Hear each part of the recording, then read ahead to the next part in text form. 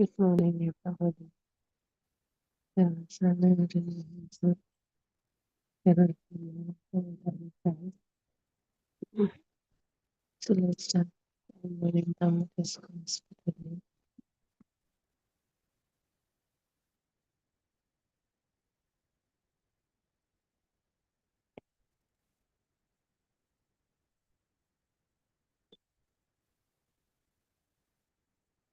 So observe something quietly.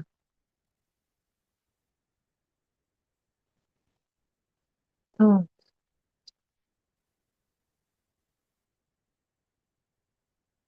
we often believe that thought is the reality. It discovers the reality.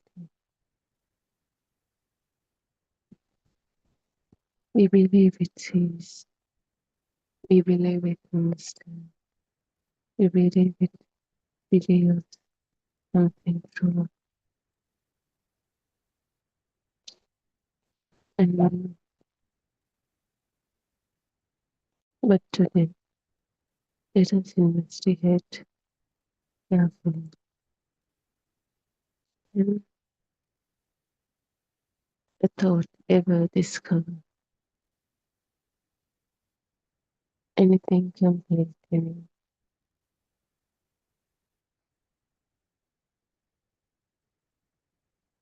Or does it only rearrange what has already been experienced? Every word you know came from the past. Every language came from the past. Every memory came from the past. Every comparison came from the past. Every recognition came from the past. So this thought is built from yesterday, yet it constantly speaks.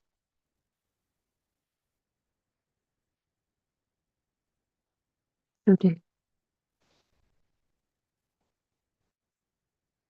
it speaks with confidence. It says, I know what this is,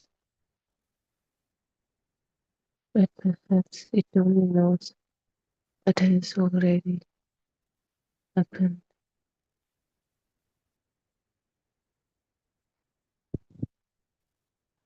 Imagine seeing a tree. How do you know it is a tree? Because the ice is soft. No, because countless previous experiences have left patterns within the mind.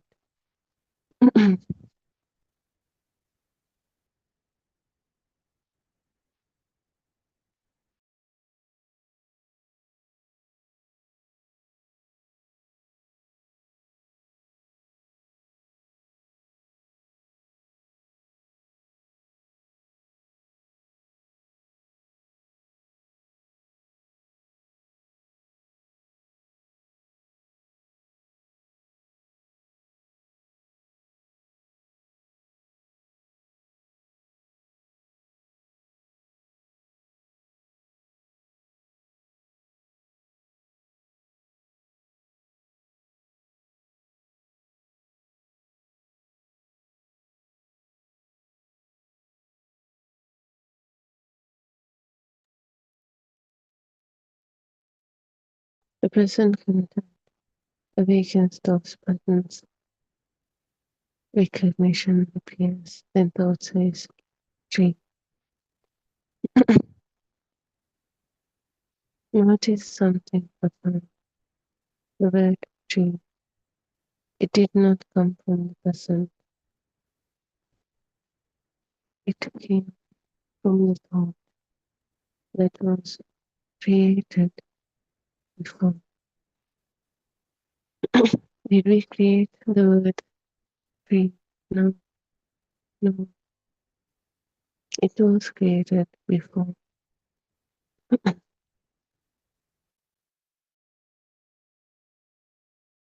But the conditions were alive to that thought to get recreated right now. So now we are looking for that thought, what actually wasn't.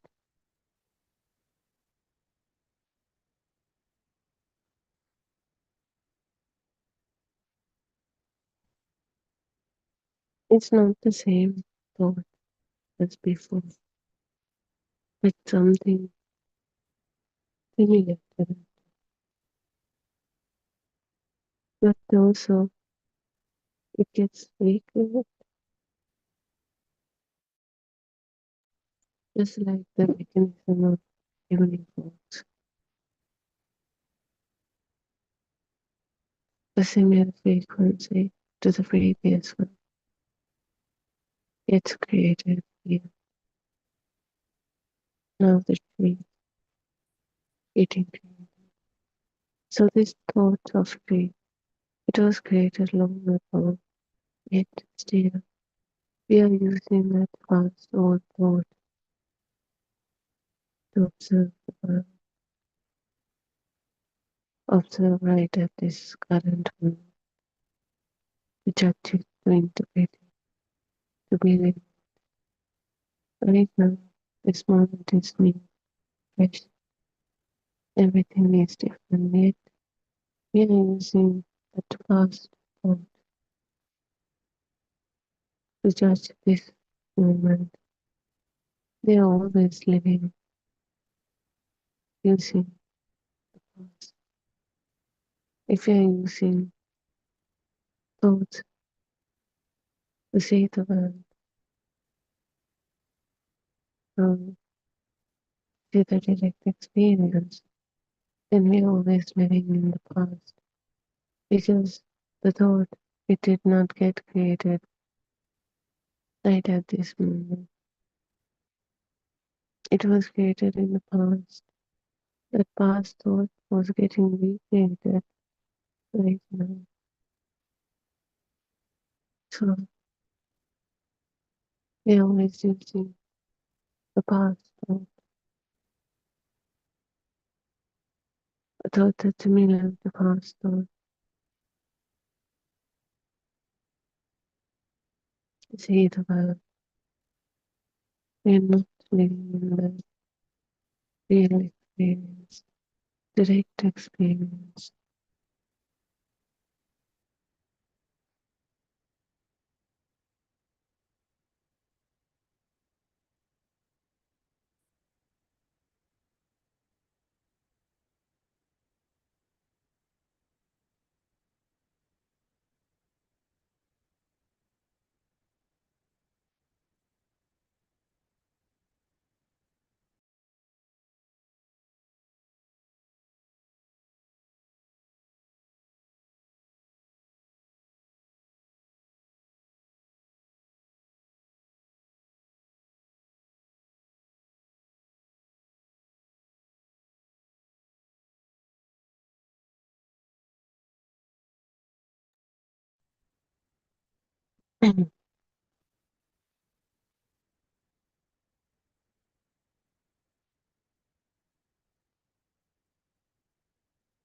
So as we know, this present moment, it also with changes.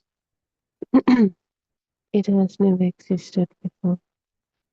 This exact sound never been heard before. This exact breath has never been placed before. This exact arrangement of vision never existed before. Yet thought immediately says, I know. Oh.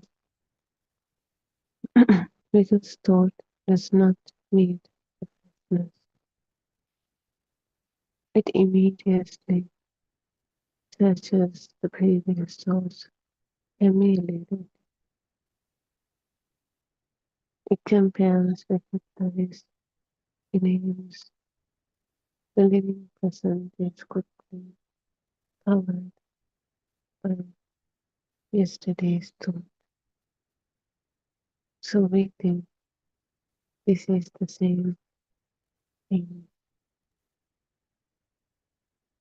House, room, door, train, whatever it is. We think this is the same thing. Because we are always noticing the thoughts, save the mind.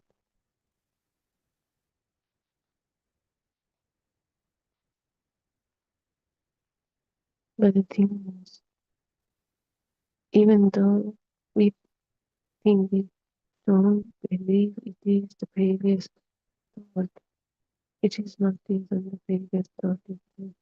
It is something similar to that previous thought. Because as we know, thoughts always appear and disappear.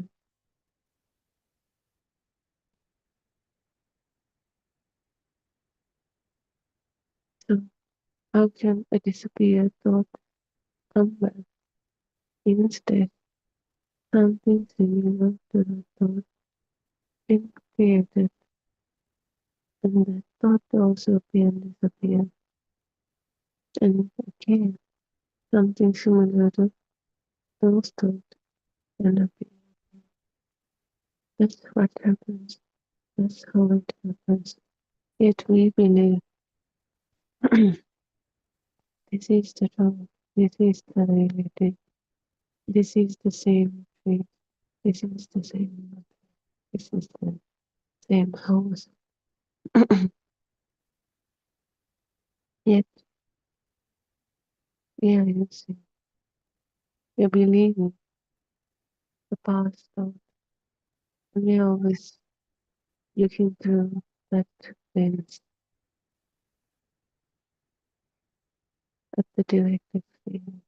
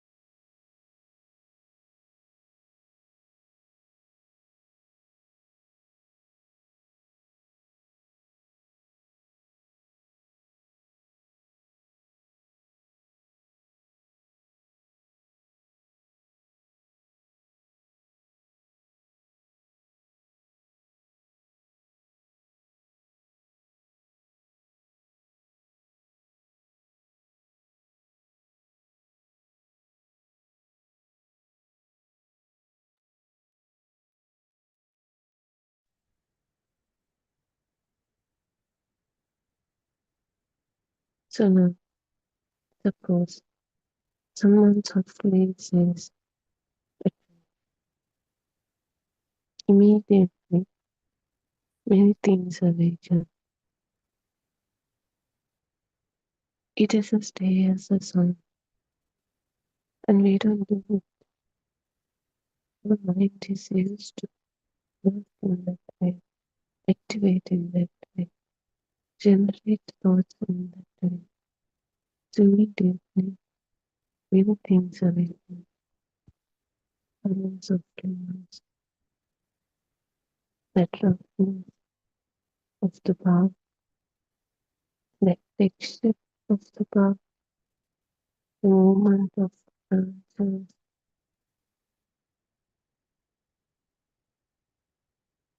perhaps a childhood memory like thought, an event situation, perhaps a favorite place. So, where did all of this come from? From that sound, from that free sound itself. So, if it's coming from that free sound, then each and every person should have all those thoughts. Each and every person should have the feeling of the softness of the car, the movements of the branches, the same childhood memory, favorite place, everything. But it doesn't happen like that. So none of this came from the sound thing itself.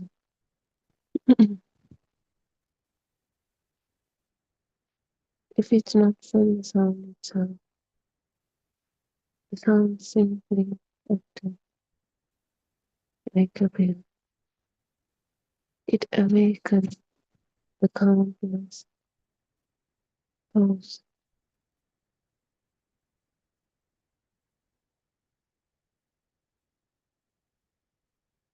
interpretation. The mind experiences this great moment and calls it a thought. It doesn't feel as a thought, but it feels as a thing, not as the sound, but as a real thing with all those forms and names and variables and details, a thing, an object. We never feel object as a thought, don't we? When we hear a sound train, we get a whole 3D train. We never feel it as this whole 3D train. What we get is the thought. Yet perhaps it was never unthought. It was an entire network of resonance awakening together. Is when we hear the sound wave, it awakens the object wave, and it doesn't end there. That thought of the street thought awakens new thoughts, one after another, memories, but present memories, places, people, anything that associated with that. It gets activated like a chain of thoughts, one after another. You might have experienced when you forget something, the thought that you got, you can't immediately remember it.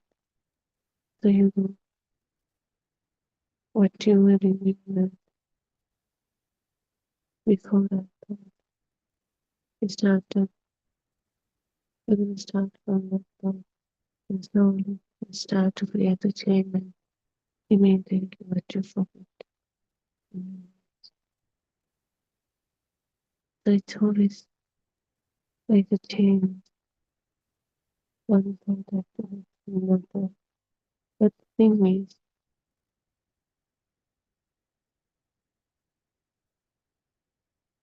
We can't do it. We can't control thoughts. They happen on its own. If we control the thoughts, then we should be able to remember the thought that was forgotten. Also, control it. Decide what thought I want to think next. Or if you want to stop, then you should be able to stop certain thoughts. But that's the mind functioning that we have experienced it. Mind never understand. If you think not to think about a certain thought, then that same thought comes again and again. So we cannot control the mind. We think we do. It feels like we do, but we know we can decide the next thought or control the thoughts.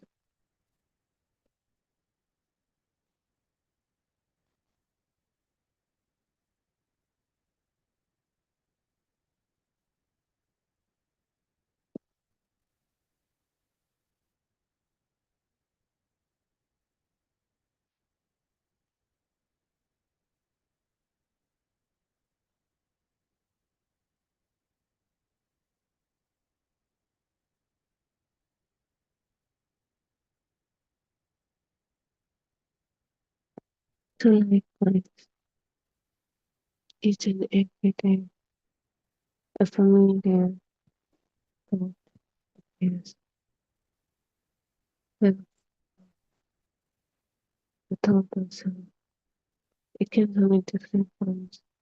I, me, mine, myself. So how does it fit in? This is the every thought appears. Each and every time, thoughts get created, self gets created, and the self disappears.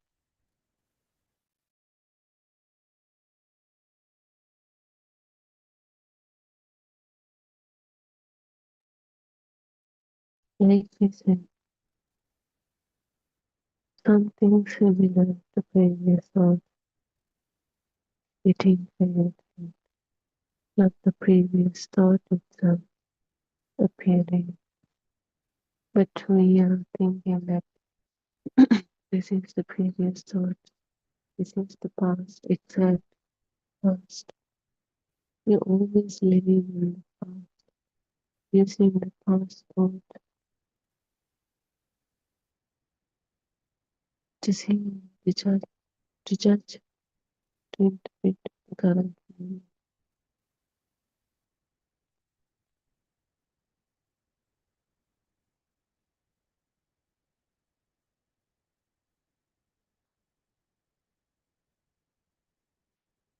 So every day is familiar thought, self appears.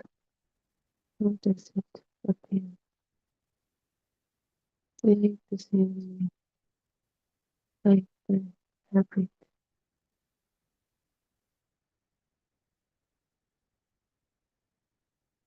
Self appears. The it appears effortlessly because there is not a single day that we haven't lived without the self, this thought of self. Each and every second there's the self. We believe there is a self, but just like any other thought, the self is also appearing and disappearing thought. It does not appear always, but when it appears, it feels right even before it appears. It was already there, and it will be.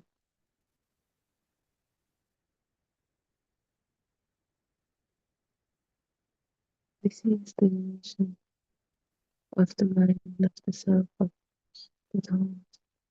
It's clear. It appears right now, but it makes us feel like it's solid, real, and continuous. That's why the self feels like the thought of self that appear right now feels ancient, feels solid, feels continuous. But the thing is, that thought is a thought that appears right now. That also not the previous thought itself, something similar to previous thought. So this moment, everything is new, including the thought itself. Something similar to previous thought got created, but it is not the previous thought itself. It is previous thought long gone. Each and every time thought appears and disappears. They cannot come back. But something similar to that thought is getting created. That also feels right and right. This moment. But because we believe this is the same old thought appearing again and again, we use that same old thought.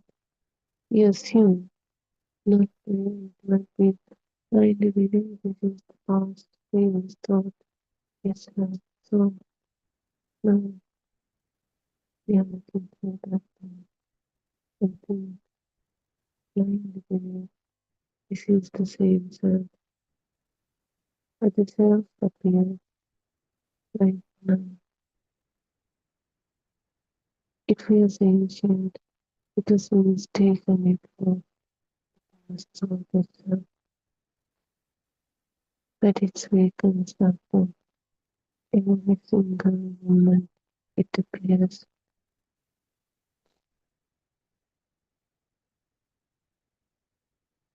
And also, when it appears, it doesn't feel like it appeared and disappeared right now. It feels like it was already there. Here. It was continuous, solid, like we are remembering something that is already solid, continuous,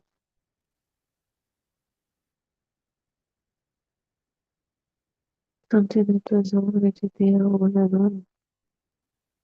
Even not thought of self yet. We think in that emptiness, that process we assume blindly believe that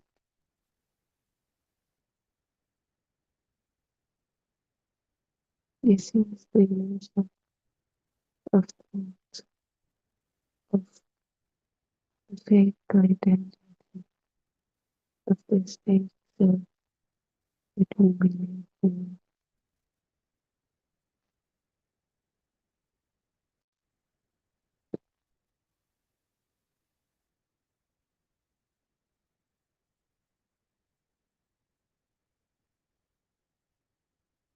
This is why thought alone cannot discover freedom, because it searches only when it has searched before, compares with different experience with the past, it measures, it trusts, it recognizes.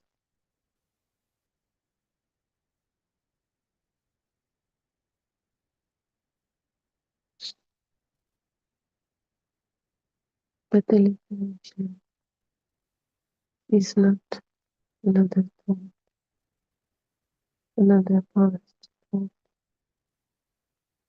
It is not another conclusion.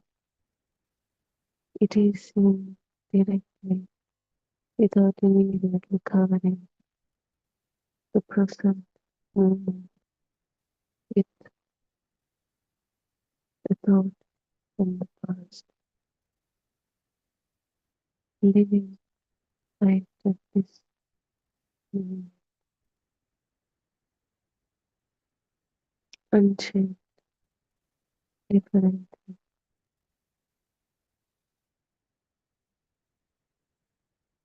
no change there, just one moment, current moment, the present, and that also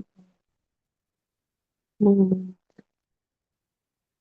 right now, not past, not future, right now, something happening, that's also changing, nothing is existing, nothing is solid, nothing is continuous.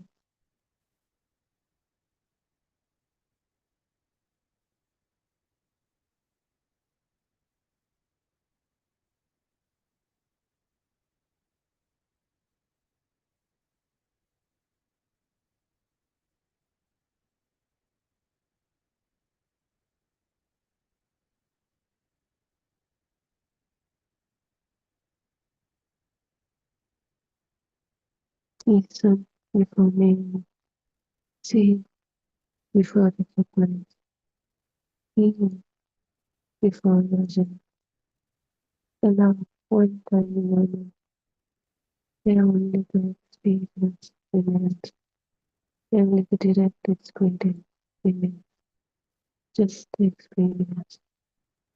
Before thought says how you know, before thought interprets it, in that tiny gap, there is this freshness, not created, not imagined, but simply present, living in this moment.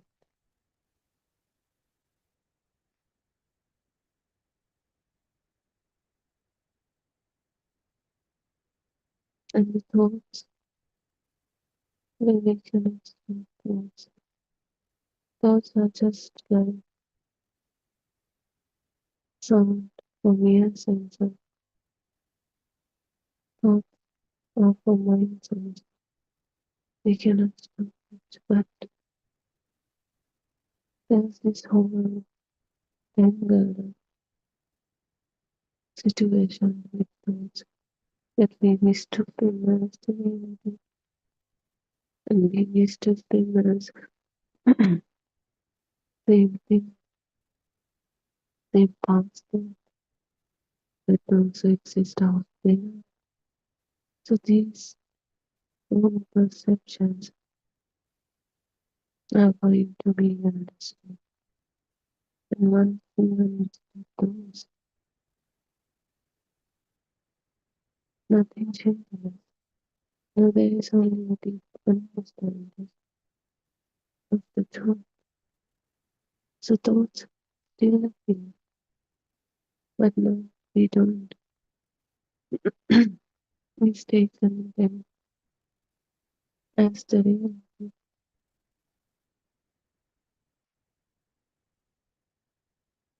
They still appear and disappear, but now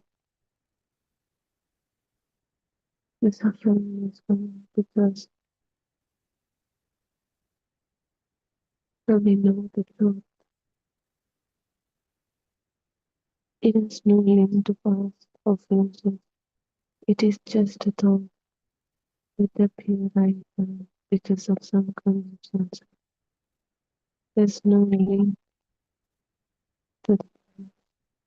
There's some conditions where life to appear right now that those who feed into it happened on its own. Whether it's happened, whether it's darkness, whether it's anger, hatred, jealousy, whatever it is that also happens on the surface of it. They all happen because this system is produced used to be. But now we know it is part of the system. It is part of this mechanisms body is so used to. But before we thought it is a normal. We are doing this. We are feeling this.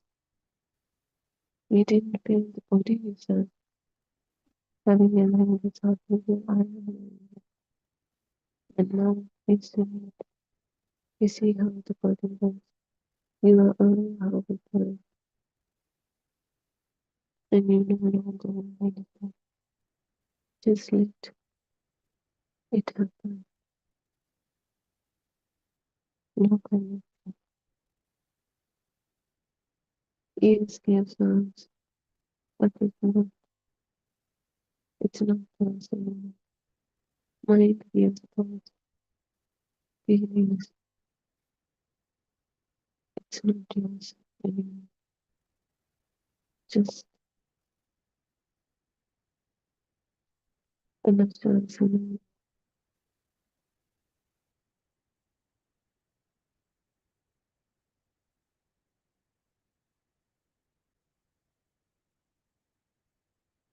So it has its ways, but instead driven by thoughts. Now we can use thought with a meaning in live day-to-day activities. Now we know the truth behind the thought.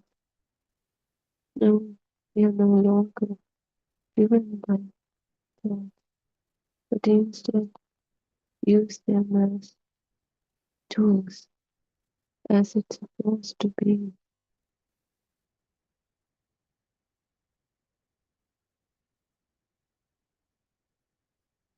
Thoughts were never the reality. It was a fear. It was a tool that created to communicate with people. So now we are going to use it as a tool. That's a tool, not as the reality. No thought has its place. It's still up there, but now it cannot affect the reality, the perception. Through this time, the whole perception gets corrected. We start to see in the right way. We start to see the right reality, the truth, which is, which only exists right this moment. In this moment, new thought,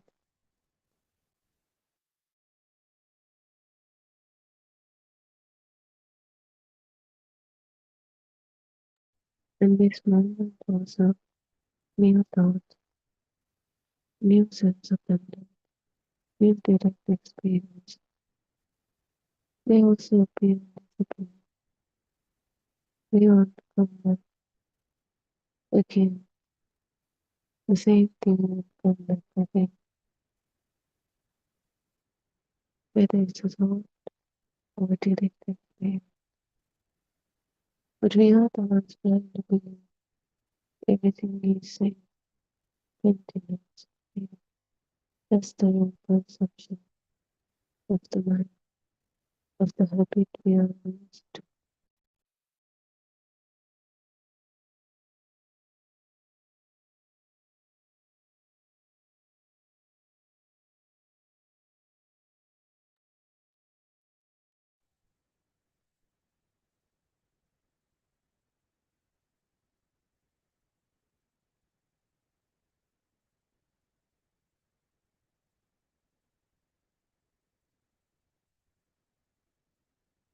Now the thoughts can replace the living reality that is unfolding right now. The more patience was, but the working part is different from studying the work.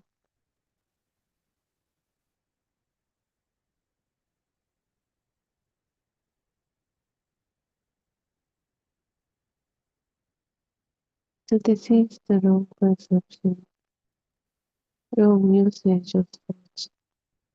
We've been feeling them, considering us right way.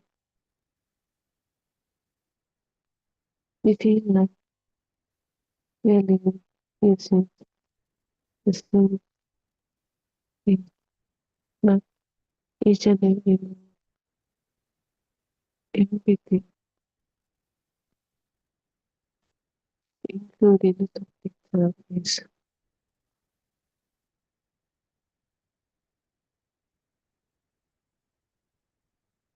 new.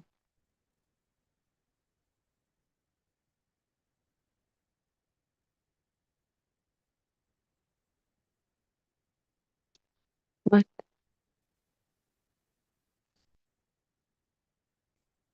thought itself is not a reflection of the direct experience. Thought is something that created in the past, in the mind. Mind cannot experience real moments. Thoughts are always something that was created and used when never show the direct experience. So mind only knows the thought that was created, which was in the past. So mind always gives us that past thought, not the past thought itself, though, but something similar to that past thought.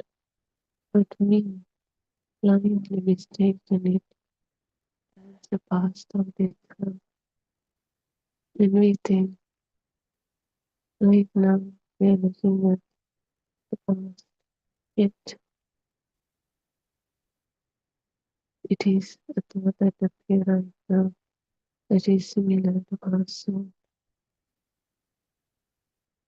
yet we believe this is the exact thought from the past. When we believe that we are always living in the past, we are always using the past to judge this moment, just to judge this fresh new moment.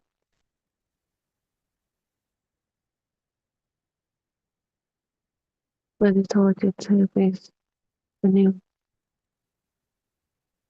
thought, but triggered from a previous thought, because mind cannot create a fresh new thought each and every time. But something similar to that previous thought is created.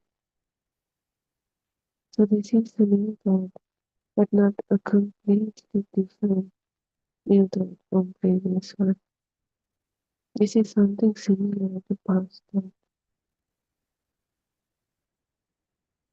Mind cannot give us new, completely thoughts, new thoughts from different from each other.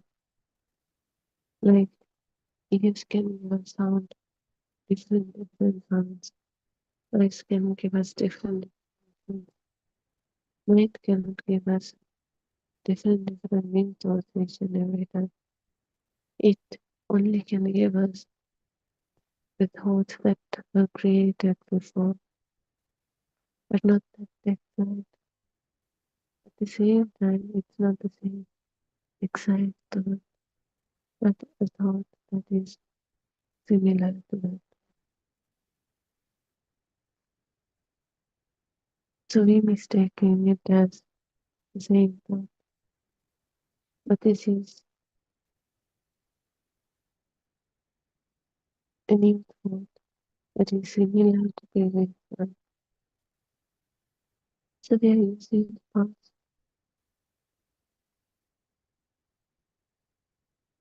to judge this right, this moment, this new moment.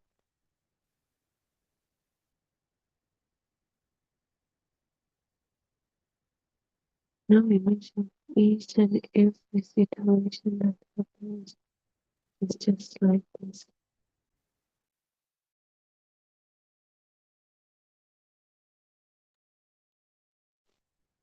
So the past is never the past. But also the feels right now. The only thing that really exists is this moment. If we feel sad or angry for something, that also the thought that appears right now. We somehow feel it has a link to past, but it's not. This moment is new. This moment, even the thought is new. It can be similar to the previous thought, but it is not the same previous thought. It has no link to previous thought, only some similarity, but we mistaken it as the past itself. So this is the truth of thought, of the mind, of the reality. There is nothing existing except for light at this moment. Nothing remains, even a second after or before. What remains is only right now. The rest are all just thoughts, imaginations created, not the reality, but stories, interpretations. That feels like reality. That's the thing. The best example is we know each and everything is a thought. But the best example is the thought of beauty. Never happened. It was like reality. So you can see thoughts gives us this fake reality feeling. So if it's past or future, no matter what, it gives a fake feeling of reality. Even the past is gone. What happened right now? But the thought feels real. That's why we remember things. That's why we feel sad and hatred. Because we think the past thought us the reality. But the past thought of us right now. And if we are living right at this moment, nothing happened. No hatred, no happiness, no anger. This is the truth behind the mind and the thoughts that we treat as the reality.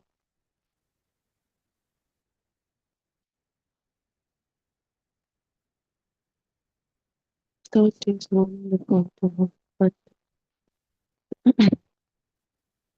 it is always looking backward, even when speaking, living about the present. And the present moment does not need the thought to exist. It simply appears fresh and always changing, alive. When mindfulness is steady, people begin to notice the moment before the old thought stories interpretation dies, before the recognition says, I already know, before memory bends the present with yesterday's thoughts. So this is what happens, not collecting more thoughts, not feeling them, not taking them as real, not driven by them, but in quietly seeing that thought itself is only as a thought, not as the reality, because the reality is always new. It has always been completely new, completely alive, and completely free from the names that thought lovingly places upon it. So rest there gently. Feel in the moment in the discuss for today. There answer everybody.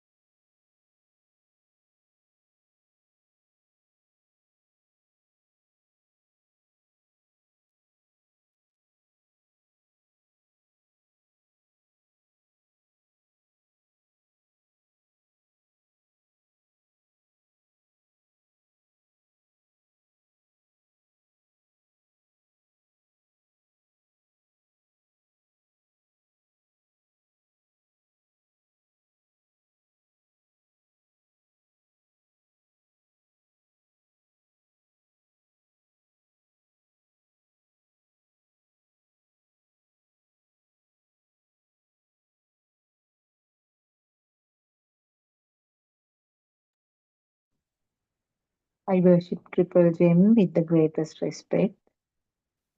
I worship Aryan Wahanse at his feet. Tirwan Sarnayan Wahanse. We always are very grateful to your guidance throughout this Dhamma path, and we expect that for the rest of our Dhamma path also. Tirwan Saranai. May all our friends who are listening be blessed by Triple Gem. May our friends who are helping with the technology be blessed by Triple Gem. This is another session of the Buddothpado PeoTV English series. And now local time in Sri Lanka is 9 a.m. to 11 a.m. This will be continued. And as some of you know, this is continuously going from 5 a.m. to 11 p.m. in the night Sri Lankan time. And different Dhamma friends are doing these Dhamma sermons. And there is a discussion session from 3 p.m. to 5 p.m. Sri Lankan time. So you all are welcome to join us through the same Zoom link if you have any queries from what you have listened. Why Buddothpado is special? Just few words about it. Most of us have been listening to this Dhamma for long periods, so many years. And we know that it has been preached by Lord Buddha in Pali language. And it is a completely different uh, language because we do not learn it as a subject in the school. So we have to depend on the translations. Uh, and not only that, in these original Pali sutras, which do have the complete preachings of Lord Buddha, uh, Pali sutras, which is there in the the book called Tripitaka. So the Tripitaka or this book is written originally in Pali language, and also I have to tell that this writing actually started much later than the Lord Buddha's time. because Lord Buddha's time there was no writing. Actually, it was the understanding of each person, and that understanding was transferred from person to person, from generation to generation, and it was a kind of word by mouth. Once the translations occurred, and once they started writing it down, originally in the oral leaves and now in the books, there have been changes actually. So that is also one of the problems. And Lord Buddha said that Buddhism is for the wise people, for a wise person. Uh, Wiseness or wisdom is different from the intelligence or the book knowledge. Because Lord Buddha's time, there were people who were uh, assumed as uneducated, but were wise enough to understand this truth. So there were many red tapes, many obstacles, and there were actually errors in the translations also, because we have come to know that the translation was done by actually a Hindu person who was uh, ordained as a bhikkhu later on, and he studied Sinhalese language and he did the translation. So obviously, you expect that uh, incorrect versions or incorrect interpretations to occur from such a personality. And those are the books that are being used most of the time now. And the other important thing is, as I said, Buddhism is for the wise person. So Lord Buddha, in certain places, he used one word, an interpretation of that word. Sometimes, if five people do the interpretations were five different ways. That is because the interpretation completely depends on the person's understanding, the deep realization of that Dhamma fact. Otherwise, it will be a very superficial interpretation or a translation. So these are the problems that we are having, because very clearly Buddhism is something that you have to understand. It's not a faith or a belief. If it was a faith or a belief, you can directly take whatever is written in the book and believe it to be true. So that is the most important point in Buddhism. It's a philosophy, and Lord Buddha said that it's it's a sandittika dhamma. Sandittika means the self has to understand it. So the level of understanding can greatly vary from the person to person. And in Dhamma, Lord Buddha explained four levels actually. Uh, the level called Ugatitanna means promptly, the moment that the words are heard, that person understands the deep meaning of that, and the inner transformation occurs. So such people are extremely rare nowadays.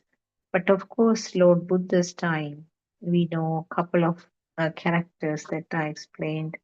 The Upatissa, that was the lane name of Sariputta Thero Arhat, who was one of the the chief disciples of Lord Buddha. So he just had to listen to two phrases actually. Just that alone made that inner transformation. And also in another place we know in the Buddhist history, the hermit called Bahia. Bahia was given the shortest ever recorded Dhamma sermon by Lord Buddha. It had 4 sentences, and that made him to reach the Arhat state. So those are the characters, Uggatitana characters, persons explained in the Buddhist history. But we don't know whether there are any such people existing at the moment. Uh, and also three other levels Lord Buddha has explained. Uggatitana, Vipatitana. Vipatitana is the next level where with some effort that person will be able to understand this Dhamma, the inner transformation occurs. And the next level is Neya. And our noble friend R.N. Mahansi says that most of the people nowadays come under that group Neya. They have to put a lot of effort, lot of courage is needed, lot of listening, lot of revising. So the effort overall is quite a lot, but they are also capable of understanding this Dhamma at some point. And the fourth one is the Padaparama, where whatever they hear, it's like pouring water to the on top of a rock. No water will remain there. The water will fall, fall, fall away. The water is not getting absorbed to the rock. So the Padaparama group is something like that. And also, our R.N. Mahansi, our noble friend, explains something more, which is really makes people like us happy, because he says that a person is not permanently Padaparama. Uh, it is applicable to that stimulus only.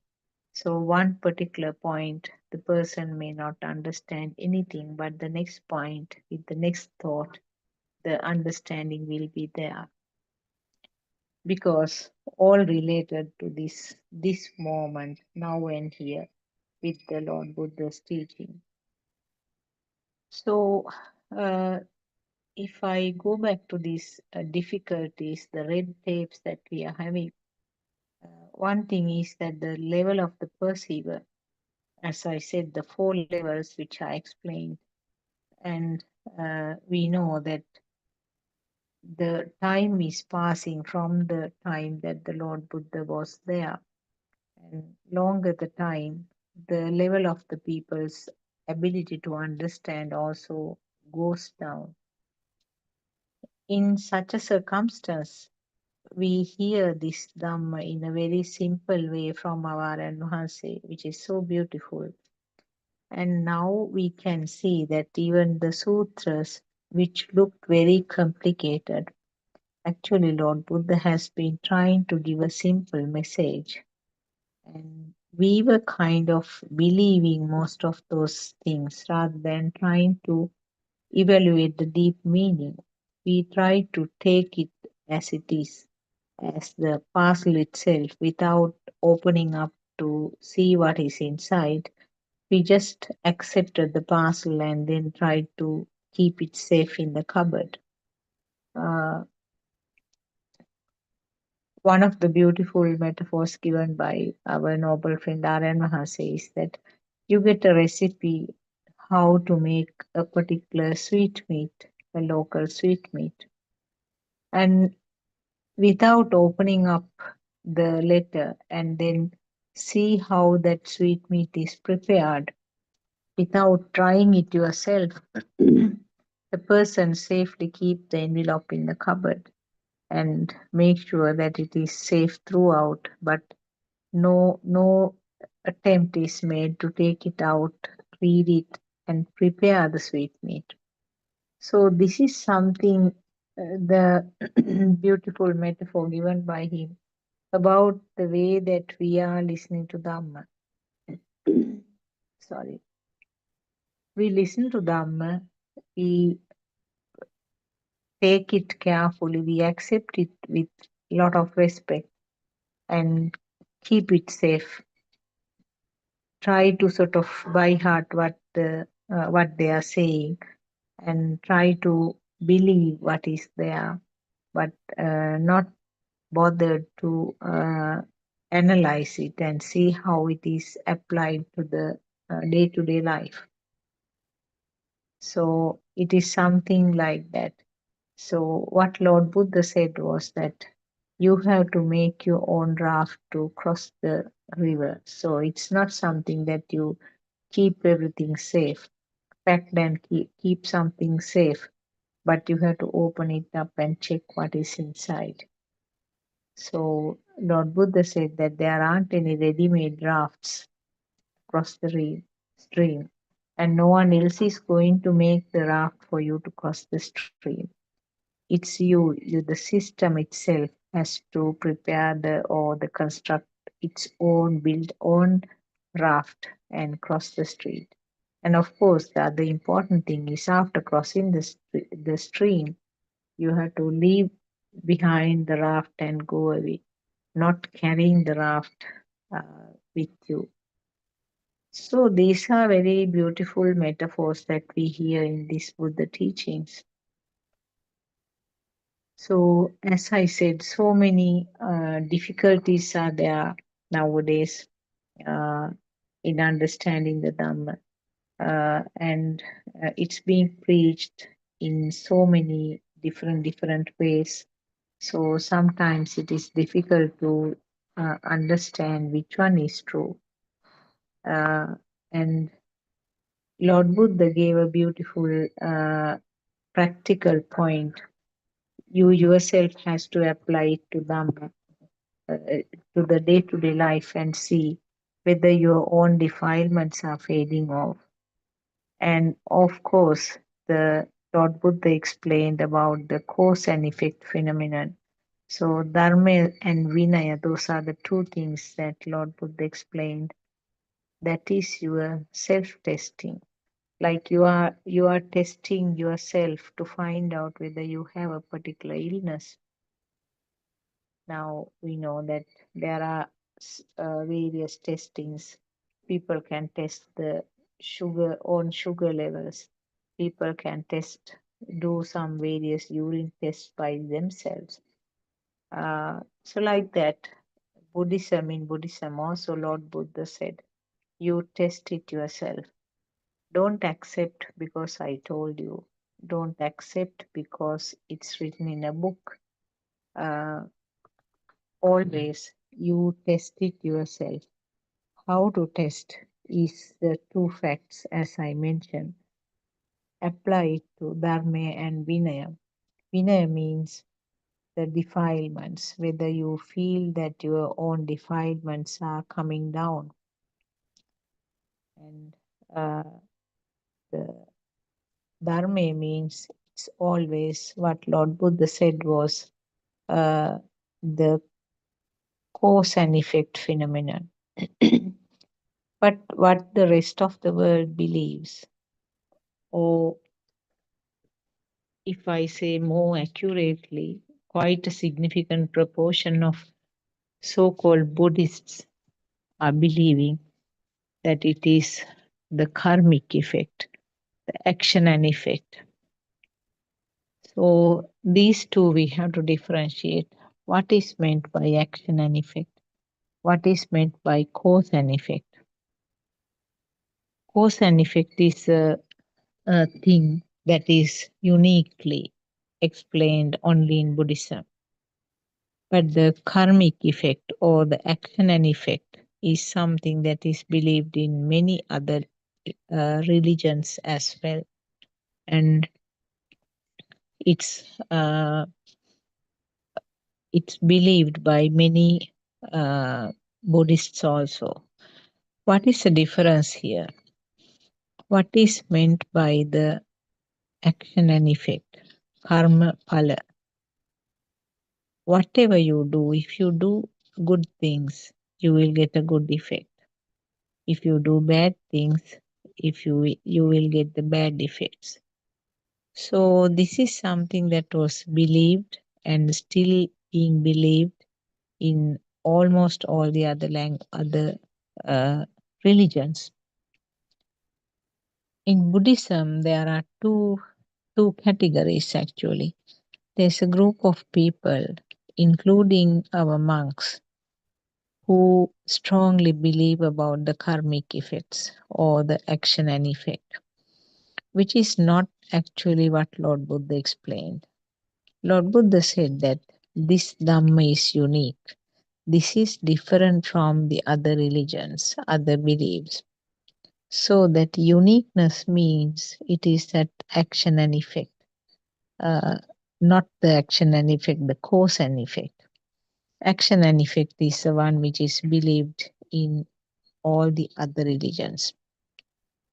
So, as I said, people do believe that if you continue to do good things, you can collect merits like you are depositing money in a bank account so that you can make use of that uh, uh, merit either in the same this same life or later on.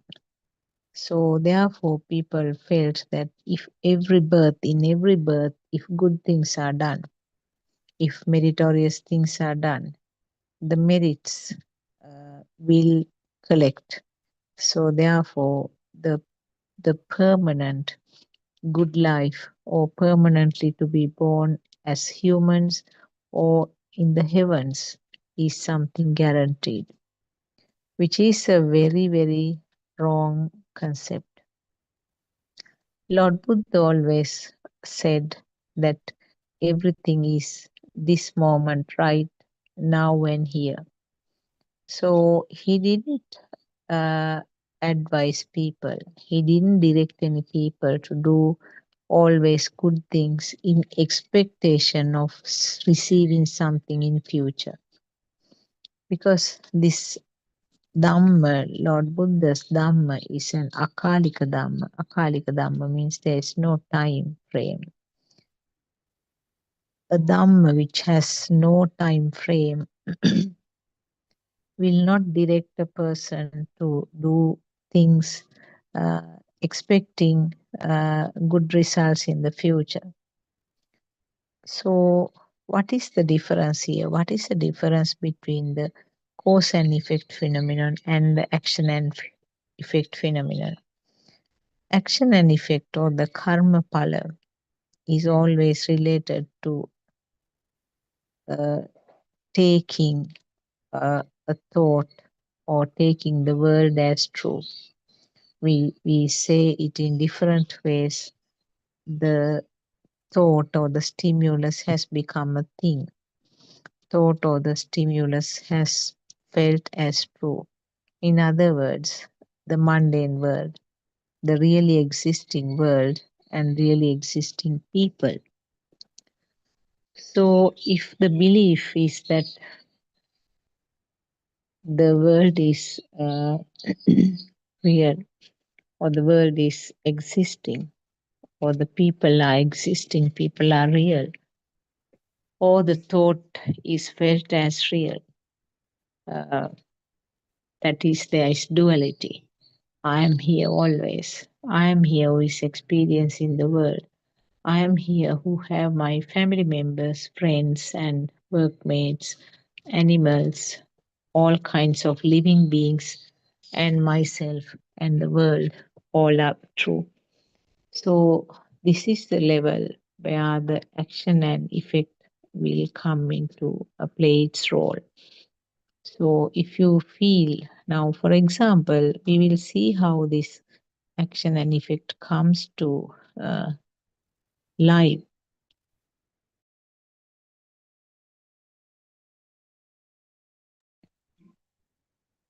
A person kills an animal, a human being, maybe a hunter, you can say, or even a simple thing that you kill a mosquito. And that thought of killing is really coming up again and again because you do not realize that the world is a creation of the five senses. And when you do not realize that it is something created in the mind, thought, you feel that the really existing animal and really existing myself, and there was an action that took place, and the killing, the thought called killing is there. And when that real feeling is there, this thought is coming up again and again. And the thought becomes very strong. We call it point of contemplation or the abhisankaranya. And it's very strong now, and it has a power. When a thought comes up again and again in a very strong manner, it is felt as real. It becomes more and more felt real. And what happens? The more dvesha or more aversion, more friction in the mind occurs. And and if the person dies at a moment where this sort of friction or the current is very strong, he will definitely his current will definitely synchronize to an animal's womb. So that is why we say that if you kill an animal, if you kill a goat or something, definitely you will be born as a goat. You will have that karmic effect. So uh, this is one aspect. Secondly, now on the other hand, if you take the other side of it, if the person uh, has the understanding about this Dhamma, if the person system understands that these are all limited to the sensor functions, the five sensors that we are having, and the sixth sensor, which is the mind sensor, which is a product of uh, combination of the five sensors. If an incident occurs, it becomes incident only. On the other hand, when the system realizes that there is no self, it's extremely unlikely that a killing will purposely happen. There can be some accidental situations, but purposeful killing of another one, very, very rare to happen, or it will never happen actually. So, therefore, uh, the killing of another animal or a human being is not simply possible in a person who has this inner transformation and the understanding of this Dhamma. Even if something happens, it will be an incident only, and it's not going to uh, become a strong thought in that system. It's not going to recur again and again, become very powerful, and it's not going to create that current more and more strongly with time, so that the effect is not going to take place. Now, this is actually what we can very beautifully we can explain in the case of Angulimala Thero. We know that he was a very innocent person. His name was, it gave the meaning innocence. And he was compelled to do some killing of people to fulfill the request of his guru, his teacher. And he killed so many people and collected the fingers to keep the number uh, counted. And he was wearing it, apparently, he was wearing it around his neck. That is why he was given the name Angulimala. Anguli means fingers, Mala means a garland. So the or a necklace or garland. So a garland or a necklace of fingers, that is the meaning of the Angulimala. So if the theory, if the rule is only the action and effect, Angulimala will never be able to become an arhat in that life. Lord Buddha generally checked the world every day morning with his wisdom, with his third eye, third Dhamma eye, to see to whom should I help today. And that particular day, he saw to his wisdom that uh, Angulimala is short of only one finger to fulfill his vow, his vow to the Guru. And his mother was trying to go to the jungle to see him, to see whether she can stop him doing this, because the king was trying to get hold of him using an army.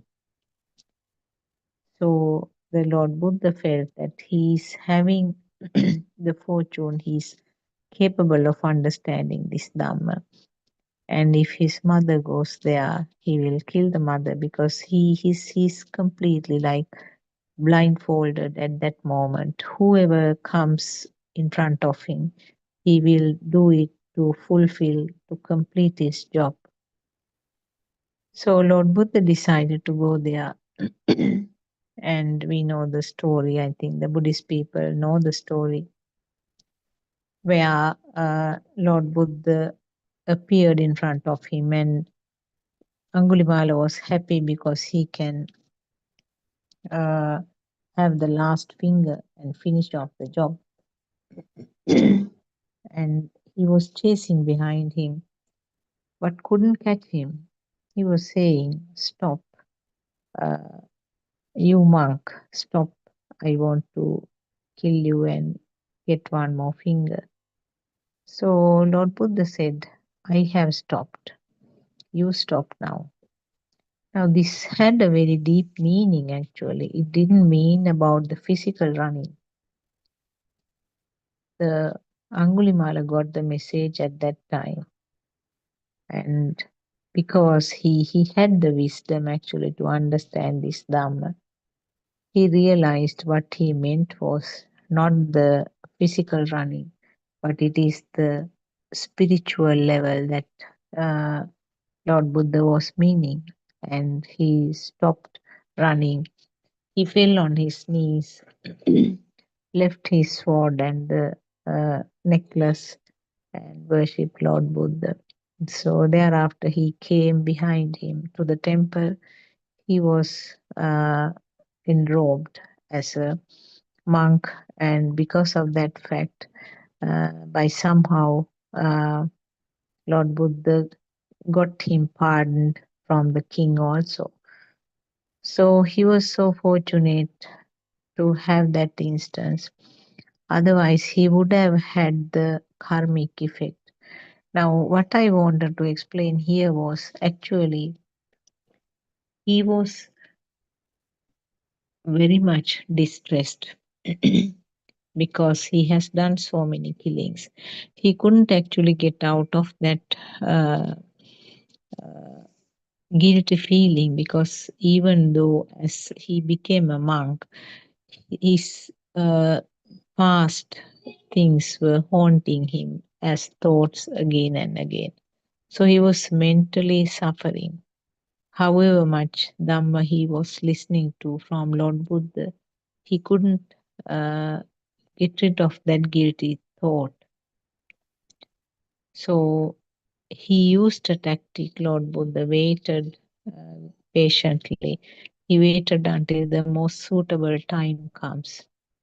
And on a day that uh, Angulimala Thero was walking for alms, he heard a mother who was screaming in labor pain.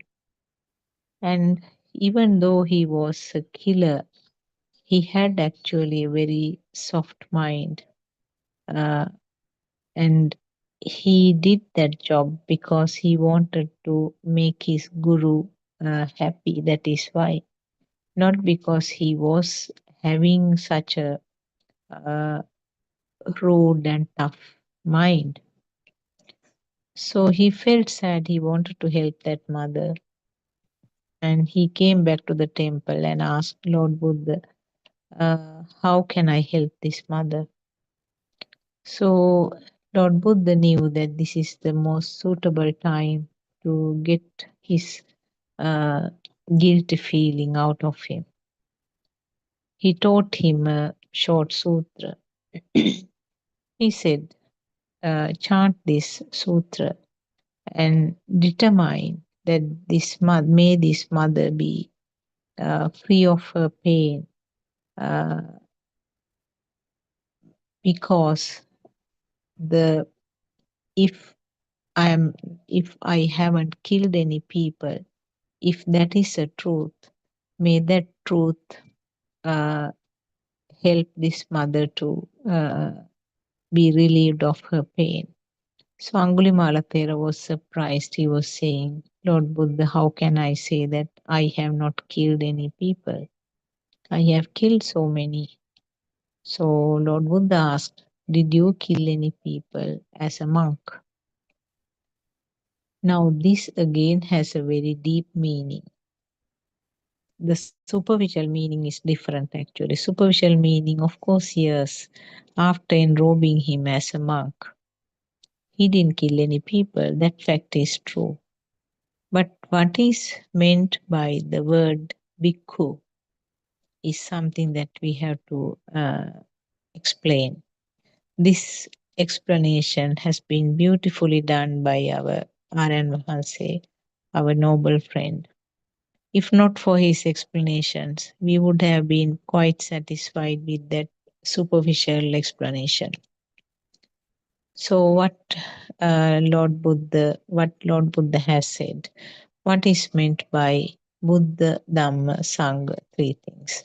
Now we have to go to that explanation to find out how can the Angulimala Thero think that he has not killed any people as a monk.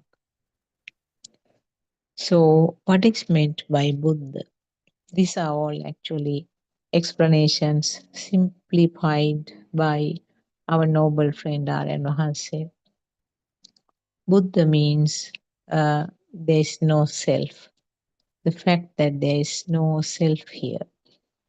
So, understanding that or coming to the realization of that there is no self is called Buddha state. So, it's not only the Lord Buddha, it's not the physical Lord Buddha, but any person, any system who comes to this understanding that there is no self here, that is a Buddha state. So, in other words, when you are worshipping at home in the simple manner that you are offering flowers and you are offering the oil lamps, incense sticks, sometimes the alms and water. We offer those things to the Buddha statue and we use the phrases Buddhang Saranang Gacchami. And actually, we say that we take the refuge of Lord Buddha. Now, really speaking, the Buddha is not the physical body. Buddha is not the name of that uh, uh, noble person, noble friend.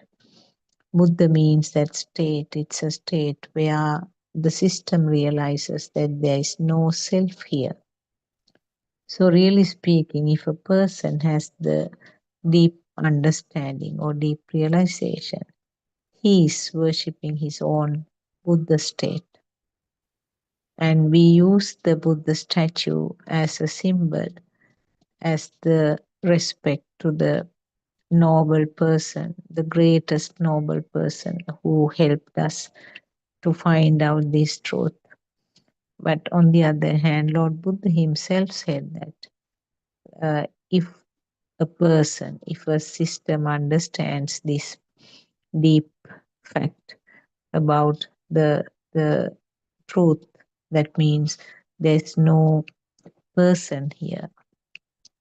It is only a system which is functioning, and they all become the sons of Buddha, or they all can be categorized as Buddhas, Buddha state. What is meant by Dhamma? Dhamma means understanding this mechanism, understanding this system. So that is the Dhamma. And the third one is the Sangha or the Bhikkhu. That means a system or a person who is going along this path, or the fact that understanding that each and every thought, there's no person, it's only a system, understanding that is the Sangha. And a person who is going along that path is a bhikkhu. So that is the deeper meaning of the Sangha. So that means uh, it's every time it's a new thought which is occurring. Each time a new thought is formed, and the past thoughts are not related to the present thoughts. So the past is always coming as a fresh thought at this moment.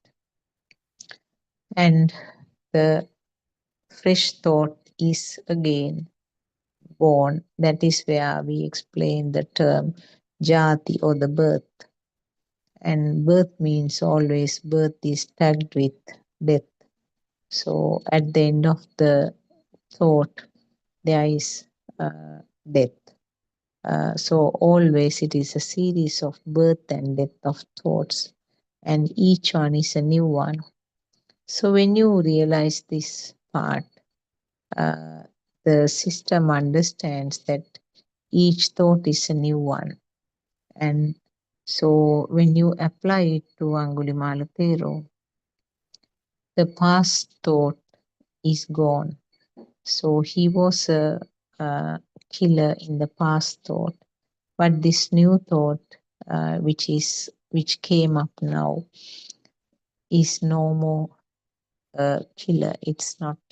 Uh, it's not true, because the past thoughts, all the thoughts are actually creations. All the thoughts are constructs.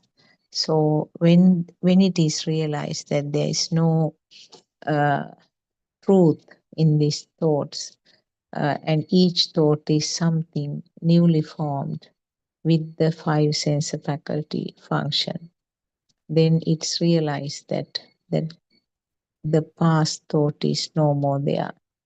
So Angulipala Thero understood that the thought about uh, killing people is something in the past, and it's coming up as a fresh thought only now.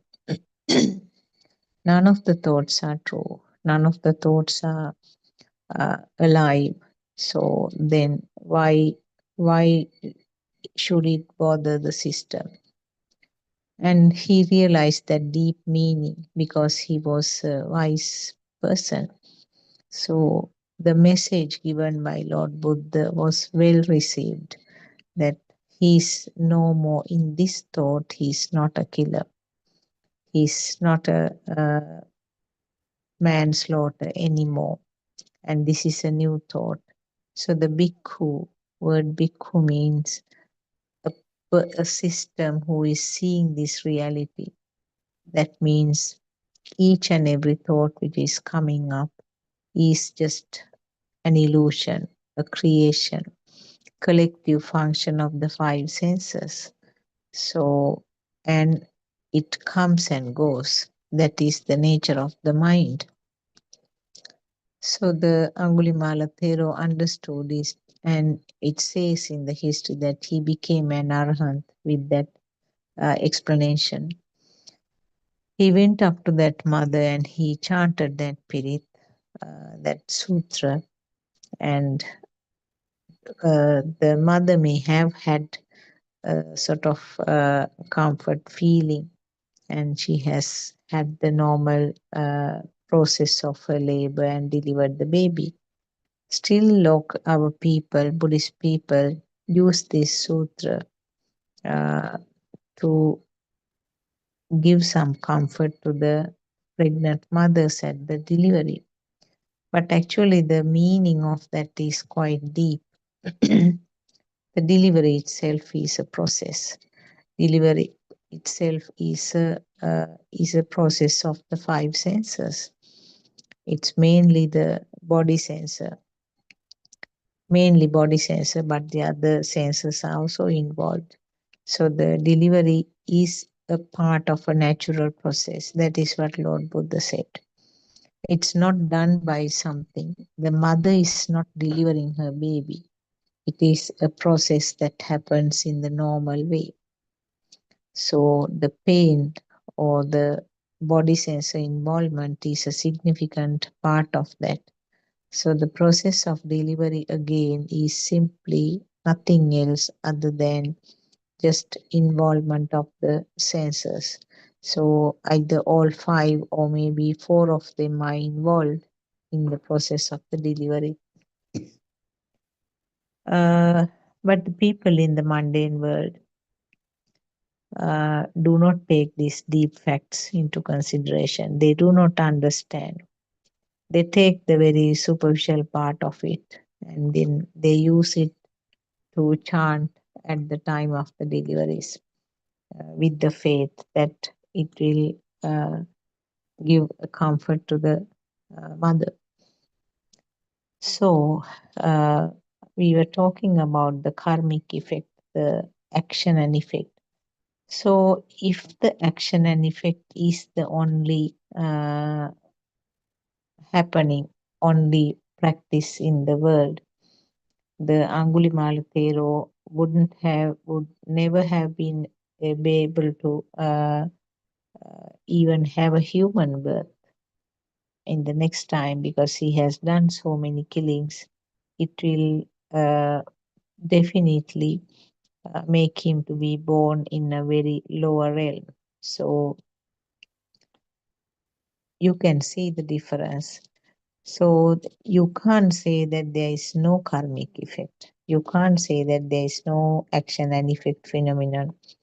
Yes, you do, because there is a significant proportion of people who believe about this, who are doing meritorious things, hoping to receive something in return. So that is the difference. The action and effect is what came into uh, came to the it, which became effective in the case of Angulimala Thero. With the Angulimala Thero's understanding that there is no self here and that there is no person who is doing here, and it is only the cause and effect phenomenon that helped him to escape from this life cycle, from this samsaric journey. So, whoever is doing good things, hoping to receive something good in the future, is, in other words, having a craving. That is a defilement. So, wherever the defilements are there, you have to say that the current is very high. So, the current is very high means whether you do a good meritorious act or whether you do something bad, you will have the return. So, uh, now we know that Lord Buddha did not greatly appreciate all these material type of offerings. He always appreciated the pratipatti or the practical aspect. Uh, that means understanding the Dhamma and then following that practical aspect. But a person who is having very bad qualities as a person can do lots of meritorious work, thinking that he will be able to cover up the bad effects of what he is doing. So this is kind of he's trying to exchange. We see lots of powerful people, lots of well-moneyed, wealthy people, and even people like politicians. Uh, they have two sides of their lives. From one side, they are doing lots of good things. They are doing lot of donations. constructing temples and doing massive type of offerings, special type of offerings to monks and even on the name of Lord Buddha. What they are trying to do is to neutralize the incorrect things that they are doing, and they are trying to balance the bad effects by doing good effects. So these are all actually the facts that turned down by Lord Buddha. And a person might say that I'm doing only the good things and I'm hoping to be born in a good life in the next time. Or maybe they think that I can go to heaven and spend a long, long, long time there, because the belief is that the lifespan in the heaven is much, much longer than the human life. Now, these are all facts uh, that have been added to the true Buddhist teaching subsequently. Uh, what Lord Buddha said, that human life is the best, because this is a life that you can understand this Dhamma. He didn't say that there are no heavens or hells. What he said was that they are all created at the mind level. So you can't be trying to find out, trying to find out uh, physically available or materially available heavens in the galaxy. It's not something like that. In that case, you come to the category where you are believing about the outside world. So, Lord Buddha very beautifully explained about the 31 realms in the mind, which is more simplified and explained to us by our Aran Mahanse noble friend. So, it doesn't mean that always uh, a physical body is needed. So, they are all explained in the form of vibrations. So vibrations can be very fine, vibrations can be very fast and dense. And depending on that, the current which is created in each and every situation varies. And the current which is created decides where it is going to be synchronized. So uh, the action and effect is something that is explained only in Buddhism. And Lord Buddha said that when the appropriate causes meet, not the action and effect, the cause and effect. So, what Lord Buddha explained was that when the appropriate causes meet, the, the effect will occur. This is how even the thought formation is explained. Now, a particular thought, if I say the table, it is simply a sound to you. And along with that sound, you get a picture of a table that you are having at home.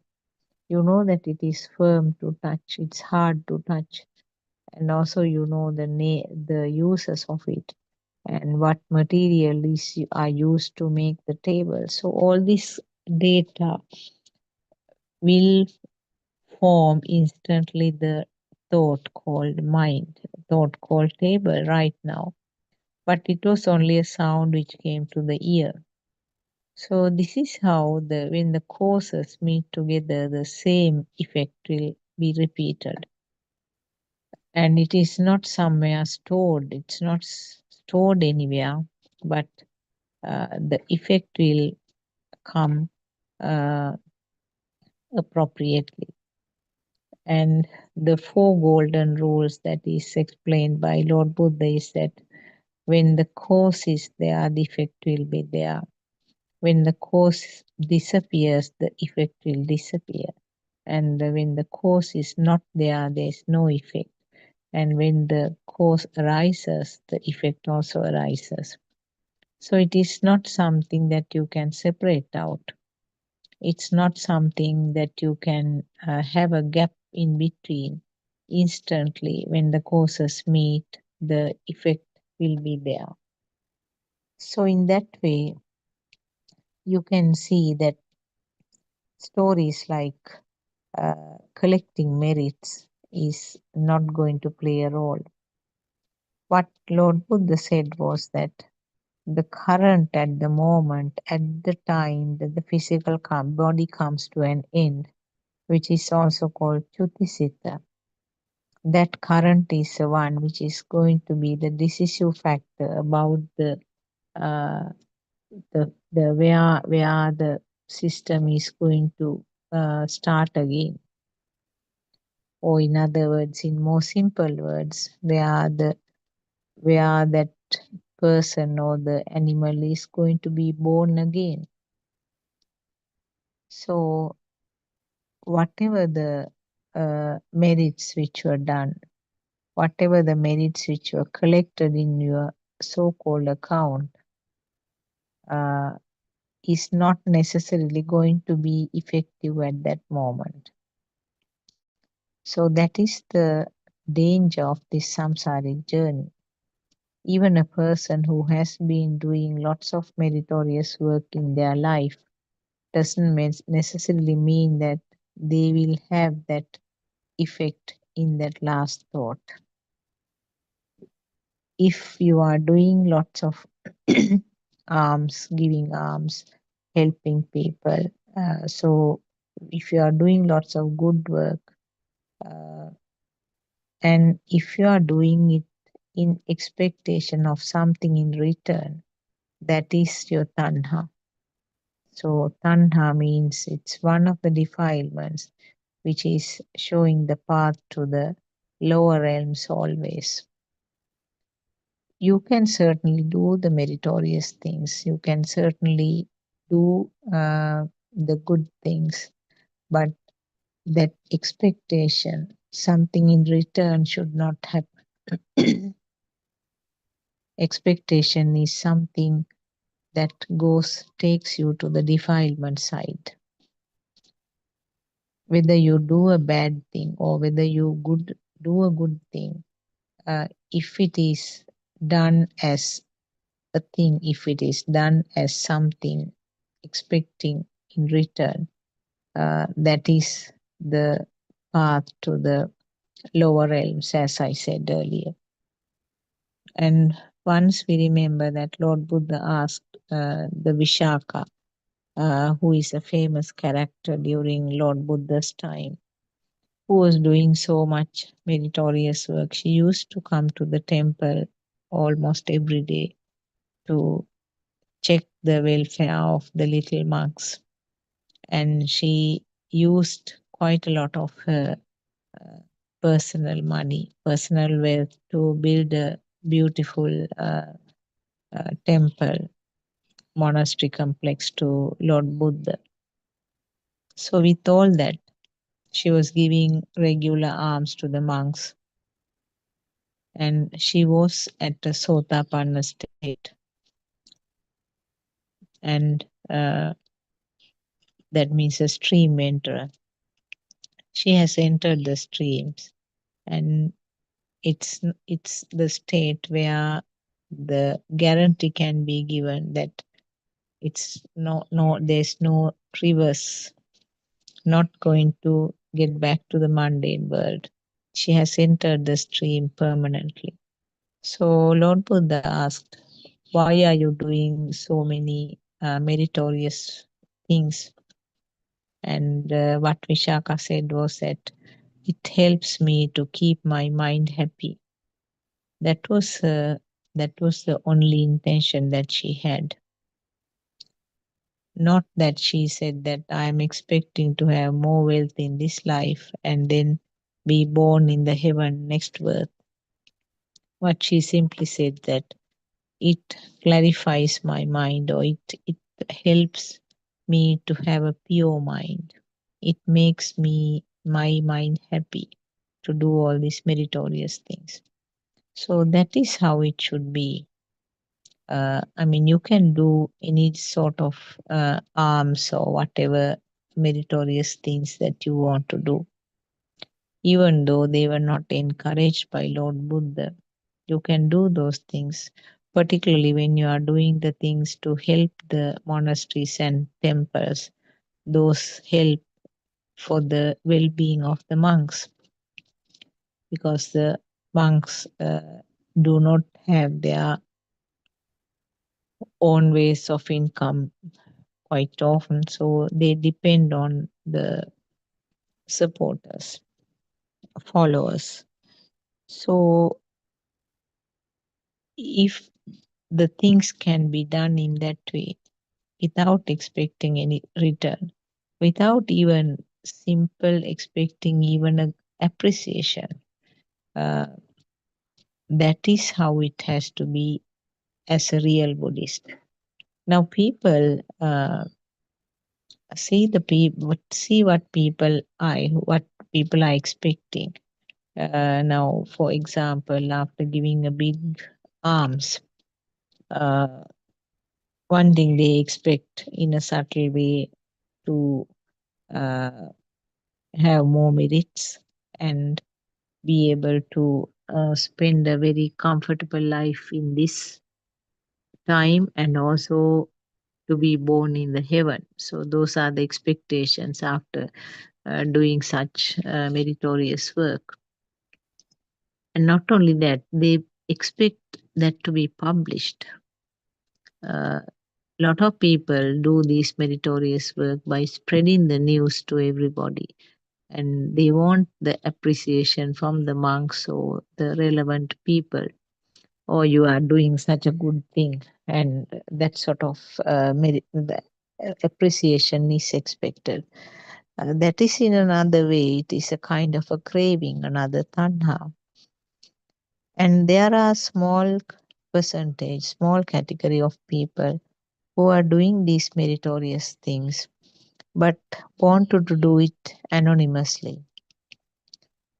Now, that shows that they are not expecting uh, anything, or maybe uh, they are not expecting that much in return.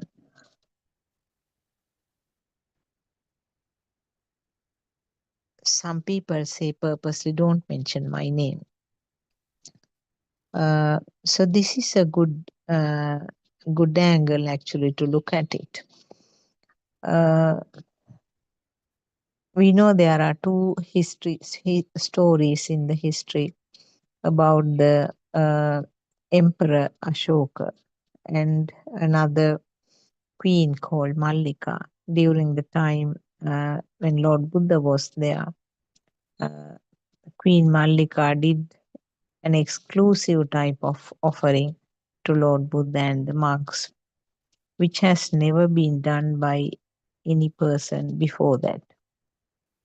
There are lots of descriptions about these alms, but I don't want to go into those details because they are not important. But what I wanted to point out was that it was something called acidicidane, an incredibly unbelievable type of an almsgiving. But apparently, the this Queen Mallika was sick at the time of her death, and she died with a kind of an angry uh, thought. See, now that shows that you can never guarantee the effects of the meritorious work that you are doing. Uh, you can't guarantee a protection from the meritorious work that you are doing.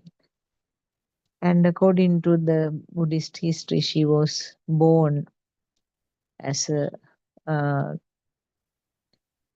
some kind of animal for a short period, because her current, or the Chutisita, was compatible with the lower realm.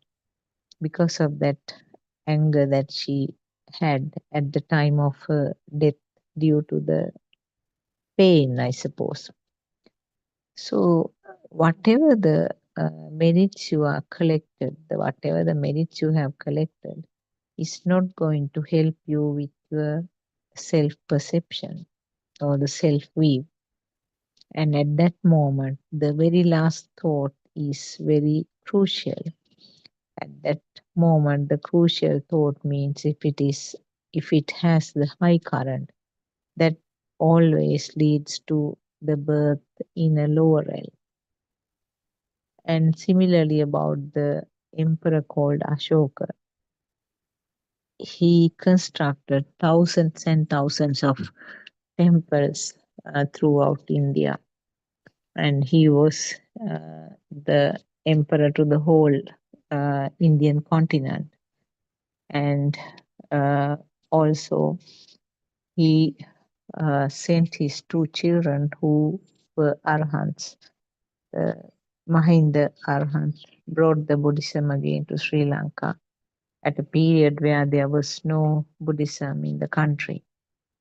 And his daughter, an Arhat Sangamita, brought a sapling of the bo tree to Sri Lanka.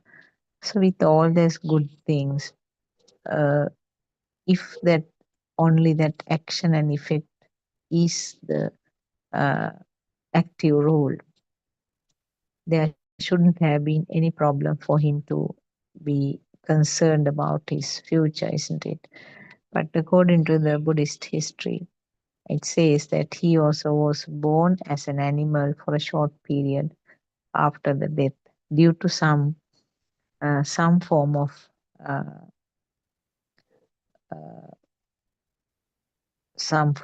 uh, defilement in his last thought, the Chutisita. So, if you believe, if you have no understanding, no realization about these deep Dhamma facts, if you do not uh, have that uh, inner transformation about the outside world, definitely uh, you are going along that path of the action and effect.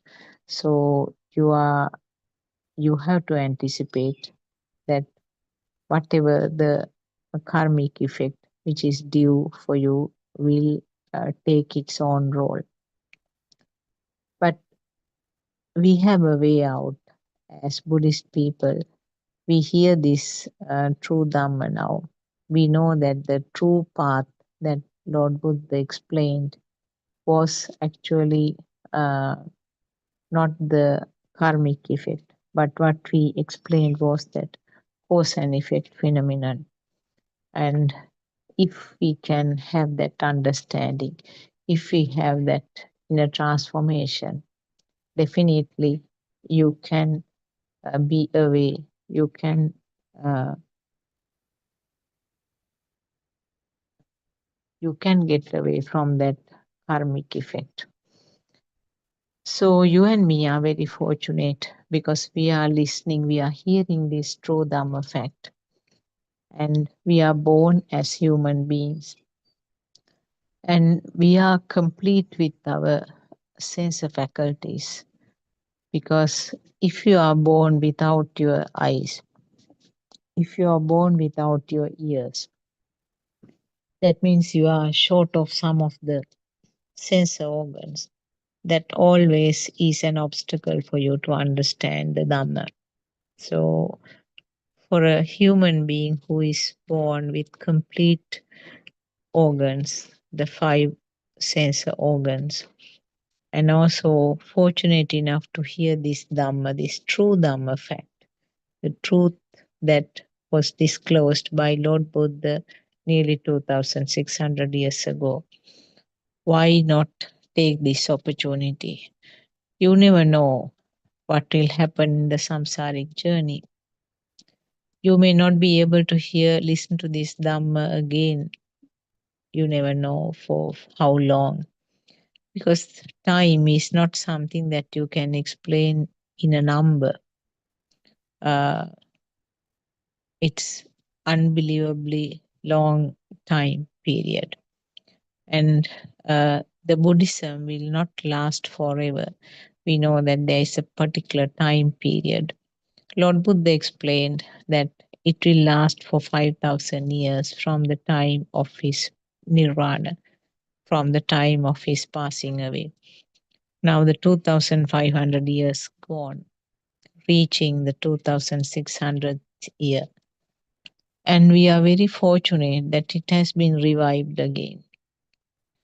It was actually coming, going underground little by little, particularly because of the influence and mixing up of with the other religions and the beliefs, and simply because the other reason is that there weren't any people who could understand this truth, and the era of arhants also have come to an end, like, because there may be arhants still, but no one is coming to light to say that I am an arhant.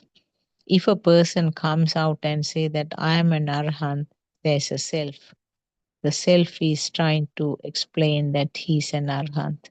Definitely it's cannot be. So these are some of the things that we have to understand. The fact that the true Dhamma, which seems to be beautifully getting applied to day life, is something that very fortunate for us to be able to hear. And it's always worth exploring what you hear. Lord Buddha said that don't believe because I am saying. So, similarly, our noble friend also says that don't believe what I say. Even if you read from a book, don't believe it. And also, our RN Vahansi says that don't take me as a person. Don't measure me or don't have any judgment by the appearance. That is what Lord Buddha also said. Lord Buddha said that don't take this physical body as the Buddha, and try to take this Dhamma fact. Try to understand this Dhamma fact. And we know that in the history, in one point, a person called Upaka sees Lord Buddha walking on the road. And because of his very pleasant appearance, he asks, who are you? Are you a human being? And when he says no, the word he says no, he was a human being actually. Lord Buddha was born as a human being, as the Prince Siddhartha. And then the hermit Siddhartha, when he left the palace, he was born as a human being. But once he reached the Arhat state or the Buddha state, you cannot label him as another human being because that's completely a different state. So, uh, what Lord Buddha tried to say was that uh, the Upaka's question, "Are you a human being?" No, and then, "Are you a god?" Again, the answer was no. "Are you any other spirit?" Again, the answer was no. "And are you a devil?" So he went on asking different terms that he knew, and the answer to all of them was no. And then he was surprised. He was asking, "Then who are you?" "I am Buddha." That was uh, the unique term that Lord Buddha used, who said, "I am Buddha." But that person didn't have enough wisdom to understand what Lord Buddha was saying. He agreed to him and he went away. And I think later on, sometime later on, he came back to Lord Buddha and then wanted to listen to Dhamma. So this is just the last part of that explanation. So what I wanted to explained here was that state of Buddha, the type of that mind is something completely different from you and me. So, what Lord Buddha said was that don't take me uh, in this physical body. And we know that at one point, Ananda Theru has carved a statue of Lord Buddha uh, with some sandalwood with the help of a carpenter, a wood carver. And when Lord Buddha returned to the temple and found it, he asked, "What is this?" Then he said, "This is for the people to worship in your absence." And Lord Buddha fully disagreed to that. He said, "The body is not Buddha. Body should not be taken as a symbol. But that is what we are doing all this time." So he asked Ananda Thero to throw it away. So it was apparently broken into pieces and uh, put to the Gange River. So the statues of Lord Buddha weren't there until very recently because no one could explain Lord Buddha's appearance. No one has could give the details. But from the things that are mentioned here and there, people have created a thought about Lord Buddha. This should be his appearance. This should be his way. So, with that assumption, people started constructing or building or creating Buddha statues. And now we try to worship that statue as Lord Buddha, which is not what Lord Buddha explained.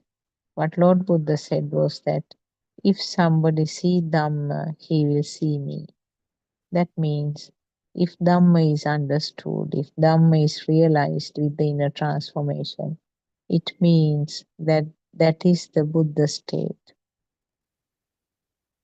On the other hand, if I go into a little deeper level, if a system, I'm using the word system for the person, if a system uh, understands that each and every thought which is created is just an illusion, there's no truth in that, and there is no self here. The physical body is not the self.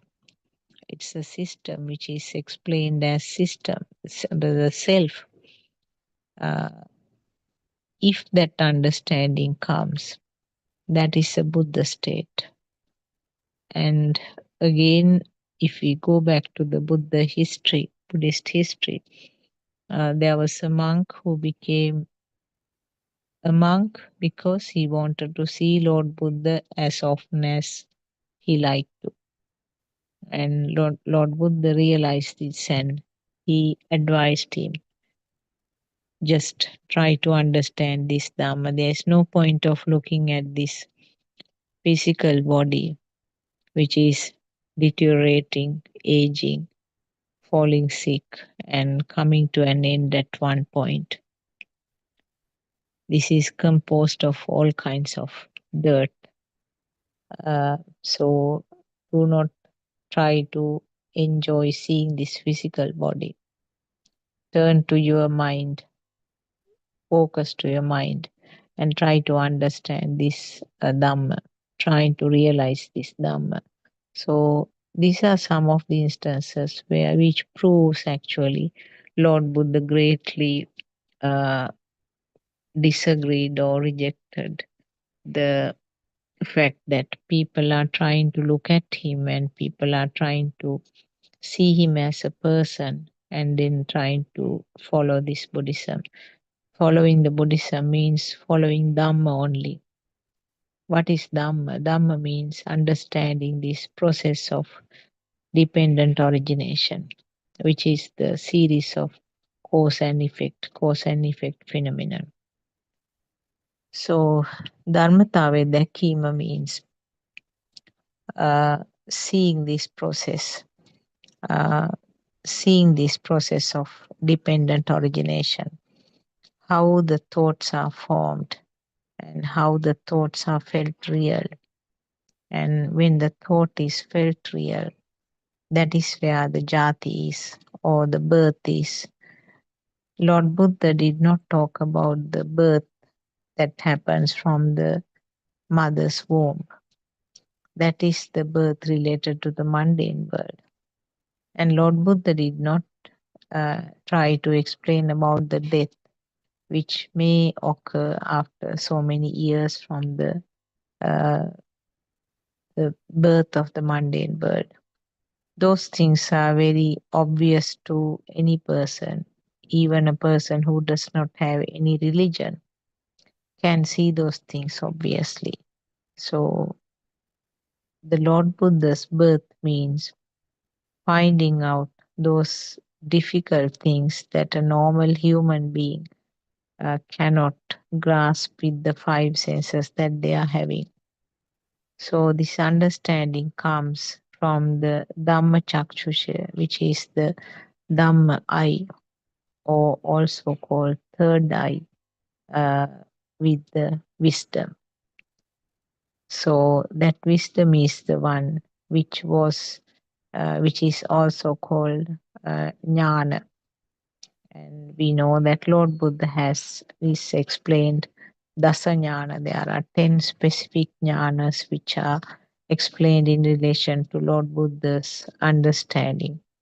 So, jnana, uh, the only English term that comes close to is wisdom, but it is not actually explained properly by the word wisdom, because for the word prajna and jnana both, uh, the the the only English term I can find is the wisdom.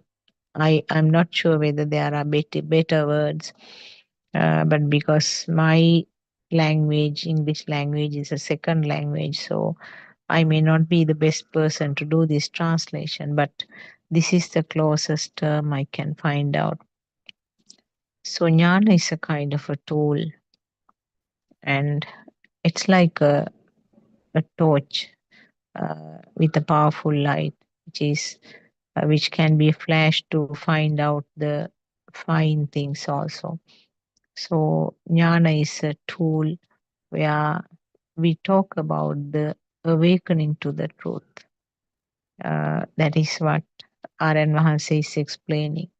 Awaken to the truth. It is something like that we are asleep all the time.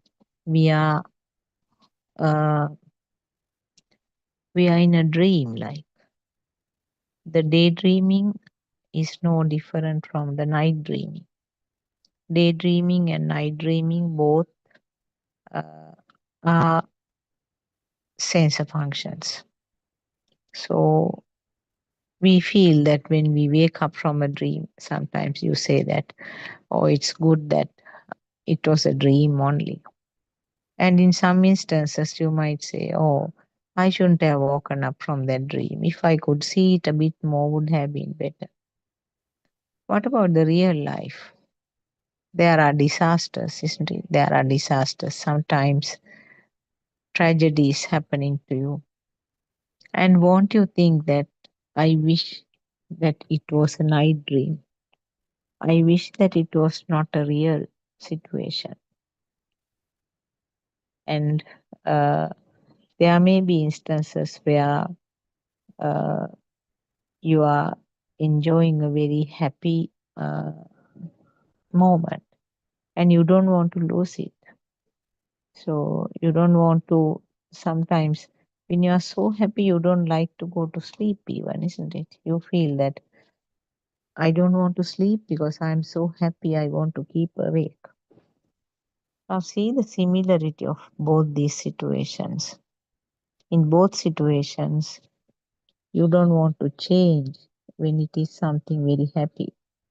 You want to change when it is something very sad or some unexpected tragedy like situation.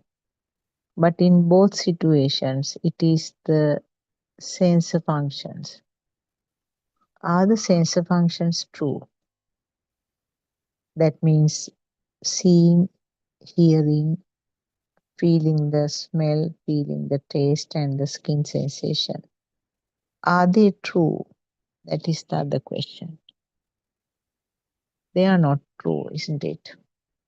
Why you say they are not true?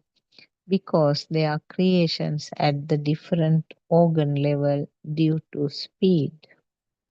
Now, this is something that we have to get clarified. Speed is a decisive factor in all these situations. If the speed wasn't there, the light wouldn't have been created. If the speed wasn't there, the sound wouldn't have been created. And also, similarly, the taste wouldn't have created, the smell wouldn't have created, and the skin sensation wouldn't have created. Then, what can you say about it? The uh, speed means the speedy vibration, a wave happening at a very high speed. Or in Pali, you have to use the word rupanaya. Rupanaya, vibration, waves, they all give the same meaning. Something happening at a very fast, a function which is happening at a very fast speed creates something which was not there really. So the light or seeing a shape is something due to something that happened at the level of the organ called eye, and that function is called the sensor function, or it is called the sense of eye faculty. Seeing a light is called creation of the eye faculty, creation of the seeing. Similarly, all five senses, the same principle applies. A function occurs having the organ as the background. A fast vibration occurs. And fast vibration means there is a current, a power is created there. The vibration itself, if you draw it in a piece of paper, it is like a wave. The wave has two ends, the two opposite ends. Wherever there is an opposite, wherever there are two opposite ends, there's a power there. So when this happens very fast, happening doesn't mean that you can visualize, you can see it, or you can hear it, or you can feel it. That is beyond the level of the capacity of the senses. But some function happens. Because of the speed, it is created as if it is really there. And that real appearance of the shape, real appearance of the sound combines together to form a different level of something which looks real again, that we label as thought. So the thoughts are felt real to you now. So if the sound and this picture or the shape and the smell, taste, and the skin sensation, if they are not real, the combined product called thought cannot be real. But what we feel is that the thought is real. The banana tree in front of me is felt real. You can't say no because you feel as if it is really there. And wherever there is a real feeling, the self feeling is also coming up. The self perception is also coming up. So that is how the world is created for you and me. I am here and I am seeing the banana tree. So this is the mechanism of the cause and effect phenomenon. This is how it is explained in this Paticca Samuppada, or the cause and effect, how the tying up of the things occur. That is called Paticca. The term Paticca, the Pali term, is used to indicate how this tying up occurs. tying up together. And this mechanism this system is something that is happening on its own, and there's no way of stopping it. Only thing you can do is to understand how it is happening. The fact that there is no person who is involved, that uh, the real feeling, real existent feeling, or that current which is created is the one which gives rise to the label called myself. So actually, it is the current which is felt, but we call it me, myself. So this is where the whole problem is, that current being felt as myself and not realizing that there is no real self, but it is simply a current. And when that understanding comes very strongly, that there is no self here, then only the flow starts going backwards or going against the current. So, Lord Buddha explained these things in very simple ways, even for a child. And we know that our RN Mahasi, our noble friend, also makes it very simple. And we are very lucky to hear these things in a very simple manner. So, if a 7-year-old child can understand, if a 7-year-old child can become an arhat, uh, do you think that you and me can't understand this? And if uneducated people like Sunita Sopaka, children of 7 years, and also the uh, Kujutara, a maid in a palace, if she could understand this, and we also hear from Mabar and Hase, a tribal woman called Kukutumita. She understood this Dhamma. She had the inner transformation. If they all could do, why not you and me? So it is simply changing our drushti, the misconception, to say that we can't do it. Instead of that misconception, the correct concept called we can should come. That is your courage, that is your virya, and the determination and perseverance.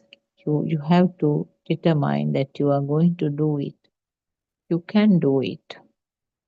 So these are all needed, and also revision and evaluation of what you uh, hear in these Dhamma sermons is essential. Not only that, the help of the noble friend is a must, and Lord Buddha agreed, fully agreed.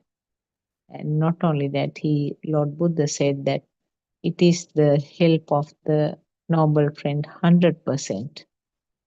If the noble friend is not there, you can't talk about understanding this Dhamma, because it's not within the parameters of the ordinary person unless there is a guidance. And the with all the efforts of Lord Buddha, with all the self research, self experimentation, he reached that arhat level, and he's the best ever noble friend that we are having. And it's long time back. Now he has passed away. He's no more there. And now we hear that Dhamma facts in a simplified way from our RN Mahasi. So we have kind of revive again. We are wakening up to from the dream that we are seeing. Actually, whatever the experiences that we are going through is a part of this dream, as I mentioned earlier. The daydreaming is no different from the night dreaming, but we don't realize it. In both situations, we like to maintain the happy part of it. We don't like to see the bad parts of it. And I'm sure some people I have heard that if they uh,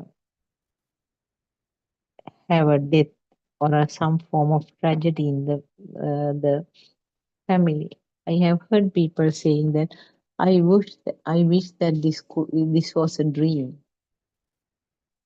So can you imagine now what sort of a magic world that we are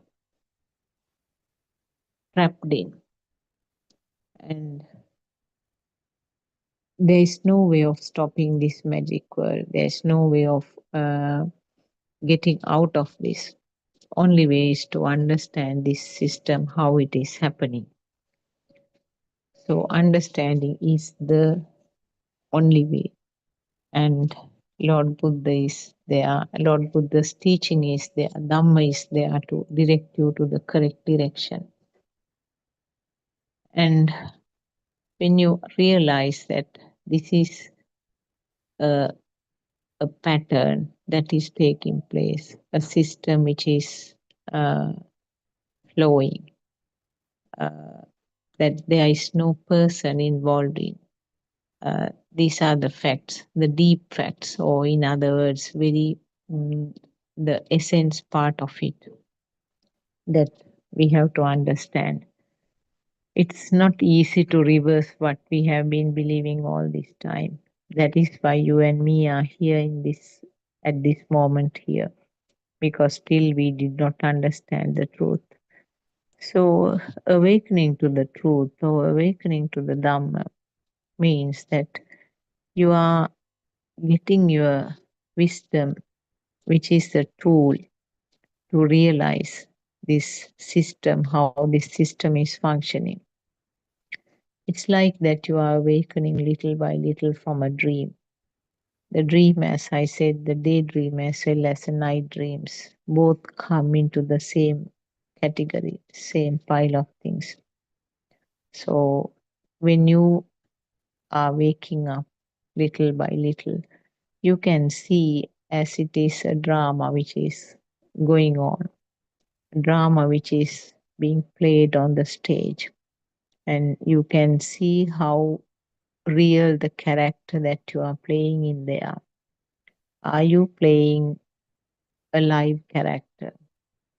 Are you really living in that character? Is one question. Or do you know that you are just playing a role there? Or thirdly, are you the director of the film or the stage, the drama, where completely uh, you have nothing to do with the role, but you know what is happening there. So the level of awakening the truth is something that gradually progresses, and at the higher levels of the uh, awakening, your defilements automatically goes down because you realize that this is something that is happening as a part of the system. So more awakening means less defilements.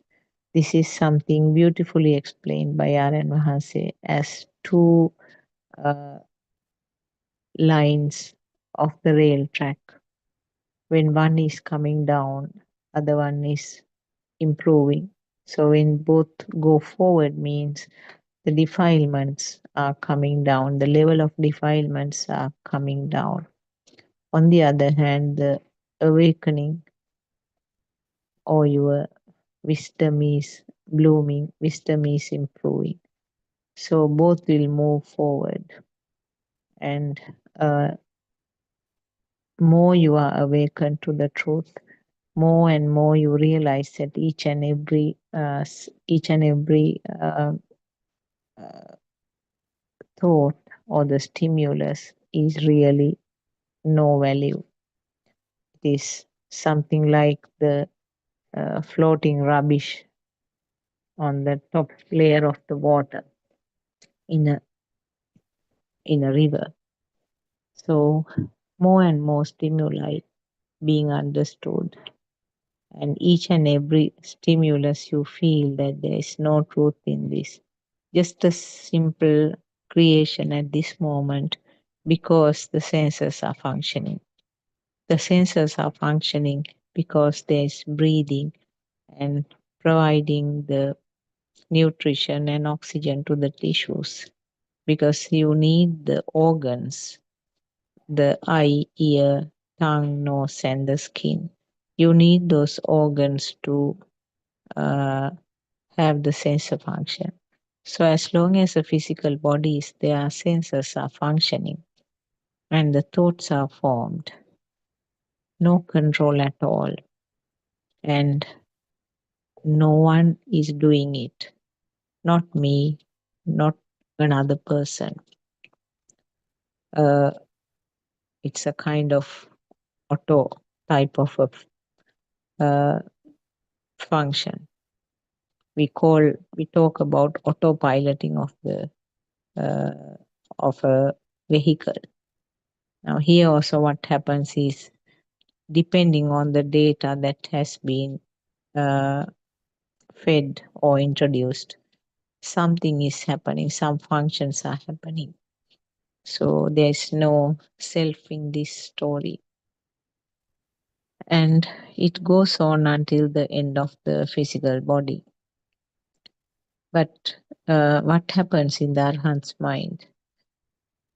They have the thoughts, they have the physical activities of the body, because until that uh, existence of the physical body, this will go on.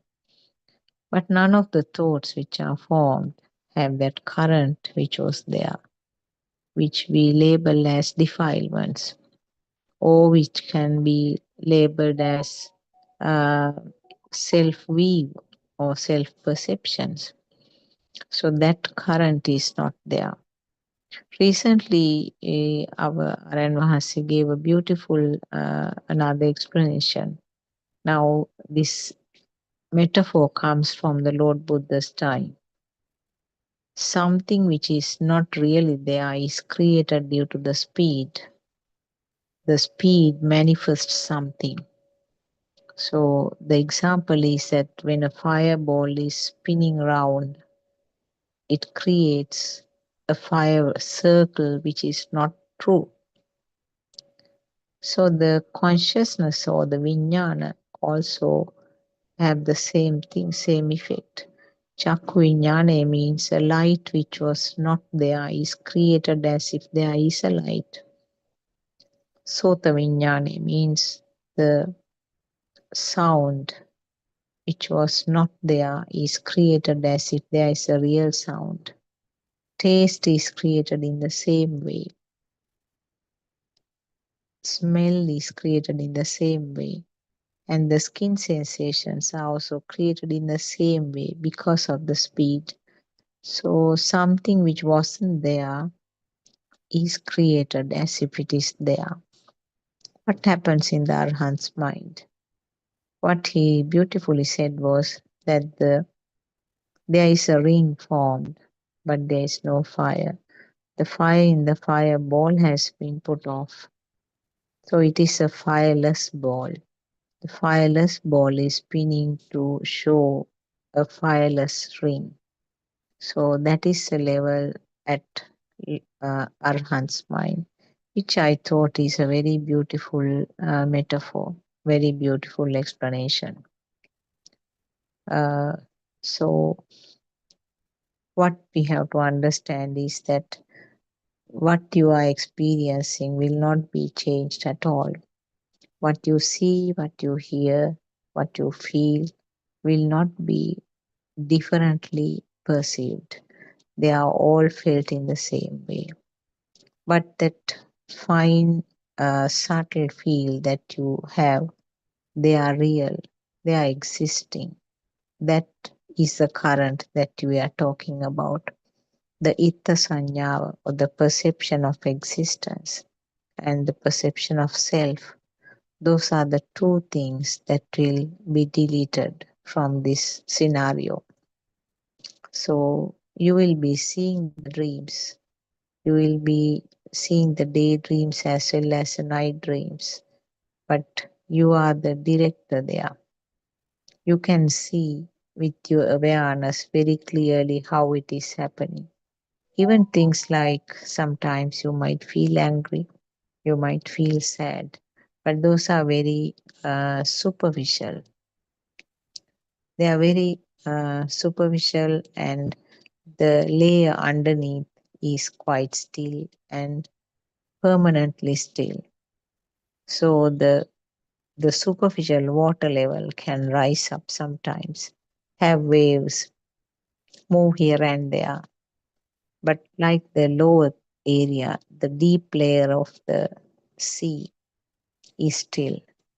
The that is not going to rise up and down. That is not going to be mixed up with all kinds of dirt. That is not going to be uh, moving here and there. So it is very still and dark. So these can be explained with some of the metaphors like that, because the understanding is a feel. Feel cannot be actually explained uh, in words. If you try to explain it, it becomes a thought. So our noble friend always try to differentiate this mind and the feel. What he says is that mind will close down your path to the Dhamma. It's a feel. So even the self perception is a feel. You feel as if you are there, isn't it? You feel as if you are sitting here now. You feel what pressing on your back is the chair. You feel what you see as the banana tree shaking in the wind. You feel as if the coconut tree which is swaying its its leaves in the wind, and you feel as if you hear the sound of somebody hammering something. So these are all things that you feel as if you are experiencing. So that is a component that you have to understand. This self perception. Self perception means the perception of the thing is also there. So the perception of the coconut tree, perception of the plantain tree, perception of the sound of hammering, and perception of the touch feel of the skin. They are all perceptions. So again, what is meant by perception? Sanya in Sinhala and uh, Pali. Sanya is something created due to the speed. Sanya is not actually powerful. What happens when the same perception occurs repeatedly? It constructs something. There's some aggregation. So the perceptions, repeated perceptions, perception itself is not true. Perception is just a creation due to the vibration. So the perceptions combine to form by repeated happening, combine to form a construct or an aggregate. We call it sankhara.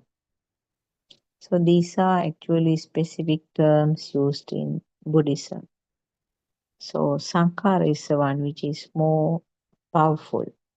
And when the sankhara is created, you feel as if it is really there. So sankhara is the perception is the fireball, and the sankhara is a fire ring. So sankhara is something which is felt real. Felt real means that is your consciousness. You feel as if it is really there and I am here. There is some dividing to the two sides. So in other words, a sankhara must be there for the consciousness. Cause is sankhara and the effect is consciousness. And the cause is necessary for the effect to come. and effect is different from the cause. Effect cannot be reversed to the cause either. And when the cause is not there, the effect will automatically disappear. So if there is no sankara, you can't talk about dividing or feeling as if it is really there. So these things go hand in hand. Lord Buddha has used so many terms to explain the same thing, which is again interpreted incorrectly in our translations. Because Lord Buddha may have done all these 84,000 sermons, which is recorded uh, to different people in different situations. So, depending on the person's ability to understand, Lord Buddha may have changed the way that he explained. The wordings may have been different, metaphors may have been different. So, even though he has done like that, the truth is common to every place, every point, every person. The common and final truth is the same, and the essence is just simply to understand that world is something limited to these five senses. uh, each animal have their own limitations. Some may have more senses than the human being, we don't know. Some, of course, most of the other animals do have less senses than the human beings. So each of us, uh, whether we like or not, we have to confine our ability to realize the world to the capacity of these senses. So, what is felt, what is seen, what is heard confines our world. That is the framework for the world. And we are within that framework. But the thing is, each of us, even though we are confined to a frame or our own world, assume that this is the exactly world what is there outside. But certainly we don't know what is there in the outside world. We can't say no. We can't say no world outside. There should be something. But what we experience is only what we find out with the help of the five senses. So it is that assumption that we think is true, and it is with that assumption only we have all kinds of likings, attachments, uh, dislikes, aversions, jealousy, hatreds, all kinds of labels are coming up with that current. So this Buddhism is something that you have to do your own experimentation. No one can feed you completely the total dose. As Lord Buddha said that a person can be taken, like a horse can be taken to the water, but you can't get the horse to drink water. So it's something like that. The noble friend has his limitations. Beyond a certain limit, noble friend can't help. Listening is very important in Buddhism. It's the Pali term is parato gosha, listening to the other person's explanations or the Dhamma, provided that person is explaining it truly in the true manner. That is very important. So finding out what is the truth is and checking whether it is tallying with your day-to-day life, and also if you feel that it helps you to reduce your level of defilements, those are the ways that you can support this system in this Dhamma path. It's very important, as I said, to listen to more and more Dhamma sermons. So we advise or we request you to listen to more the Buddothpado sermons. If you are speaking only English language, you can listen through this link. There are different people explaining this Dhamma at different times. So you can select the time depending on your convenience from 5 a.m. to 11 p.m. Sri Lankan time. And you can join us at the discussion session at 3 p.m. Sri Lankan time if you have any queries. Because if you have been listening to the other traditional Dhamma for a long time, you may not agree with what we are saying. You might have a reluctant feeling to change that track. That is quite natural because if you remember the term Abhisankaranaya, if you have been listening to the same type of Dhamma for a long time, uh, the mind is a bit resistant to change. So, in such a situation, continued listening is important. And at the end, you feel that you are comparing what you knew. Comparison is something that is happening eventually. And at one point, you might realize that this side is more correct and more applicable to your day to day life activities. Uh, so, join us to listen to this Dhamma, and we will try in our best to help you whenever the opportunity comes. I will conclude the session here. I worship Triple Gem, Buddha, Dhamma, Sangha very gratefully. And I worship Aryan Mahanse, who is our noble friend, who is guiding us all this pathway. Teruvan Saranai Aryan Mahanse. And may our friends who are helping with the technology be blessed by Triple Gem. May our friends who are listening these Dhamma discussions be blessed by Triple Gem. Teruvan Saranai.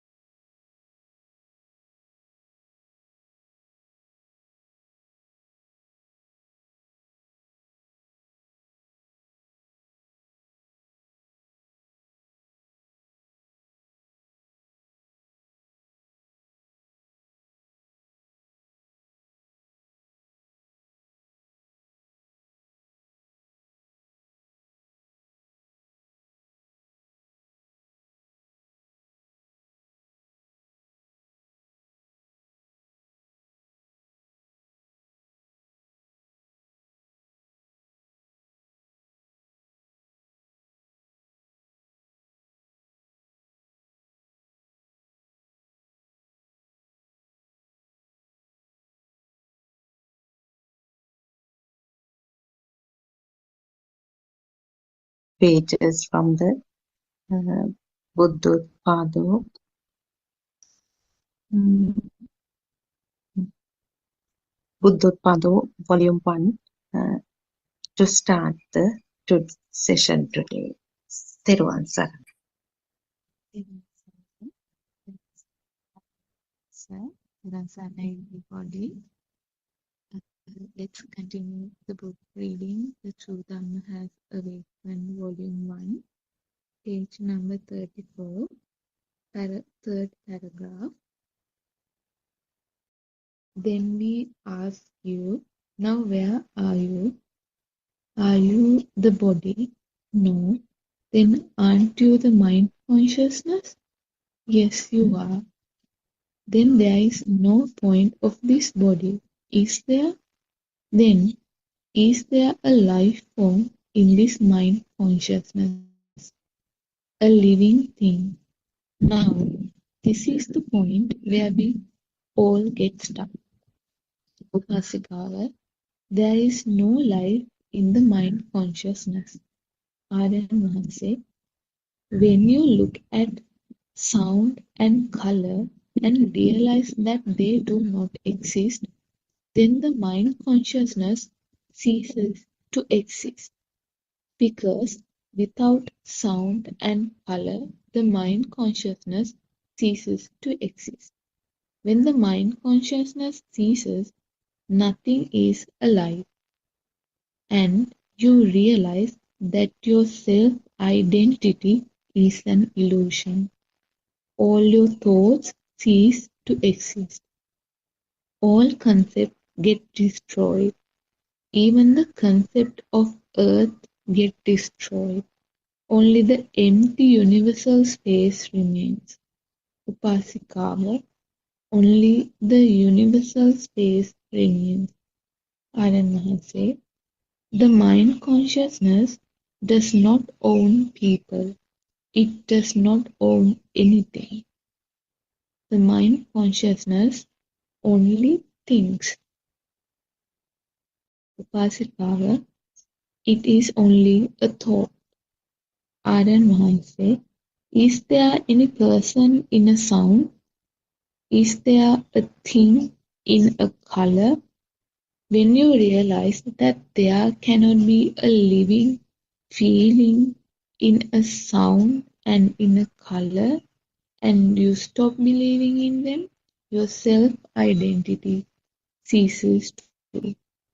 Anand Mohanty, isn't it amazing that you are able to hear this truth?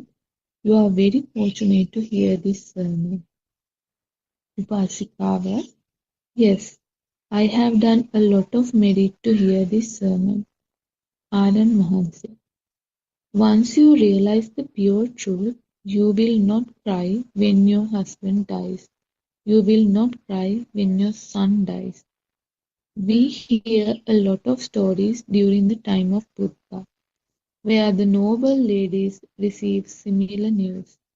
During the time of the Buddha, there was a story about a lady from a noble family who was giving alms to disciples of Buddha. She received a message from the war ground saying that her husband and all her children were killed. She read the message and without any remorse tucked the piece of paper on the belt on her waist and continued to serve food to the disciples, saying that she got news that she lost her husband and all her children on the battlefield. She had already realized the pure truth, therefore she did not get disturbed by this sad news. Upasikawa. There is no point in feeling sad. Aryan Mahanse. Now, where is the husband that you thought you had with you all this time? He is only a thought. The shape of the spouse, his body, the coldness or the warmth, the feeling to the touch, they are only thoughts. Upasikawa, everything is a thought.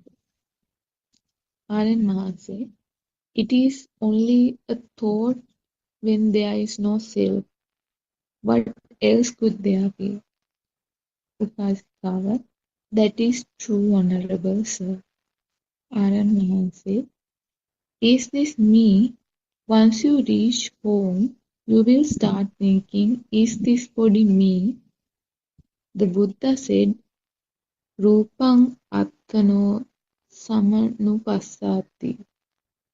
Rupa vadanan samanupassati.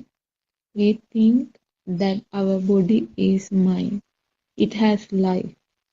That too is only a thought. Upasikawa, I understood Aryan Mahanse.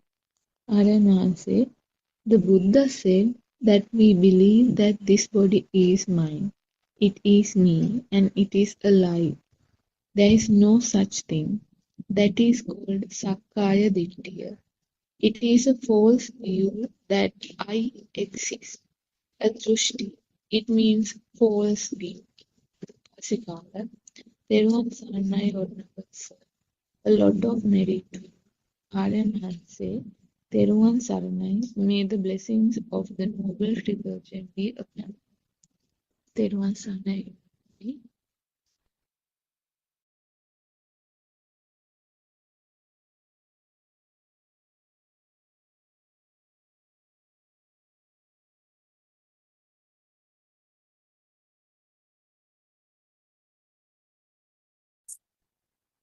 Tirunsanna, everyone. We'll start to have a discussion today. I think Aranhasi will join later. So I think the discussion that we read, can you start the discussion, Sudharma? Is there? Thiruvan Saranai, Dr. Kokila. Yes, I can start. What she focused on was, it's a continuation of yesterday's discussion. Yesterday, actually, we were focusing on 10 fetters and how we gradually get rid of these defilements as we understand the truth. Truth is actually, as today's section also focusing on this Bandula Mallika's, I think that Queen Bandula Mallika's story, where when she received the sad message of the death of her husband and some children, still how she was not shaken, because she by that time has liberated from the thought. She has realized the emptiness of the thought. So as every day, in every sermon, what Aryan Mahanse repeatedly mentions is understanding the true nature of this thought. There is the nothingness of the thought is the science, or actually the secret of liberating from the world. So this part actually deal also is connected to awakening to the moment. So awakening to the moment is also nothing but seeing the true nature of the six sensory faculties, and how when the sensory faculties perceive an external kind of perceives something, how ignorantly people feel that it is something that is, which exists out there that we see. But when we know the real scenario, how it is just a vibration, it is due to the occurrence of vibrations of similar frequencies, some manifestation of these vibrations occur, and with that this continuous sparking happens, and we feel as if something existing. With this feeling of existing, some power, actually with this sparking, some power is also generated, and that with that power grows into this mind power, or Chittaropana Bala, and it connects with the nervous system, and so we feel as if we see something out there. So when we understand that it is just an illusion, it is just the rising of the five aggregates, nothing but the five aggregates, uh, form, feeling, perception, mental formation, and consciousness. There onwards, one does not get deceived by this manifestation of the five aggregates or these sensory faculties, sensory inputs. And then again, it helps. Actually, that is what Aryan Hansi mentions as nothingness, also emptiness in the thought. With that, one liberates from the thought, and their experiences, he or she experiences the emptiness of the world. Otherwise, that the world, actually the stuff made up of four great elements, although they are also just non-existent, they are also vibrations, but still here nothingness is not demolishing everything around. You may have the same life, you may have the same surroundings, same environment, same kind of stuff, but still that burning, since you know that they are just thoughts, nothing but your thoughts, that burning will not happen. So, Dr. Kokila, I think Sudharma. yes, Dr. Kokila, actually, So shall yeah. we concentrate a bit more about what because Shani was trying to say something about the like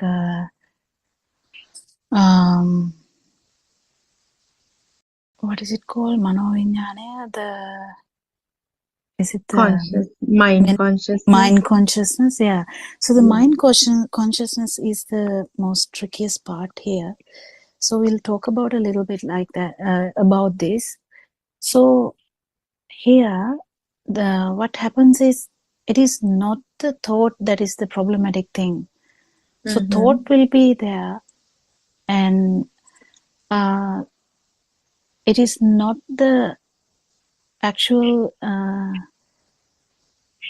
the light. It is not the problem. The light is not the problem. The sound is not the problem. The smell is not the problem. Actually, what is the problem is the thought that they are there, that they are real. So that is what is important here, because mind consciousness is where the thoughts, you feel the thoughts are real. That is where you feel the alive feeling. So this should be taken very clearly, otherwise you will think that the thought is a problem. Thought is not a problem. Light is not the problem, sound is not the problem, the smell is not the problem, the taste is not the problem, the touch is not the problem. The problem here is not knowing that they are real. No, that's the wrong way. I think I put it in a, I don't know whether I put it in a correct way. So not knowing is the ignorance, not knowing that it is not real.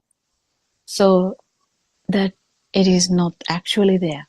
So this manifestation is like a part of a film where you put a headset on and then you can see a lot of things. So likewise, our life from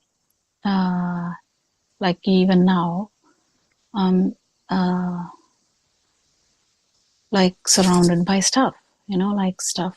And then You can hear things, you can see things, you can feel things. Thoughts will be coming. But what happens with Dhamma is that the notion, the thought that these are all real is the thing that will vanish. So the drushti or the concept that these are real is the one would be shattered. Nothing will happen to the actual thoughts or the data. So we need to take this very clear, because when we understand that they are not real, thoughts will continue to come. Light will continue to happen. Sound will continue to happen. The touch, smell, taste will continue to happen. It will continue to happen until there's one last thought. Because in that talk, there was a talk about how when there is no stimulus, how that system ceases to work. Because the system ceases to work when there is no thoughts. And thoughts are not happening when the actual sensory organs are not working. So what happens here is actually identified in a thinking world. So we think about the birth, we think about the death, we think about the life, we think about everything. But this thinking world is not real. This is very difficult in the initial bit, but then with repetition, this becomes very clear. And then what happens when someone understands Dhamma is this burden that we have. Burden is actually because that we have taken them as very serious. When we take things serious, when we take actually not, the word serious is not actually good here. When we take things as available, no. Real, isn't it, Dr. Gopinath? Real. Yeah, when take actual stuff. Yeah, whatever that word, real. When we take things as real, what happens is that we feel real too. This is what this happens when this happens, is that cause and effect thing that we talk about every day. So what is the cause and effect? If this happens, this happens. So what is happening?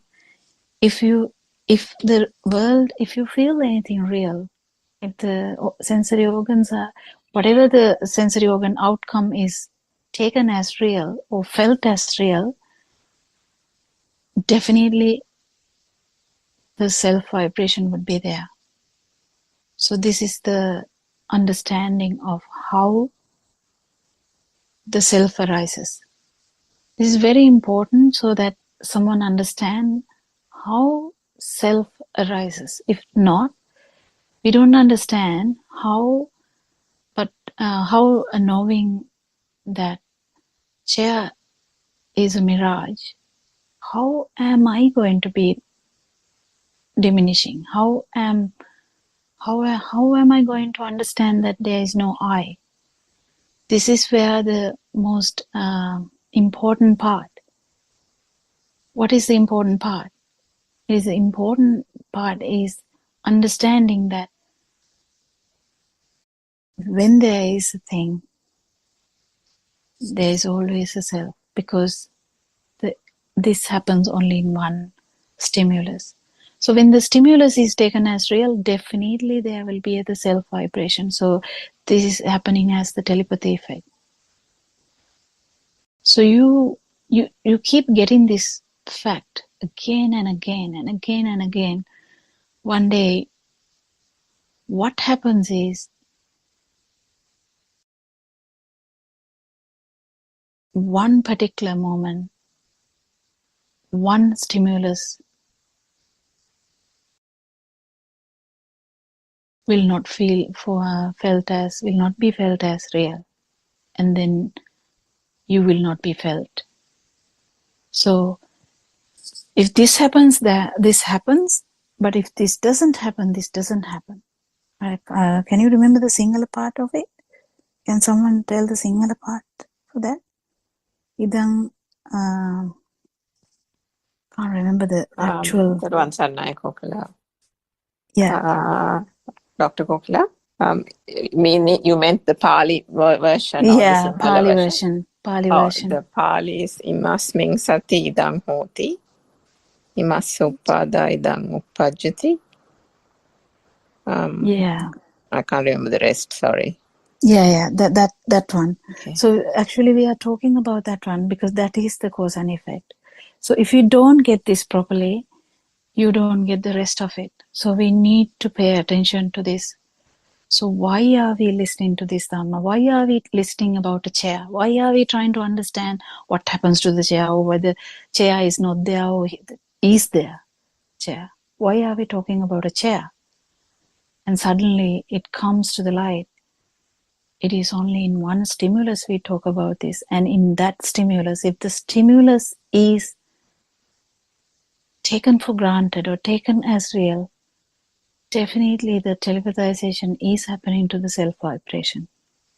But if it's not real at one particular moment, if the stimulus is not real or not felt as real, then you will not feel the self vibration. Then we call it non-self vibration. There's no non-self vibration. Actually, there's nothing called non-self vibration. It's just another perception where you get because there's no self vibration there. It's just an emptiness you feel. That is the emptiness we talk about, not the emptiness of the world, not the emptiness of the anything else.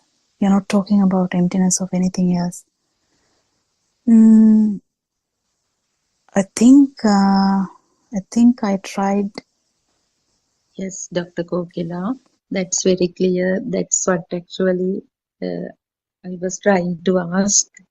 This emptiness, we get confused at the very beginning because when we hear that it is the emptiness that you experience when you liberate from the thought, it's not clear. I mean, one may not understand at once. And Dr. Kokila, then again, even when we understand the wisdom of truth, understand the concept, and when we actually practice the Kamatahan also, what happens is stimuli will occur as usual, but that stimulation will not be as strong as before, isn't it? Dr. Would you like to explain it further? Yeah, what happens when you hear Dhamma or this truth about how self vibration is appearing in each stimulus. It's such a relief to know that there's no actual self there. It's just something which is arising. Something, there is a cause, and you understand, okay, then it means when the causes are not there, the effect is not there. That's such a relief to know that. And that itself brings you so much happiness, just to know this. And then we keep understanding that, okay, the stimulus, if the stimulus is felt as real, definitely we are there. Then we try to understand why the stimulus is then not there. Why are we talking about the stimulus and why it is actually not there? Then we understand how perceptions work, how vibrations work, how this the whole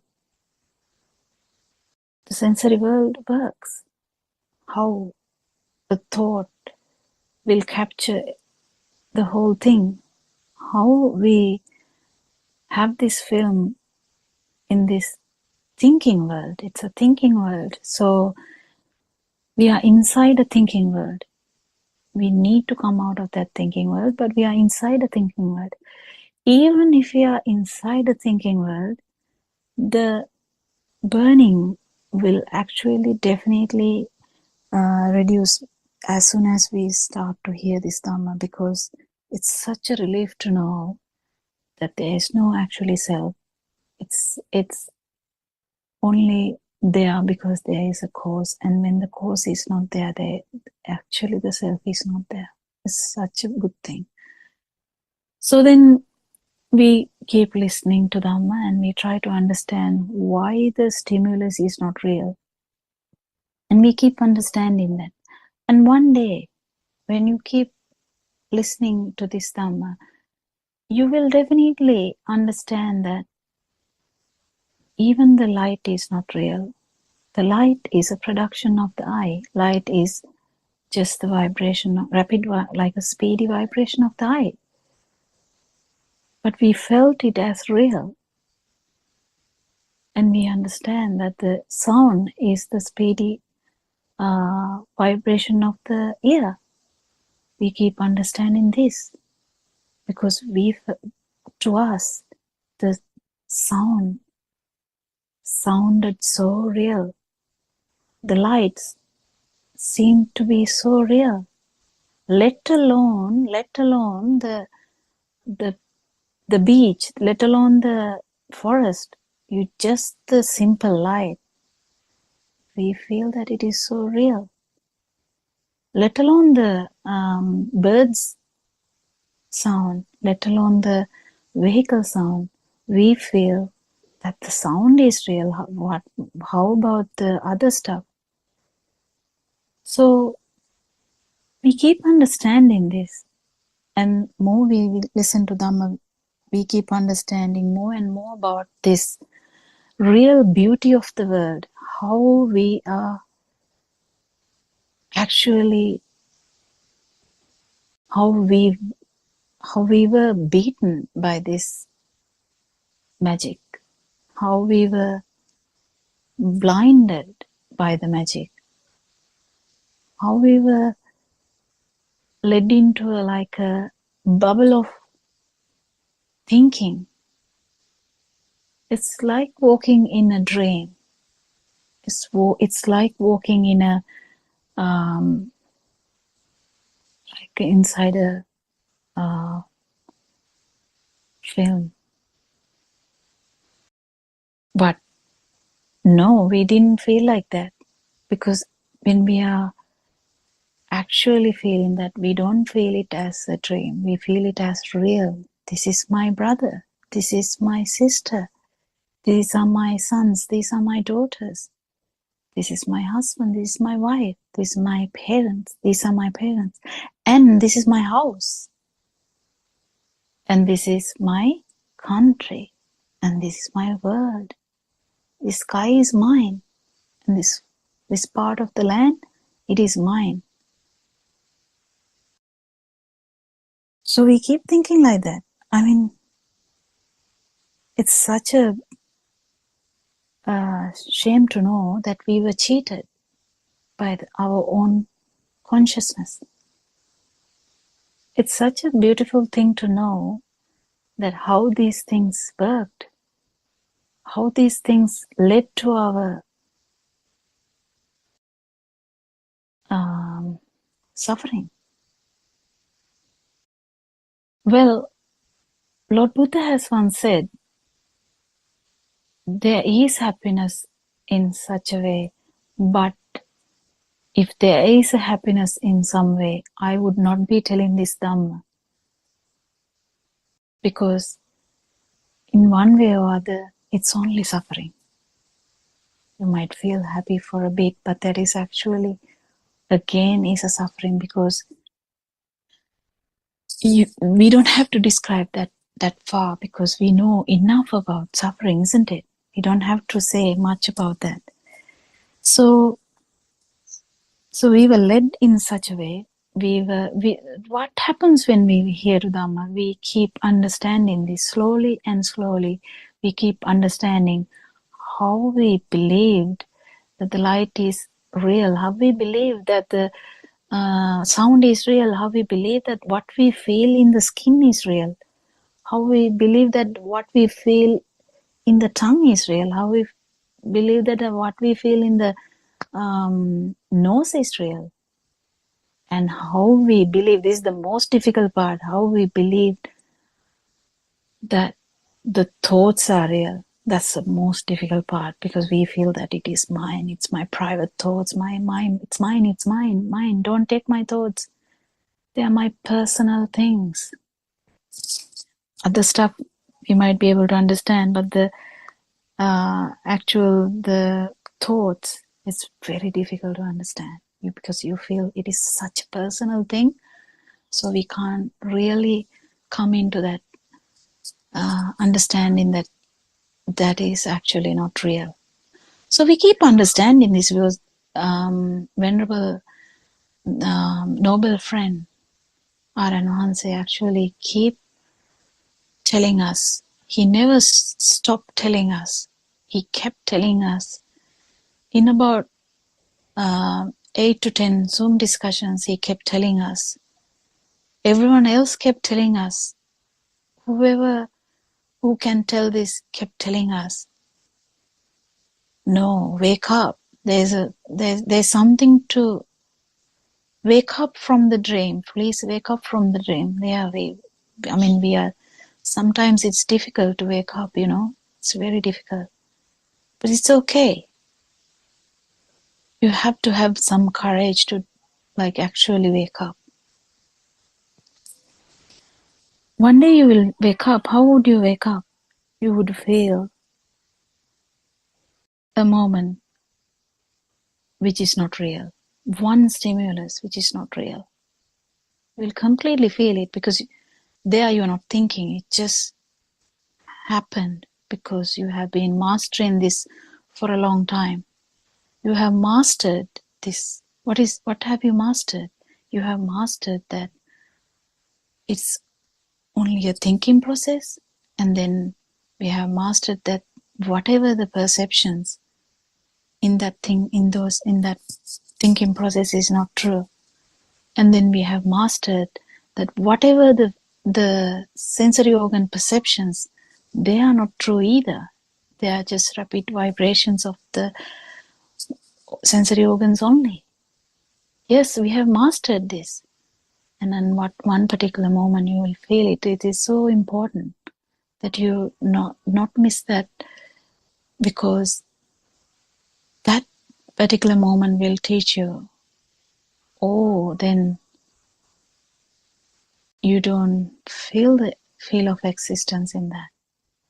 But the stimulus, whatever the sound, whatever the light, whatever the feel, it will be there. But just the feel of existence will not be there.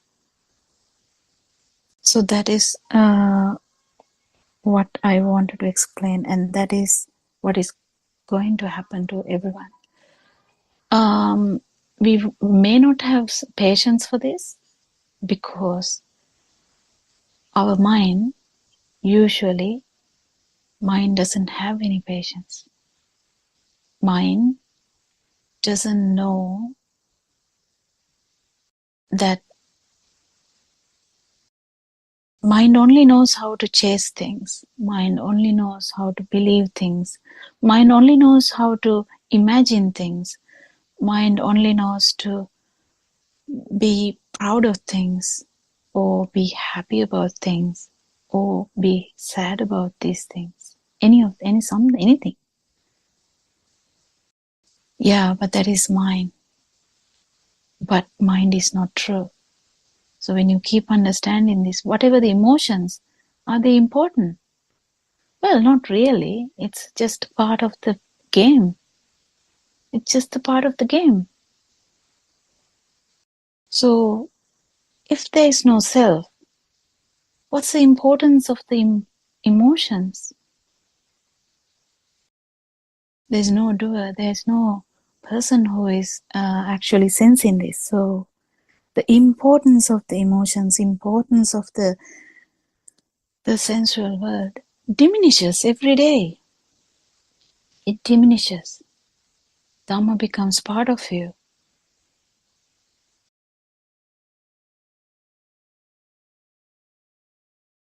Is there anything to add? It's very clear, Dr. Kokila. Sorry, very clear, Dr. Kokila. Actually, how can one believe when we look at a certain section of our living room or whatever, the other part is not existing? We can't believe that at once, no. But the illusory nature of mind consciousness is that we tend to believe that although right now I'm in the living room, the kitchen is there and the everything else, I mean bedrooms are there, but only through this true knowledge or wisdom of truth only we come to actually self-realizations gradually that we live only for that particular moment. Yeah, but Sudama, you have to Yeah. remember, Yeah. even for someone who has attained, like even Lord Buddha or Aran Wahanse will know that the next room is the kitchen. That is not the problem because the feel of existence is not there. So it's very subtle. These things are very subtle because it is the actual the knowledge, the data, everything will be there. Nothing has happened. It's the same thing. It's just that the telepathization to the self vibration will not happen because the Rahatan Vahansaya has become the non-self vibration. Yes, Saroja, what were you trying to add, Saroja? තෙරුවන් සරණයි හැමෝටම everyone and තෙරුවන් සරණයි ආරයන් වහන්සේ. Yeah, when you were talking about the Dhamma, when we realize the Dhamma, it's always within us, you said, it always working inside of us. Because everyone is hanging with the out world that they are thinking the color world is existing in outside and the sound world is existing outside and the taste world and the our worlds which is creating through our five senses. The everyone is who didn't realize the Dhamma, who doesn't know this Dhamma, then they are hanging with the out world because of our five senses. They can't understand how it's working and then how it's stimulating. This pattern they can't recognize. Because of that, I think we are in an illusory world. Once we realize the Dhamma, we are starting to wake up. Means starting we realize how our senses is working in this moment, how we can hear. I believe like that way. I'm apologize and if something wrong when we are talking in English, so please apologize. And we try to explain with you our experience to about this Dhamma to give this world. So until we are hanging with the world, we don't wake up for this moment, I believe. You can explain more if I'm wrong. Yeah, actually, yeah. Thank you. I think we were talking in that direction. So is there anything to actually describe, or Saroja, do you want me to tell Yeah, anything describe further. Yeah. about which part? After waking, after we realizing the Dhamma, how it's work from our inside. Yeah, actually, I think it's important. Once the importance of actually realizing or actually feeling the no self feel, that's the beginning kind of to understand that the doubts will be gone. That's very important because we have doubts about Dhamma all the time, even though we hear there's no someone. We just, so when we try to imagine things, there's always doubts because we can imagine anything. If I try to imagine about America, if I haven't gone to America, and I might imagine something and I'll always have some doubts about that. And always I will try to think about ways to reach America. You know, I'll be thinking, is it this way or is it that way? Or is it better to go by, like, should I fly or should I go in a ship? Or, you know, there are so many various questions. But what happens is, if you actually feel this for a moment, that there's no self, then the question part stops. Those three fetters are actually because of that, because the doubts cease, and we don't kind of we understand what is being said and how this is happening, and you might feel it again, and this keep happening until you realize that it is the normal thing. So there's always what Lord Buddha said, that if someone has an idea about this, that person will definitely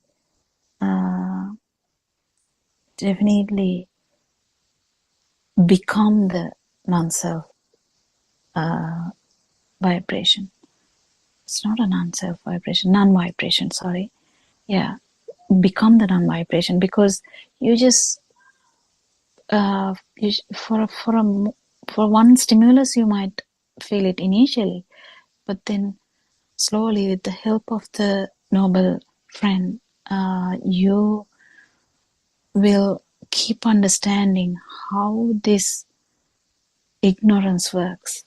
So it is very important to follow the noble friend to the end, because we can get trapped everywhere in a lot of steps. So someone like Aran Wahanse is very important for someone who is actually trying to understand Dhammas, because in every step, I think the ignorance is also different, because the way you look into things become different, because what you feel really is different too. Because if someone is actually going in this path, you feel like awakened from the dream, but then you kind of get attached to that. So the noble friend will definitely tap you and say, wake up from that dream too. You know, like, it's such a beautiful Dhamma. This Dhamma, I think everyone should hear it, everyone should try to understand it, and every one of us should try our best to tell it to someone, isn't it? Anyone can add something to this discussion?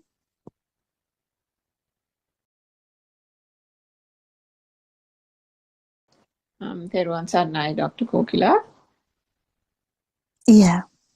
I think what you said at the end was quite important, and particularly when one is traversing the path, when we talk about the three realms, the sensual realm, the form and the formless realm, until one is still languishing in the sensual realm, the pruthagjana, or the people on probably the beginning stage of the path. Everything that happens, because the external world to a certain is at the beginning very real, and then with the understanding of the true Dhamma, that importance and the belief that it is real gradually starts diminishing.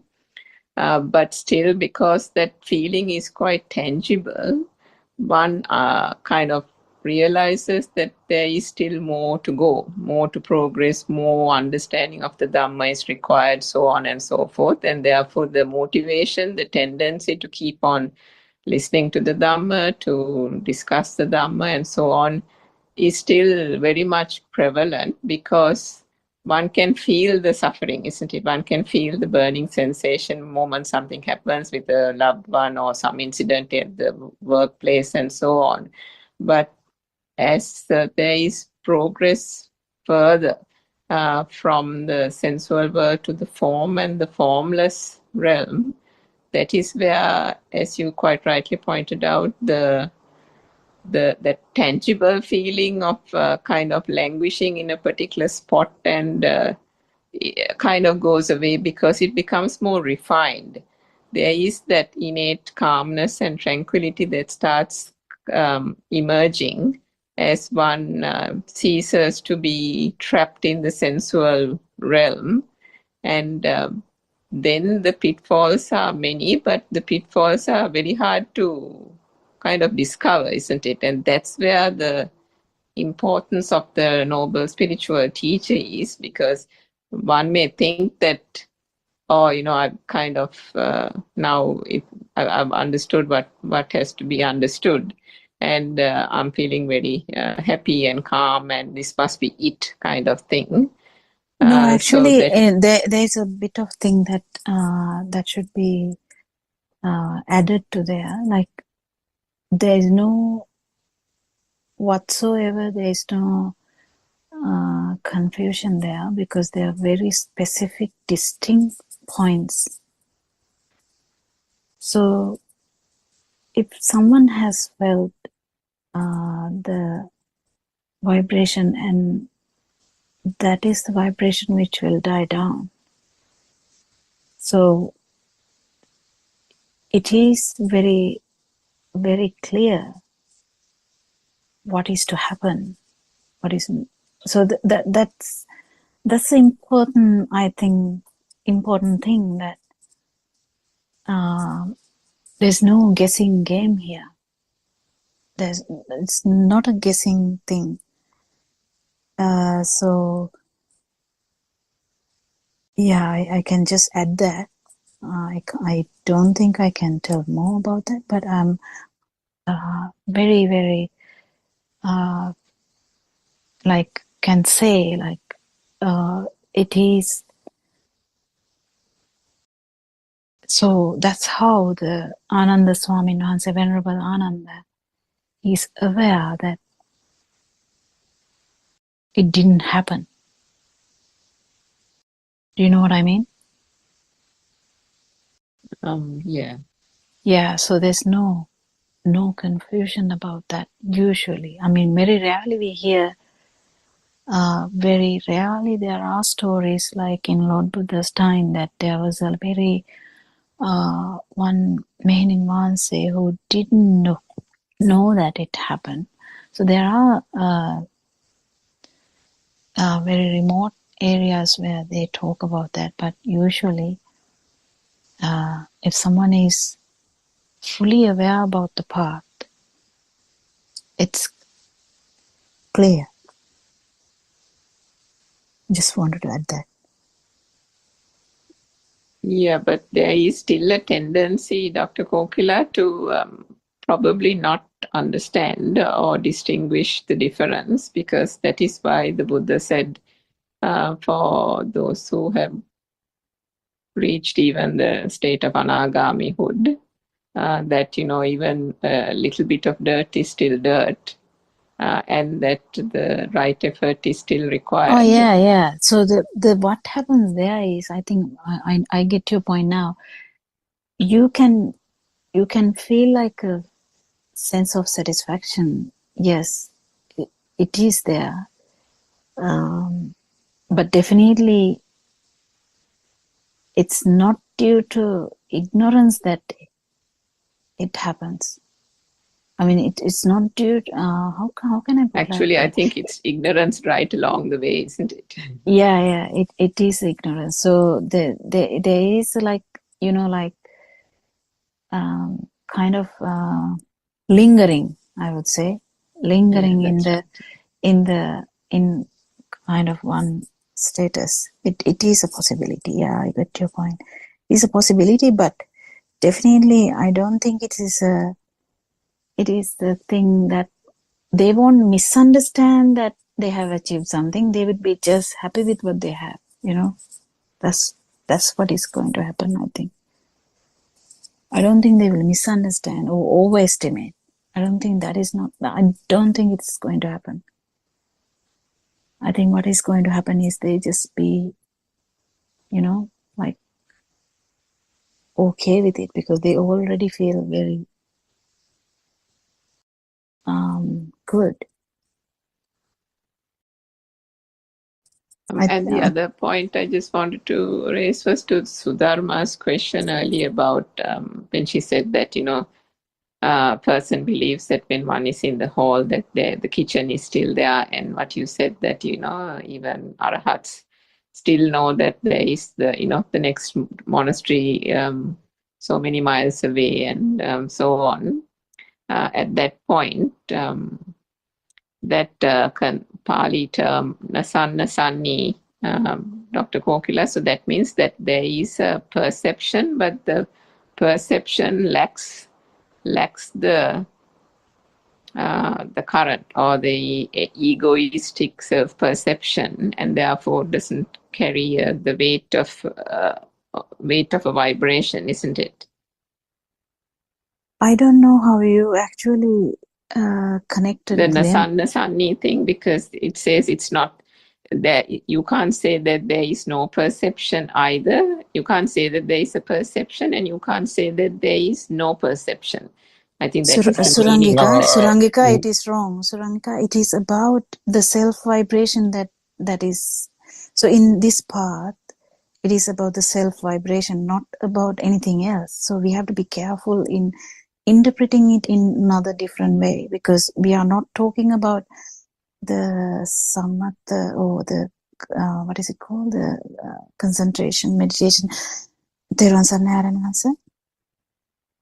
Yeah, I don't know what's that question, but I know the Arahata stage is there's a perception, but That's what it's more. Yeah, That's yeah, very there's a important to perception. explain. There's a perception because normally everything is happening, no? But nothingness Yes, is there. Saranasa. That's what I was Then, trying to yeah, add. yeah. The whatever the word that she said in Pali, that is not about actually about the chair. In the sense, I don't know whether I'm trying to put it in correct way. It is about not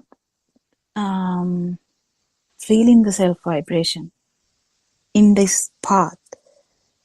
Someone who is already in the path correctly, it's about the self vibration. But in concentration meditation, this can be different, complete in a different aspect. So as Saran once said, everything is there, but what is diminishing is the self vibration. So what is happening is absence of self vibration, and that is actually I think Aranwase can add to that. I don't know whether did Surangika get the point? I don't know. Yes, Dr. Gokula, what I was trying to say was Nasanni means, and Aryan Mahansi has explained this also to us so many times, that there is a perception, but the perception lacks the vibration, as you pointed out. There is no vibration like Pruthakjana, lay people, but you can't say that there is no perception either.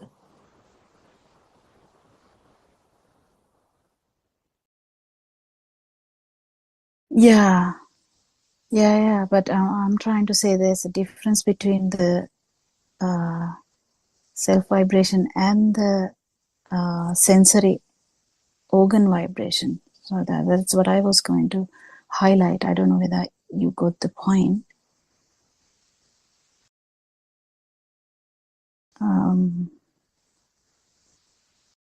Because sensory organ vibrations would be there anyway.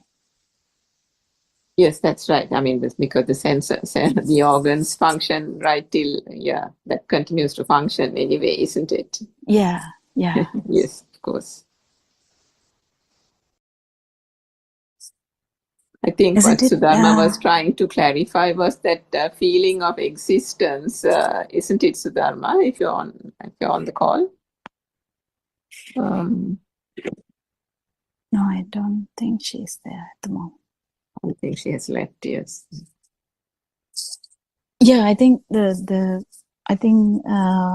Aranwanse can add something to our discussion today, because we are actually in the end part of it. I think we are going to run. No, we have about 11 minutes. So Aranwanse can add something to our discussion. It would be great.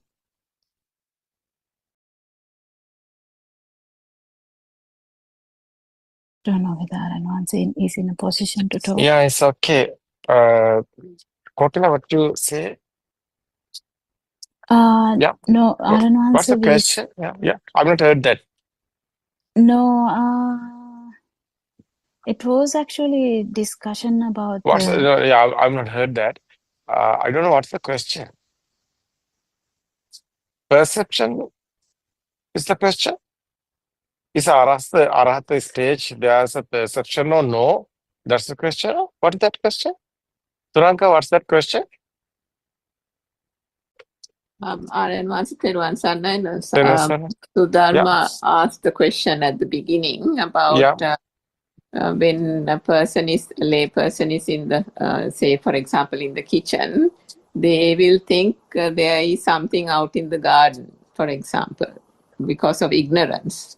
And then Dr. Kokila was explaining that, saying that even arahats still get that perception, still understand. Isn't that, Dr. Kokila, that, like that day we explained, R.N. Mahansa, that the Buddha said in the next monastery, Venerable Anuruddha, I have to go and see Venerable Anuruddha in the next monastery, so that thought still comes to the Buddha, but that doesn't mean there is ignorance. Everything is normally happening. Is normal. Thoughts also, everything. This mind sensor is working now. Everything is happening. There's nothing any change, but inside transformation is an inside. Pain is not there, but it's normally system is working. Thoughts also there, but not pain, not inside pain, not any vibration inside. But normally everything is normal there. That is why we explain that everything is happy or sad or everything is there, but no sad. What's the sad? But happy is there, but nothing any pain, any how is telling that? Happy is there, but nothing any inside. Feel of existence. Yeah, reactions. Inside, nothing any pain. What the word is that? Is I always told this Sinhala words, Dhamma discourses, deyak nona satutak, deyak nona dukak, deyak nona adara, deyak nona gina. What is the meaning? Is avadiya, is awaken the moment. What is that awaken? Is you are not in the dream. So dream is gone. Dream is going, film is going, but you are not in there. It's okay.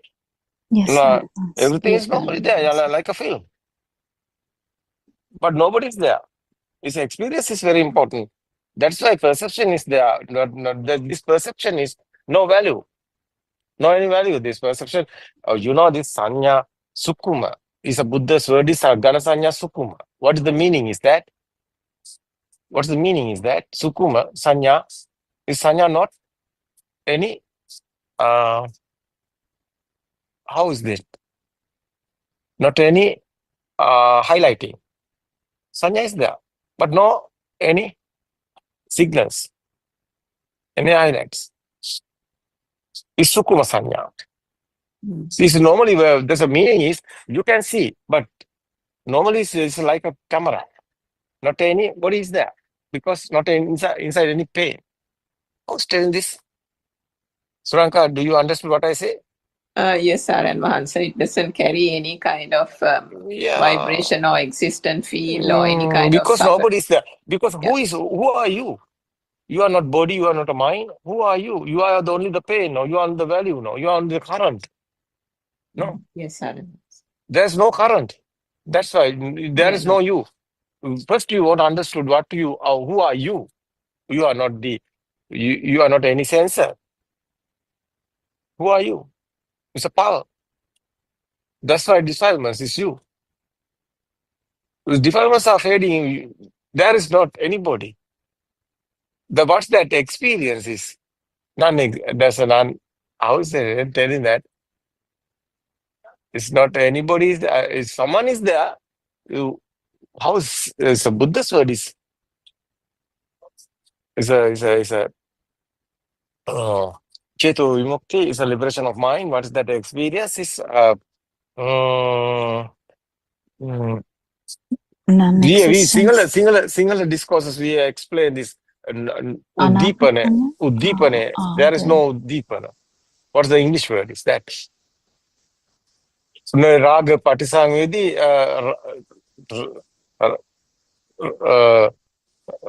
what is this?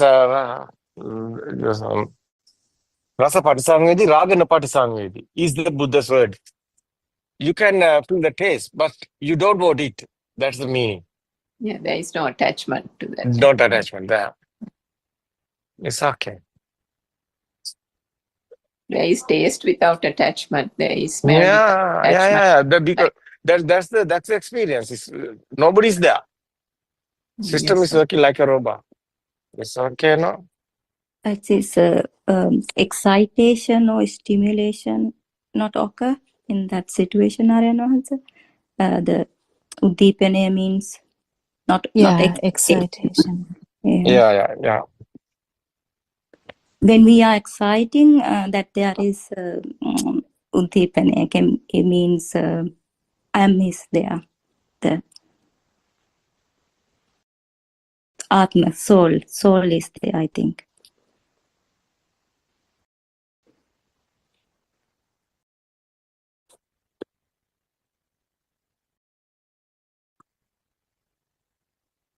Hello. Yeah, actually, it's excitation is a good word. Actually, when we feel something, if I am there, then I be excited to that situation. Saroja, no?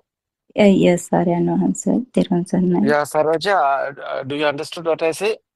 Yes, sorry, I know answer. Because there is happy, but no one in that happiness. It doesn't belong to someone, and sadness there can be happen, but it's not belongs to us once we realize Dhamma, because there is no person to get that happiness and no sad. And then sadness, happiness occurring because of the someone or something. If there is value to someone or something, it fading out, and then it is inside transformation happens and occurring, I believe. I think. That's a awaken, no? That's awaken to mom. Awaken. We are talking. That's a dream. It's gone. Yeah, you are awakened. There is a dream. You are not in the dream. Yeah, it's okay. there is a dream, but we can see chairs or anything, and then we can touch the floor. It doesn't disappear. Once Yeah. we realize the Dhamma, it's always here, but Yeah. it doesn't take to our inside. What we called the. It doesn't take into us. I don't know the word. Yeah, it's Because okay. Yeah, it's no value like that. no value. No interest like that. Yeah, Yeah. when we get a feeling of fire, Yeah. we That's a suddenly tranquility. realize, That's a tranquility, no? That's a yeah, tranquility. Everything can be happen. It's okay, no problem. no Why? problem. Nobody's here. Nobody's there. That is why. Someone is there. He wants Nothing to take from that yeah. It's experience. okay. Nothing to take from that. Nothing to take. Yeah. It's okay, Kopila, no? It's okay. Yes, Aran. Yeah, it's okay. That's the experience. It's okay. But it's want to be still. That's what Anuruddha Thero is told this. It's not a still. It's not a still there. So that one is Anuruddha's word. So it's not a still. So Adhigata Samadhi is a Titiya is meaning is still there. It's a It is always there. always It there. is always there. Internal transformation is happen. Always there. That tranquility is what's happened is no problem. What's happened is okay. Why? It's nobody's here. It's like a film, like a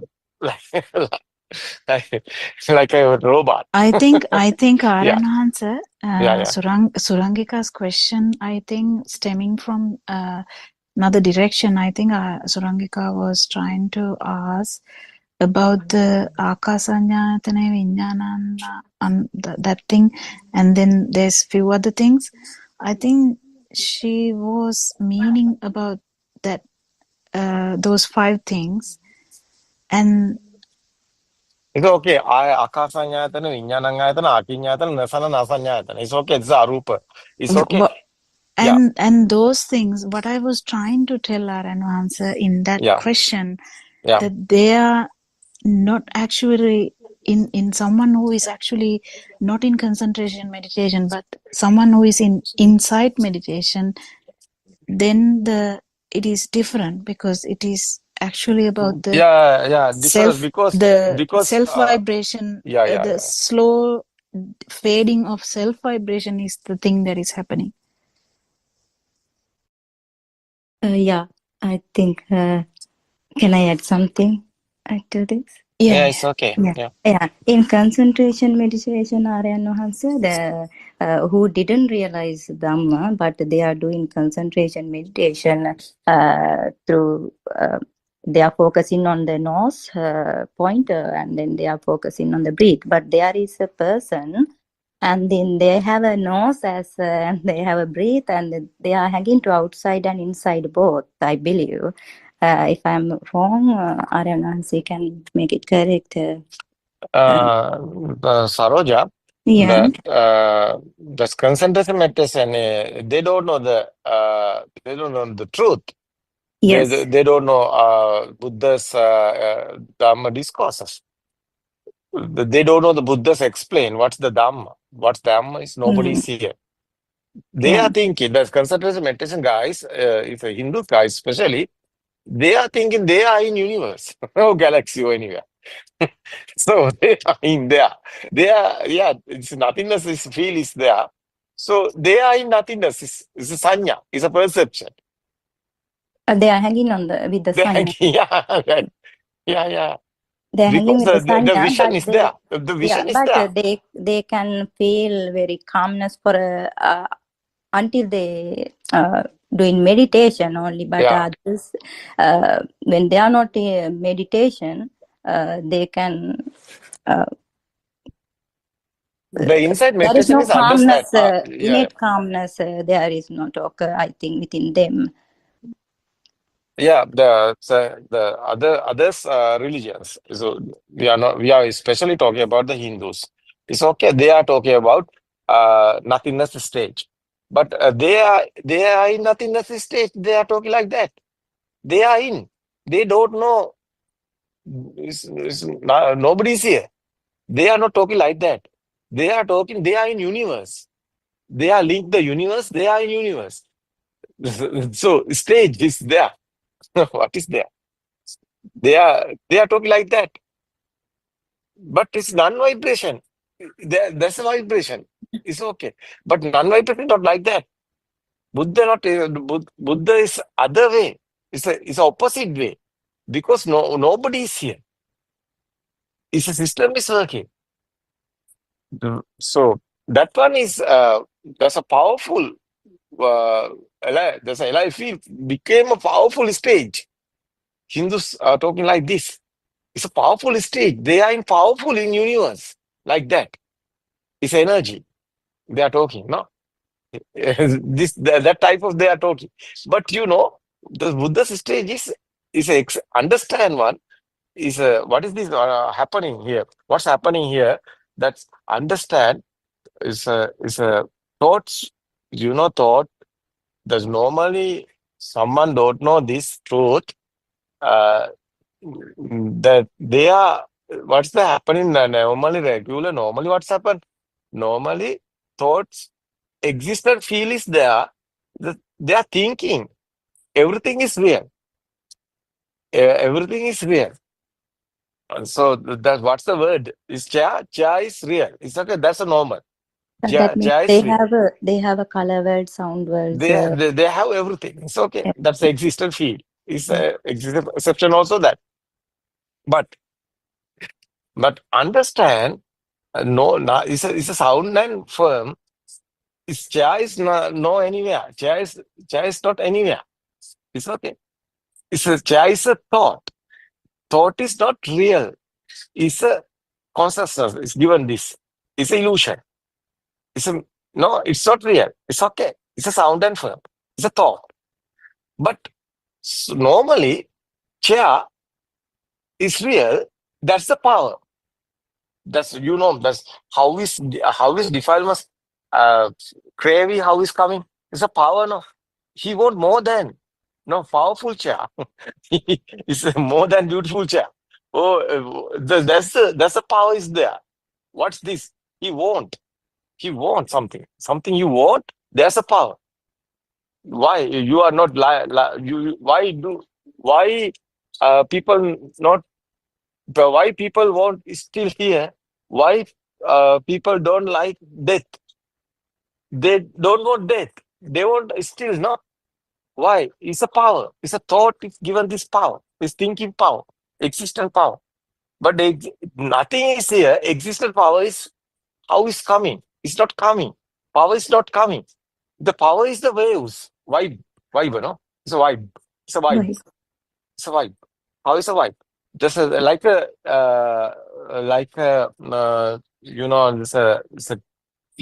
it's a TV. It's a waves like that. No? It's a telephone number also waves. Vibe, no? Vibe, no? It's vibes. It's okay.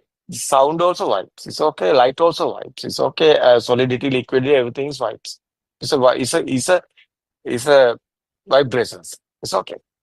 Waves. We are talking. What's the word is you using? Only we are given message. This is a power. That is why Madhya Sutra Buddha told there's a power. Somewhere different end, there's a power. No different end, there's no power. So that's why vibration given this power. But finally, this thought is not real. Power is not coming. It's understand one. That's why this inside meditation is understand one. Sankitte Nibbita. What is this? Nibbanam Paraman Sukha. How is coming? Is a power. Is a power is gone. Fire is over. No? Power is gone.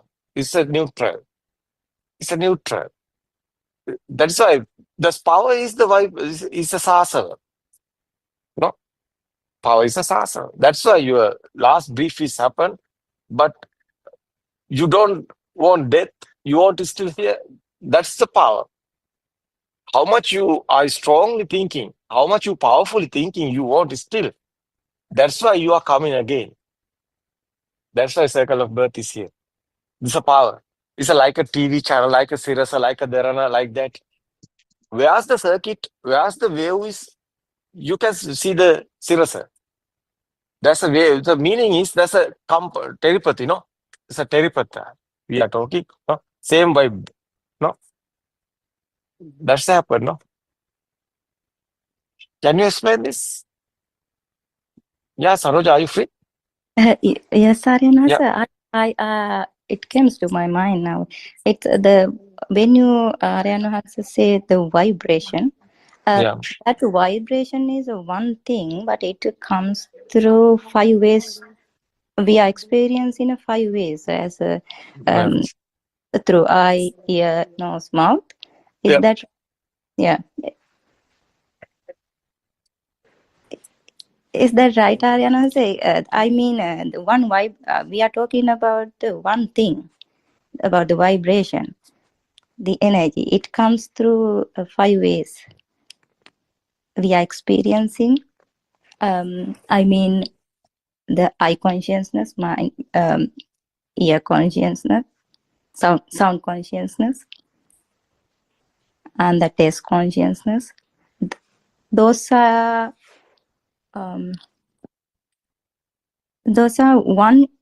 one thing I feel. I don't know how to explain that actually. Kokila, Miss Kokila, do you have any idea about this?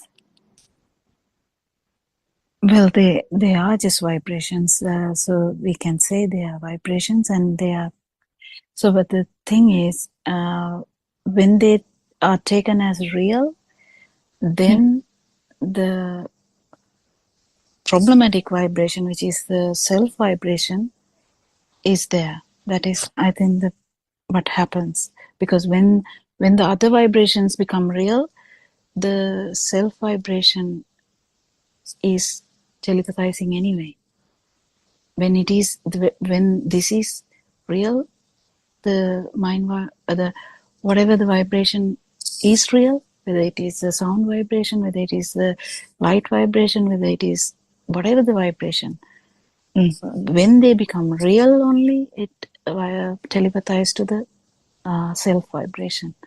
That is why the nirvana is a possibility, because this happens by stimulus to stimulus. So when the stimulus, whatever the vibration is not taken as real, then the non-existence surfaces, non-existence arises. That is what opens up the path. I think we are running into the 4 o'clock Zoom again. Yeah, it's okay, Kokila. We can discuss this tomorrow. Saroja, are you free this time? No? Yes, Ariana. Yeah, it's very good. It's very nice. Actually, No, Kokila. I was Kokila is very joining good. No, this time I think very nice. Because UK and the Australia and the areas are relaxed time is now. No? The UK side is the morning time. Australia side is the night time. No? Yeah, I it think is it's good. It's better. Yeah, it's better. It's okay. Tomorrow we can discuss. It's okay. My friends, Saroja and the Kokila and the Sulanka and everybody. It's okay. Terwa Sana, everybody. Terwan Sana, Tomorrow we can discuss. Okay, Namaskar everybody.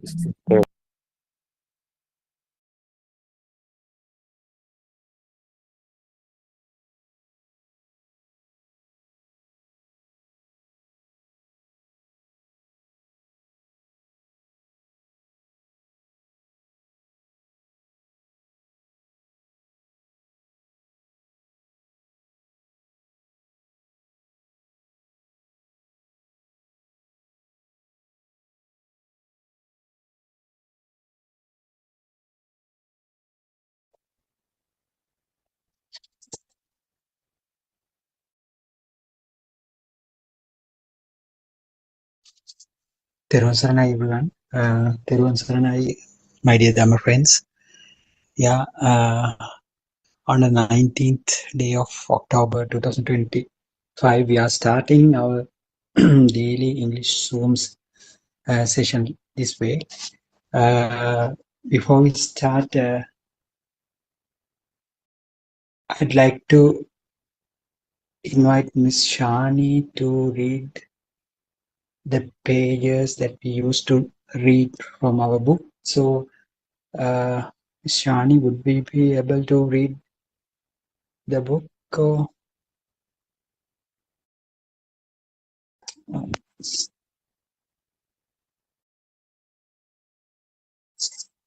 everyone's Miss Shani.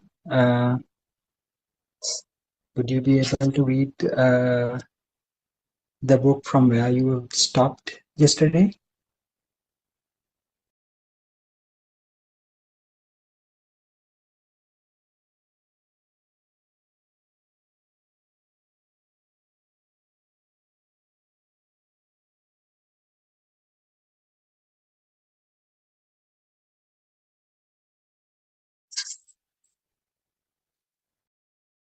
Yes, yes, I think she must have some kind of a technical issue with her Zoom, I think. Until she unmutes herself, I'll read a few pages from, I will start reading the book.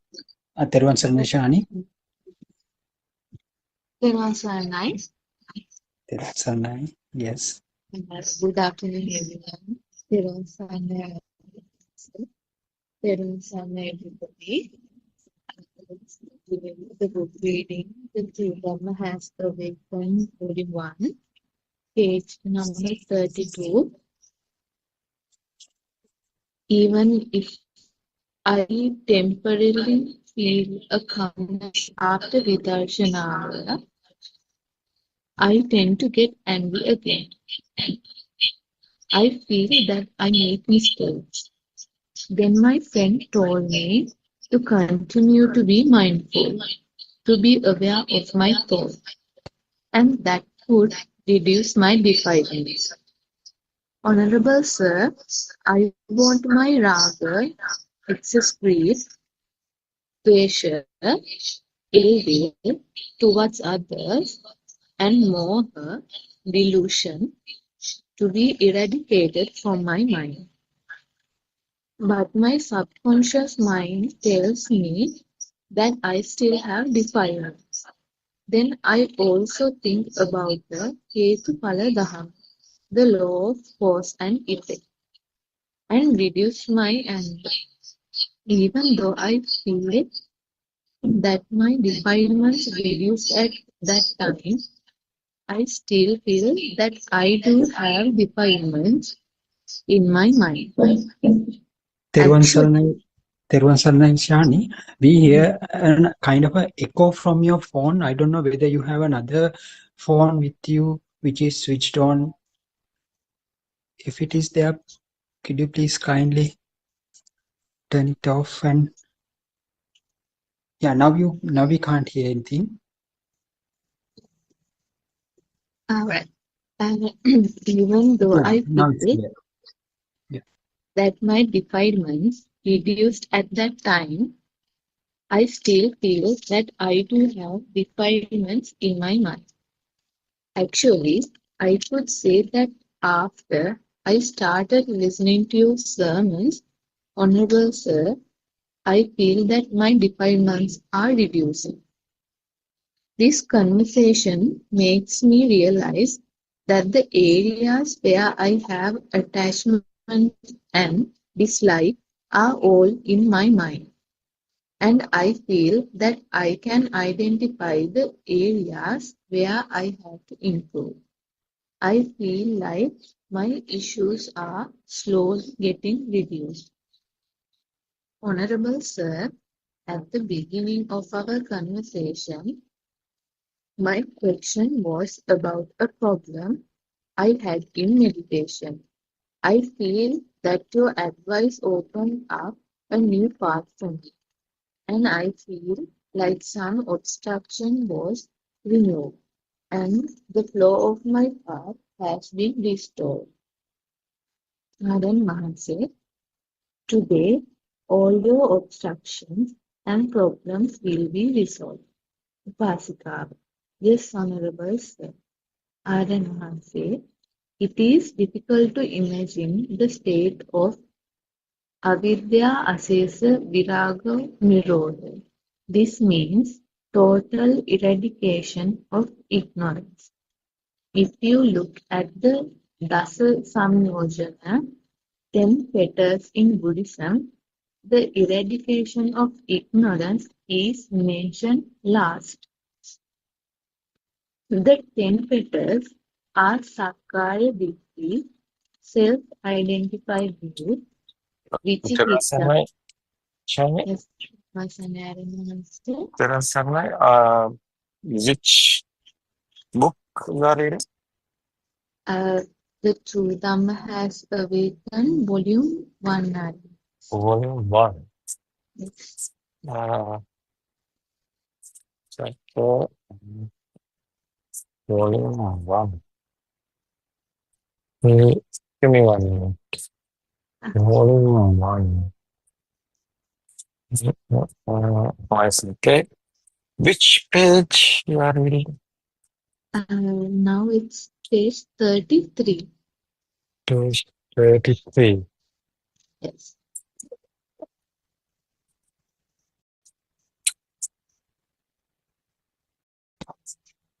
Okay, 33. Yeah. Which column? The first paragraph. First one. It's okay. The 10 chapters are. It's okay. And so conversation is going on. Yes. I don't know. So it's okay. It's difficult to imagine the state of every avidya, asesa viraga nirodha. Avidya, asesa viraga nirodha. It's okay. This means total eradication of ignorance. Ignorance means avidya, no? Ignorance is avidya, no? Yeah, I ask you, Shan, it's okay. Yes. Yeah. If you look at the what's the avidya? Yeah, it's avidya. What is there, no? Avidya, asesa viraga nirodha. Avidya, asesa viraga nirodha. Avidya is fading, is defilements are fading. That's the meaning, no? Yes. Yeah. Avidya, how is coming? The truth. No, avidya, otherwise is the someone don't know the truth. That's avidya, no? Outside is real, someone is getting, that's the avidya, otherwise, no? It's okay. So, I heard few periods, Harshi also, the book reading is doing is like a reading, no? Book reading.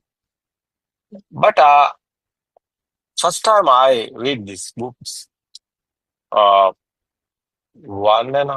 year ago, 1 year ago, I think. How they start this. So at that time, I would read like this. Sorry. I'm going this time. I'm reading one page, one paragraph, and I discuss is doing at that time. Not after the discussion. Is that okay? Have you understood what I say? Yes. Yeah, that's right. Now I'm trying to go do this. It's okay where sometimes I have time. I can join the study book reading. So it's okay. Sometimes I have a time. Shani, you can continue reading this paragraph. It's okay. Yeah, now I want to read this with you. If you look at the last one, 32, sorry, page 1. If you look at the das, what's that? Das Sanyojana. Yeah, it's okay. If you look at the Dasa Sanyojana, the Dasa Sanyojana is a Pali word. It's a meaning.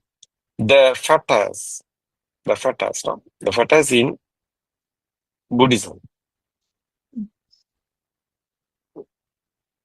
The fetters in Buddhism is okay. The eradication of ignorance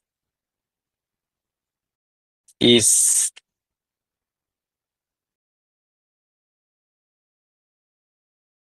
mentioned last. It's okay. That Dasa Sanyojana, English, the word is that one, no? 10 fetters. It's okay. Dasa Sanyojana, 10 fetters. Dasa Sanyojana is circle of birth. Why we have circle of birth? How is circle of birth is? What's the effect? That cause and effect? No. What's the effect is? Circle of birth. Do you understand what I said? That's the Sanyojana. Sanyojana meaning is combined in the circle of birth. Join. We are joined the circle of birth. How is your circle? Circle is a circle, no? How we are attached this circle? How is going this circle? No? Someone death is happened after. No, people talking about it again. Reborn, no? Or again born, no? Somewhere. No. You want discuss with me, Johnny? It's okay. Yeah. What is this Sanyojana is 10 Dasa Sanyojana is circle of birth. How is going? That's the song. Are you understood what is this Sanyojana? Do you understand? Circle of birth, the 10 points. Buddha explain the reason of this circle of birth. This happened. Sakkaya Ditthi, Vichikiccha, Silapata Paramasa, Kamaraga, Patiga, Ruparaga, Aruparaga, Manoddacha, Avidya. It's okay. Sakkaya Ditthi, Vichikiccha, Silapata Paramasa is 3 fetters. No, first 3 fetters. Is Sotapanna stage, is that one. What is this Anusota and Patisota? No, Sotapanna is that one. Someone, normally people think outside is real. Is Anusota. Is okay? Yeah, you won't loudly speak. No, I can't hear you. That's right. It's okay. Yes, sir. It's okay. So, what is this Anusota? Outside is real. People think, no, outside is real. No, everybody have this feel. Outside is real. That one is Anusota. It's a normally happening. It's okay. It's a normally one. Everybody in there. No, you also there. No. Now you are coming the truth. What's happened? Outside is not real. No, that one is the case. No, it's a changing. No, what is the truth is everything is thoughts. No, it's not outside. We are thinking. No, it's okay.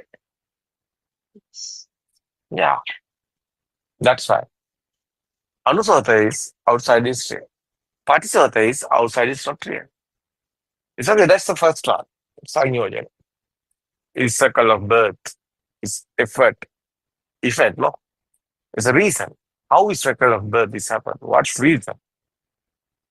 Is you are getting the outside is real. That's the power is generating time. That's the generating power. No, that's existent field. No, existent field. No, mango, pineapple, or the what is that? What is the what did you think? No, it's a thought. But you are think outside. It's there. Everything is the outside. Outside, no. Outside have mango tree. No, it's you are talking about the mango tree. The various of variety of this language. It's not everybody. So whole world. So everybody not talking about the mango. Sri Lankans are not talking about the mangoes. Sri Lankan languages, Sinhala language. What's talking about mango? It's a abaga. It's other sound, no? Chinese are talking chanchu. It's other sound. We don't know what's that. But that's mango trees. This is it's a sound, no? It's a sound. Sound and flow. Okay, that's the point. So 10 factors. This the question is that. It's okay, this page 33.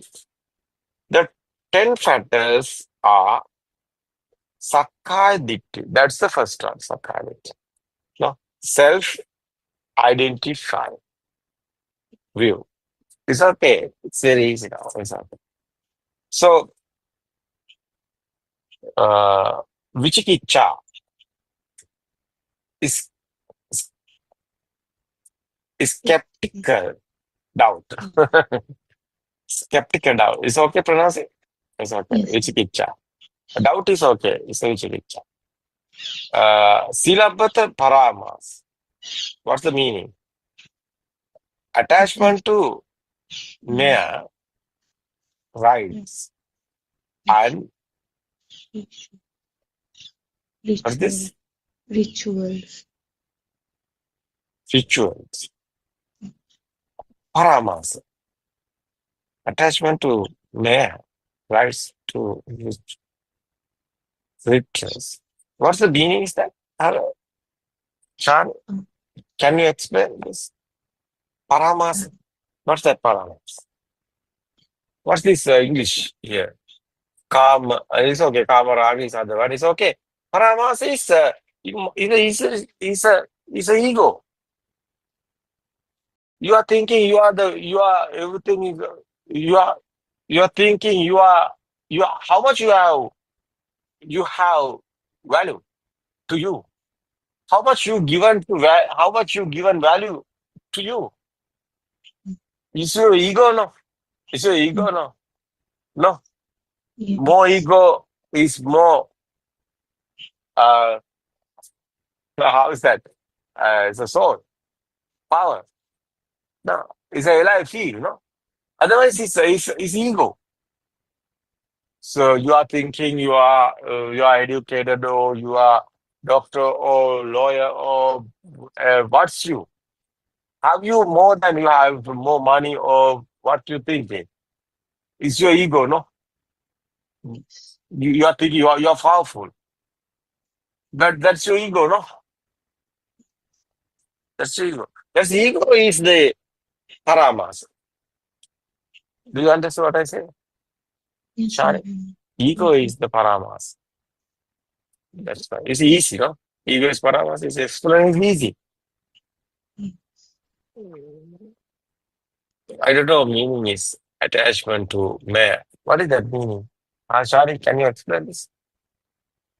Attachment to mere rights and returns. Returns. Yeah. Yeah, Shani. Yeah, it's okay. Don't fear. It's okay. I'm not like that. I'm talking about the family. What do you think? I would explain this Dhamma. No, it's okay. Yeah, you would support me. It's okay. Yeah. Why not your voice is coming? I fear. Is that why? It's okay. Kamaraga is other one. It's okay. So Sakkayaditthi is self-identified view is there. The meaning is there. Sakkayaditthi existence is a vision, no? It's a vision, it's a view, it's okay. Self-identified view is there. Words. Vichikicha is a doubt, it's okay. Is a Silabata Paramasa is ego, we call that ego, it's okay simply. It's a Kamaraga, sensual desire, no? Desire. It's okay, sensual, Kamaraga. It's okay, particular, ill will. Attached is okay, Kamaraga, no? Attached, no? Kamaraga. It's okay. That's disattached like that, you see. Ill will is particular, it's okay. Ruparaga, desire to be born in fine material. Material world. What is this? Ruparaga.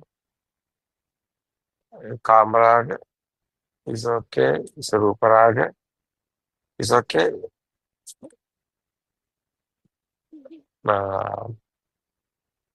It's okay. Aruparaga, desire to be born in formless words. That's one is the other one is the Ruparaga is fine mention. It's a material word.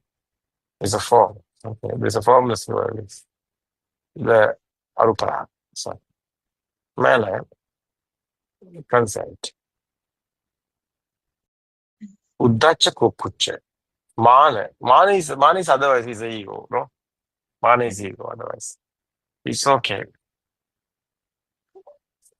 Consent, no? Otherwise, uddacha, restlessness.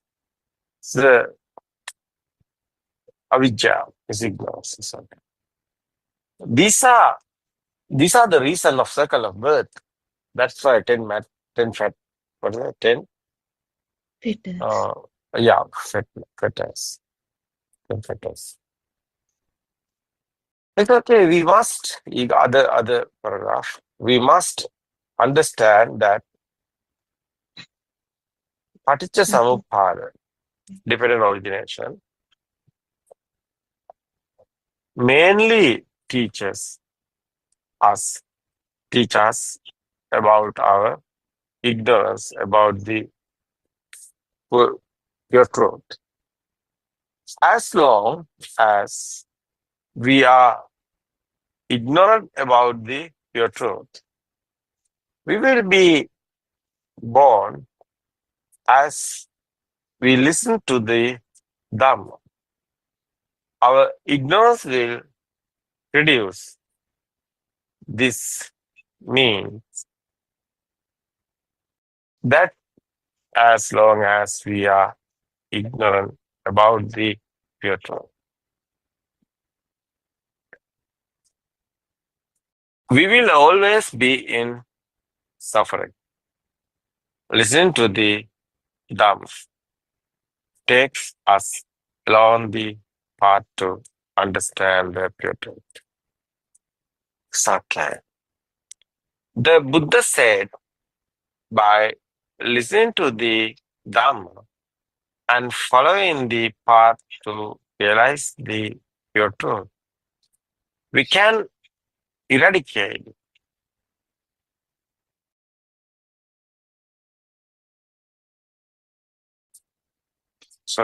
huge amount of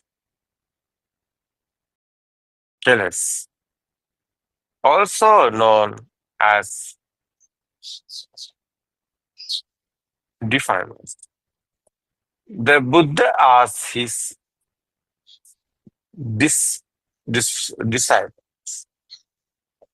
disciple to the Dhamma and following the path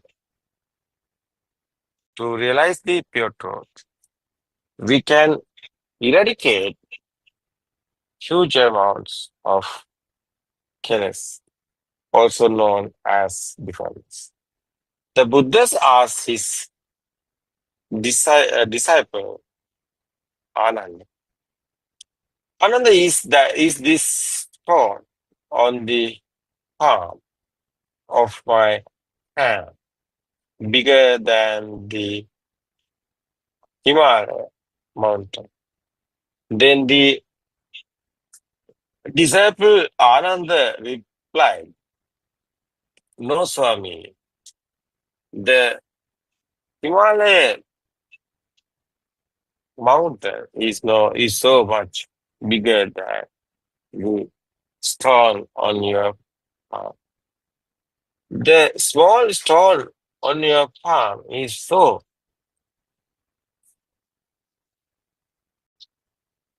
insignificant. What's this? Insignificant. Insignificant. Significant.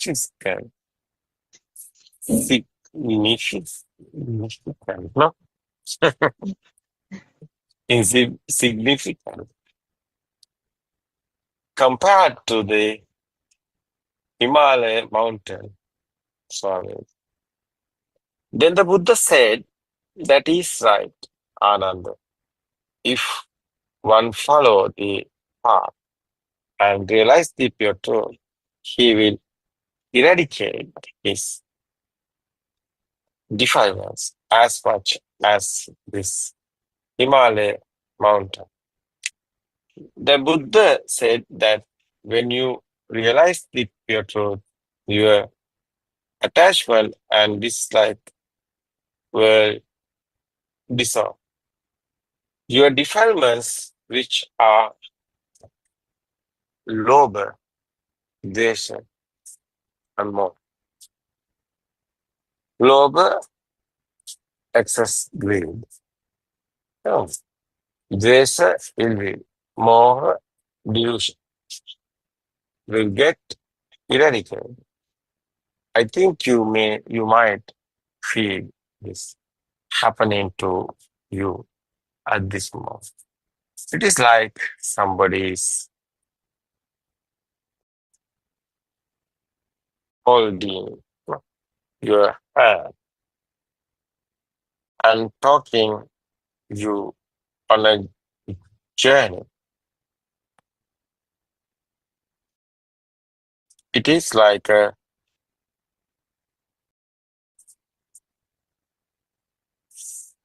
is theater? No? Theater. We started by saying that there is no book. It's okay. Okay, Charlie, you continue 34. We went on to explain. It's okay, Charlie? Yes, sir. Yeah, it's okay. 34.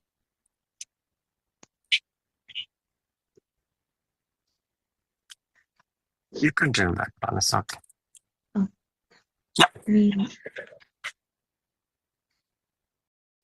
Then we went on to explain how we can say that there is no husband or child, that there is no house and things. See how we explain not to fear any loss. Then we Yeah, went, can you Shiny explain that? What's the meaning of that paragraph? Yeah. What's the meaning of that? Simple English, can you explain? What's the Dhamma is there? Let's try to explain that paragraph. Can you tell? What's that paragraph? We went on to explain, how we can say that there is no husband or child. What do you think of it?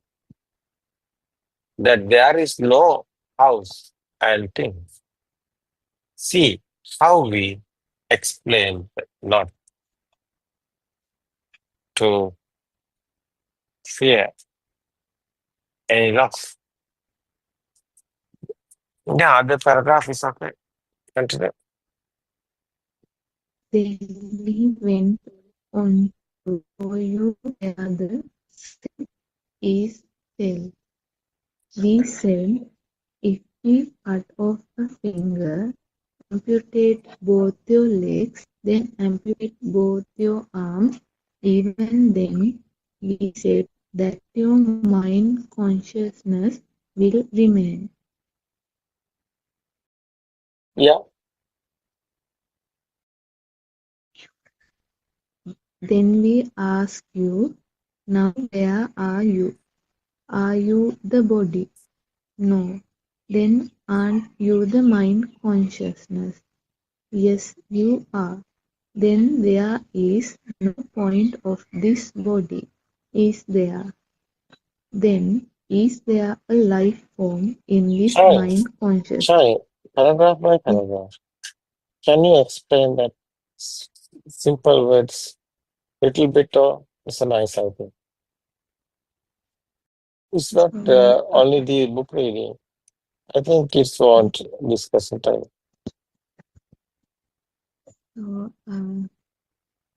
it's saying the myself, is it Yeah, in Shani, you? do you hear me? What's the Yes, meaning is that paragraph? No? Yeah, can you explain that few words?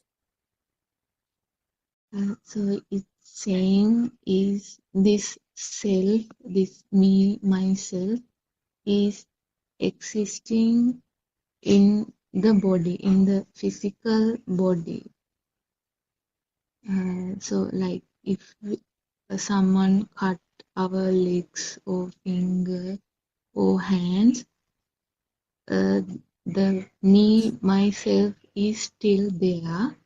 So the me, myself is not in our physical body. It is the mind consciousness. Yeah. In my mind, it's not the physical body. It's our mind, yeah.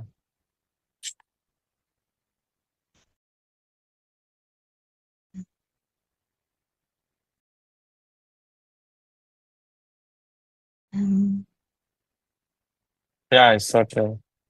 Yeah, Sean, what's the meaning of that paragraph? Let's try to study that. It's okay. Can you explain that?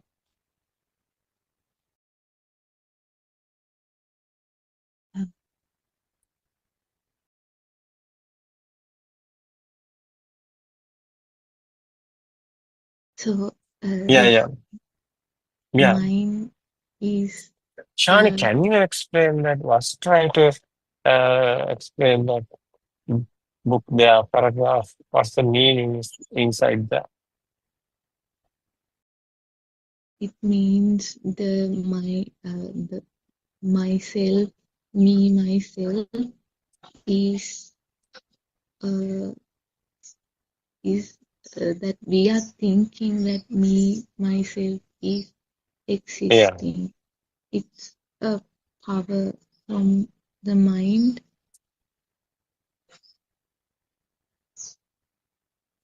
that gives existing feeling. Yeah. Shani, are you reading this paragraph? Huh? No, I don't know. No, are you explaining? Yes. It's okay, Dr. Ravi, are you there?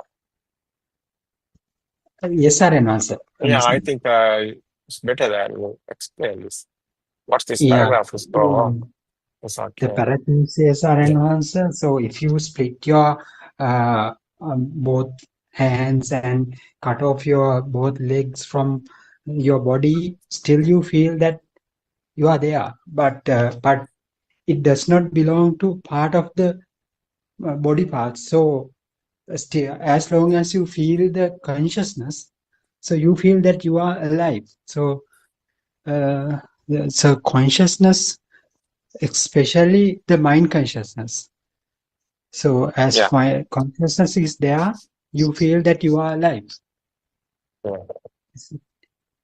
Alive feel is existential feel otherwise. The sound and from together coming, that's a thoughts, no? Every time is one thoughts, no? It's a stimulus, no? The thoughts. Yes. So that one is not real. The normally guys are getting that is real. Outside is there. Mango tree or chair or anything. But someone someone finding the truth, he is understanding how his thoughts are creating is not real. Not outside anywhere, a chair or table. It's your mind. You have the experience other side is outside. Because you have experienced your your sense of creations. No. So various of type of Yeah. senses. It's various type of creations there. The various of effort is there. It's not same word. That's why we are talking like this. Yeah, it's okay.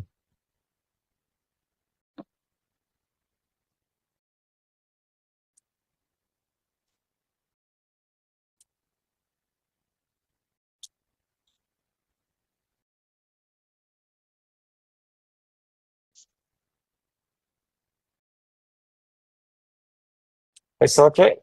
Dr. Ravi? Yes, Alan. Yeah, you can continue the discussion. It's okay. This paragraph is very important because 10 factors is there. So what is this 10 factors and what is this explain is okay. 32, 33, and 34 page. So page, Rashani? It's okay. 10 factors is there. What is this 10 factors? What is the circle of birth? How is effect this circle of birth, this 10 factors? It's very important. I think Shine is contained today these pages, volume 1. That's True Dharma has volume 1. It's okay, 34. It's the page. It's the last one. What do you think about Dr. Ravi? And Dr. Ravi, you continue this discussion. It's okay. Okay. Sure. Yeah, it's okay. Yeah, it's okay. Yes, yes. Thank you, Shani, for reading this book. So I think we can continue. So other Dhamma friends are also here. We can continue our discussion through this. I think it's a good foundation for us to talking about this 10 factors. So basically, it starts with the Sakaya Ditti. The Sakaya Ditti is the self identity, the feeling of the self identity. So it's a view. It's not it's a view, and also the skeptical doubt that we have also comes as the second thing. So that is the vichikicha, the doubt we have. And also Arun has explained this Silapada Paramasa as the kind of ego that we have. So the self, it is again comes with the self view. So I think so all these are combined with the cycle of birth and rebirth. So that is, those collectively pushes the sansaric cycle to move forward. So what we have to do is, underlying fact is the avidya. Avidya means the ignorance. So that is the causative fact. So even though it is put at the end of these 10 factors, I think it exists throughout. So from the day you first start listening this Dhamma, what starts to fade away is the self. So as soon as you hear this Dhamma for the first time, so then you feel like, wow, this is the truth. Then you get some kind of a feeling that, so I must have a look. Or there is some kind of a curious feeling that you have internal comes, that to find out what it is. So into some extent, up to some extent, your ignorance start to fade at that very initial state even. So if we tell the ignorance at the end, even though we tell at the end, so ignorance itself is the feeling of the truth. So how much we feel the truth, that much our self get dissolved. That means it goes when one comes up, the other one goes down. Likewise, so how much you eradicate your ignorance, that much your level of I-ness or the self-centered feeling will diminish. So that means, in other words, we can say your defilements are going down. So this throughout this entire process, what I feel is that the dissolution of these defilements takes place. So ultimately, what will happen? Total eradication of your defilements. That is the point that you come out from your ignorance completely. So I think we can discuss more about these things. So Teruvan Saranai, Dr. Kokila is also here with us. What do you think about these things? And Dr. Kokila, Yeah, you can. Teruvan Saranai. We will talk about the 10 fetters a bit more. I think the first three of the 10, we have to understand that it's actually, this is kind of the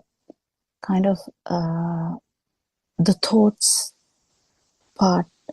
The first three are actually the thoughts part. So the view that there is a self, or the thought that there is a self, and the second one is having doubts about the whole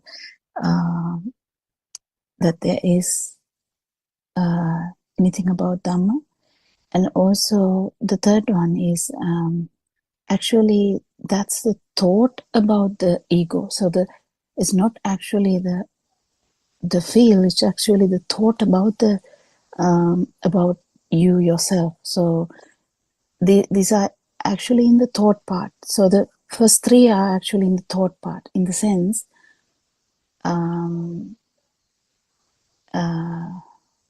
they are the most they are the three that will go away once a person will understand them.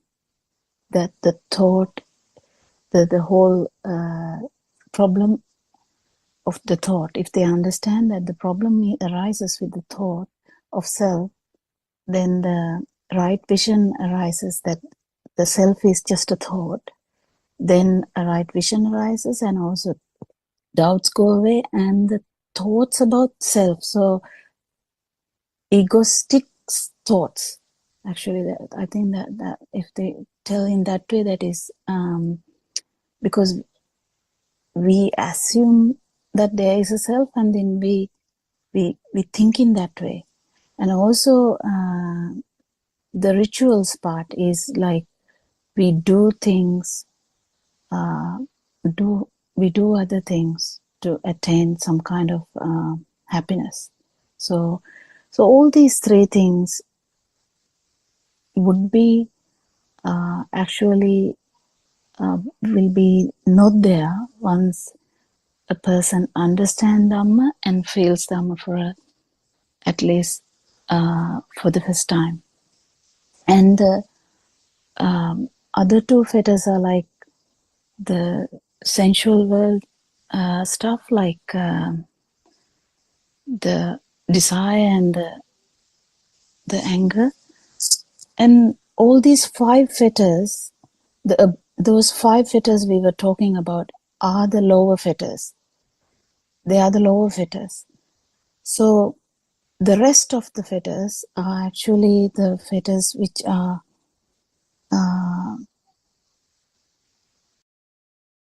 the higher fetters. So when we try to understand Dhamma, actually a stream enterer or someone who understands Dhamma for the first time, and that first three, the thinking pattern will change. That's the first three, the thinking pattern. So they don't have a doubt about this, how what Paticca is. What's the word for Paticca? The Cause and effect Dhamma. Cause and effect. Dependent origination. Dependent origination. Yeah, there's no doubt about the dependent origination. There's no doubt about how this self is happening, how this is arising. So, and the other rituals will not be done because there's no need of other rituals, because you know that self is just another thought, kind of another perception. It's in thought level, these lower fetters, the first three will be easy to understand. The sensual desire and ill will, or the anger, is actually it will be another part where, when you understand that every perception is just another perception actually. So once you realize that, so I think the example was about, I don't have the book, but I think the example was about, what was the example? What did the book say, Ravi? I just forgot it. Himalaya and the mountain Himalaya and No, like the if you take an example, like a thought, one thought, all these fetters are also in one stimulus. So if you understand that how this binding happens, you know that there's a binding. So this binding happens because of these fetters. So the ignorance is there from the beginning. Ignorance is from... No, ignorance is everywhere. Ignorance Because, is everywhere, yeah, in the sense from the beginning it is there yeah, to the ignorance end. ignorance is something, is real. This stimuli is real, is the ignorance. Yeah. That one is the ignorance. Ignorance is the base. It's the base. Okay, we are right in this. First is like this, ignorance. But it is avidya paccaya sankara. No, it's avidya paccaya sankara, sankara paccaya vijnana. It's a dependent origination. Avidya paccaya sankara, sankara paccaya vijnana, vijnana paccaya namru paccaya salayatana paccaya passa paccaya vedana tanna upadana bhava. So jajjana manasoka paradaya. It's a dependent origination. It's a words. It's not real dependent origination. It's a words. What's this real dependent origination? Is imasmin satidam hoti. What's the meaning? Is a cause and effect. Cause and effect. What's the cause is a vibration. Its effect is something. No, is a cause and effect. Is what's that vibration given the consciousness? It's a vibration or rupa. It's a nama rupa. It's a meaning that nama rupa cha vijnana. So meaning is, what's the vijnana? It's a consciousness. How is consciousness existed? Feel otherwise. I consciousness is light is existed. It's okay. How is light is coming? It's a vibration. No way. It's rapidly, speedily happen. That is a spark. Is given this light. Light is the consciousness. This is speed is given this. These 5 aggregates we are talking now.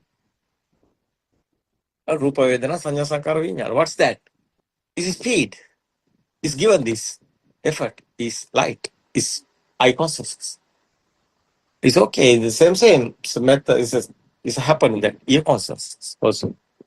Speed given this. Vedana Sanya Sankara Vijnana is what's that? Vedana Sanya perception is a Sankara is creation, is effort, is a final effort, is consciousness. These are only the words. What's this mechanism? Is speed. It's given this light. Is your eye creation. Is sensor creation. Is sensor, what's the sense of final is effort? Is light. Is consciousness. Is the existent field. No. Is a sanya, is a living being. We are not talking about trees living being. What's living being meaning? Is the existent field. What's that? It's a power. How is power is generating? That's why Majja Sutra is there. It's a spark. Speedily happening. That's the creation is given this. That's a dependent origination. It must mean sati idahoti. Is the speed is there? What's the effort is? It must mean sati idahoti. What is that? Is alive feel is there.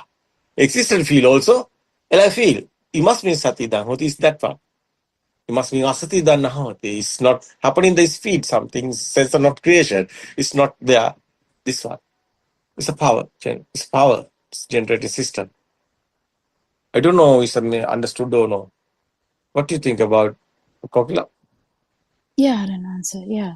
Yeah, it's fun. That is dependent actually origin. the mechanism of getting rid of the 10 Yeah. fetters, I think. Yeah. Yeah. So, is Yeah, that 10 fetters? 10 fetters is a circle of birth. Yes. It's other one. 10 fetters meaning is circle of birth. Is How a this is Sakkaya Ditthi. happening. Sakkaya Ditthi. Yeah. It's a wrong vision is existent. Everything is real. It's wrong vision. That's a Sakkaya Ditthi is Itta Sanya. Is a talking about vision. What's the wrong vision? Existent feel is here. But we are getting this. I, me, mine. It's wrong vision. The existent feel, otherwise the power is, alive feel is other side. Same, this one. That's why. It's a power. It's a naturally happening. It's not anybody's here. It's a power. But we are talking I, me, mine. I is a thought. No. Where's you? Your I creation is like a camera, getting the photo. But we are talking, I'm looking. Nobody is looking. It's a camera is working. It's a sensor creation. Like this is the wrong vision.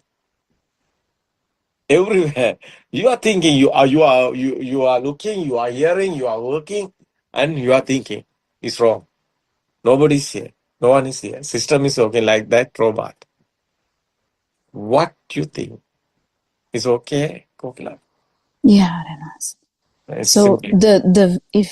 if someone is actually thinking in the way Arama says the teaching, the fetters will be anyway weakened. It will be weakened every day. So the anyway avidya is going to get weakened from the beginning. It is going to get weaker and weaker.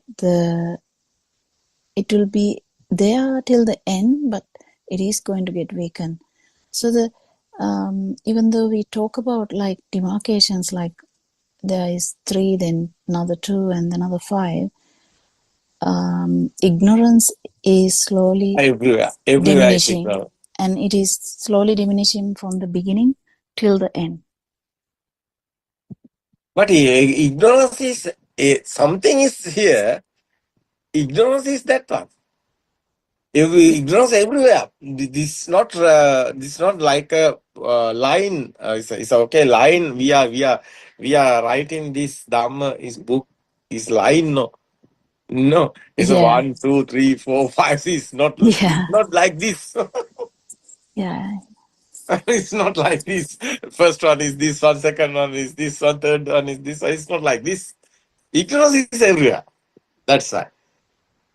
Till the end, it will be there. Yeah, ignorance is gone, everything is over. Because ignorance is existent. One. This outside, we are talking about. So Cha is real. Cha is existent. Feel is there. Is there ignorance? Is real one? Cha is a sound and form. Where's the Cha? It's a thought. So you are getting outside. This is Cha. That's the ignorance. No, someone is getting outside his chair. It's okay. It's a real. It's ignorance. It's a normal guys like this. The spiritual guys are not thinking like this. He know these thoughts. Everything is we are thinking. No, we are thinking. We are living our mind, not anywhere. It's a thoughts. It's thinking bird. What do you think? Yes, Aranhans. Yeah, it's not easy. It's not easy to explain a newcomers. Yeah. It's not easy to explain newcomers because they don't know this one. They are thinking they are alive. They are in no life. They have them. How we explain? Nobody is here. System is working. That's the Dhamma. No? It's not easy. System is working. Thoughts also come in my mind sensor. No, it's not real. Other senses are working. It's not real. It's an illusion. It's a consciousness meaning is mirage, no. Eye consciousness and ear. These are consciousness, no. Ear consciousness and the smell consciousness and the what is this? Taste consciousness, no. Tongue given this taste. It's not real. Our body feel, our skin consciousness. It's not real. So these are these consciousness together come, and that's one consciousness. One is spark, is thought. It's not real. It's okay. Yeah. Yes, Aranhans. Yeah.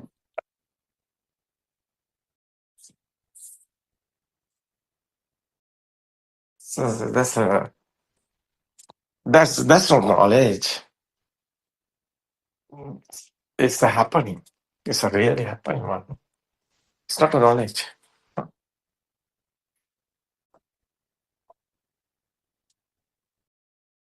No. Yes, Yeah. Aranhans. Even though we talk about these fetters in a theoretical way anyway, I think someone should actually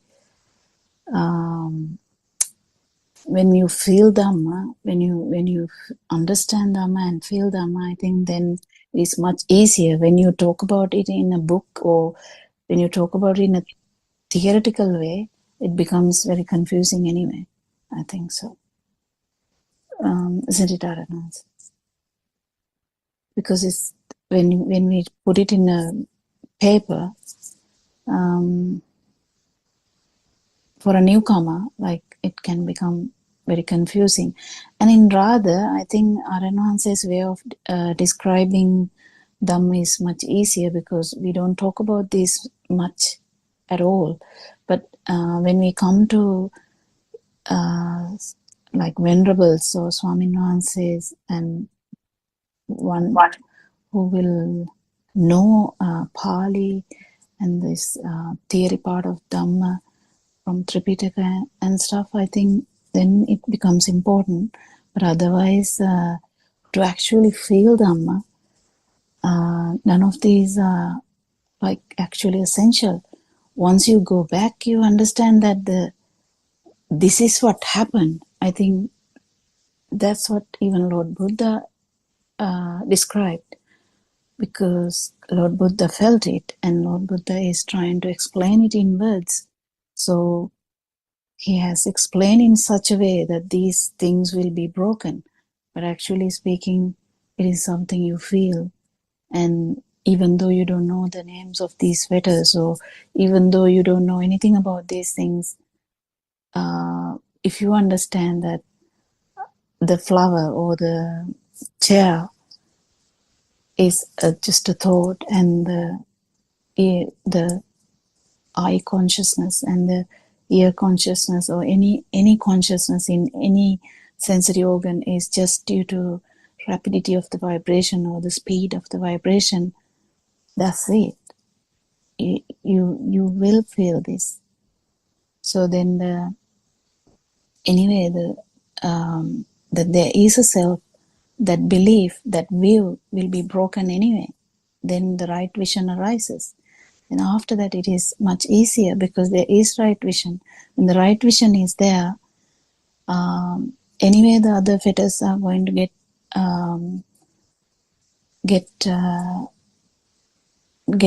will diminish anyway, because the right vision has started to work. Because the wrong view or wrong vision is the problem. But when you know that there is no self by like an experience, the non-self experience, non-self feel, if you get that experience, then anyway the wrong view will convert to right view. What is the right view? That there is no self, even though we felt it like that. So you will continue to feel it, but you know that there is no self at all. So you know the difference now. You know the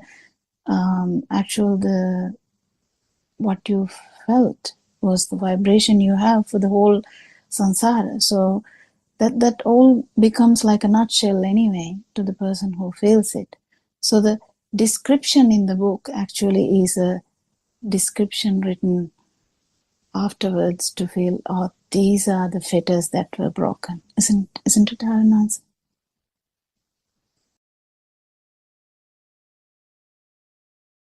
I'm not sure if Aranansi is there.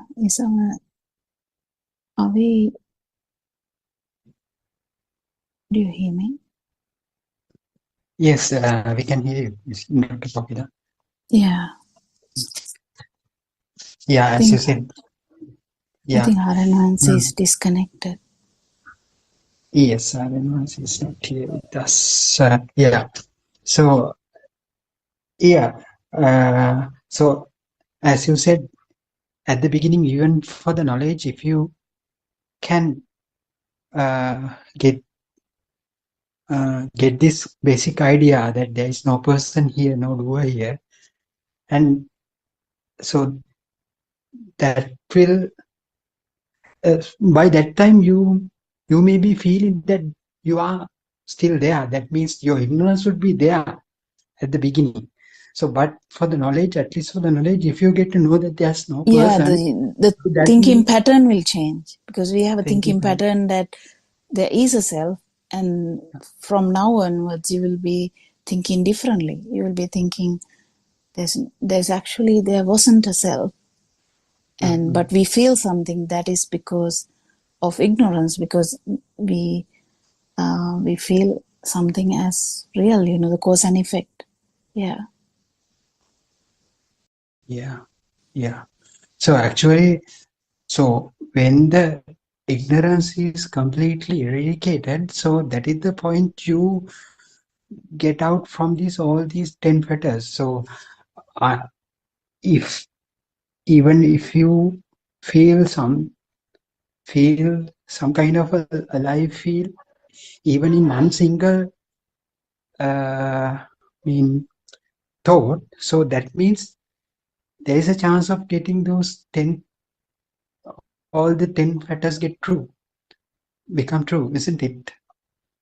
When you say all the 10 fetters will get true, what did you say? What was the meaning? No, I mean, so there would be the ill will, hatred, and all these things will be there if one single thought become true. So no, this is I don't think that is the right way to put it. I think because once someone understand it, the thinking pattern changes. First three is gone.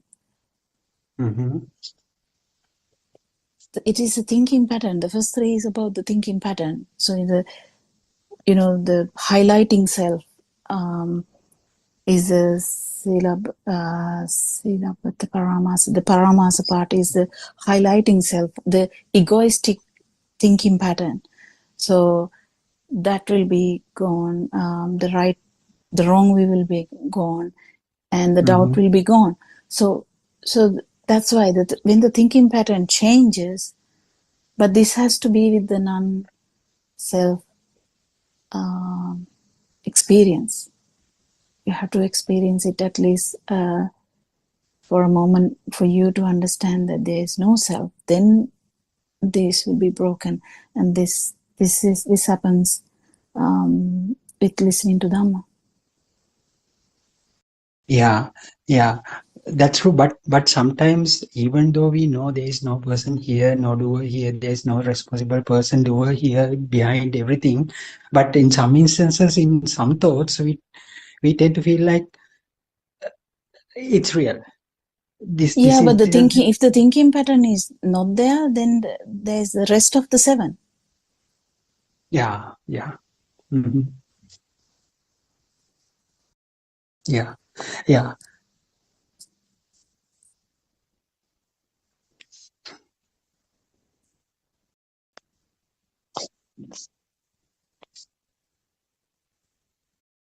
Anyone else also Yeah. can add to the discussion? I think Harshi is also here.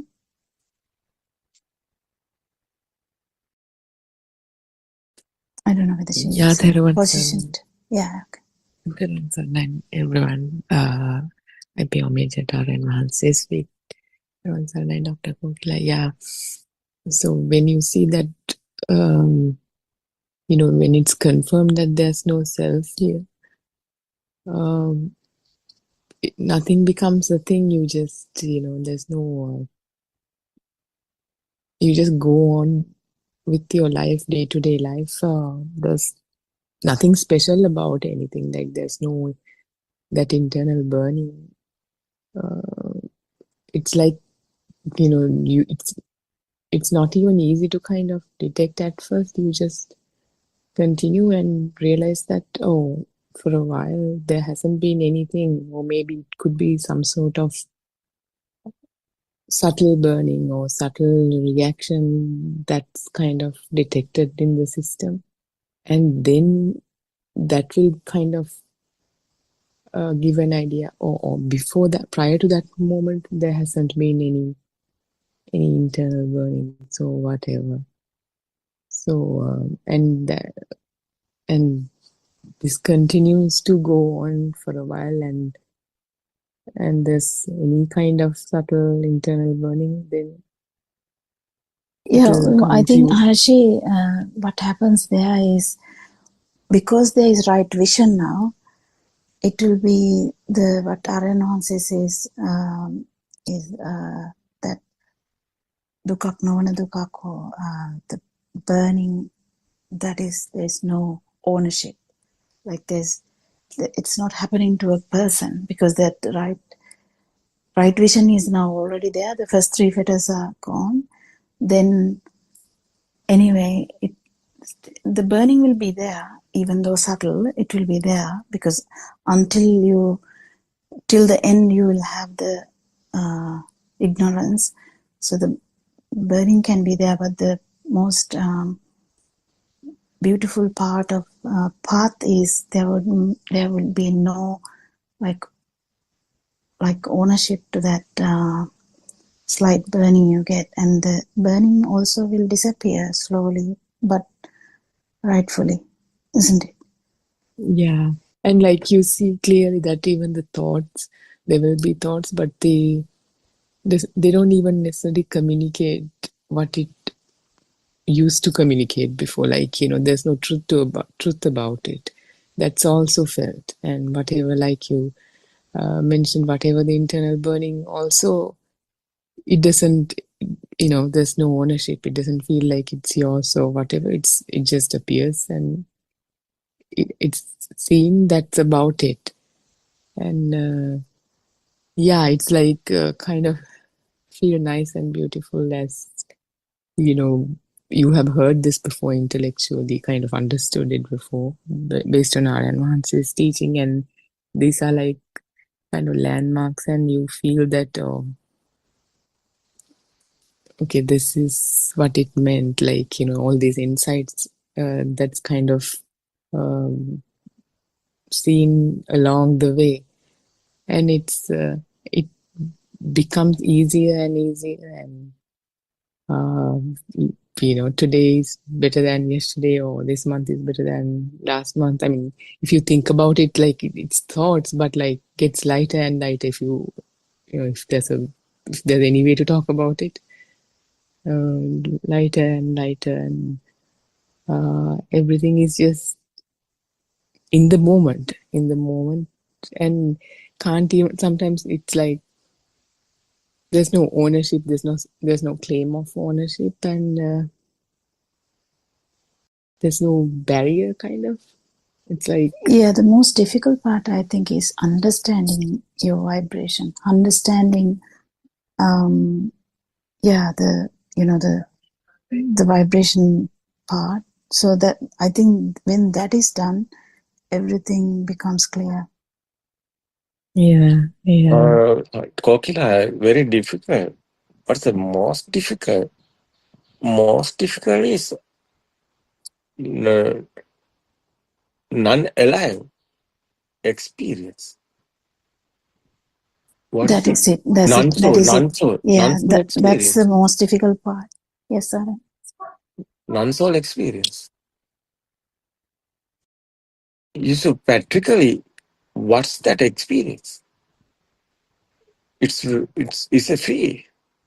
Otherwise, this is experience. Is a Santikika Pratyaksha, himself, not any others. Yes. The internal transformation we are talking. So many guys asking, what is that experience? Because they have question, they haven't experienced. So how is telling this? Because it's an experience now. It's okay. Film is gone. Film is going. You are not in the film. Awaken to the moment like this now. Dream is there, but you are not in the dream.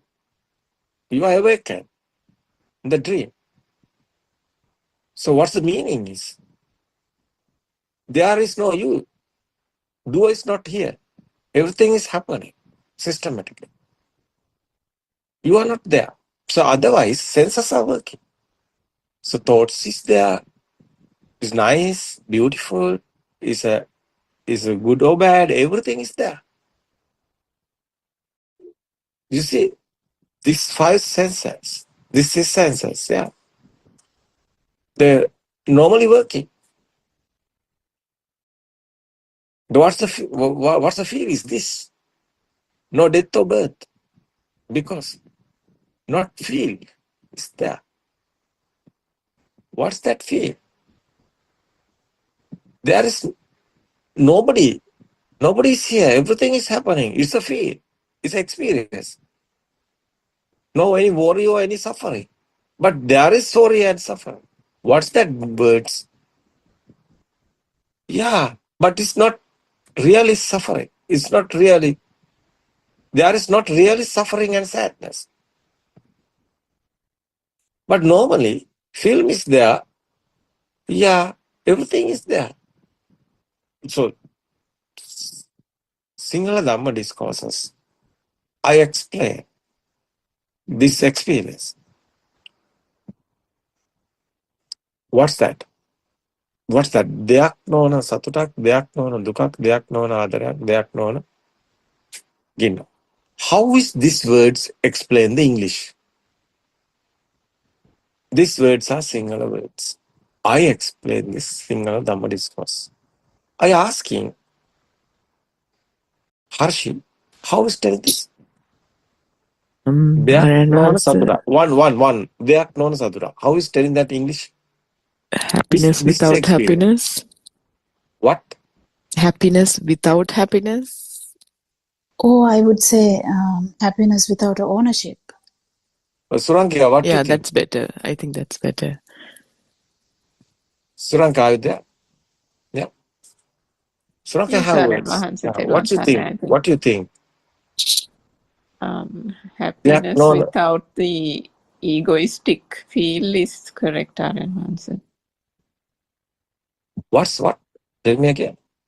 So there is happiness without the ego. happiness without ego. Yeah, without ownership, as Dr. Kokila said. That's Yeah, good. without ownership. Yeah. So what's Harsh's thought? What's Harsh's take? Yeah, Aryanmahansa, it's more. Yeah, but Dr. Kokila said was better. It What's that? What's that? happiness without ownership sounds better, Aryanmahansa. Happiness without happiness.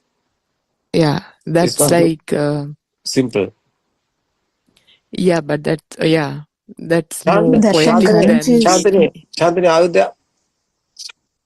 That can confuse the English listeners, Yes, I think. yeah, It's yeah. okay. Happiness without me. That's good. And Yeah, that's yeah, that is good, I think. Simple. No? that's If you say Why- happiness why- without me, it's almost implying again that there is a me, Again, isn't there's it? the me there. Whose happiness that one? I don't know. It's unbelievable. Is this unbelievable? Is this But this is the experience. This is the experience because yeah, it's okay. Nobody's here. Happiness is there. It's a sense of creation. But your experience inside, you have that practically. Yeah, That is why I think the acknowledge meaning is nothing. What's that? The acknowledge, not me. There is no me or anyone. This happiness word is not word is not good, not without a perfect. value. Yeah, it's a the acknowledge. Meaning is existent, Valueless not happiness. existent. Nothing. Yeah. Happiness It's not that one. with It's nothingness. happiness without attachment, isn't it? Yeah. So nobody's that there, no. Mm. So nobody's there. So understanding this experience. Yeah. In a small article, I used something very similar to what Dr. Kokila and Harshi and all of them said. I used selfless selfless happiness, selfless anger, like that, which means again there is no ownership. There is no ownership, there's selfless. Selfless happiness, Selfless. selfless joy. Selfless happiness is good, no? Yeah, that's I don't know. That is also good, yeah. Yeah, Yeah, selfless that's happiness. also good, Darren. Answer. Yeah. Selfless happiness. Selfless. Selfless. Selfless happiness. Finally, effect is non-soul dharma. Selfless happiness, selfless sadness, selfless pain, selfless loving. What is this loving? Without me getting involved. Yeah, nobody's here. That's why. Yeah. Without The me problem getting is involved, there is he's there. something to be felt, isn't it, Aryanmahansa? So Yeah, that is why it is Sandittika, I think. yeah. It's a practical. It's an experience. Mm. It's not a thinking. It's an experience. This one we can't teach anybody. We can teach the truth. We can explain the truth. If the system is working, nobody is here. It's a truth. But experience is other one. Himself, he won't experience it. It's selfless. It's a non-soul experience. It's like a wind, like a sky, like a what's this? No living being like that. That experience is a no being, no living being, nothing existed. It's a Nisato Nidyo Sunya, it's a Buddha's word. It's a final your experience is that one. No being, no living being, nothing existed. The system is working. Finally, you know this system, how it's working. You know nobody is here. It's a power. It's generating system. Our sense of creation is our body want power moving our legs and arms and everything how is moving? The power is the power. Physical body want power. How is this power is generating? Is systematically this power is generating? No, not outside given the power. How is this power? This thinking system is given this power. How is this thinking thoughts are coming? Systematically, this sensor creations, eye, ear, nose, mouth, and skin, these 5 senses, sparking together. One spark is there, that's a thought. How is this system? It's a mind power system. How is this solar power system like that? No. The physical body systematically is getting this power, this thinking power. This nobody's here, no one is here, it's a thinking only. It's a power, it's a current. If you are current, Harshi, yeah, it's a current. What Yeah, is it's this? amazing. Amazing, no? Yeah, it's amazing. Amazing this. What is this, Yeah. no? Yeah. That is why Buddha told Saviññānaka and Aviññānaka. This Dhamma is Aviññānaka. It's not a Saviññānaka. Its meaning is not living being. Not any living being is here. System is working, power is generating is only. We are thinking. It's thoughts. We are in illusion dying. Why? We don't know this. How is this not? Unbelievable experience is this. Final what happened? Final system is working. Nobody is here. It's a film is going. Others are, yeah, it's everything is there. You can cry, you can smile. Film is going. You are not in the film. I see. What's this film? What's this nice? You know, death or birth or everything is thoughts, no? No any death, no any birth or death here. How you death? How you death? It's a thought, no.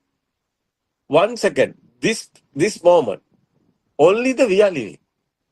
It's a thought. It's a spark.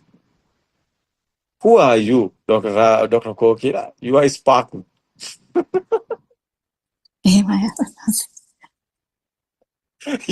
What's your spark is these days? That's the, I think, real discussion. What's your spark range is going? Type.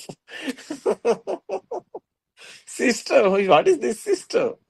What do you think about Dr. Ravi? Yes, Aranvas, it's like Raji said, it's amazing, Aranvas, that Yeah. it's very difficult to think Explain. that we are living in this moment only. So it's very difficult to think. It always try to think that we are the one who lived earlier and we'll be living for another 5-10 years and someday we'll die and so on. So it's very difficult to think that we're living this moment only. So that is a challenge that we have to understand that. Yeah, you won't understand truth. Truth is a system. It's sensor system. How is our eye creation? How is our ear given the sound? The sound and from together comes how his thoughts are coming. How his thought value is coming. It's very important, this value. Is the existence feel is a value. That one is the alive, otherwise is the alive feel. So nobody is here, is a value is going. How is value is going? Value is going. He know. Nobody is here. So how is value is here? So normally ignorance is a final thought is existent. Is what is this? Ittasanya. Existent perception. Cha, how existent feel? No. That's a thought. That's a ittasanya. How is telling this English? Ittasanya and anittasanya. The itasanya is one thought. Singular word is everything. Tiena. Book, Exist. book is real. Chair is real. Chair is not real. Book is not real. This real meaning is this is the very, very perfect. This is a very, very worth. Is one thought is finally coming. Is a tiena. Is a singular word is tiena. Is a Pali word is ittasanya. What is the English word? I think existence. What? System. Existence or feel of Ittasanya. existence. Yeah, Sanya is existent perception. perception, isn't it? Existent perception. Yeah. And It's not final existent is coming existent perception. That's one is the our final is a current. Is here. It's a sasa power. That's a sasa form.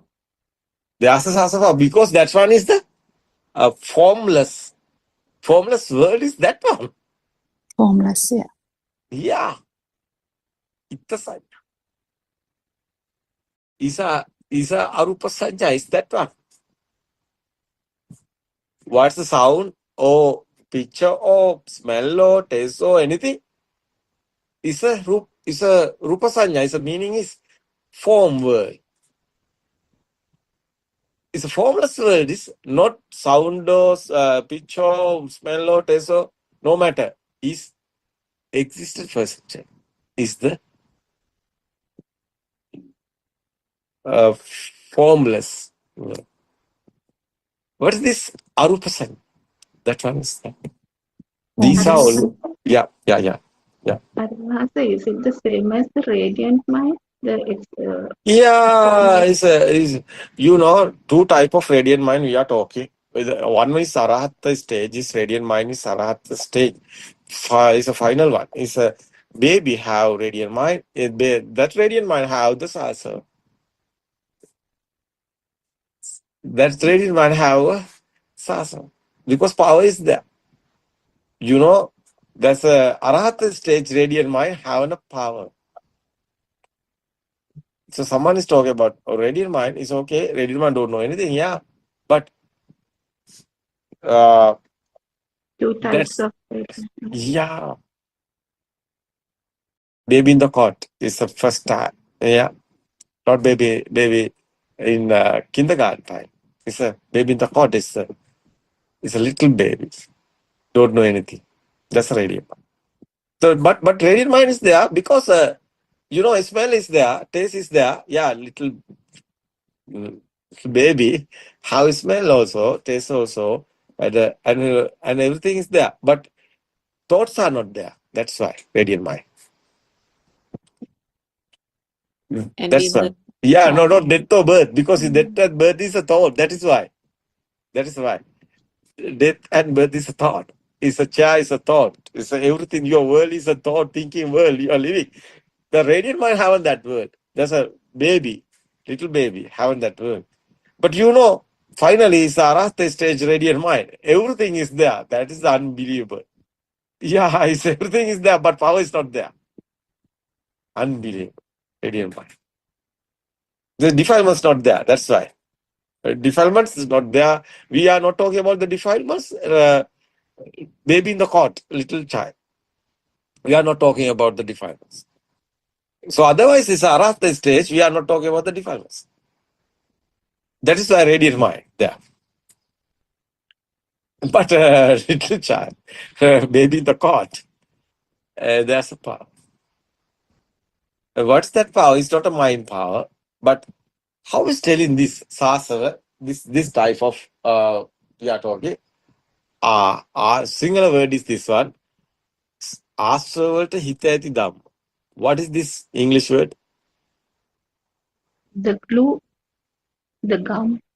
Defilement. Not defilement there, but defilement is coming because there's a glue. Sasana. Yeah. After coming defilements. That's right. Ashravata hitati dam. Sasana. Finally, what happened? Astro also, there's a defilements also fading. Defilements are fading. Is a defilements is a like a fire. There's a film is defilements. But how is film is coming? There's a how is there's a TV. There's going film.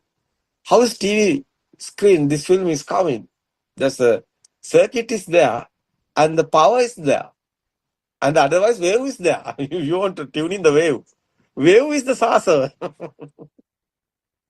You see this. Wave is the saucer. The final what happened? Circuit is okay, but film is okay. Oh, what is this? How is telling this? It's not. We can't tell that. It's okay. Wave is there. That's a right mind. But the film is not there because TV's screen is not coming in the film. But circuit is okay. It's coming in the film. It's going. Deformers are there, and it's okay. That's the waves also inside the wave. Wave is the source. It's a power because wave is a power. No?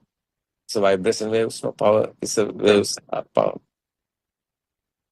This power is God. It's because this example is not perfect. It's okay. The power is there's a defilements are fading. Sasa power is also disappearing. That's why cycle of birth is over.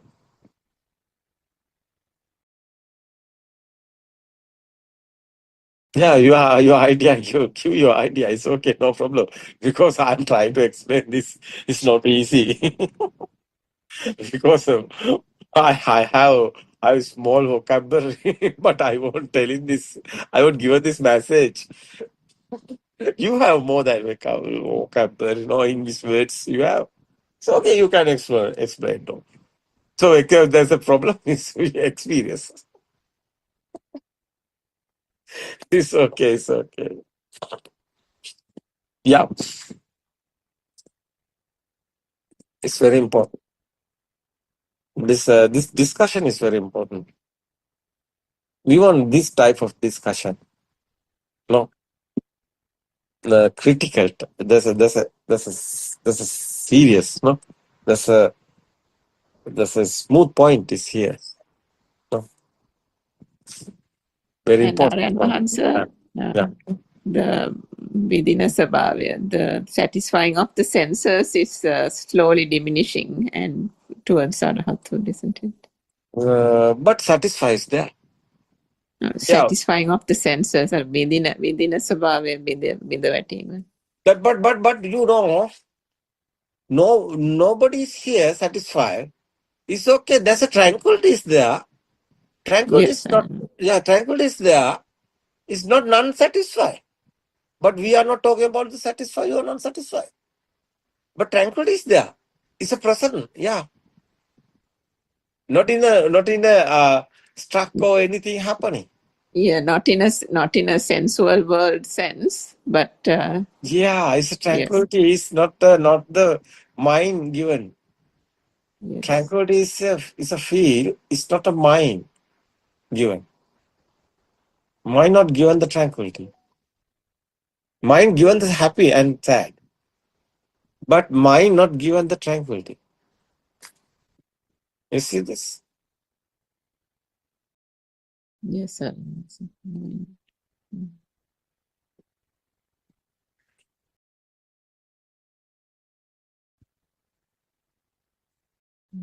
Yeah.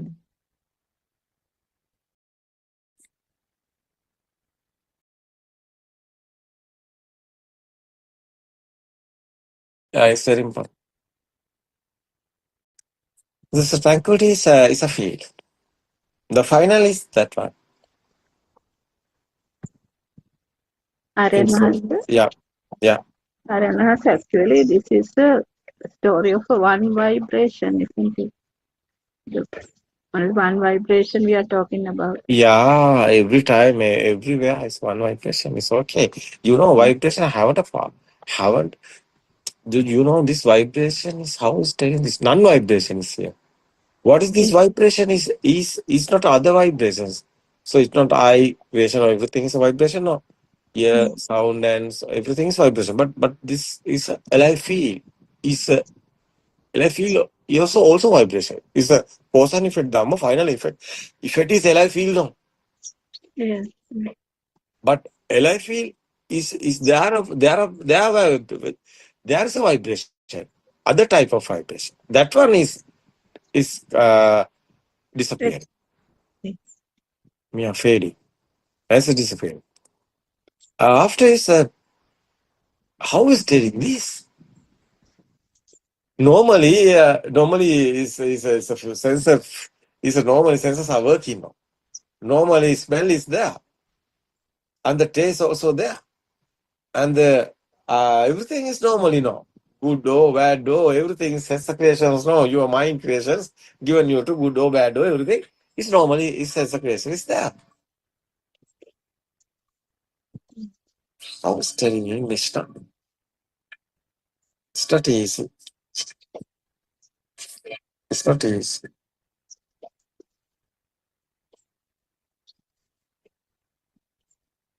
How is this? No? Very difficult.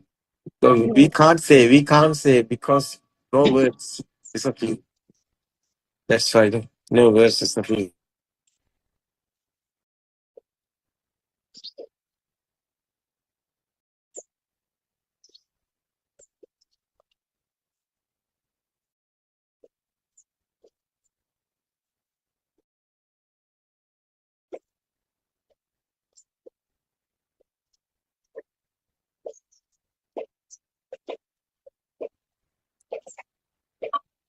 Yeah, It is the moment of waking up to the pure truth. This is known as the state of the Buddha or Buddha Svabhavaya. At this state of awareness, one does not believe that there is anything or anyone alive or living. There is no person or a self-identity. There is no world, Vinaya Loke. This means that you have realized that this world is not true. With this realization, you are able to transcend this illusion and come out of all suffering. There is nothing beyond that. Is there, Upasikawa? Yes, I understood, Honorable Sir. Aryan Mahanse, what do we talk about? What do we tell each other? What are words? All a lie. Upasikawa, all lies. Aryan Mahanse, it's a whole load of lies. Upasikawa, I understand, Honorable Sir. There is nothing. That is the truth. Aryan Mahanse, no. I almost felt like I had to tie you to the phone to tell you the rest of the sermon. You wanted to end the call. When the Buddha preached sermons, some people got up from their seat and left. Then the Buddha would turn to his disciples and tell them, had that person stayed a bit longer to listen to the sermon, he would have realized the pure truth. But unfortunately, due to his own misfortune, he left. Upasikawa. Sadhu. I understand, Honorable Sir. Aryan Mahanse, even if you realize the pure truth, you can carry on with your daily life. You would continue to do all your normal routine like any other day. But it is not easy to realize the pure truth. There is no point in living in an illusion and be reborn for aeons. You should realize the pure truth. You should be aware what the pure truth is. After realizing the pure truth, it doesn't matter what you do after that. Why? Because you will see the truth in everything. Upasika. Yes, because you know the truth. Aryan Mahansi. A person who has realized the pure truth cannot be tricked. He is not ignorant. He cannot be tricked by anyone. Nobody can convince him that God created things. Upasikawa. Such a person cannot be tricked. That is true, Honorable Sir. Aryan Mahanse. You are very fortunate, aren't you? Actually now you should not be having any problem. Upasikawa. No, I don't think I have any problem, Honorable Sir. Aryan Mahanse. I also don't think so. Whatever problem you had about the Dharmaya means how to realize the illusion of the thought. That too would have got resolved. Upasika. To be honest, Honorable Sir, it was only by chance that I came upon your YouTube channel. I listened to a sermon of yours and I understood it quite well. Even though I listened to your sermon, Aryan Mahanse, I realized that my keles, also known as defilements, lobha, excess greed, dvesha, ill will, moha, delusion, did not seem to reduce. My problem is that even if I use my knowledge of vidarshanava, that is, seeing that the outside does not exist, that it is only a thought, I still feel that I have a lot of defilements, keles, in me. Therwan Sana everybody, Therwan Sana Aryan Mahansa.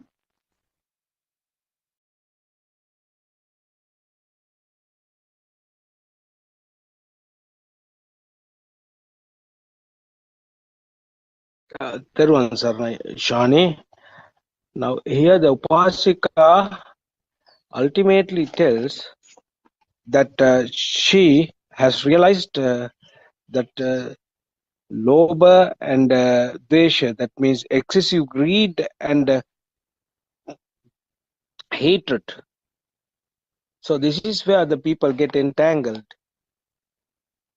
So we have to be very careful about these defilements, because when you proceed in this path by listening to them, you must be be careful, because then and there sometimes you can't detect, understand your defilements, but as time goes on, gradually you will understand when you get this burning sensation, when you get upset, when you get stressed or depressed, or you feel uncomfortable,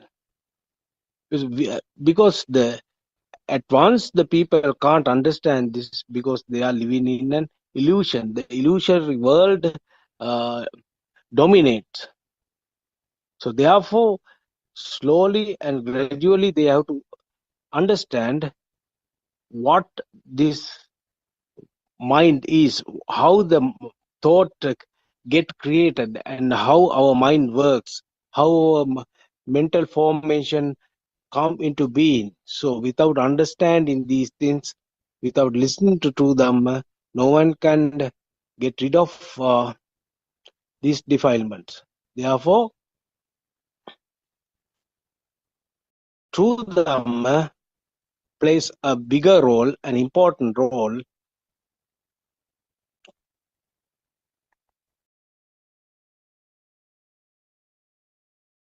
Everyone knows that whoever in this world, when they live, when they experience their life, they suffer a lot. The suffering is there always, whether they rich or poor, or a child or an adult, whatever age they are, they suffer. The suffering is there. Even though they are in happiness, they suffer, because the happiness won't continue for long. So the suffering is always there. People think that the world is real, their fantasy is real, their dream is real. and they keep on experiencing the dream without understanding the illusion. So this is where the people misunderstand. So better to understand the illusion. Yesterday also we discussed how this illusion get created and how the people fall into the pitfall because they don't understand how the mind works, the thought, the role of the thought, how the mind.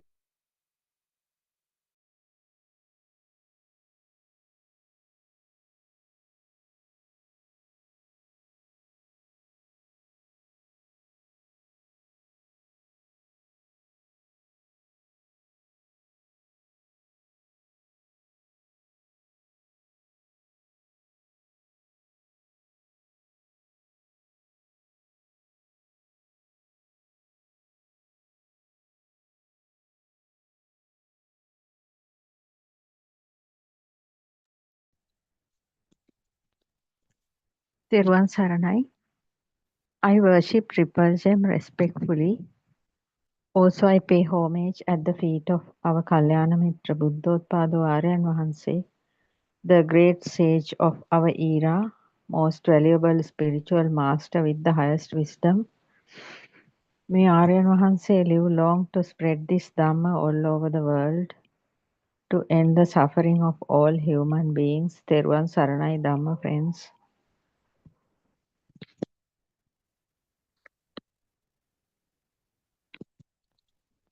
Today I'm going to speak about Nivana Obalangamai, second sermon, last chapter. That means the Nibbana is near you. The sermon Buddothpado Aryan Vahanse has done 6 years ago, and I'm doing the self-translated version of Nibbana is near you, second sermon, the final part. In that, Aryan Vahanse said, according to Lord Buddha's true teachings, Buddothpado Aryan Vahanse is the only spiritual master explaining the actual true truth of Lord Buddha's teachings, because Buddothpado Aryan Vahanse is the only purely enlightened master, gone beyond the three realms at this moment. Buddothpado Aryan Vahanse means the wisdom of Asia, live in Sri Lanka and giving his fully realized Dhamma to all over the world with Sinhala, English and Tamil, 3 languages. In the last chapter of the Nibbana is near you second sermon, Buddothpado Aryan Vahanse says, Nibbidanti viraganti.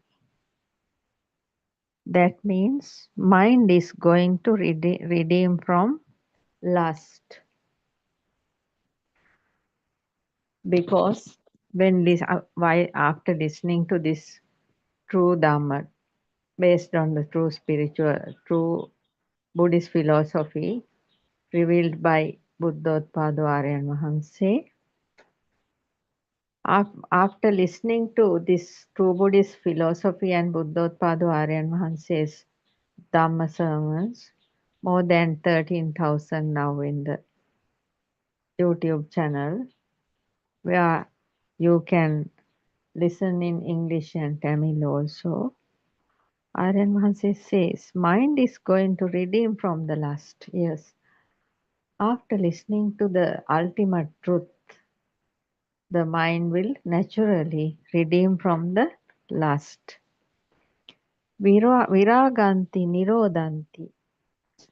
The mind redeemed from lust will go into cessation. Yes. each and every moment. Thoughts are just arising and fading. That means a mind is occurring and ceasing. So, when a lusty mind occurred,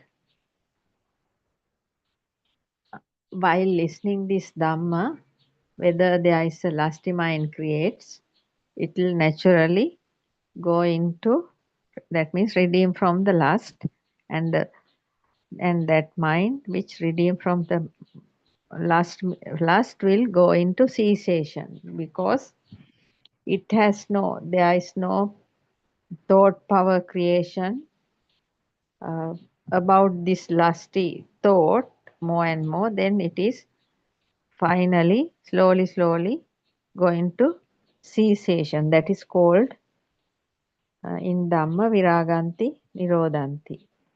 Nibbidanti viraganti means mind is going to redeem from lust. Viraganti nirodhanti means that mind is going to cessation.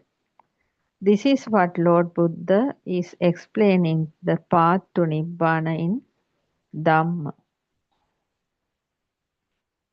Yes, Lord Buddha is explaining the path to Nibbana, how to redeem from lust, hatred and ignorance. Each and every mind will, after showing the truth to the mind, they will naturally go in the path of Nibbana according to Dhamma, because of this truth. When we are understanding how the thoughts are creating. In Dhamma it says another word, patinissagganupassanaava. That means that point of redeeming from the mind is called patinissagganupassanaava. That means viraganti nirodhanti point. The mind is going to cessation.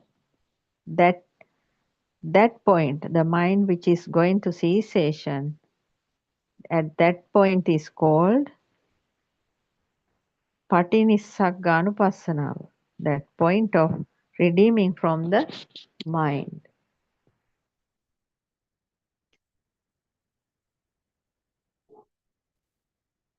Nibbidanti viraganti nirodhanti patinissagganupassi viharati. That means Nibbidanti means not interested about this world, mentally created world, and knowing all these thoughts are useless. Then, therefore, the mind become viraganti. That means mind is going to redeem from lust, and the mind which is redeemed from lust will go into cessation, and after cessation it's called, that point is called patinissagganupassi.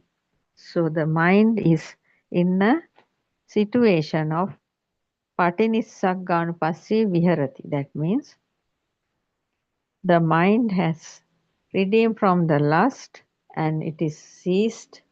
Then that type of mind, that position of mind is called patinissagganupassi. Viharati means staying that way.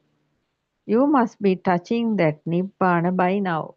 Yes, after listening to Buddothpado Aryan Wahanse's Dhamma, you must be touching that Nibbana by now. If we are going deeper and explaining you a deep fact, if we are peeping into the practical side and looking at a thought, the whole world is in our mind. Yes, because according to true Buddhist philosophy, Buddothpado Aryan Wahanse is very clearly showing us we are not experiencing anything outside, because each seeing, hearing, and touching will be coming as vibrations through the six senses. Therefore, if we are going deeper and explaining you a deep fact, if we are peeping into the practical side and looking at a thought, if we are peeping into the practical side and looking at a thought, the whole world is in our mind, because the whole world is creating inside the mind due to the thoughts.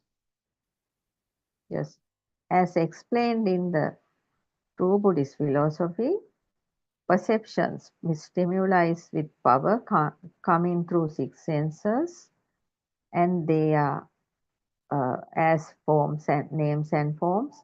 They get together and make thoughts, with all those are having thought power, and the thought is transforming into the knowing level consciousness. Consciousness is illusionary, creating so many thought patterns and creating outside and inside, which is not true. So that is how the world is creating inside the mind. The whole world is in our mind. If so, we are looking at our body also through the mind. Yes. That means we are looking at our body through our eyes. That means we see a reflection of our body.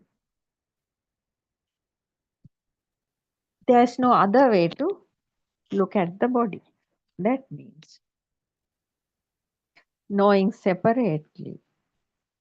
That means if so, we are looking at our body also through the mind. Everything is feeling by the mind.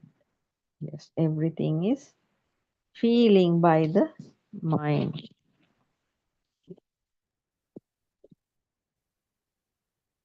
Everything is feeling by the mind. Yes, that you can very well experience, because what you see is feeling by the mind, what you hear is feeling by the mind, what you touch is also feeling by the mind. That means the knowing of consciousness. Yes. When we see or hear or feel something, knowing means the consciousness. So we feel by the mind due to the consciousness. Knowing separately, the outside and inside is the mind. Yes. Actually, the consciousness, the knowing part, consciousness is creating a illusionary outside and inside. That is the most dangerous part in this story, because actually there's no outside here. We are only seeing our mind. But the consciousness is showing us an outside and inside, both sides, by creating. So it's only an illusionary creation.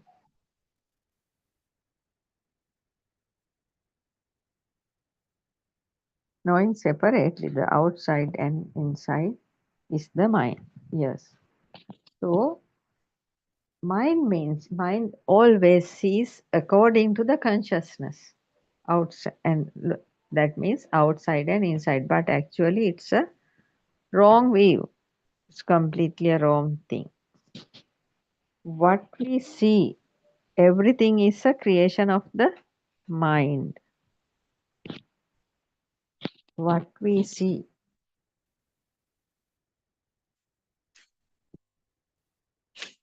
everything is a creation of the mind.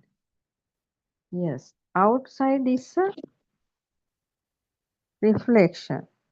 creating inside the mind. Yes.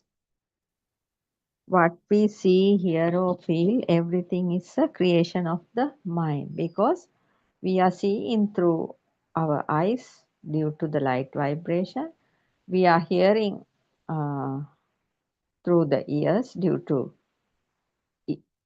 sound vibration.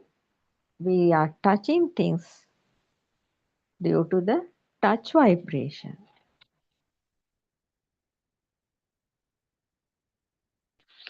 And each and every seeing, hearing, and feeling is creating as a form. Seeing form, hearing form, or touching form is a creation inside the mind. That is why Aryan Vansi says, what we see, everything is a creation of the mind. Outside is a reflection, creating inside the mind. Yes. Outside is a reflection. Even our body is outside. That means even our body is also a reflection. But we can't say it is outside, because we are able to see only the mind. That means inside, creation of the inside mind. We are hearing, we are able to hear the things comes through the ear, and we are feeling the things comes through the skin.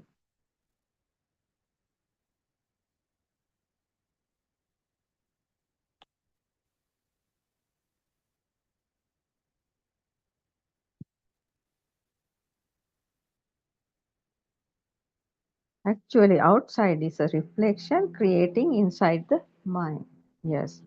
Therefore, all the time we are fooled by this consciousness, because consciousness always shows something outside and something inside.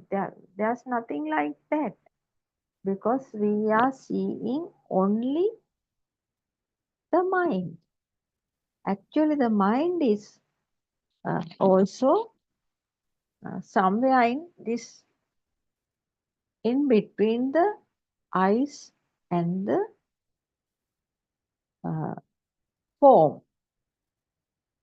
Therefore, always we are able to see the mind. Hearing also the same. Mind is creating and arising and disappearing, but arising in between the ear and the sound.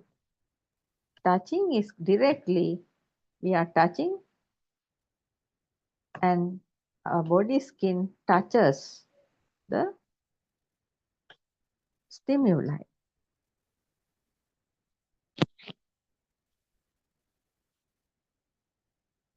This is a form, perception, stimuli. Only our thoughts. Yes, we are creating perceptions or stimuli and thoughts based on the data fed into our system in our early childhood. This is a form, perception, stimuli, only our thoughts. After creating a thought, and we are coming to know what we are seeing, what we are hearing, or what we are feeling.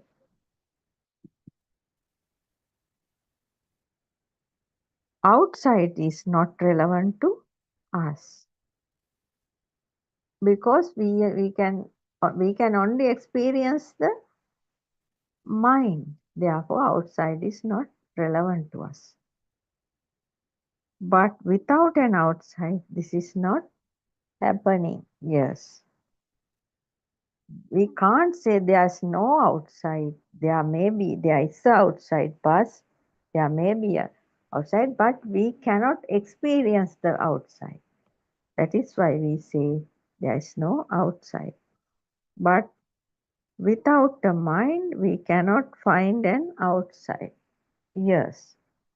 Without a mind also we cannot find in the outside, because mind is reflecting the things outside. Both sides are relevant to one another. Yes. That means outside is outside is based on the inside. That means the mind side. The mind is based on the outside. That is how it is relevant to one another. In Dhamma it says, Nama Rupa Pacchaya Vijnana. Vijnana Pacchaya Nama Rupa. Both ways. Both ways it is creating. Due to names and forms, consciousness is creating. That means when we see a tree, the mind gives a name. That is a king coconut tree. So that is why here says, due to name and form, consciousness is creating. Consciousness is creating due to the name and form. Form is the tree and the name is the given by the mind. When they both come together, it is consciousness. So, due to name and form, consciousness is creating.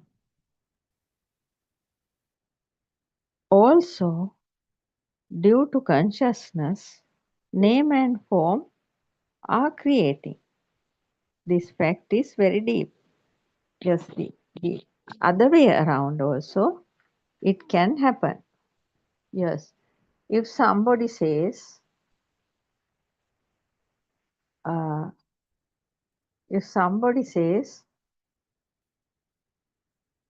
we are going to school, that means the consciousness is the school. So at once we can, that means a mind shows a image, mental image of a building, and it's the name Mahinda Vidyalaya or something else. Then name and the form. When somebody says going to school, we can see the name and the form. That is how this works. This fact is very deep.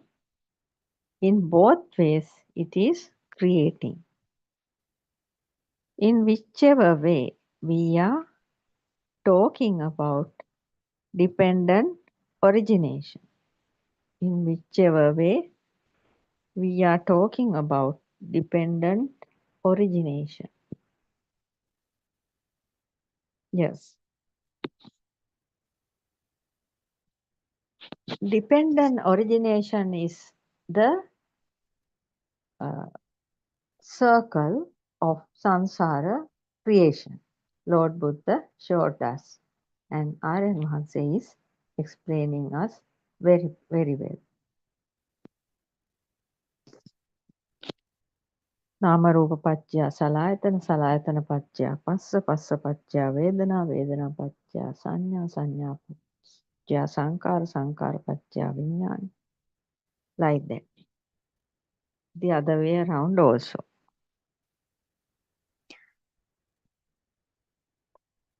Until the ignorance is there, only we will be able to insert a thought to a small child. Yes. Until the ignorance is there for a little child, we can insert a thought. If the child is with wisdom, we cannot do it.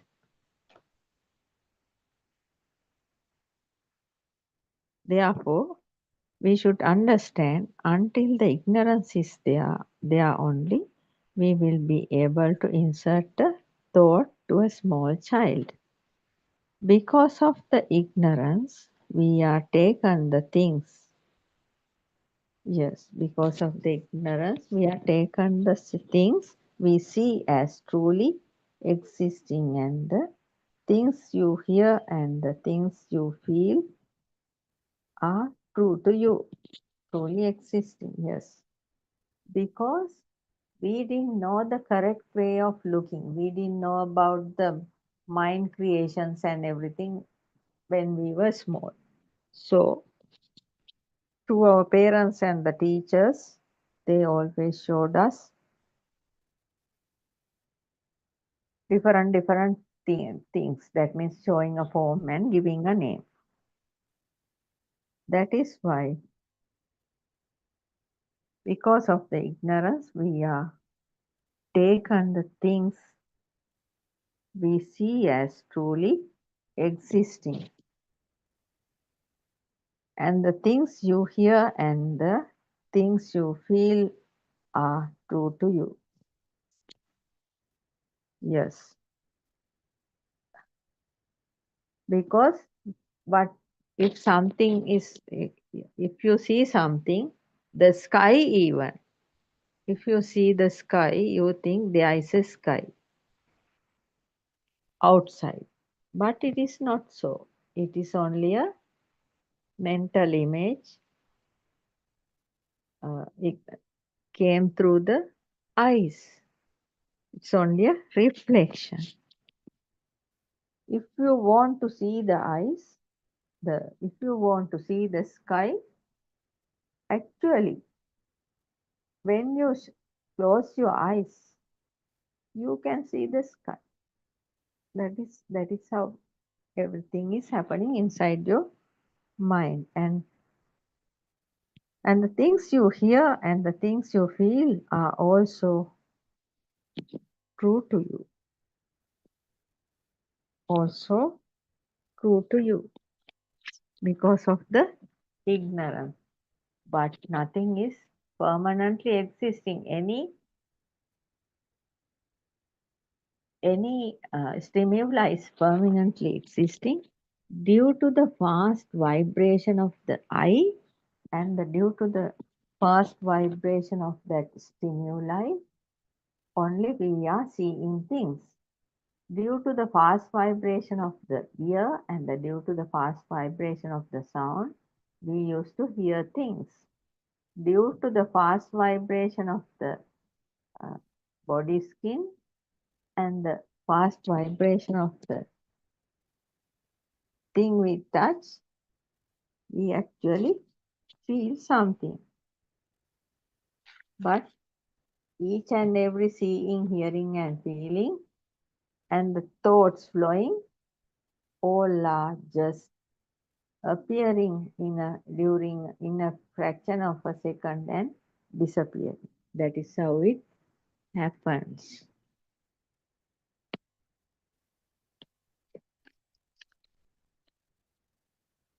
But there are no such things, yes.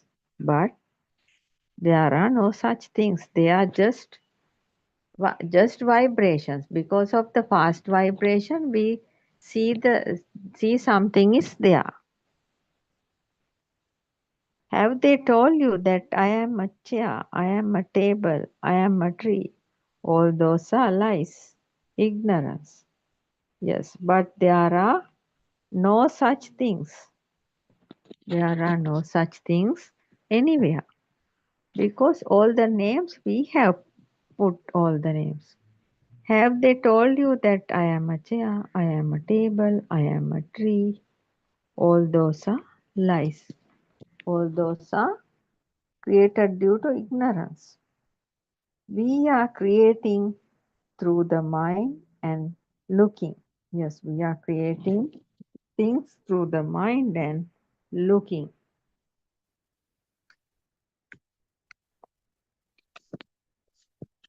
We are creating things through the mind and looking. Yes, if as soon as we see something, we didn't know what it is. Then we think what we are seeing. That means we are creating through the mind and looking. As soon as we see a form, then the mind gives a name. Then by thinking only, we are understanding what we are looking at. We are creating through the mind and looking. Yes, a dog is not telling it is a dog. Yes, if we are going on the road, there may be a dog running and coming. But the dog is not telling, I am a dog. Yes, we are only telling it is a dog. Therefore, the ignorance is at that point. Yes. As soon as we see something, if we are not adding a name to it, that is the actual way of looking at something. If we are giving a name to what we hear, what we see, or what we feel, or the thoughts flowing, that is the point of ignorance. That is why sankhara, mental constructions, happen. Yes. Due to the ignorance only, the mental constructions are happening.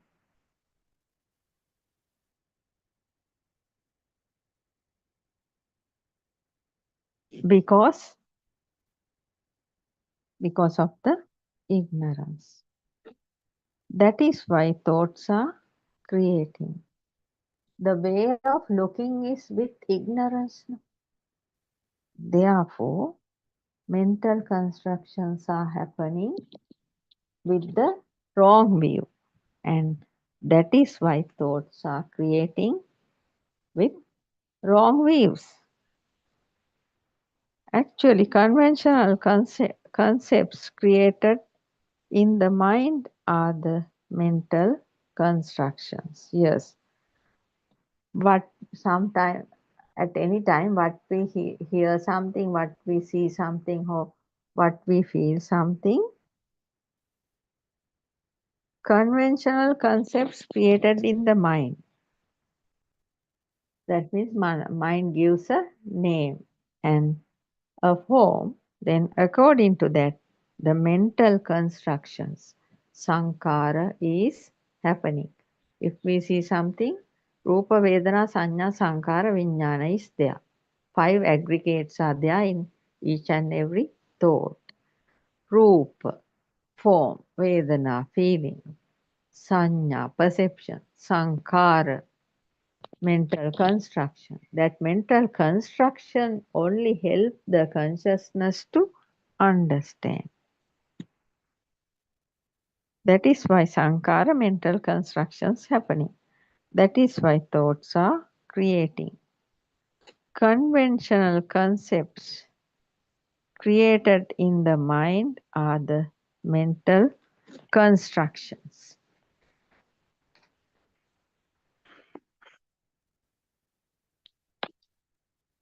Conventional concepts created in the mind are the mental constructions. Ignorance due to outside taken as true. Yes. Because of the conceptual conventions created in the mind, the mental constructions are creating.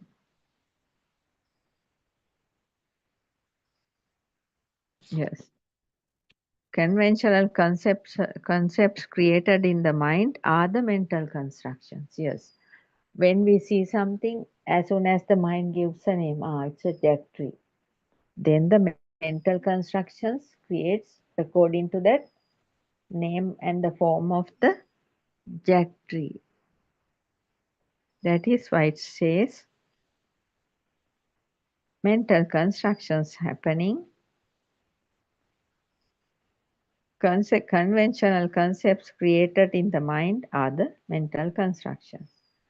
Ignorance due to outside taken as true. Yes. because we have the ignorance, no?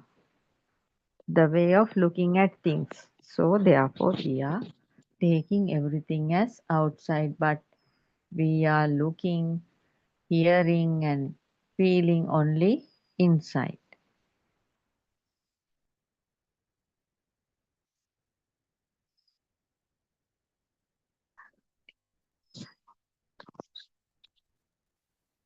Conventional concepts created in the mind are the mental constructions.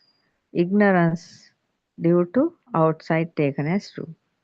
In Dhamma it says avijja paccaya sankhara, and the other way around, sankhara paccaya avijja. Both ways it is happening. That means due to the ignorance, mental constructions are creating inside the mind, or else due to the mental constructions, ignorance is happening.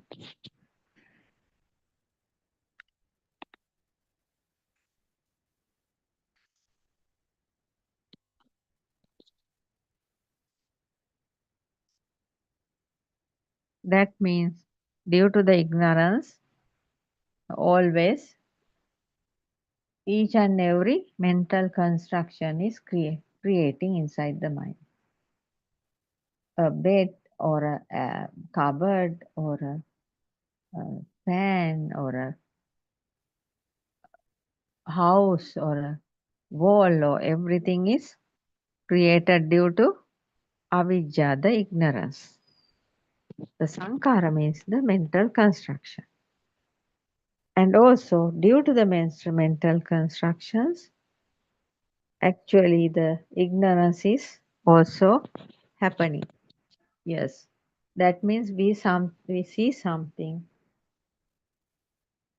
and we think it is permanently there, but it is not so. So due to the ignorance only we are looking at things like that. Mental constructions due to ignorance and ignorance due to mental constructions. Then again, Aryan is explaining avijja paccaya sankhara, sankhara paccaya vijnana, vijnana paccaya nama rupa. Due to the ignorance, mental constructions happens. Due to the mental constructions, consciousness happens. Due to the consciousness, the name and form happens. This is a cycle, and when it comes to the consciousness, again names and forms are creating. That is the creation of the sansari journey. Mental constructions due to ignorance, consciousness creates due to mental constructions, name and form creates due to consciousness. To make name and form true, we need two eyes. That is why Namarupa Paccaya Salayatana happens. 6 senses creates due to the name and form. Yes. To make name and form true, we need two eyes. That is why name and form, due to name and form, 6 senses are creating. 6 senses creates due to the name and form. From those 6 senses, come through eyes is related. From those 6 senses, forms come through. Eyes is touches the mind. Then touch creates due to the 6 senses.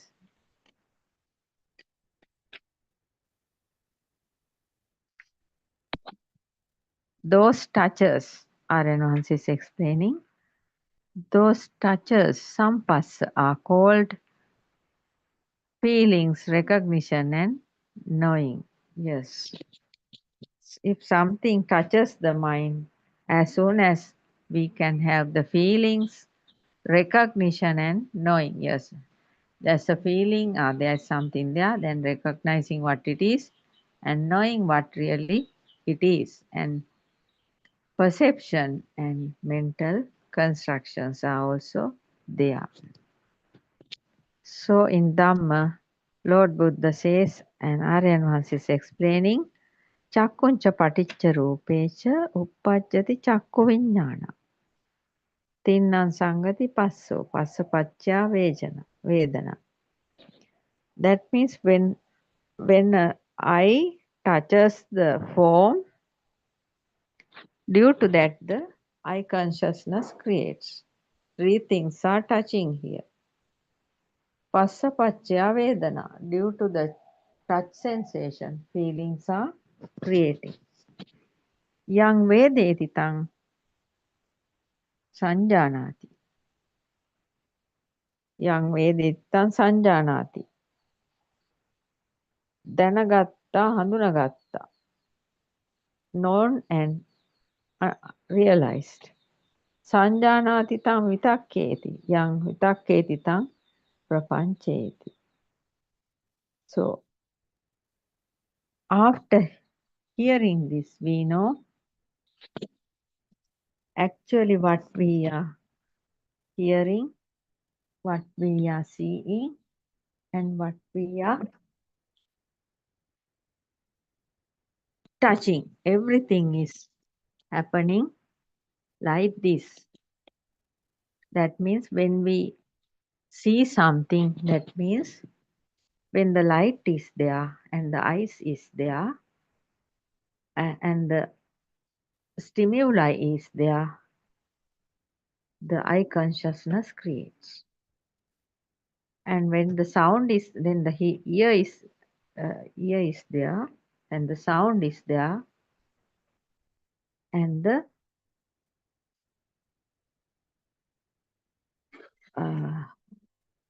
touch ear consciousness creates the sound, the ear and the ear consciousness creates.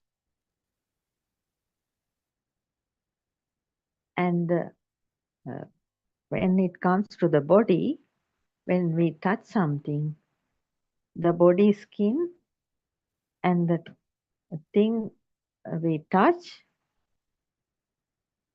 creates the touch consciousness. That is the first round. When it goes to the mind consciousness level, that means there are three things happening at the same time. That means seeing, hearing, and touching. Everything is those three things combination. Ditta Sutta Mutta combination is the mind consciousness. If we see something and the feeling is there and the sound is also there, because the name, there is a relevant name. When we hear something, the sound is there and the feeling is there and the touch is there and the name is also there, relevant name. So like that, when it comes to the mind consciousness, what we see here of feeling, three things are coming together. So according to Buddothpado, Aryan Mahanse's true teachings based on Lord Buddha's Dhamma and the true Buddhist philosophy, which was hidden more than 1,000 years, and Buddothpado Aryan Mahanse has taken it out, we will be able to see everything with the new eye, with the wisdom eye, which is not ignorance. When we see things through the wisdom eye means, when we see image with the wisdom eye, that is only an image. There are no names relevant to that. And what we see is only a reflection of the mind. The form comes through the eye is a reflection of the mind only we see. When it comes to sound also like that. We are hearing a form of a sound which comes through the ear and makes a sound form. That is what we hear. When it comes to touch, also the touch sensation which comes through the body skin is also a reflection of the touch form created in the mind. When we see things like this, we know we are living in a world of reflections.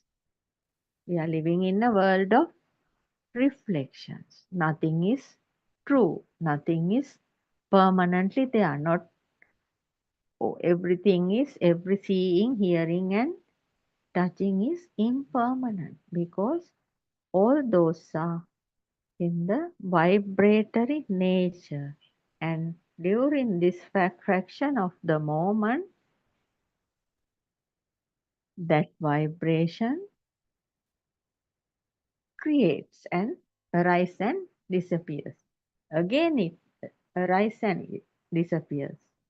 When we are looking at a tree for a certain time period, during that time period, so many vibrational activities are happening. Due to the fast vibrational activities happening, we see the tree is there, but actually it is not. It is just arising and ceasing in the mind. Again arising and ceasing. Because of the fast vibratory nature, only we are able to see things like that.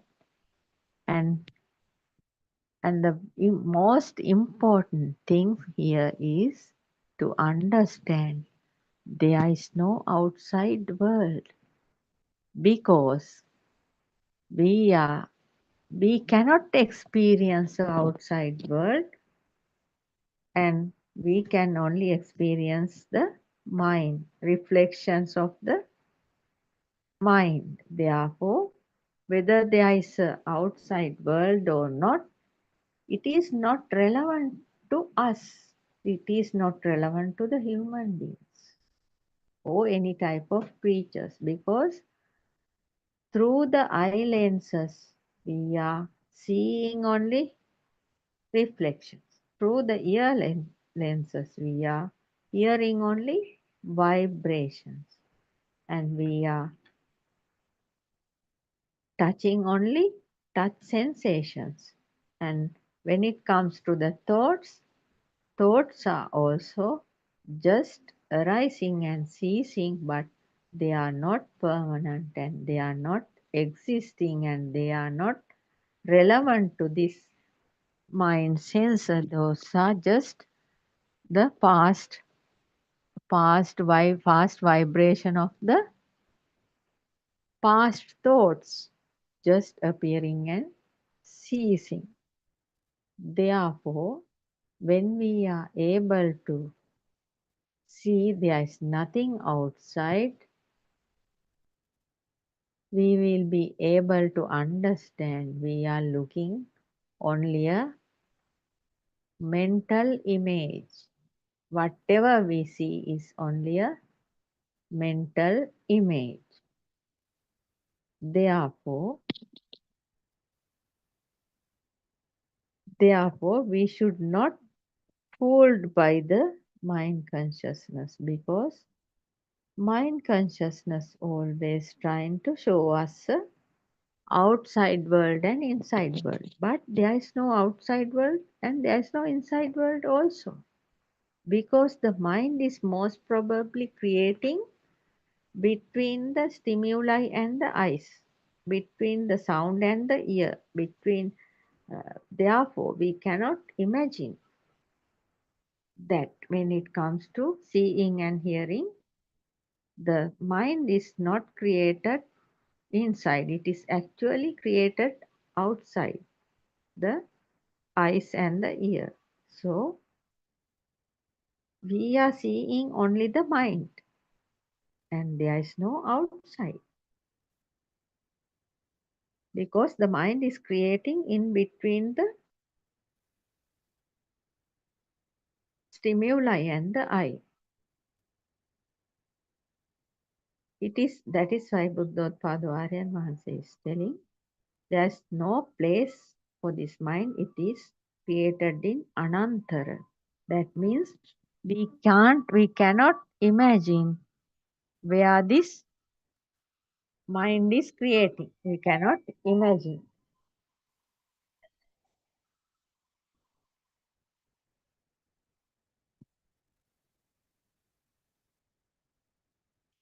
Therefore, also we should understand there's nothing called mind also. Mind is also just a fast vibrational creation. That means just always mental images are arising and ceasing as thoughts at this fraction of the moment.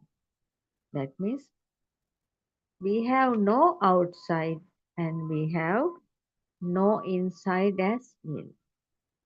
That means we are redeeming from the outside. That means we are redeeming from the form. There's no inside mind, and we are redeeming from the name. Therefore, we are redeeming from the form and the name. And according to Aryan Mahansa's 4 contemplations, the third one is this human body is just a 6-sensor system. Just a 6-sensor system. And the 6-sensor system is working according to the nature law, cause and effect law, and the habits. And the fourth contemplation is there's no owner for this human body. That is the ultimate truth. For today, I am going to conclude this session. Theruvan Saranai. I worship Triple Gem respectfully. Also, I pay homage at the feet of our Kalyana Mitra Buddothpado Aryan Mahanse, the great sage of our era, the most valuable spiritual master with the highest wisdom. May Aryan Mahanse live long to spread this Dhamma all over the world to end the suffering of all human beings. Theruvan Saranai, Dhamma friends.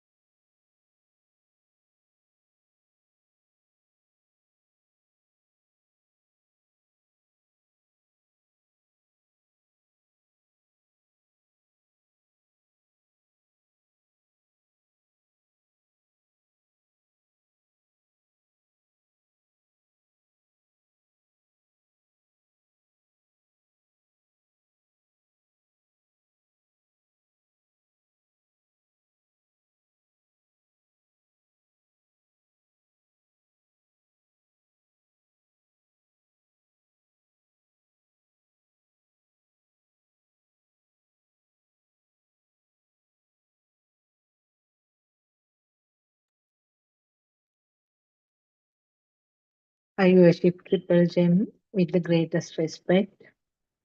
I worship Aryan Mahasaya's Spirit. Therwan Sarnai Aryan Mahasa.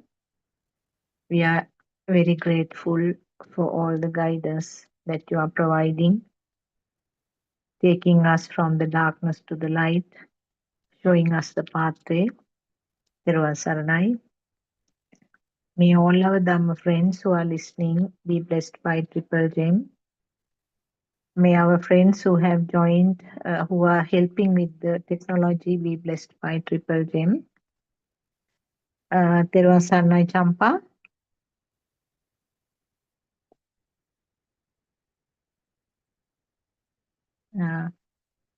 Maybe she's busy with something, so until she's free to talk,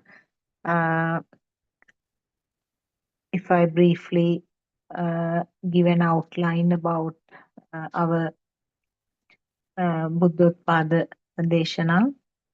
This series, actually Buddothpado PeoTV series, starts at 5 a.m. Sri Lankan time and goes on until 11 p.m. in the night.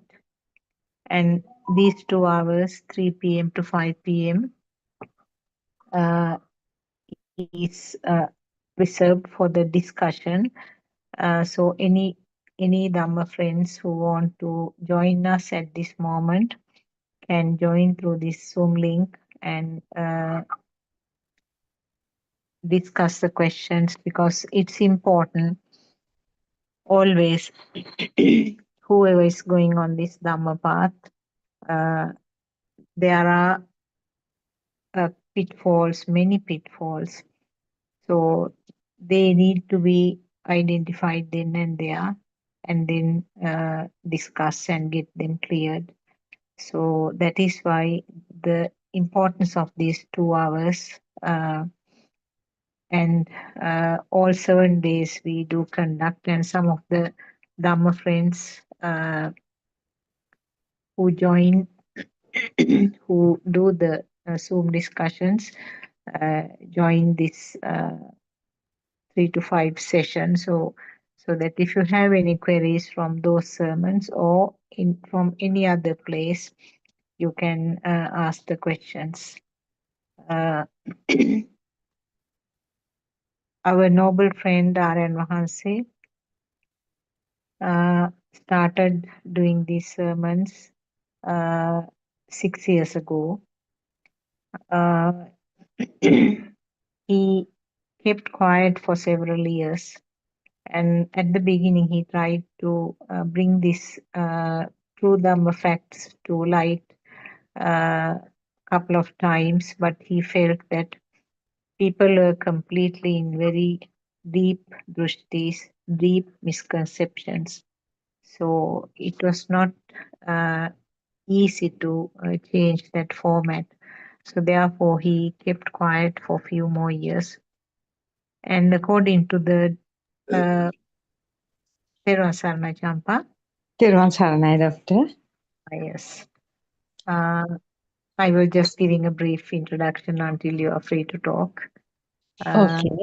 We can start the discussion. Any particular points until the others join? Anything that you like to bring up? Doctor, I listened last night the sermon, but there was not. I couldn't catch anything deeper things. Yeah. And today morning also, I only managed to listen to half of that. And latter part, of course, latter part, it was mostly about the people who helped Aryan Mahanse in different ways, and his experiences during this tour that he's traveling from place to place. So like last 35 minutes, like he was talking about those things. Right. Yes, from the beginning, he was talking about the environment, things like that. After that, I couldn't listen, Doctor. Do you think? Yeah, sorry. Yes. No, doctor, but yesterday also not there was not much. Yesterday morning is also like that. Yeah, yesterday morning actually he did a sermon, not very long one, for about 1 hour, I think, at Kurunegala. Have you listened to it, doctor? I listened to it. Actually, it's kind of more than the Dhamma facts. It's a kind of a very hard knock on everybody because what Right. He mentioned something like that yeah, last night or today morning. Right. Can we talk about it, doctor? yeah, actually, what he said was, now if I say the tell the essence of it, what he said was, we have been now most of us have been listening to this Dhamma. Not the recently joined friends, but quite a significant number of us have been listening to this Dhamma for several years. Yes. So he said was, there's nothing much to add now because most of the important facts he has already disclosed. Yes. And we are kind of munching on the same thing without moving forward. That's what Yes. what he said was, now we should be strong enough, we should be able to recognize the uh, arupa, should be able to recognize our own sasava nature and Yes. then move forward without just stagnating at that level. Yes. Uh, so that is the essence actually. There is no deep Dhamma facts, but he Yes. used very strong words to give a deep warning. He said, like Portilla. Now, Portilla has been in the Yes. forefront of the audience always, uh, surrounded by all his followers, and in Yes. front of Lord Buddha, he was sitting and daily he was coming and listening to Dhamma sermons. Yes. The people are also like that. He was saying, so many years now, you all have been listening and talking about the same experiences, giving Yes. same answers, no progress seen. I will Yes. have to chase you also away, like Lord Buddha did for Potila. Uh-huh. He said, now the 7 o'clock Andornatmaka Deshana is particularly for the people who have listened for like 1.5, 2 years. No, 2.5, doctor. He Two says 2.5. Yes. So, like that, he was saying, I don't think there's a single Zoom discussion with any other the teachers, any other monks, or any other people who are doing sermons who have limitations like that. So, Yes. Buddothpado, a special thing is reserved for people like that. And Yes. still, that is also not very satisfactory because still people are just going by the mind. Yes. So one particular day I will have to chase you all also out of the Zoom. That is the Portugal to learn the lesson by himself. Yes. He knew enough Dhamma facts, but Ah, he couldn't apply it to his day-to-day life. yes. You people are also like that. You all know, you all have listened to so many sermons now, had so many discussions. Yes. So it is quite adequate. What you have to do is now to go for this Krutya Jnana. Yes. Once uh, you make your own attempt, because Yes. there's nothing that Aryan Mahasi can do any further, because Yes. his job is done. Actually, he has explained everything in so many simple sermons, discussed all kinds of things, and then it's up to the person uh, to look into the progress thereafter.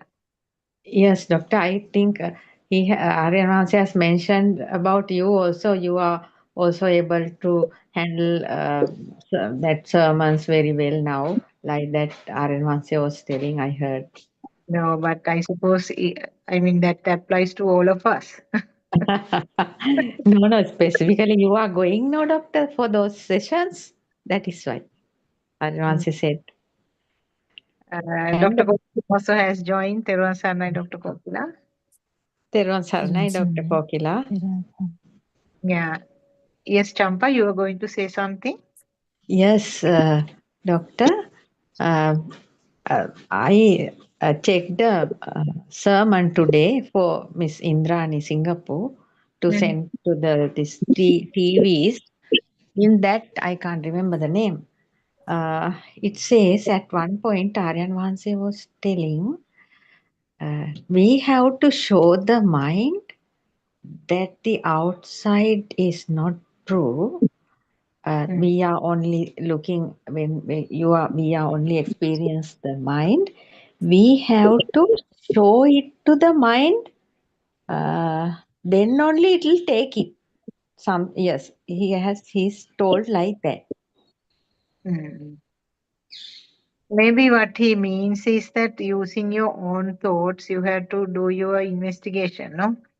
You have Yes. to use the own thoughts to learn about the mind and the thoughts. Yes, that means Bhavita Bahulikata, like just to show the mind, you are seeing is not outside.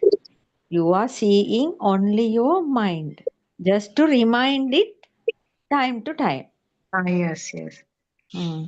But I mean, what I understand is now anyway, everything at the beginning is at the level of the Menehi Kirima, Savitakka, no?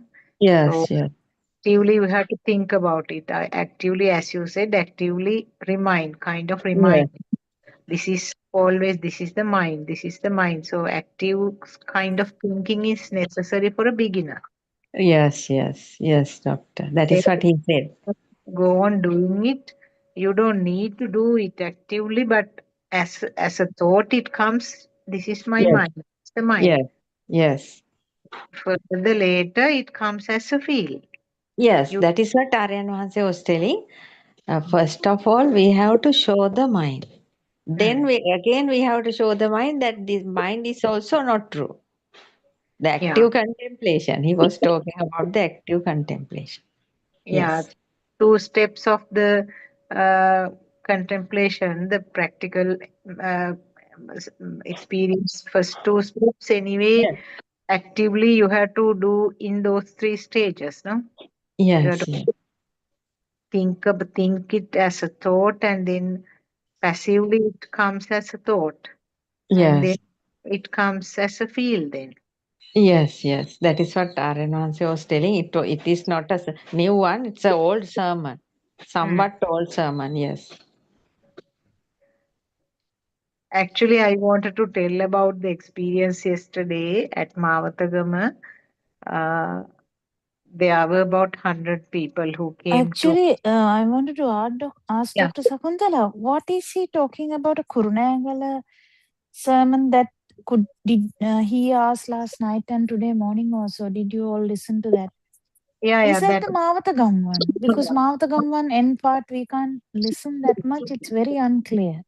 Those are really. Yeah, Okay. he I don't know, to me it was like that. But is it the Mavatagam one, the Kurunagala one, or there was another one, Kurunagala? There are 2. Morning one was at Kurunagala. That was the one. He did a hard hit on the gave a hard knock on the head of us, saying that it was a short one. Actually, so it's in the beginning. Yeah, it's in the beginning, right at the beginning. Right at the beginning, beginning in the sense, I think they have put a recording at the beginning, and then latter part he did for about 1 hour. I normally skip the beginning. That's what I was thinking. That can't be Mahatagama, can't be the one he's talking about because there were no seniors who listened to Dhamma in there. Yeah. So morning one. What was the message he tried to give? Message was that what he said was he has done enough sermons now, particularly for the people who have been listening to these sermons like 3-4 years. There is nothing I mean, that he doesn't have to tell these things again and again. Now people are still just stagnating and listening to the same thing, asking the same questions, telling the same experiences. Progress is not evident. And he said now even same thing about the Potila bhikshu, who was surrounded by all his followers and sitting in the audience in front of Lord Buddha every day listening to Dhamma sermons. There was no progress. And he had to chase him out so that he will learn the lesson by himself. So I was saying now even 7 o'clock one, I have mainly dedicated for the people who have listened for several years, 2.5 years like. But still, I can't see a progress. Maybe I will have to chase you all out like Potila. So that was the message actually. Morning one. Dr. Kokila is also telling the same thing to me. No, it's true. It's true. Yes. And then at Mavatagama afternoon, it was a brand new crowd. There were about 100 Yeah, people. that was new. Yeah. There were only two people who have listened to Buddothpado. They were the people who used to come to Kurunagala Center. And they were the ones who organized this actually. This rest of the crowd were the people who regularly comes there to observe Sil. So there was a monk also. He was very supportive. He said, "You do the whole program today." So morning half, myself and Chandrika and Susanta, three of us did, and then Aranhase came around 1 o'clock, and then like he's doing for that Nirvana journey thing that he's doing for the beginners, Yes, yes. he did beautifully for about 2 hours. It was actually a big challenge because the people who were there, who have been listening to all kinds of Dhamma sermons from different monks, they were having terrible drushtis. They were arguing like it was it was a real challenge for us. The way that they were asking certain questions. But they didn't argue with Aranhansi. No, that was the beauty of it. Now, now we went on explaining again, but it looked that they were not prepared to take it up.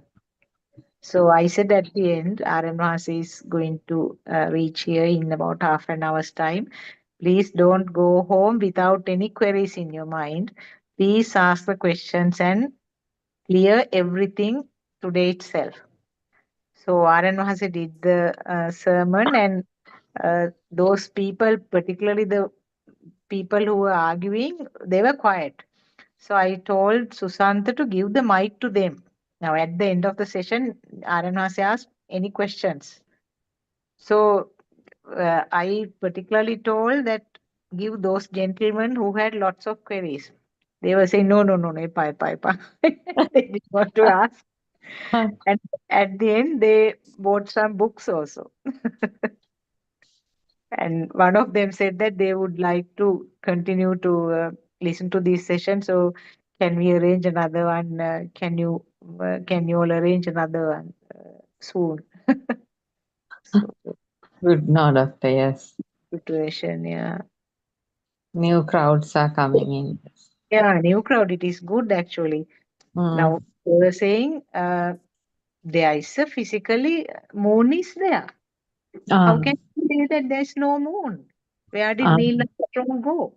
Neil Armstrong went and landed on that, and it's physically there. Oh, the moon thing. Moon. And another said that Artemis also went close to moon and surrounded the moon. I was taking that as example sometime back because at the time Artemis went there. Okay. So how can you say that Mugalan Thero didn't show this pratihara? I don't know what can you say miracle? I don't know what's the Yes, word. Miracles. The Mughal Pharaoh did miracles. He went and touched the moon. That was by another 21. And he shook the moon. That is recorded, that is written in the Buddhist books. So Yes. they can you say that there was nothing like that. And they were saying, do you say that there is no heaven or hell? Don't you believe about rebirth? They were they were bombarding us with that sort of questions. Uh, Very No, patient. we don't say there's no rebirth. No, we do say rebirth. No, I mean we know that current is going to settle, synchronize somewhere else, and then Yeah. until this current becomes zero, there is no talk about not being born again. Mm. And the hell and the heaven also. We said yes, So you hell must and have had a fun time actually. yeah, it's a kind of fun. Is that priest also there, doctor? No, priest wasn't there. Actually, Ah, now in most of these temples that where they are sort of agreeing and every facility is provided, ah, but they don't stay to listen to the whole session, except yes, very occasional situations. Uh, yes. they are attending to their own work. Uh, I don't know. I mean, maybe when the speakers are used, they may be Yes, hearing, listening. Yes, hearing. It's but kind of, yes, hmm. some kind of And also pride the there. one last question that Aaron, just before Aran comes, he was asking, ඔබතුමිය කියන්නේ මේ දැන් ඉන්නේ රහතන් වහන්සේ නමක් කියලාද? Ah, He was asking. then? I said, I don't know. He never tells us that he's a Rahatan Vahanse. We Ah, have not asked. Only thing that we know is he's within that Arya Bhumi, that yes, range. So Arya yes. means any person beyond Sohan status or the stream mentor beyond, all of them are called Aryan Vahanse. So we don't know what his level is. We don't ask, we are not worried about it. Because I said, because the fact seems to be true and we feel that we are going towards a correct direction. So Ah, what is the need to find out what level is Aryan Vahanse? So so those are questions. but they have settled with Ariana say nicely, I think, yes. Single question, not a Hmm. single question asked. Mm. Actually, today morning I couldn't finish the sermon today in the sense of 5 o'clock one. I couldn't Yes, finish doctor, for only me also halfway. like that. Only half I also listen. Actually, the deep facts that R.N. Mahansi was explaining was done in that within like the within like 1.5 to 2.5 hours, like. And then the last part, he was talking about the people who helped him immensely during this tours, the traveling from village to village. Hmm. Uh, that part that he was talking about Vijnana Dhatu becoming the Mahadhatu, Ah, I don't know whether you could listen. no, we couldn't, doctor. Is that Mm. beginning or the end? It's Middle, actually halfway, like, middle. middle part. No, I can't remember. That means Vijnana Dhatu become Mahadhatu. Actually, what Mahadana. it says that Vijnana is dissolving. Ah, Vijnana is a self, in other words, self is dissolving, and yes, self is dissolving, and the system becomes the part of the nature. right, right. Mahadhatu, right, right. Yes, so I mean, ඔබමයි මා කියන්නේ Ah, yes, me becoming you. yes, yes. No? So at the same point, if it is seen from a different angle, you can explain it as this මහා කරුණාව මොකක්ද කියන්න පුළුවන් මහා කරුණාව is a great Maitriya, yes, great metta. Oh, yes. Great so Compassion. Great, Compassion. great compassion, great kindness. I don't. Great Yeah. compassion, kindness. In a different angle, if you see it from a different angle, that is the same thing, because the self is dissolving. There's no self here. So Yes. you become the other person. The system becomes the other person. So when you talk about the metta, that is the maximum way that the metta can be conveyed to the other person, because Yes. you completely understand, you completely feel that person, and the metta is there, or the compassion or the kindness is there in the maximum level by that time, because there is no power on this side, no current. So this side is zero. There is no measuring from this side. There is no sort of adjustment from this side, because this side is zero. So it's fully Out. becoming the other side. Other side, yes. So I mean, in a sense, that is what he was saying, and also said about the non-vibration, that he gave a beautiful example. Take a lake which is full of water, and when there is a lake, the surrounding is also cool. The surrounding becomes very comfortable to the other people. So like that, when there is a system which has no vibration at all, that is kind of transmitted to the surrounding. So that Yes. is, the other systems also feel that non-vibration, and that helps eventually to reach the non-vibration. For the other systems also reach the non-vibration, because there is only this, I mean, that the example of the lake. Yes, yes, yes. It's cooling the surrounding. The other Yes. systems also will feel that Yes. non-vibration. And also he said that as a group, we are meeting here. It's not something happened randomly. It is due to some causes. Yes, yes. We have met like this, and you people are sort of experiencing this non-vibration. This association of this non-vibration is experienced due to some causes, not Yes. not something randomly happening. Yes. That those are the things I can remember from that. And also he said about uh, the desire to be alone. He was saying that he has been staying in a place at Habarana last night. He left Mavatagam around 5 o'clock, and he said he's going towards Dambulla, because today the program is at Dambulla. Yes. So the place that he was staying alone, which he really appreciated. He said he doesn't like to stay with the people, Yes. and one gentleman offered to go with him to Dambulla, but he declined. He said, alone is more comfortable for me. Yes. Somebody is there in the vehicle, we'll be talking something, so Yes. better to. Yes. And that surrounding, he said, is very calm, very serene. There's a jungle adjacent.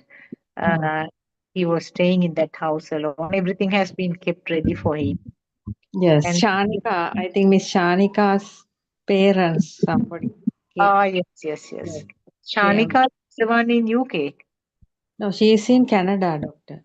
Right. Okay. I I think have so. seen Shanika, name Shanika, yes.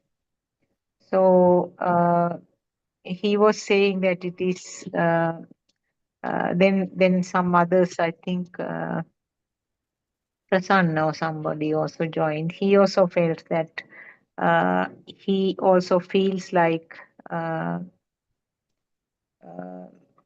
staying alone and going to a place to be alone. But at this point, Ranvahanse said, if there is a person, there's a self who wants to be alone, then that is the self perception. I mean, I like to be alone. I like to go to a lonely place and stay alone.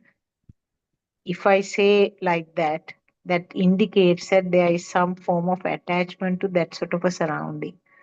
And that is not actually the non-vibration, that is there in a subtle way. The self is there who wants to be alone.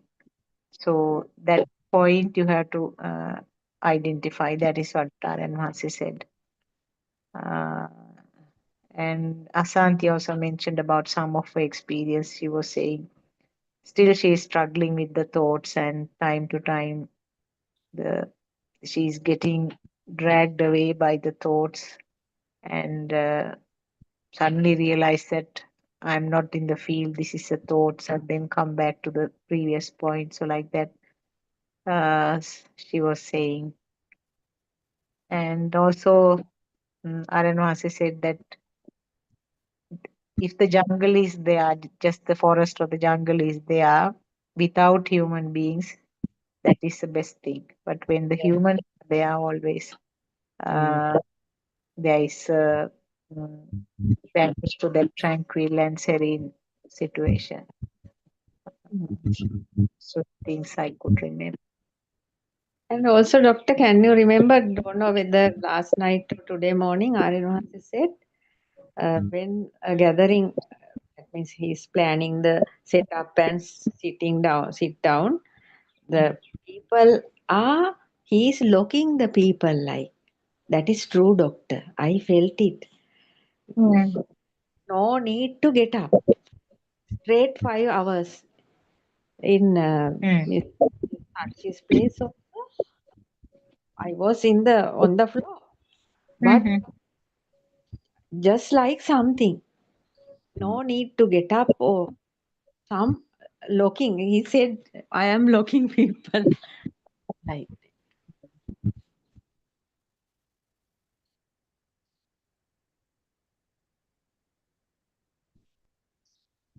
Yeah, today I don't know Dambulla, what sort of desana was there. I couldn't even trace it. Probably he may have done the same thing about the nirvana. Mm.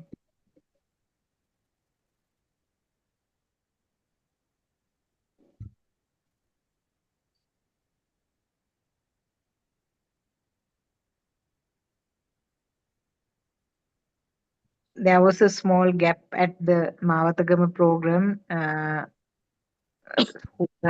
Following this Buddothpado, we went out to receive R.N. Mahase when he was coming.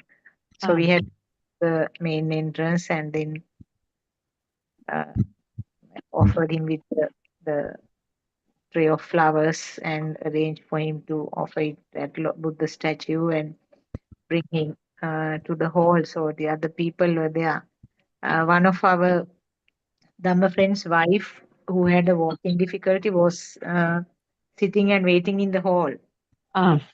She was laughing, telling us all the comments that the chit chats which were going among them until we came back. The way that they were saying that these people are trying to change, they are arguing and trying to change what we know. Just wonder what sort of talk that we are going to receive now. So have been going, and it really, I mean, astonishing to see how they were quiet and listening. yes, that is, I think Dr. Aryan Mahase may have locked. Probably, yes.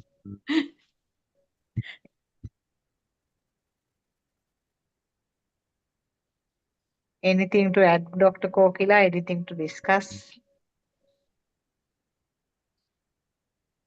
Mm,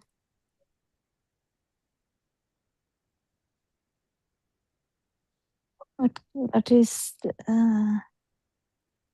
yeah, I think I agree with Taranansi about this people not locking in, the actually people who have listened 3-4 years not locking in.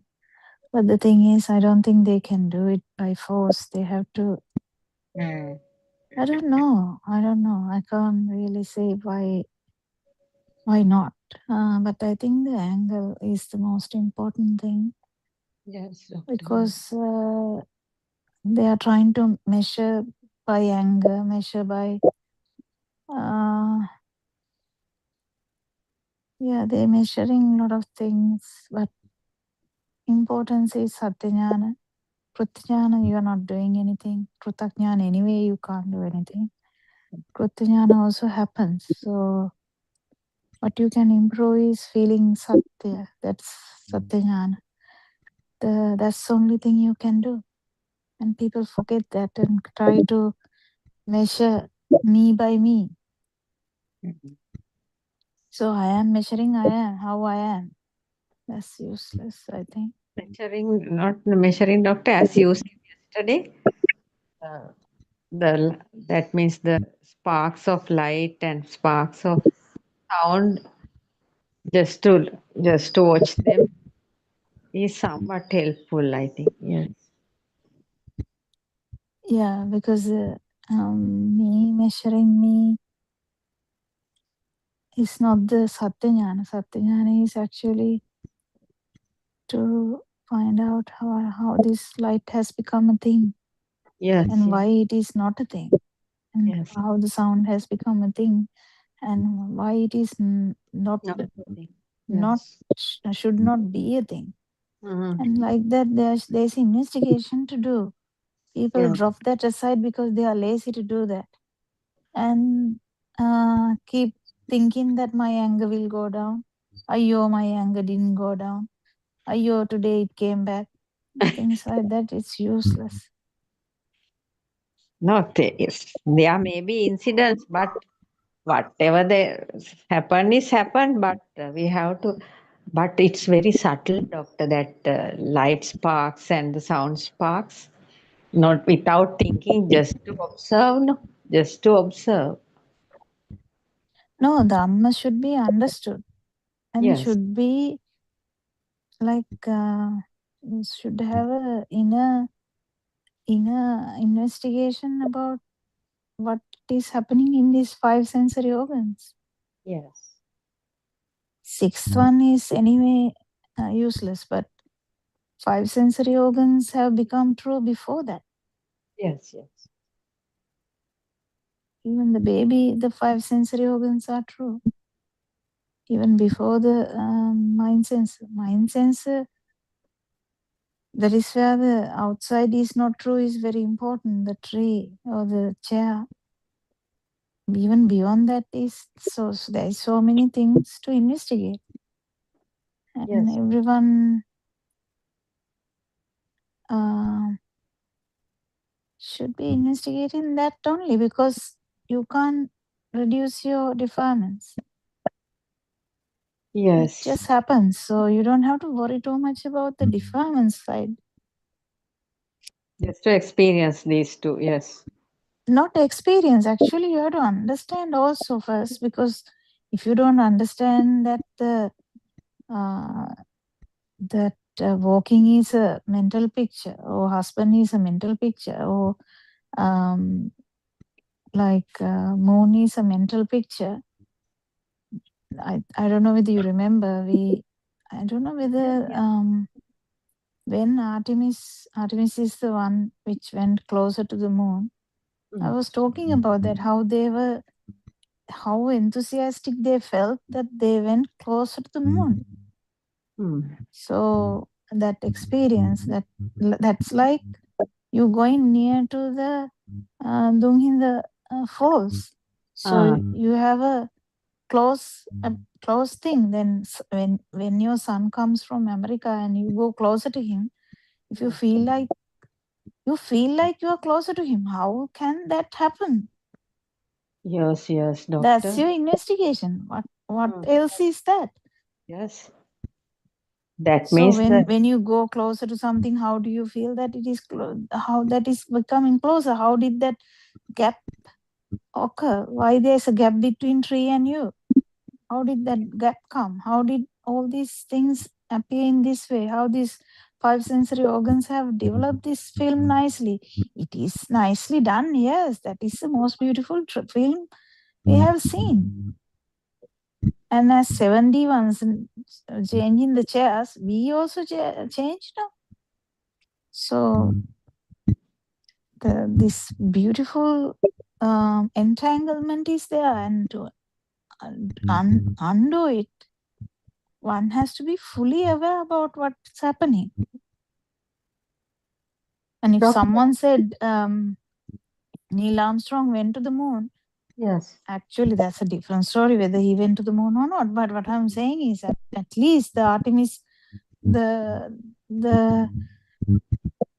one went around the moon. So one can argue those 4 people actually saw the moon closer to, like close. And I can say I see my child close. Yes, yes. What's the big difference about that? I can say I can see a fan here. Actually, it's close. I mean, not far away. How can that effect come? So these are this is the investigation. Because about of the actual truth. Yeah, how does that effect come? How can you explain that? How can you explain that? Doctor, this is because of the mind. No? The mind is created anantara, it seems. That means not in the body, not on the stimuli. That's a different story. That's a different story. No, isn't it another thought? Because now from the small age, is it another data that has been given? This is close, this is far. Or is it something to do with the 3D effect of the body sensor? Yeah, the 3D effect of the body sense is there. I told you that day also, because that's why we have 2 eyes. If we don't have 2 eyes, we can't have this effect. But the actual definition gives you the problem. Like you give a definition of the so far. good person and bad person. Now there is a definite problem there. No? Person is already a problem, but now good person and bad person is also there. No? Likewise, you give a definition. No, this is closer, that is far away. Yes, that's in the mind. That's the thought. No, because being apart from the mind also, there's a visual effect. Yes, yes. Visual effect, yes. That visual effect is also not true. Then when are we going to experience that? So these things, how you feel like if you stand closer to your son, how you feel like you are standing closer to your son? Yes, because of These that. These are the questions that people will ask. Yes. How would you answer that, Dr. Sakuntala? Feel again what I thought. How did you say? What did you tell to that person who said Neil Armstrong හන්දට ගියානේ? කොහොමද උත්තර දුන්නේ? What I said was, now as a child you didn't have even a moon. Small baby didn't have even a moon. There's nothing called, no concept called moon. And when the child is growing up again with that eye and the ear concept, the mother would have shown that's moon. And then at the school, more data would have been added. Moon is this much away from the earth, and then the moon is getting light from the sun, all kinds of things. And then the next experience would have been again eye and ear experience, where he would have seen the news on the TV or the newspapers to say that these people have landed. So they were all kind of added thoughts. Now one clear thing is, we never say that there's nothing called moon, because we don't know. Only thing is limited to our sensor experience. ඒ කියන්නේ නිල් Armstrong මොකක් හරි touch කරා කියලාද ඔයා කියන්නේ? නෑ. නෑ මම කිව්වේ දැන් නීල් ආම්ස්ට්‍රෝන්ගේ පැත්තේනේ දැන් යහන්. නෑ එයා කිව්වේ what he said was how can you say that there is no moon physically moon is there කියන එක එයා කිව්වේ. Yeah, but someone said Neil Armstrong actually went and touched the moon. Now there's a question now. Now Now for that imagine you are the Neil Armstrong now. no what the one that I said was now if you are No, taking I'm actually asking the question. Now you are the Neil Armstrong. You went to the moon and you touched the moon. Now what? that I will now I will give you an example something that I told him.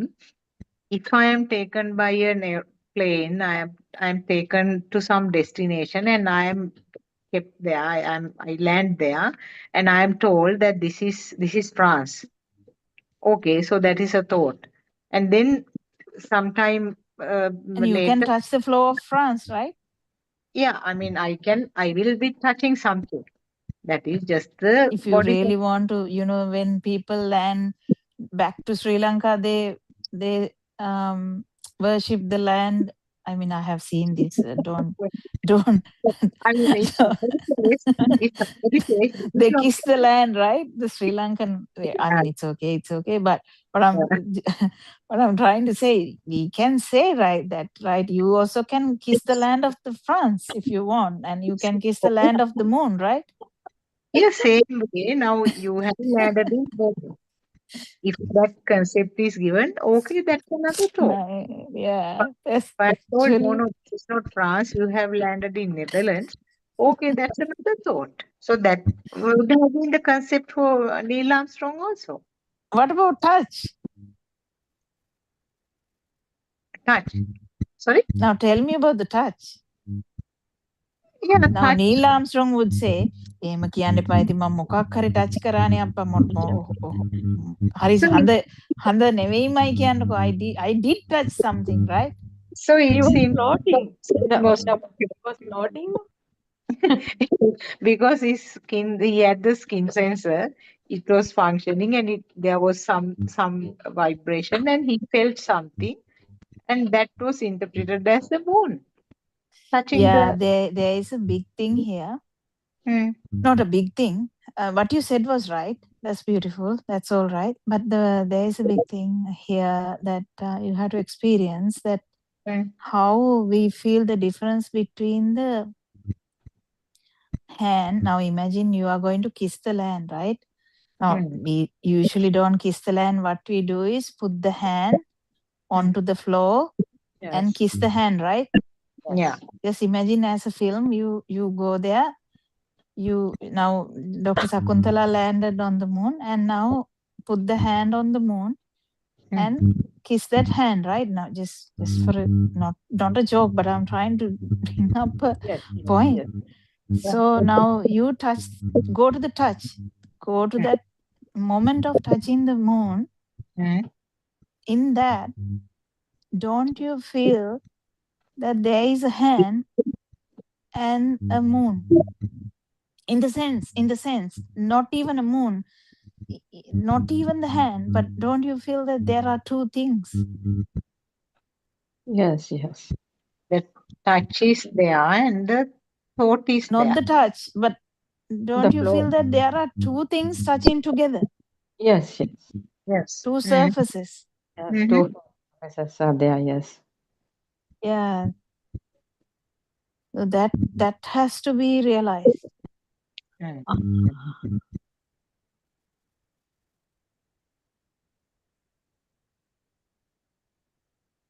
Even we touch a chair, doctor, the same thing, no? Yeah, you feel like you feel like there is this side, there is a difference. You haven't become the chair, no? The chair is different. You are different. There is a feel. This is a complete true thing that they are asking. But it is deeper. Actually, you don't have to go to moon to understand that. Yes. You can touch the bed and see. Yes. Yeah. So there's duality. Yes. So and we are trying to actually realize this duality, how this is tricking us. And that is the investigation people are forgetting.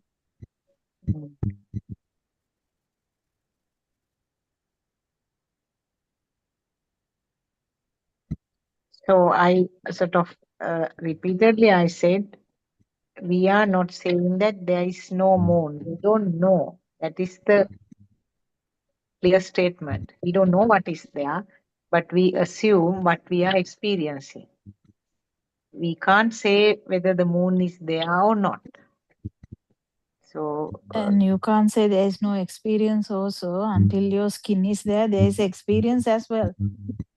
But this separateness, විඥාන ධාතුවයි මහා ධාතුවයි separate වෙලා දැනෙන්නේ. Yeah.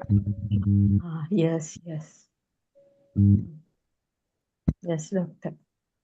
විඥාන ධාතුව අතේ that the other part is put away. Yes. No, actually එහෙම කියන්න බෑ. එතන ඔහොම කියන්න බෑ. You can't really say it like that because විඥාන ධාතුව අතේ නම් හරි කතාවක් නේ ඒක නෑ. එහෙම කියන්න බෑ. එහෙම නැත්තම් කිය අර කෝකිලා කිව්වා මේ විඥාන ධාතුව අතේ කියලා. එහෙම කියන්න බෑ. Because the consciousness, you can't really say that it is here, it is there, this is there. You can't really say that, but there is a duality because of this the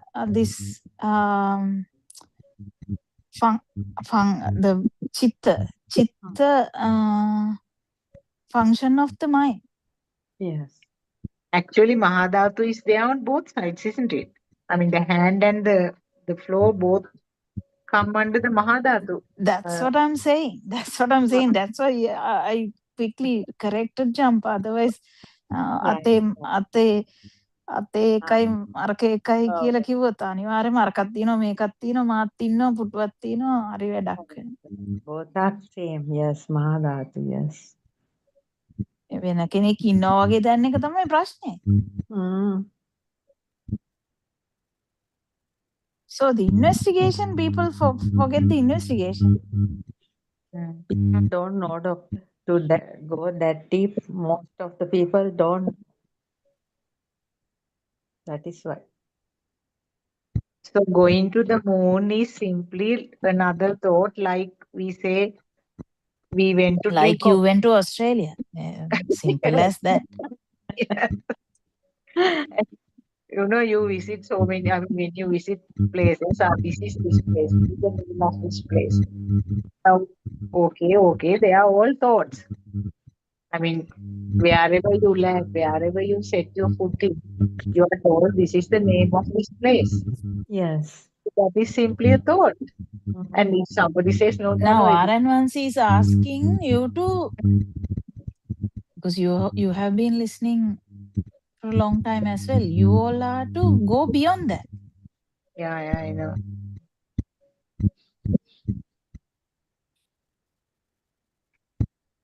Because we all can understand that the moon is actually can't be there, right? Yes. Moon is a concept, no? Concept, yes. Name, no, yes. Even that sun is a concept. We can't really come to that even. Yes. Sun likes cleaning and mother is cleaning because sun likes cleaning.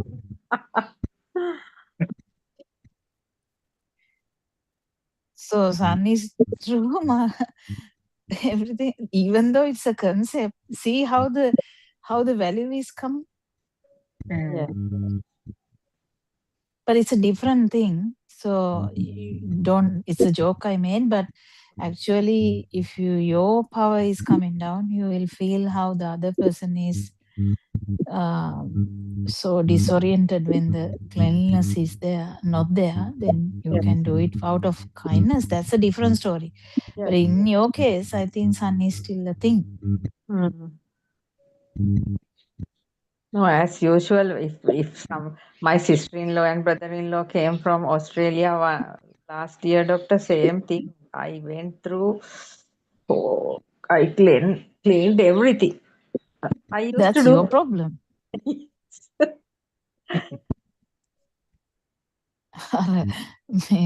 මොකද්ද කුණු ශාලාවක නිදාගත්තා වගේ කතා කරන්නේ. Doctor, here in Sri Lanka, a lot of this dust, no, in Colombo, you know. Not like okay. here, so much of dust. That is why. Yeah, true. Yeah, but the value now, I told you yesterday also, when you talk, the quickly value comes. Value comes, yes. The And tone, no. Aran Mahanse sometimes must be feeling like fainting. Sorry. It's No, now Aryan, when he see me, Aran Mahanse is very kind, so he will not faint, but he must be feeling like fainting. no, he is asking me to come and sit in front of him with the mouth shut and just wait for 5 hours. That's good. That's a lesson for you to not to open the mouth. That's right. Yes. After listening to the spirits for Nagala's to it to be on, I was wondering why don't I feel worried about it? Now, I mean, as you said, I also have now close to 3 years now by the end of this year. It's about 3 years listening to this. And why shouldn't I be worried about No, worrying is useless. I never worried because That's right. I didn't feel any worry. I listened to it. Yeah, but the investigation should not be dropped, whether you're worried or not. Yeah, that's right. Yeah.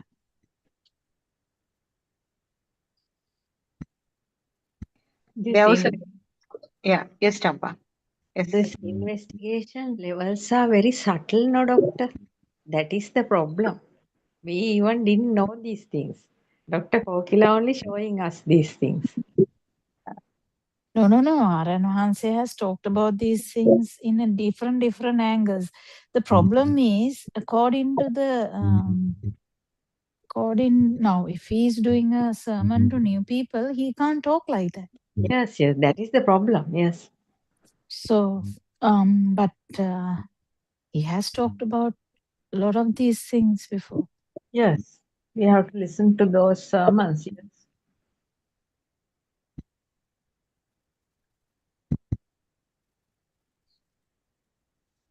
Yes, there was another question from. He was one of those characters who were arguing quite a lot.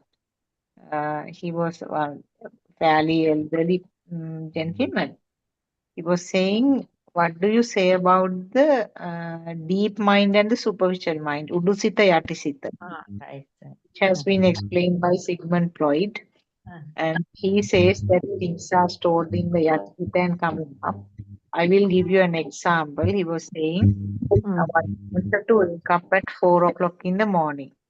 I had 4 hard knocks on my head, determining that I must wake up at 4 o'clock. And exactly, I woke up at 4. So that is the. So I said, I don't know. I mean, you might be able to explain it in a different way. I don't know whether what I said was correct. I said, as far as I know, these are scientist findings. And I don't think Lord Buddha has mentioned anything about Udusita and Yatisita. There are two components. And very clearly, Lord Buddha has said that there is no storage behind brain, but the brain is necessary for the. No, that's a perception. That's a strong perception. You mean the Udusita Yatisita? 4 o'clock is a strong perception. Perception, no? So what I said was actually, what I said was it may have been Gati Purudu Kela. That is what I said. That you are used to do that for a long time, and then it comes automatically that you wake up at that time. Anyway, I said I don't think I have. I don't know. I said you may be knowing better than me about the sutras, but have you heard in any of the sutras Lord say anything about his own levels of mindset? And I said many things that the scientists have found out. Certain things are actually not true because they have to reverse and change those findings now. Delete those findings now because newer things are showing that it is not true. And also science is still way behind the findings that disclosed by our food.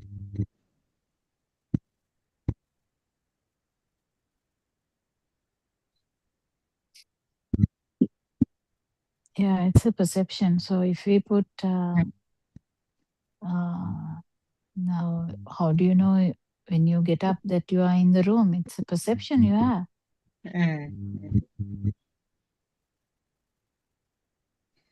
For a person like him, now explaining what is perception is also not going to be easy.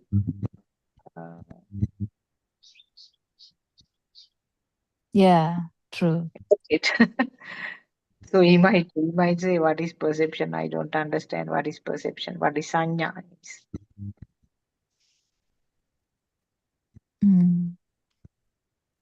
Yes, Mangsa. Sanya, like if you say so, Handa is a sanya actually.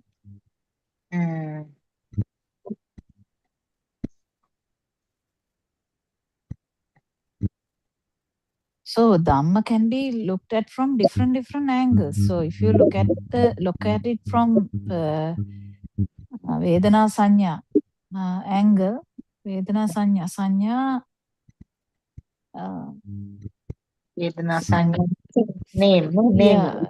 Nama rupa ke name is Vedana sanya. Kind of. Yeah, mind sensor, yes. The moon is a mind perception. Not the alok sanya. Not the alok sanya. Not the light perception. It's a mind perception. Mind perception එක තියෙනවා වගේ දැන් එක තමයි විඥානය. Yes, mind consciousness. Mind consciousness.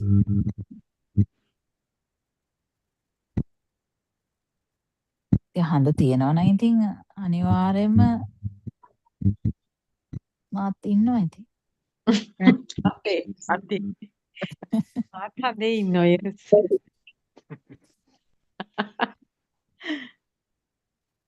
It's really interesting, actually. No, the same thing. I don't know whether you remember the girl asked no whether you would give poison to someone because poison is not a thing. I didn't hear that. Was it in one of the zones? No.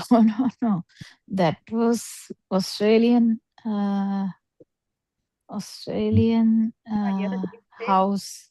There was a long time ago, there was a meeting and she connected before Aran Hanse connected and asked, I have a mother. Are you telling my mother is not in Sri Lanka?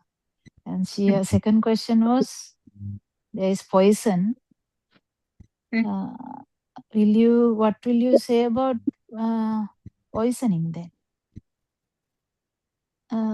Is there anything called poisoning? As you said, giving a quick answer is difficult because we are not Aranhanse. Aranhanse might have, these are the very good questions that they ask.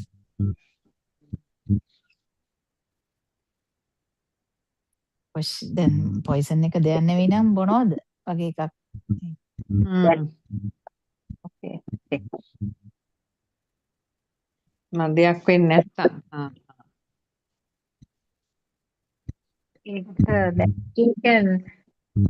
It's difficult to explain, isn't it, for a person who is newly... No, because she is in the view that everything is there. Mother is in Sri Lanka.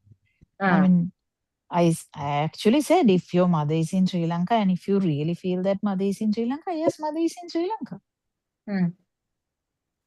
What else I can say? එහෙම හිතනවා නම් ඉතින් මොනව කරන්නද? එහෙම තමයි හිතන්න වෙන්නේ. නමුත් ඒක සිතුවිල්ලක්. Then it was fun when they question like that. Poison thing, what did you say? Can't even remember. Can't even remember because actual poison is in the mind. But the damage it can do to the body is also there. Yeah. Because body part actually now, pihiyakin ata kapenawa, right? A knife would cut the finger. Yeah. Now, knife cutting the finger is in the mind, completely right, because it is within the film. Yeah. But because the body sensor works, body sensor will get very painful. Yes. So this is the 6, like Lord Buddha said, magician standing between 6 rods. That is how the විඥාන මායාව මැවිලා තියෙන්නේ. ලේසි නෑ. That's the thing. It's not easy because of the body sensor. So one has to fully realize all these senses.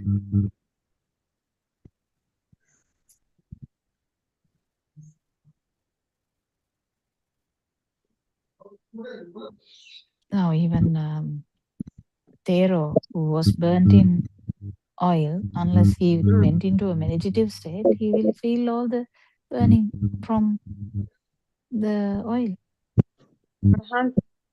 Thero, doctor? Oil තාච්චුවකට දැම්මනේ රහතන් වහන්සේ. Yes, in Kalaniya, yes. Yeah. So the body sensor working, eye sensor working, sound sensor working, and mind sensor working. These are the sensors that you have to realize.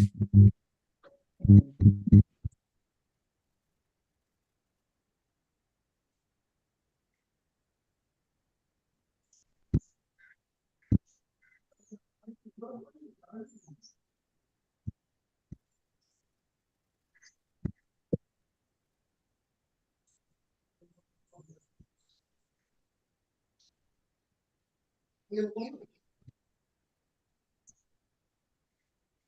don't know what happened to them though, because they had strong waves. She was a young lady though.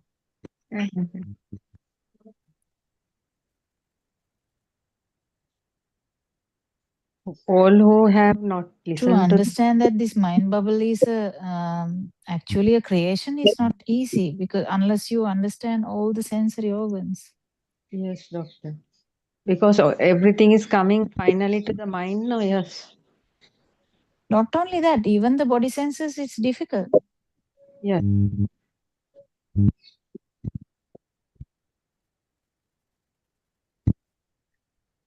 Yes, body. Vedanānupassana, the Lord Buddha has done these 4 things with a reason.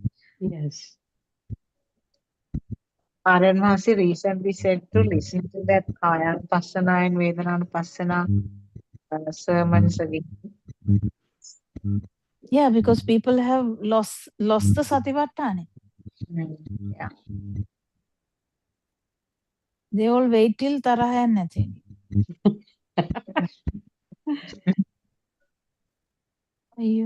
That's the whole thing I hear sometimes. When we listen to the Zoom discussions, whether I got mad or not. One time mother would say, I didn't get mad. Then nicely, happily saying that I didn't get mad. And then one time another mother would say, I got mad. Or I got sad or whatever. So, but this Dhamma is much deeper than that. Because getting mad or sad or whatever is in the mind sense. Yes. At that point of the explanation is not coming. If Aryan Vahansa is there, proper explanations are coming. Otherwise, no, even the proper explanation, it can't go that far in a like that kind of Zoom, because that Zoom is also for the not for the beginners. Yes, yes. So the expectation of Aryan Vahanse is not about the actual cat or anything like that.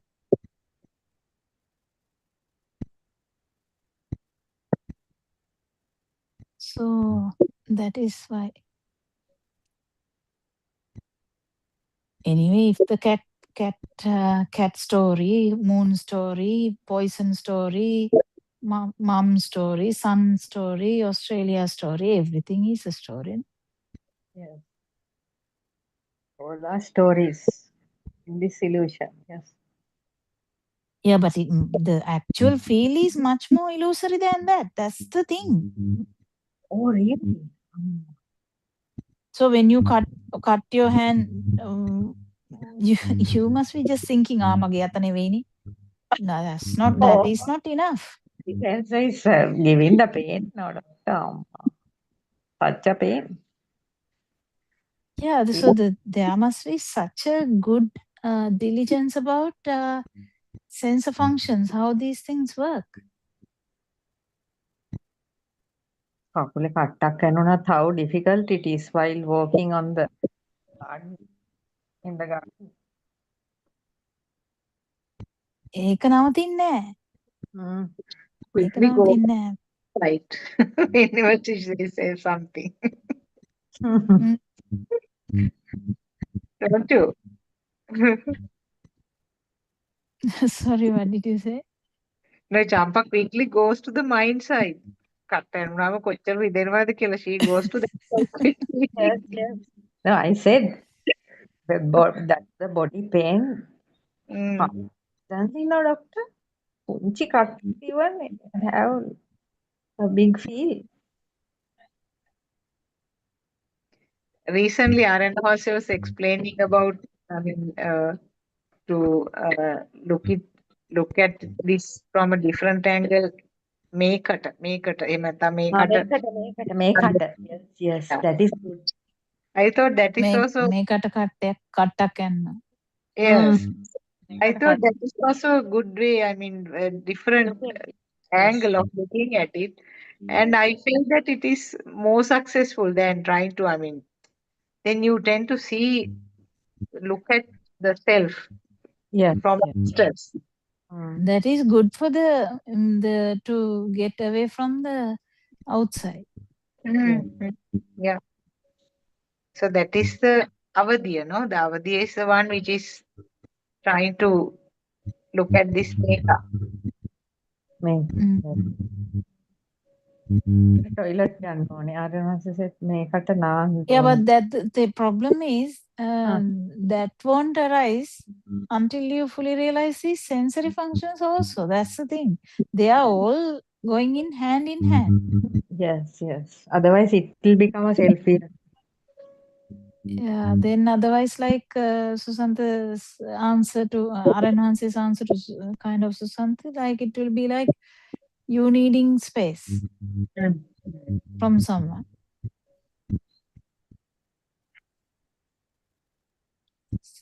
So there are so many caveats in here anyway.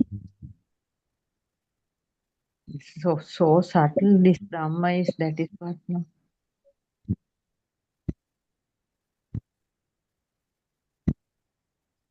Looking beyond the tree. Looking beyond the tree. Tree එක පේනවා නම් කවදාවත් beyond කරන්න බෑ.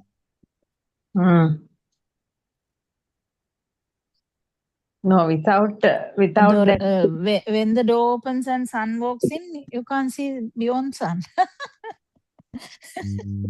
Yes.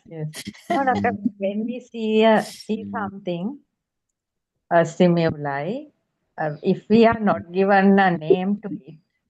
No, that is artificial. The way you talk is artificial.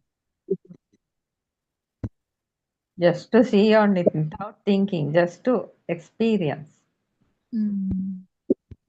Aryan said they also experiencing within mind bubble and experience without the mind bubble. That is the essence of Dhamma.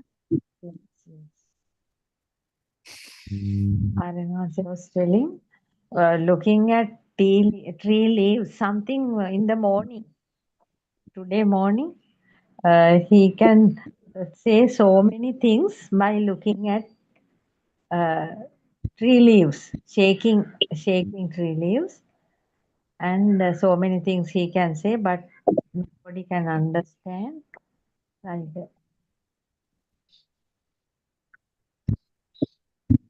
They are fallen down and again coming, something like that.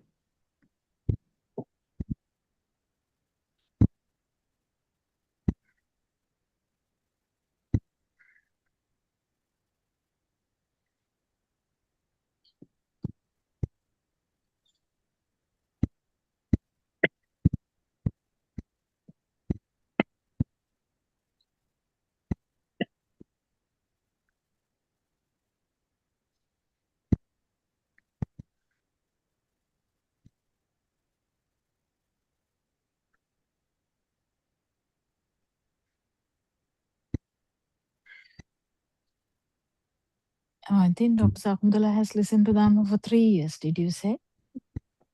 3 years by the end of this year. Mm. Like September, October, exactly. It sounds more than that.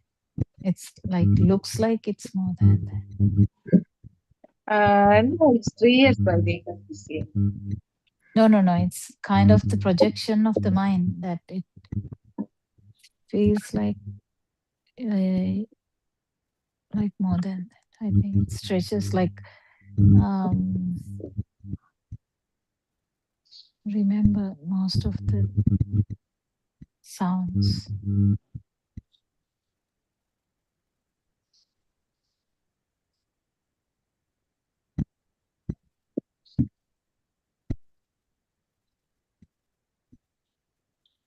I think Lord Buddha gave each and everyone different kamatans to reach the field, no, doctor? Yeah. That's why the Ran Goldsmith was given Yes, something gold. related to gold. Yes. Yeah, there's so many.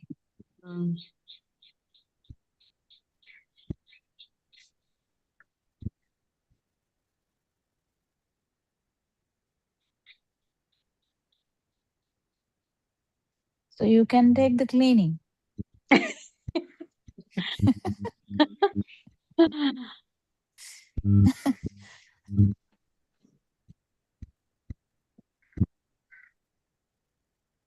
Though I am cleaning, I am not very much, I don't have much liking towards. I want to keep the place neat and things like that. Yeah, that kind of attitude can't come to the actual thing. Yes. Every moment should be in Dhamma. Yes. While cleaning, just cleaning. No mind, without mind cleaning. Yeah, the cleaning is in mind. That's what I'm saying. Right. Or else maybe your mind is somewhere else while you are doing cleaning. You don't realize that you finished the job also. That's the perception. යටිහිත කතාවර uncle කියන. Because doctor, most of the time when I do something, I used to listen as Dhamma sermon. No? The Dhamma sermon is going and I am working. Actually, there is a point there, subconscious, conscious thing. Subconscious word is used in English also, but the thing is, you are driving, but you are thinking about something else. So the driving mental image works here and there, because when you brake, you actually concentrate on that. Yes. When there is traffic lights, you concentrate on that. Other time, it may be you are not driving. Actually, you're not driving. Yes. Isn't it that the senses are sort of changing from point to point? Yeah, same thing. But if you are not driving, you're not driving. In that moment, Yeah. Now imagine someone is sneezing in that moment. That person is not driving. In the sense, there is one particular fraction of a second, there is only one thought. Yes, yes. So the sensor changes now. The body Sensor sensor. change means be careful, then there is a person, sensor keep changing. No, there's one stimuli only. Sensor change, yes. Yeah, one stimulus at any given time, isn't it? Yeah, that's it. It can be a light one, it can be a sound one, it can be a touch one, it can be a temperature one, it can be a smell one, it can be a taste one, it can be just a thought.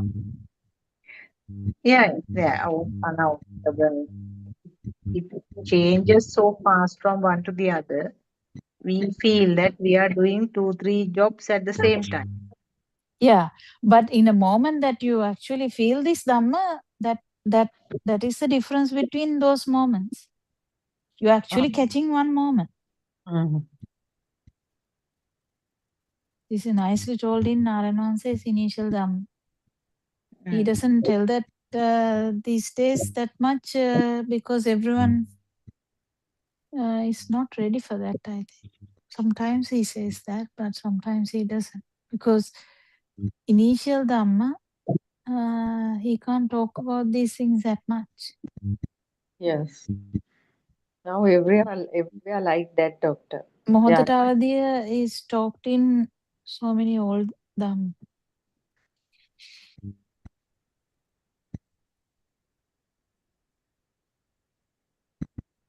It's kind of that's why the meditative practices have come to the Buddha's temples, like meditation, walking meditation lines. Yes.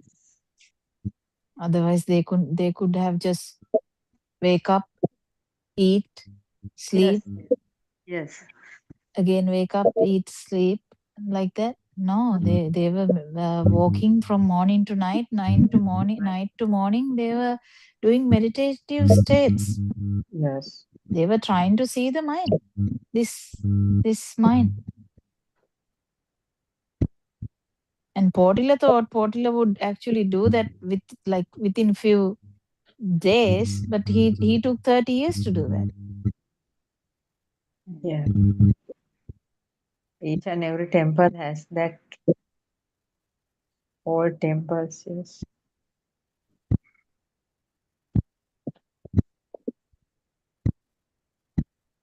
We are like a lot of us are very complacent, like kind of taken for granted.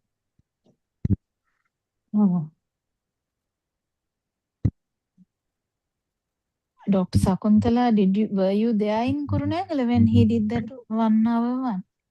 No, we were at Mavatagama from morning. Morning half we. How did you hear that then? Later on today.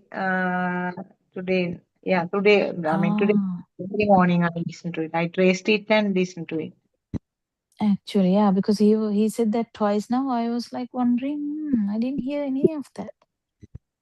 Because I actually went through the Mavatagam one. I couldn't find any serious Dhamma to old listeners. That is I will find it. Manel, who came from Kurunegala, she said, "Hොඳ පාරක් දුන්නා කියලා. පොල්ලකින් ගැහුවා වගේ පාරක් දුන්නා කියලා." She said. That was a short one though. It's not long. And he said that in 7 o'clock one too. He must be realizing that how stagnating everyone is. Because there at Kurunegala, only one person has been there who was new. All the others were sort of a regular crowd. So that is why he that's talk.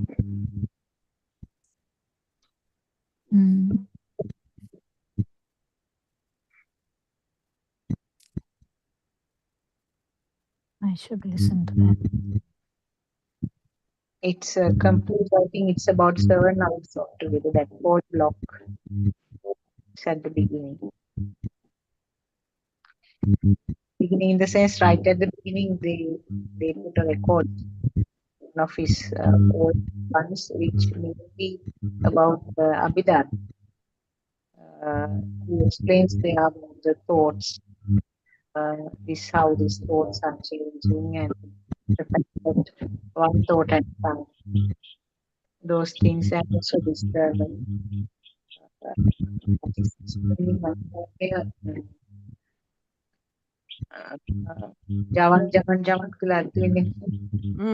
17 Javans, yes. මොකක්ද ඒක? Chitta Chaitasika 70. No, not Chitta Chaitasika, that Chitta Viti. Chitta Viti. Chitta Viti. Things in that. Yes. So what was he telling about that? No, in that he was explaining about the thoughts. That now I can't actually remember those 7 things in that Chitta Viti. Now, Chitta Viti is something that is actually explained about the thought formation. It's in a very sort of complex way. It is explained in Abhidharma, but in a more simple way, how the thought is formed. So that example metaphor that is given in that is at cobweb, where the spider is. I don't know whether you have heard it. Cobweb, yes. Yeah, there is a cobweb, and the spider is hiding in the corner. An insect or something touches the cobweb, there is a kind of vibration which is transmitted, and the spider will come running and grab it. So that is explained in that metaphor is given to explain how the thought is formed in Abhidharma. In that the Javan Sit Javan Sit Javan that means it's happening again and again. That is equivalent to the Sankhara.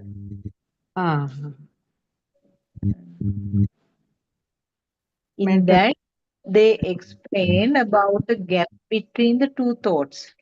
Yes. Titi. Utpada Titi Banga. Titi, not Titi. Titi means something persisting, no? Uppada Titi Banga. Not that one. It's a nice one. It's completely gone.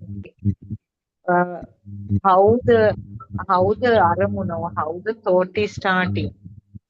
It was explained. Now it is something like a person comes to a reception and he's received at the reception and he's taken to the particular place where he has to get the service.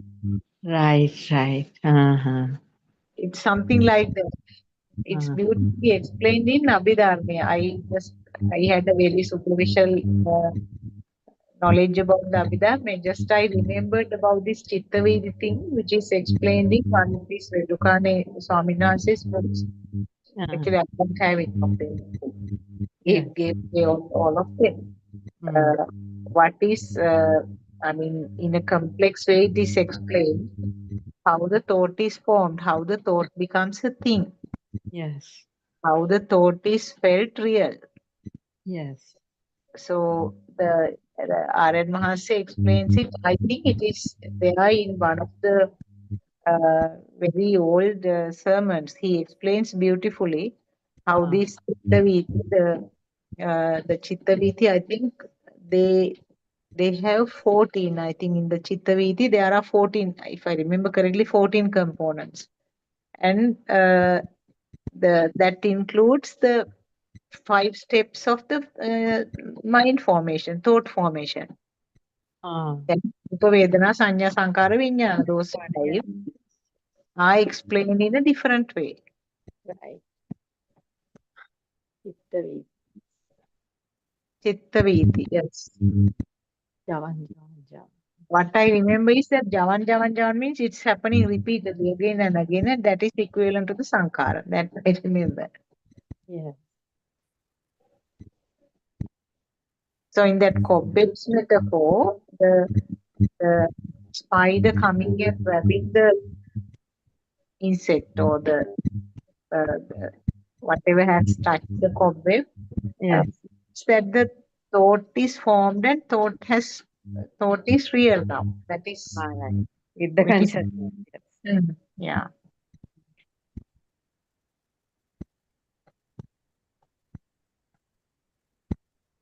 Kokila must have listened to those older ones because you have not skipped any of the stage. That how he explained about this Chittaviti? No, I can't remember. I have to listen to one again and if I'm saying anything. But I will listen to this one and see. That gives a very I can't even remember any words in that. I know Javan Javan word, but that's all I remember. That this yesterday's one he doesn't explain it fully, but he mentioned some parts of it. In Arahant, I don't think the Javan Javan is there. No, because Sankara is not there.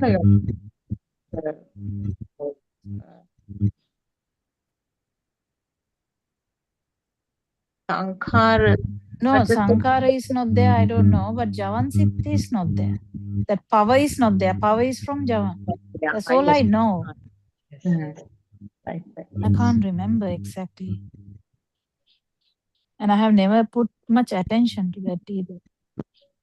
I also didn't put much attention because I knew that this Abhidharma is not essential for a person to understand this because it's kind of by hearting everything. It's strong theory, knowledge only, and you try to remember the things by No, but studying. it is really good if you can. Now someone asks about the moon, as someone asks about the poison, someone asks about like that. You know, someone can ask about Nama Rupa Vijnana, Javan Javan, all these stuff too one day.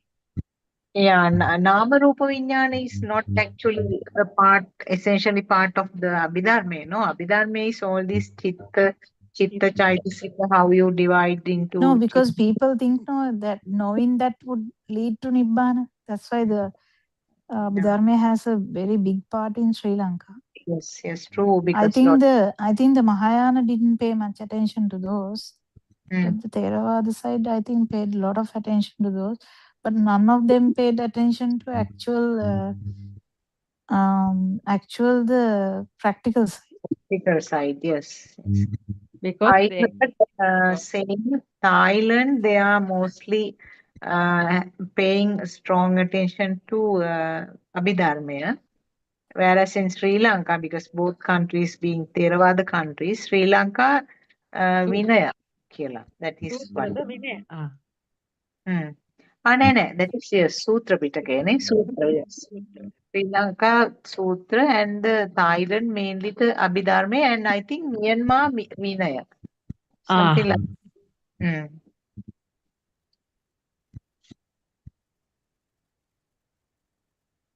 Oh, So, that's interesting. So I suppose Thai monks must be thorough in the Abhidharma side. But it is true, if you, I'm sure you have heard about this Abhidharma lessons. It's 100%. It is just here you try to by heart and remember the things. How many No, thoughts? actually, Abhidharma can be explained, must be able to explain by the field side.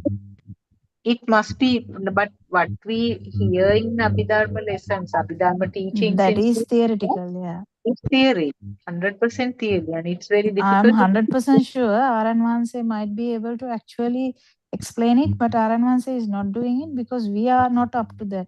Maybe. And also, I think some of those older Deshana, I think he explains about this Chittaviti.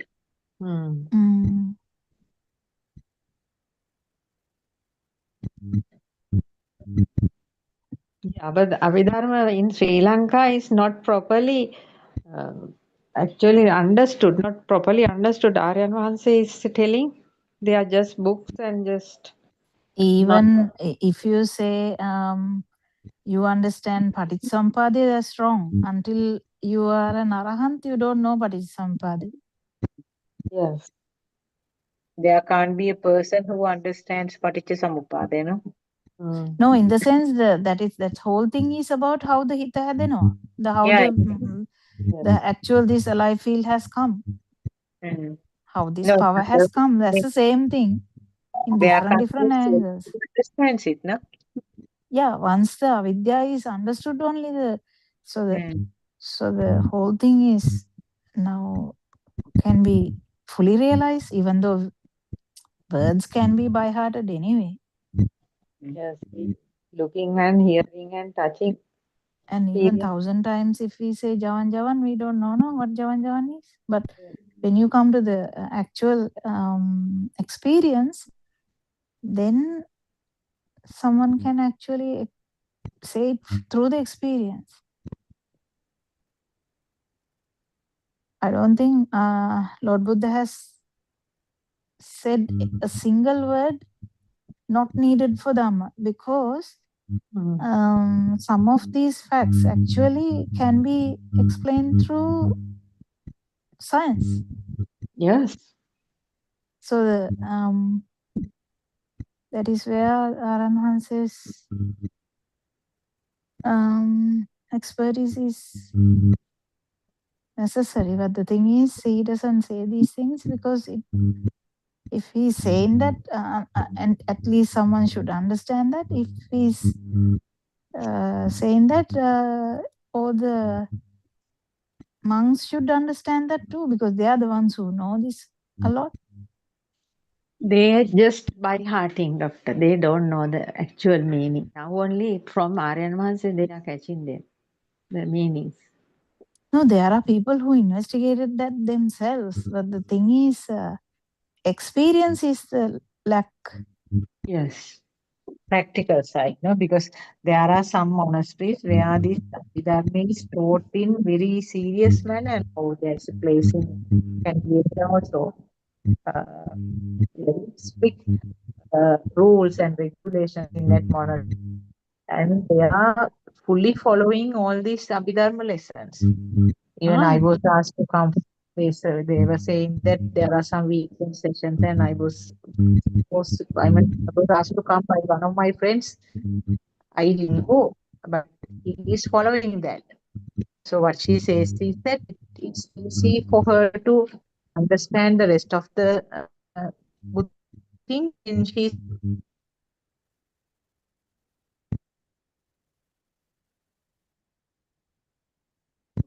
Yeah, because Lord Buddha is actually talking about an experience. And from all the sutra we can understand, even Ananda Thero, there was an experience. Yes. So that's the thing. After the experience, it can be. sorry, now, I got disconnected. I don't know whether you asked me anything. Sorry. No, I felt that your line got cut off. That's okay. We didn't ask. I was trying to tell how Lord Buddha must have delivered some sessions for some people who are more into science, right? Who knows? Yeah. Or who studied this very scientific way at that time. Yes, Abhidharma for Deva or something like that. Say, no? Devyanta Abhidharma. Yeah, even though they say Devyanta Abhidharma, it is also a state of mind. No? Yes, yes. And that apparently has been done Actual earlier. meaning when it says that Abhidharma so Deva is actually has nothing to do with the chair then. It is with the form level and the non-form level. Yes, maybe, yes. chair එකත් එක්ක මේ association, no association with the chair. Yes. So then these things become more important, how this system works. to some. This is not enough or not needed for the actual experience. This comes following experience. Lord Buddha is explaining, trying to explain this, how the mind is formed and how this power is happening. How power can go away. Actually, it must be interesting, even though we never learned. I have never learned.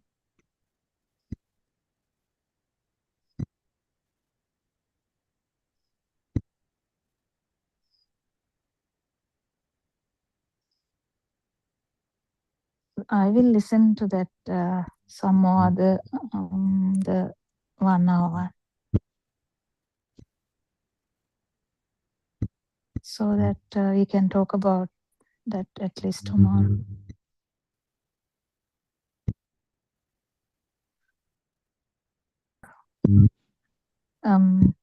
Champa also can listen to that. Yes, doctor. With the Abhidharma part, yes, have to listen. Not the Abhidharma part, whatever he Aranwansi said in the Kurunagal. Because he said to everyone to listen. Yes. Yeah. I don't know where he said the Abhidharma part. I can't remember the Abhidharma part in. No, at the beginning, Dr. Sakuntala said at the beginning, it was a recording. Yeah, but Yeah, the that is problem at is the finding beginning. that now. That is at the beginning. It is a recording, as far as I it remember. is. Are you saying the same so long time ago? That's that 7 hour block. Right at the beginning was that recorded. You're talking about this yesterday one. Right. Yesterday one, yes. Yesterday morning. Yes. So how did you feel yesterday after answering all that and It was actually interesting because it was thought-provoking type of questions, because some of the questions no one has asked like that. It was a challenge. Now can you see you even haven't thought about it? The questions you mean? You know, there are some things that if we don't know, we would not explore. Yeah, I know actually, because it was digging certain things from different angles, which I never thought. The way that they were asking, I had to quickly sort of explore myself and find out what. ඕකම ඇහුවනේ සාදු ස්වාමීන් වහන්සේ කෙනෙක්. There was one monk who asked openly, like a YouTube rant it was. කනට ගැහුවම කනට ගහන්න නෑ කියලාද කියන්නේ කියලා. තේරෙන්නේ නැද්ද කනට ගැහුවා කියලා? Something like that. කිරුළපනේ ධම්ම විජය තේරෝ. Now it's not a තේරෝ. He also asked. No, there was another one also. It was like a thing that they were telling. මුකුත් නැත්තම් මේක දැනෙන්නේ නැද්ද වගේ එකක්. So it's all about these sensor functions. Yes. So is it one of in Buddothpado Sums? No. No. No, I'm talking about not about the Buddothpado Sums. How these even monks can talk about these things. Yeah. So they contradict themselves. කෙනෙක් නැත්තම් කවුද ගුටි කෑවේ වගේ. Yes. They are following Lord Buddha's true teachings, no? They are just hallucination. But the thing is, actually, different angles they bring, that is their way of looking at that. Yes, to deny the sermons. No, yes. but there is a point in every these drushti. How they get that drushti, because imagine a slap. Yes. So what happens? It's like a clap, no? Yes. Who says the clap is not there? We don't say the clap is not there. Yes. Slap is also a clap, yes. Yes, slap is definitely like a clap. No, then we can't say clap is also not there, slap is also not there, then nothing is there. No, we are not saying like that. But the thing is, the body function. Yes. Touch, yes. Until the body sensor works, otherwise you have to actually anesthetize the face if the Yes. not to Yes. feel the slap. Yes. So there is no nice answer to these things. So they are like feeling like okay, මං හොඳට කිව්වා වගේ එකක් හිතා ගන්නවා. Right. Yes. That so because no one really answers it properly. No one wants to. No one will actually go on to answer these things. Useless. But what I'm trying to say is, in actual life, actually people have these problems. One day, a long time ago, a mother asked in this Buddothpado song, මේ පුටුව නෑ කියන්නේ ඇයි? මේ පුටුව තියෙනවනේ. ඉතින් ඇත්තනේ අම්මට තියෙන ප්‍රශ්නේනේ. ඉතින් ඕක හරියට කතා කරන්නේ නෑ. Oh, yes, doctor. Yes, that is the problem. So even if we talk about it, actually person might not answer. Yes. Even me recently, you said no, you are eating rice, and when I said, I joked about the rice, then that also you didn't realize what I'm joking about. That day only I knew that, doctor. That day only I realized that. Others are also like that. Anyway, this past sermons are hidden like no. That is the problem, I think. Dr. Sakuntala was not there that day. I can't remember. I was eating that. Yeah, I don't know why we came to that point. I was talking about something, and then You doctor suddenly asked me, what did butt care? Yes, I said I care butt care. So then I said, I jokingly I said, ඉතින් හැමදාම බත් කෑවොත් නම් ඕක කරන්න හම්බෙන්නේ නැහැ.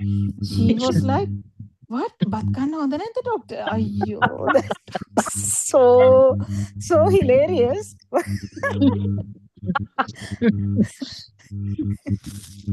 බත් නැතුව කේක් කාපල්ලා කිව්වා වගේ. No, now I more likely without names. I just watching, looking, hearing things without names. After that, No. Actually, that's not the thing. You have to. You can think 100 times, I'm eating rice. I'm eating rice. That is okay. But the thing is, this Dhamma should be understood. How chair is a thought. How rice is a thought. How can you eat a thought? yes, we can't say anything. Any concepts we can't take as real. Yes, all the concepts are. So how can you touch a word? Yes. How can you touch moon? You are touching a word, but actually, what? Then there is a question. No. I feel some hardness. Yeah, that is the part that we have to solve. Yes. That hardness will be there anyway. Even touching the chair, the hand and the chair. Even hand and the chair is a illusion. Yes. That duality is also illusion. That's a deeper part. First, you have to get rid of the outside. That is the chair, hand, rice, plate, mouth. They are just thoughts. If you actually correctly understand that only, you can go to the next level. Yes. Otherwise, even if you stare at trees the whole day and night, it will be the same, because you feel like I'm looking at a chair or a tree. So that is the thing. The first you have to show the mind that the actual chair is just a concept, right? Concepts also. Oh, each and every activity also like that, no, doctor? It's a sound actually, but how that sound has become powerful. Because of the repetition, yes. There was no one, Dr. Sakuntala. So that hilarious moment gone. Yes, I was nicely caught. I think she thought that I'm advising something about bad, like, rice not being About good. rice. Yeah. Anyway, I am having a nice time here, doctor, with you all. I must thank Dr. Sakuntala for joining me to this session. Once long time ago, I remember at a Zoom, Aaron Masi used to ask, "Where are you?" So that he expected that I am at the moment in this discussion. I mean, where are you means what? Not the physical place. I probably said that I am at home. So it's same as you. Yes, doctor. Yeah. What he expected was to say that I am at the discussion now here. I mean, that is where the discussion has become a real thing to you, and that is where you are. That is what he expected.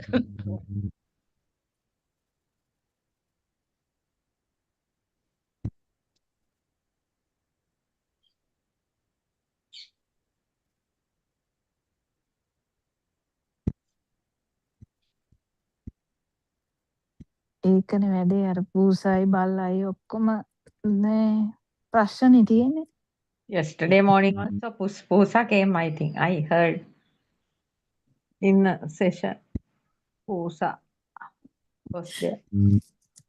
So many cats and dogs are helping the path. Actually, because there's a time factor, I have to sometimes skip the first part and I try to listen to the part that Aranvasi is joining. We Good also if I like- can, yeah, I'm good if I can listen to the whole thing because there are so many important things coming up in the discussions.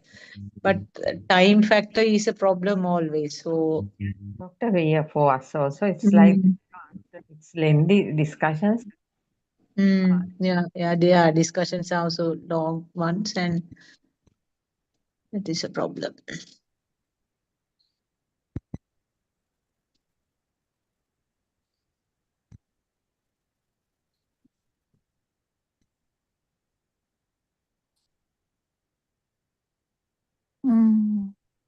And Aranhansi says repeatedly not to make Aranhansi a thing.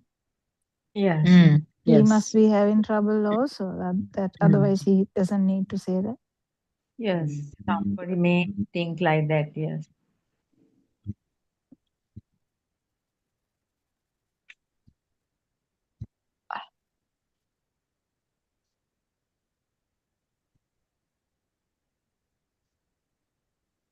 Actually, I will listen to that and see. And sometimes when I have time, I listen to all sermons. But Yeah, it actually, it doesn't. is very good if you can listen to those old ones. Yes, because If you find that deep ones, doc, can you put them onto this WhatsApp group? Yeah. Okay.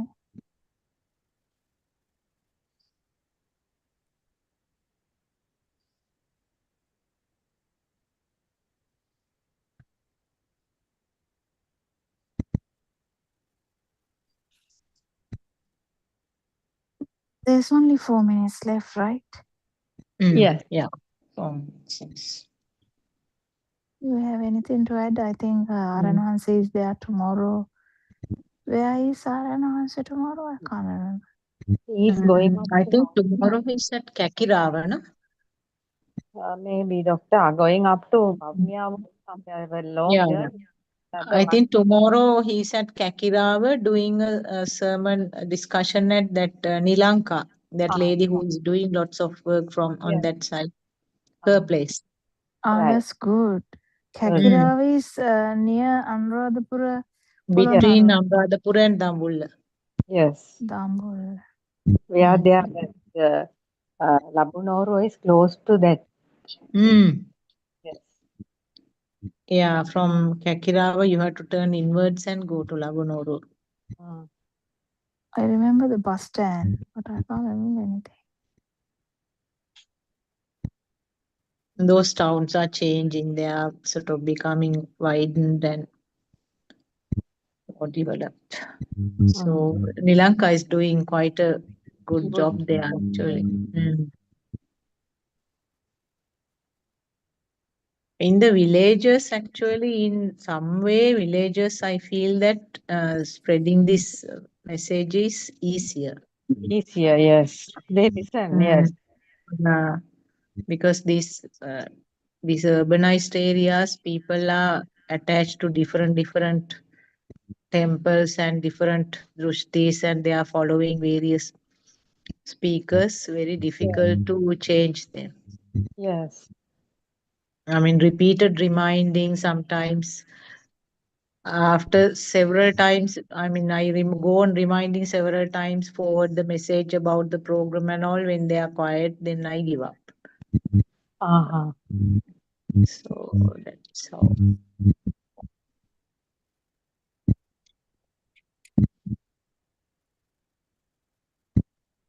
Some strong waves these Sri Lankans have. No? They think they know everything like. That is why. And I think meditation is one of the main things. They feel that meditation is a must. Even yesterday, they were asking. They asked about this Samatha Yugandan meditation. Yes. Samatha. That is Yeah. actually good. Bit of Yes. something is needed. Yes, that because fortunately I have heard it from R.N. Vase. I could explain it. He was saying, no. Yeah, Samatha Yugandan means you have to Samatha Vidarshana Yugandan, no? That is Samatha Vipassana Yugandan. That means you have to do both together. Yes. So he was arguing with me. So I said, no, it's not like that. We also thought in that manner. But what happens is when you are doing the Vidarshana meditation, you come to a samadhi state, kind of samatha, something similar like that. The mind is calmed down. And there is some form of samatha which is built up along with the Vidarshana. So that is what is explained as Samatha Vidarshana Yugandan. Not that you are taking turns and doing both together. You know, Doctor, last night I talked at Mehenin Wahanse, who was at Dombagoda, and now she is in Ratnapura. She is living with three other nuns, one of her own sister, and two others. They are going to follow Goenka meditations, it seems. Yes, that is Ratnapure Meheninwas, isn't it? Yes. She has told me. She has told me her sister is following something else. Yes. Yes. Yeah. No, that is how some people are, no, because they have very strong drushtis and very difficult to break those sometimes. Even Lord Buddha didn't try to uh, do any, I mean, teach Dhamma to the person who was slaughtering the pigs in the next door. No? Yes. So he knew that there are limitations. I think we have come to the end. We'll Yeah, stop we have for come to today. the end. I think we Thank you, Arana. Also, thank you, Dhamma friends. Teran Sarane Aryan Mahanse. Thank you, Teruvan Saranai Dhamma friends.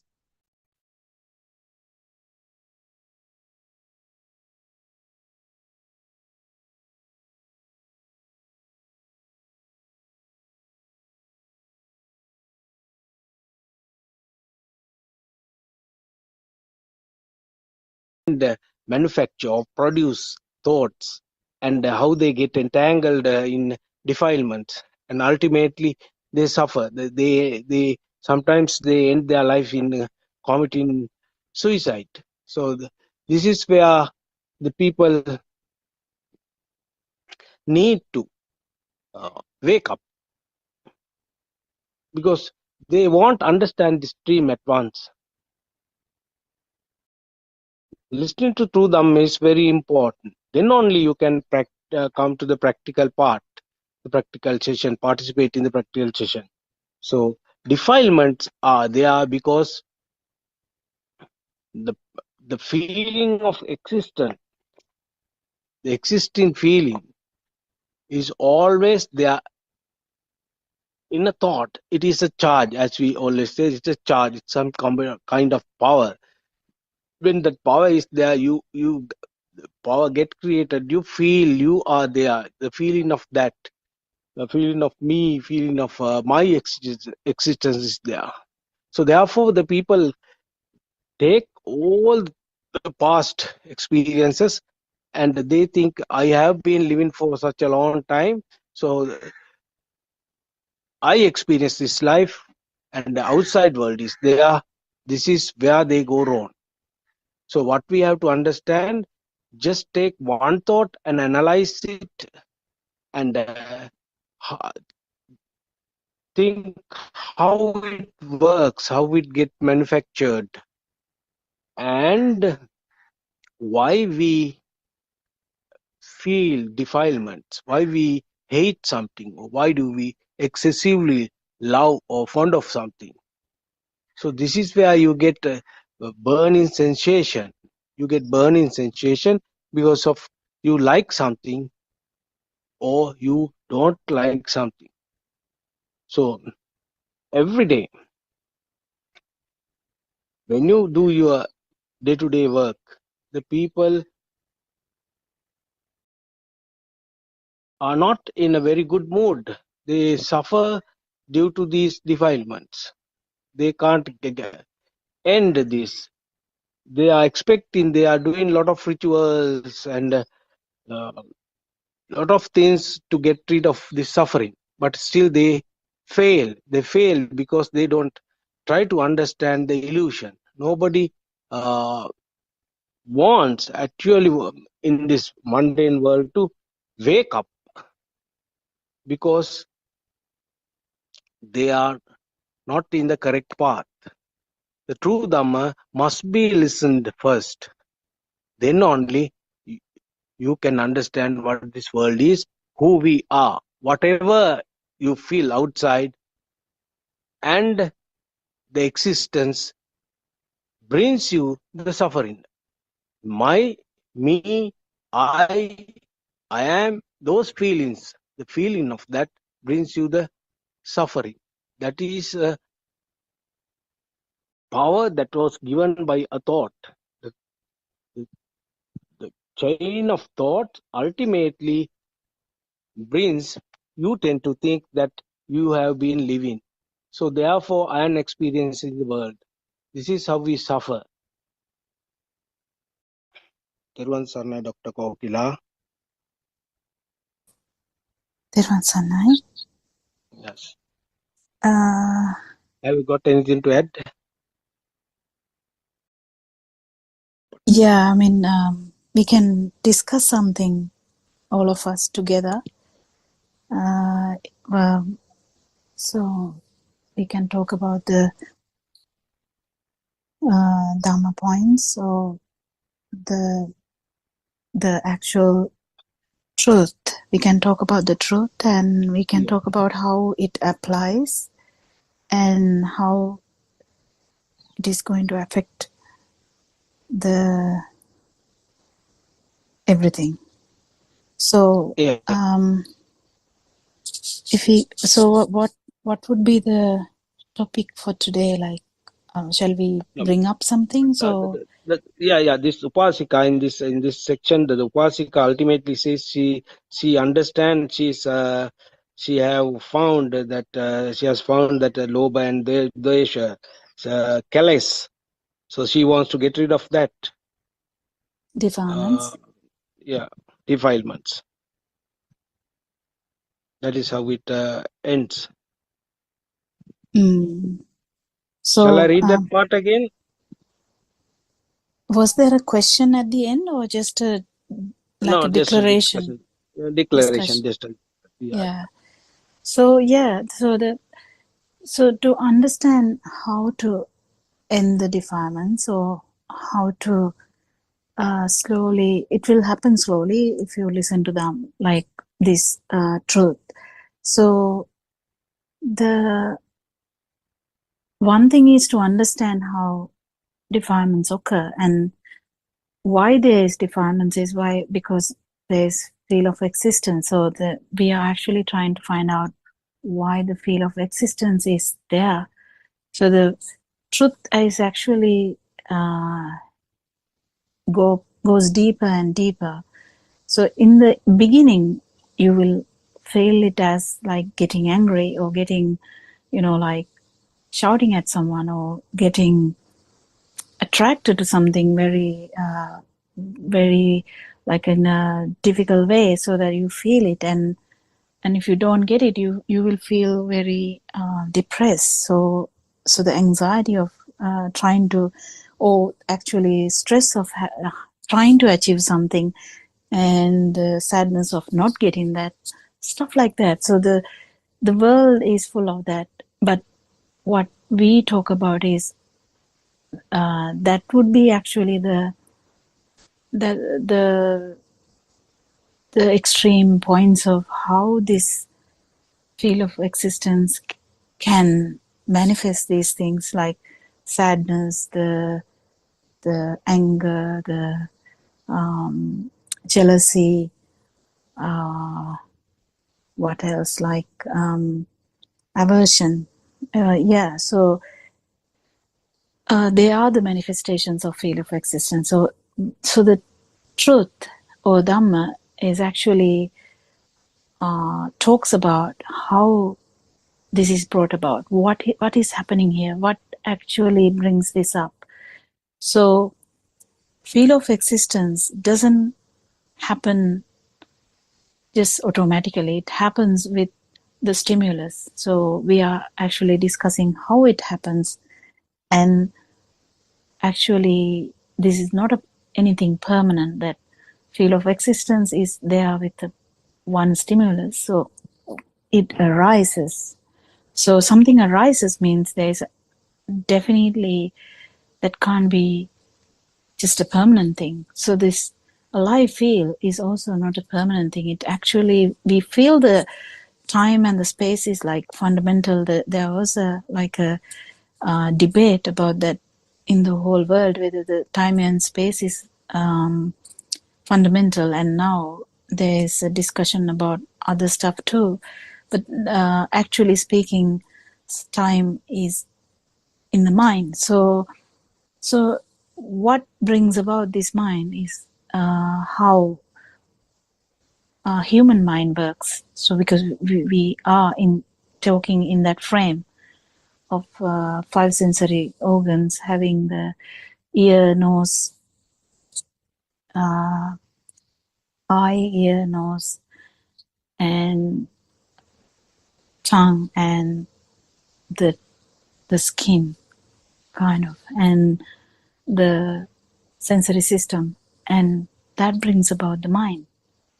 And so the true Dhamma or truth actually talks about how the mind is created, because the mind is actually very important. Human mind is very deep, and it can go very deep into the Dhamma as well. So it's very important, and we actually use this facility or the function of this human system to understand the truth, and also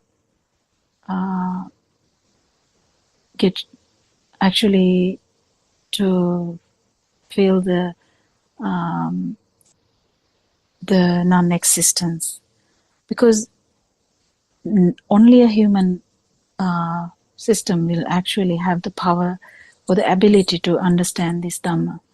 So we all know all this, and we keep talking. So I'll invite someone to actually put input so we can continue this as a discussion.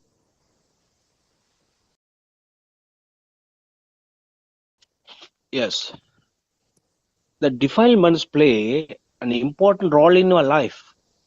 So Yes. defilements keep on pushing our life and giving expectations. And whatever obstacle you have, you may feel that they are defilements, hatred, and whatever expectation, uh, attractions, you may embrace them. So that will give you some kind of enthusiasm to continue your life in future. You think that something is in future, and so I had a bad past. Everybody thinks so. Whoever who is like to die when he's on the deathbed, he also thinking that I should have done so many things, so I failed. I'm a failure. So this is how life goes on. Defilements never get fades any other way, but only through listening to them and put that only by application. Correct application only you can um, I mean experience the transformation, and ultimately you will uh, feel the liberation of our mind, freedom of our mind. So in order to reach that point, one must gradually follow this path. But what Yeah, about the patient? actually, when you say that, Mr. Bernard, I think it's really important that how people get this, curiosity or the eagerness to learn.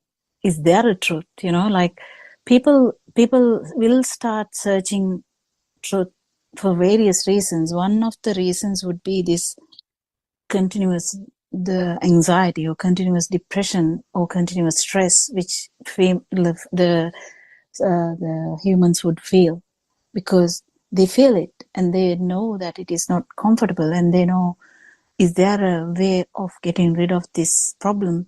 They know that they can go to a doctor and get some treatment, but they can be very transient treatment, and one might actually wonder, is there a permanent treatment for this? Is there any other way? Is there anything from spiritual world? Because there's so many understandings about spiritual world. So spirituality, or the kind of that is not new to people. They know something about spirituality. So the whole world talks about spirituality. So when there is some kind of sadness, when there is a pressure, when there is a anxiety, when there is a kind of stress in the mind, when they feel the uncomfortable, that life is becoming uncomfortable for some reason. Reasons can be very, very diverse. It can be multiple. I mean, you name it, we have it. Like there's, like, if you take 1,000 people, even the billionaire would have some kind of stress, some kind of sadness, some kind of the unfulfilled feeling, because they feel unfulfilled all the time, even though they have the most, like someone would say, if I'm a billionaire, I would be like very happy. But when you become the billionaire, you might feel, I have become the billionaire now. So what else? I am not feeling fulfilled. So then they will turn to see, is there anything spiritual I can gain? So they go into like concentration meditation, which is popular in the world, and they can go into any other spiritual aspects where there are like rituals, like there's so many rituals in the world where they will seek happiness. Someone would seek happiness through nature. Someone would seek happiness through partying. Someone would seek happiness through drugs. Someone would seek happiness through, doing some, actually trying to satisfy these sensory organs, highly satisfy, and see whether that is the end of this satisfaction. Like, can we achieve something by achieving the 100% of sensory organs, like see the best part of the world, hear the most beautiful music, like maximum. In the mind we have like a thing called good stuff. So the people will do various stuff to feel happy, to see whether they can feel fulfilled. So we know definitely, even if you are the billionaire, even if you have everything, so within fraction of a second you can order something if you want something, still the person could be actually not happy. So that is where the truth is important. That is where the truth should be explored.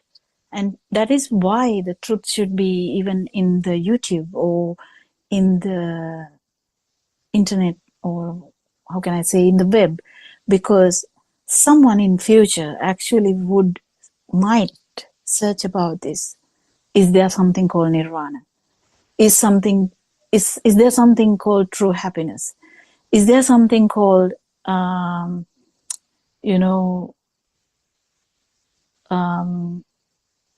when Lord Buddha said there is cessation of suffering, is there something like that? So someone would search about that. So even though we have a limited capacity now, like in future, this might change. People might be searching for this like crazily, and then our actually function, our task kind of is to provide something so that everyone who seeks the truth, is there a true happiness? Is there anything like cessation of suffering? So then they have to get this answer, how to achieve the cessation of suffering. So in that case, we need to know what brings upon the suffering, what is suffering. So actually speaking, the Aran Mahanse has explained so many sermons, and most of them are in English. So like 90, if you take 10,000, I mean, maybe 98% is in Sinhala. So the world will have problems accessing that, and especially we know some of the English words, when we convert we can use a AI translator, whatever translators we can use, but the problem is whether we can get the correct understanding from translation of Sinhala to English. We don't know. It might help, but we don't know, because there's so many English words, so many Sinhala words actually, even Pali words, where there is subtle meanings, like second meanings, like not straightforward meanings. So someone searching the truth will not be able to actually find it easily within Sinhala sermon. So our task is actually trying to give this to the world in a kind of formal way, like actually talking in this language where most of the people would search the internet. So we talk about the sadness, we talk about the the anger, we talk about the anxiety, depression, the stress, whatever the uncomfortable feelings we get. But the beginning of that, we need to understand, beginning of that is feel of existence. And truth is about how this is brought about, how this is happening, how the human mind is created, how this stress is brought about, how the mind can actually feel so real.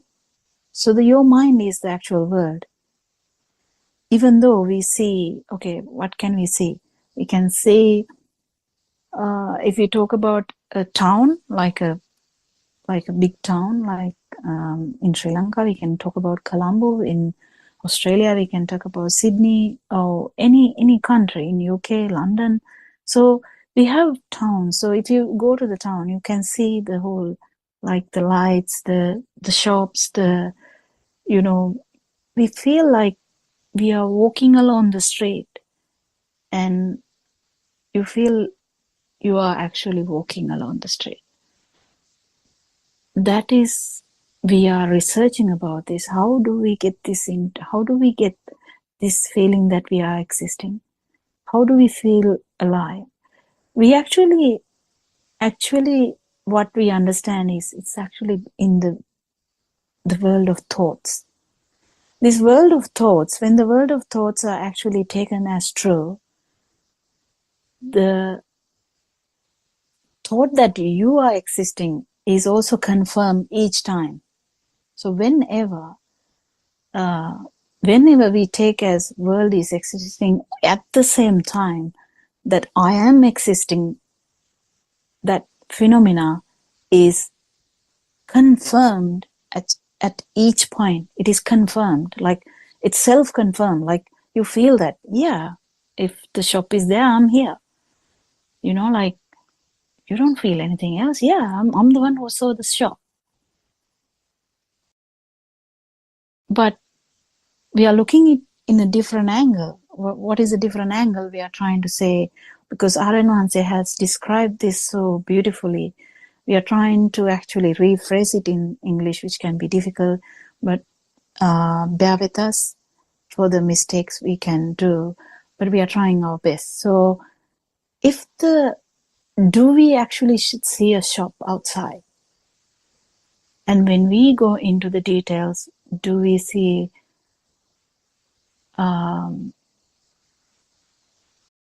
actually, do we see a shop, or do we see something and we name it as shop? Like we actually have a thought that it is a shop. In Chinese, you might not call it a shop. In Sinhalese, we call it like a kade, or what do we call it? Yeah, same thing.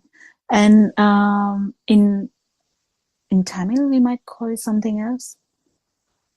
And in German language, we might call it something else. So what is actually out there? Is it a shop, or is it the kade, or what is it? So is the thought out there, or is it actually in our mind? So that step is very important to understand, that none of our experiences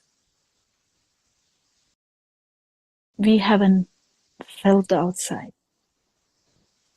We don't have an ability to experience outside. We actually have a headset like a mind, and we go through that only. So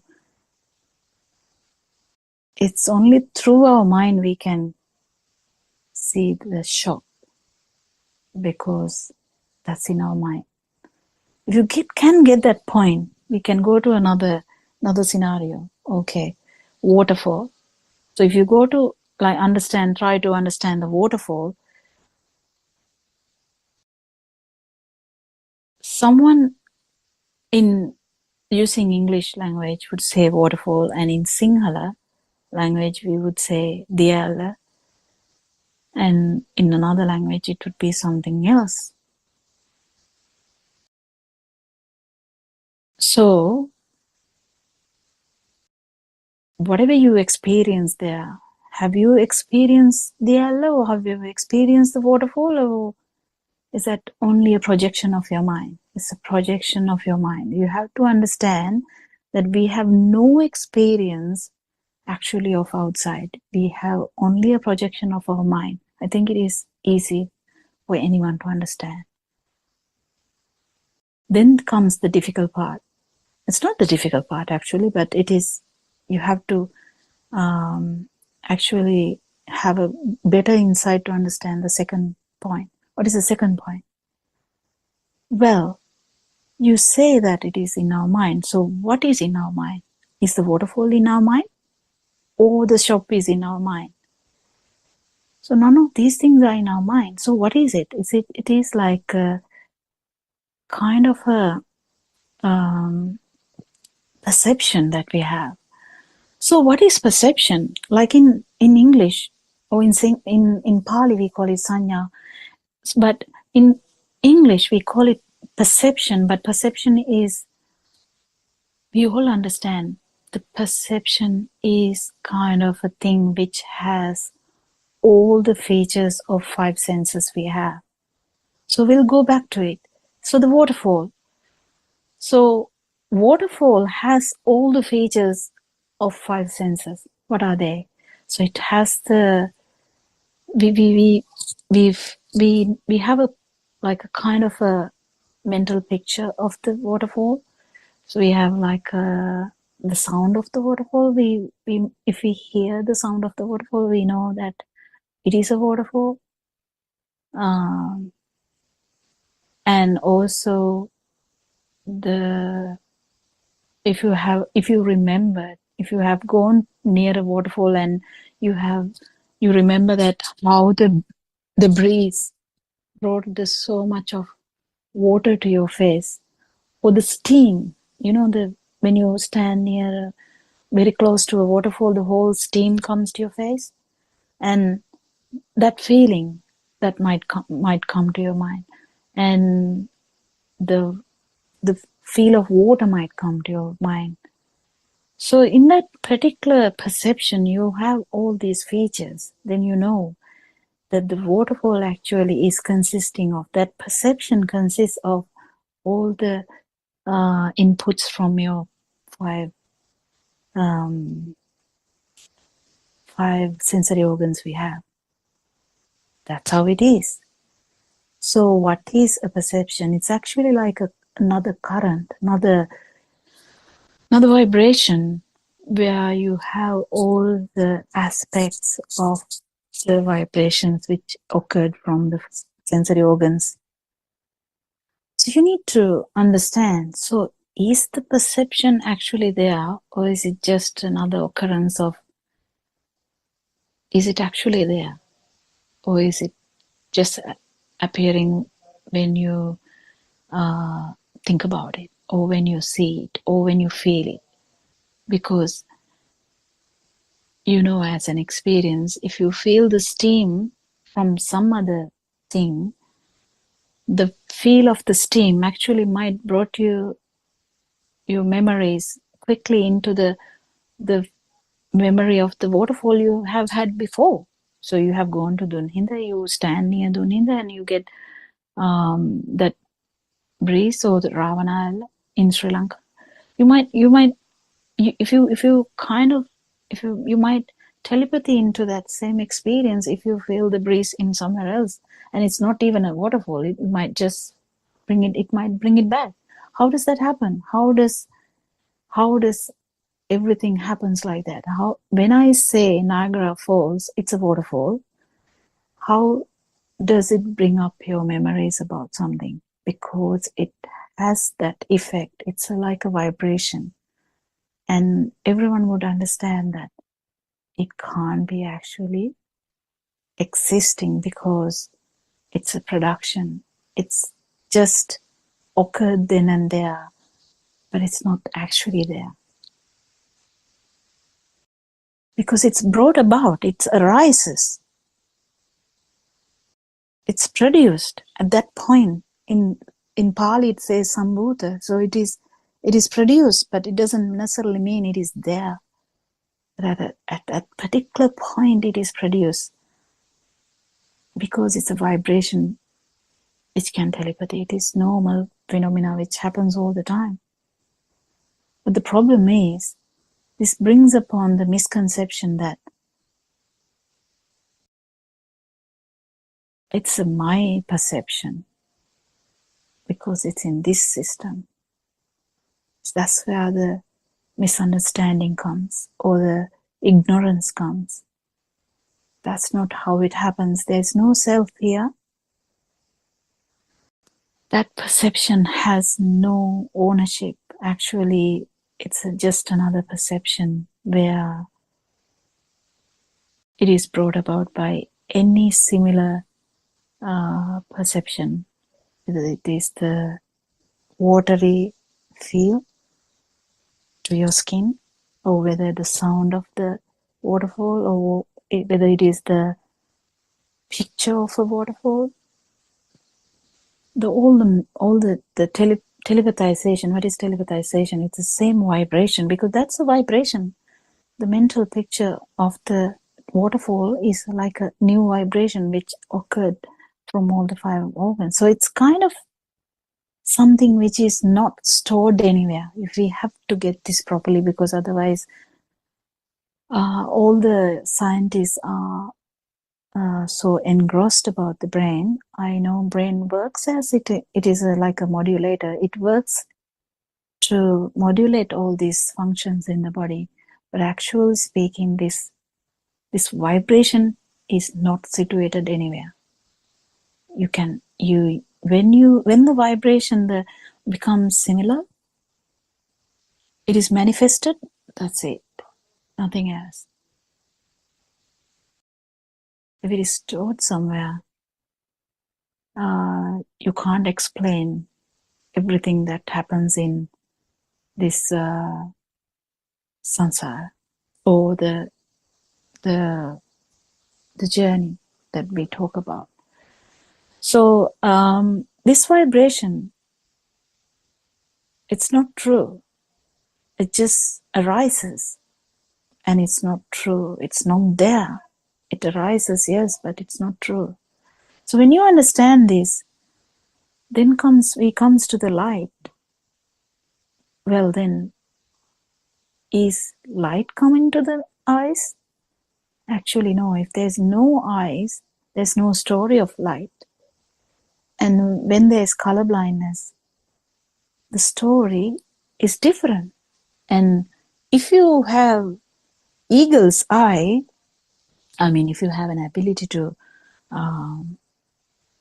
just imagine, if you get a eagle's eye, I mean, you can imagine what you can see. And you may not be even able to imagine, because we might see so much that we will be shocked. So that means the capacity of our sensory organ called eye, there's a capacity of vibration, and that capacity works very fast, and that is what is called light. This can be actually, you don't have to believe us, you just go on trying to research about this, so you will understand that it's not light happening and the eye is perceiving that. That's not how it happens. What happens is there is a vibration in the eye, and that is perceived as light. So if you get this correct, so about the sound, imagine the sound, not in the thought level. So thought level, it is waterfall sound. So the waterfall sound is a thought. You understood that. That's not actually true, because there's nothing called waterfall sound or diyalle sadde. There's nothing called that. That's in Sinhala. So we understand that sound per se, just the sound per se, that vibration is a function of the ear. And if the function of the ear is not there, there's no sound. So you understand, it's the function of the ear that is called sound. So we just have assumed everything and named everything. Like even the word sound is just another word. But what I'm trying to say is, what you actually experience is an experience of the rapidity of the vibration which occurs in the ear. And we call it sound, that's a different story. We can call it another, in Chinese word it would be different. And in Sinhala it is actually called shabde, or yeah. And in a different language it would be something else. And in English we call light, about the vibration of the eye, we call it light. but in Sinhala we call it aloke. So you understand that even that is kind of mixed with our thoughts, but the actual experience, just think about it and visualize it, or try to experience it. Just the experience itself is due to the rapidity of the vibration of the sensory organ. So if someone understands this, then there's a great question which arises. Then who am I? Is there a place? Can you name someone here? Or is this just the truth which is lying out there? And we have ignored this truth for a long time. We have been ignoring this truth for a long time. And Lord Buddha exposed this to the world. And now after 2,500 years, Aryan Wahanse is exposing it again.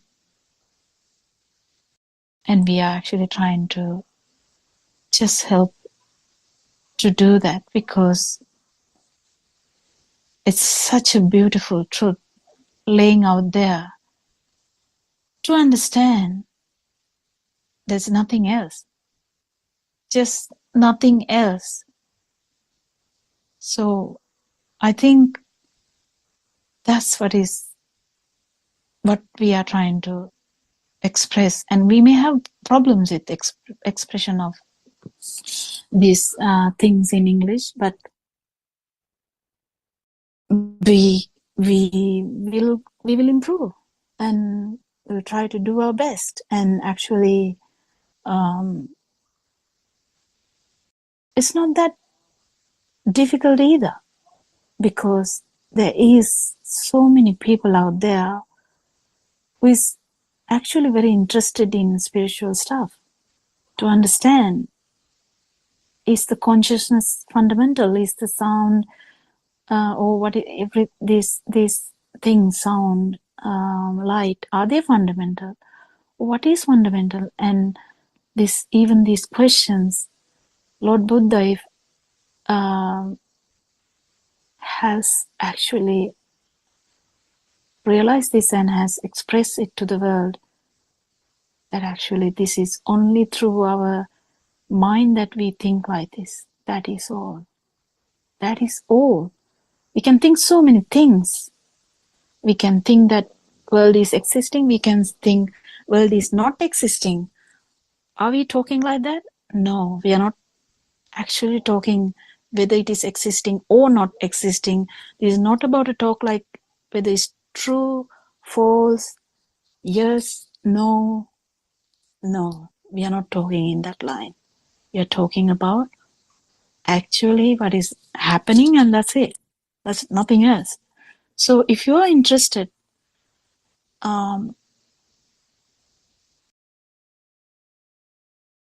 it's out there. If you visit Buddothpado Dhamma.com, you can go into that website, and there's another website in English called what's the name of that? I just lost it. What's the name of the other website? Wisdom of Asia. Wisdom of Asia, yeah. Wisdom of Asia. So you can look into that and you can ask questions. We invite everyone to look into these things and see whether you can understand. It's just an exploration. Like you can do a research and see. You don't have to like take this as something, because there's a lot of information out there. So you don't know what to believe or what not to believe. This is nothing to believe. It's very important to understand this is something for you to feel. That's what Lord Buddha also said. Come and feel. That's all. That's what we are telling too. You try to understand this, and then you have to feel it too. It's useless to just talk about this and just say, yeah, now you can't just declare that, yeah, I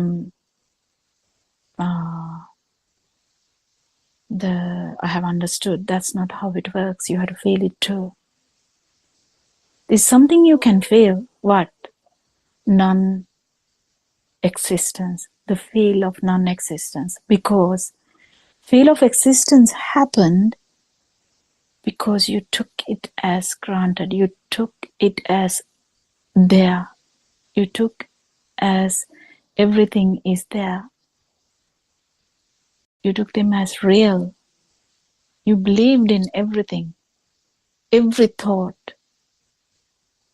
You thought they're actually existing.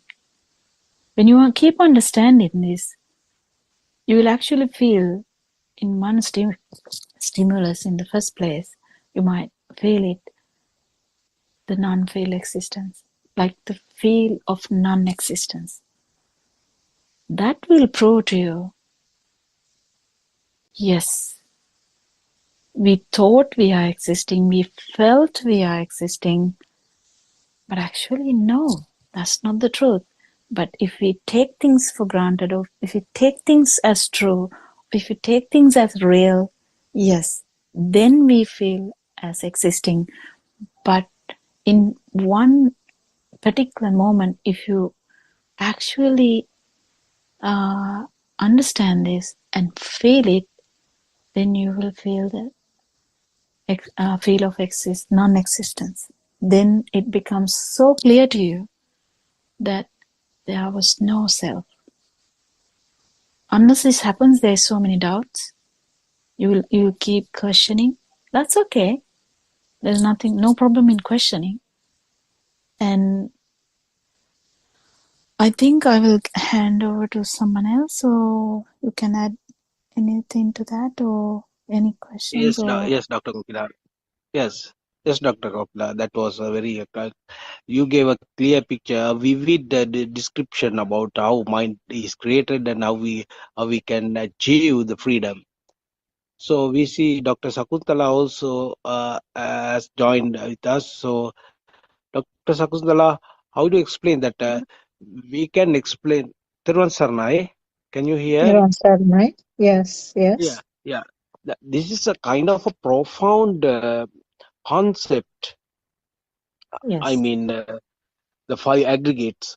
So yeah, our biggest challenge is not the population in our own island. That we must bring this idea, we must spread this idea all over the world. So in order to do that, we have got a bigger problem is we don't have enough vocabulary in English because we really similar to our uh, Pali or Sinhala words.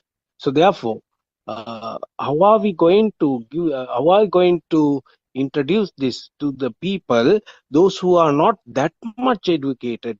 I mean, we can't advance at the beginning. We can't tell them the vibration, even though they have not understood those concepts. So how are I going to uh, give this message in another way, in a simpler way, in a lucid way?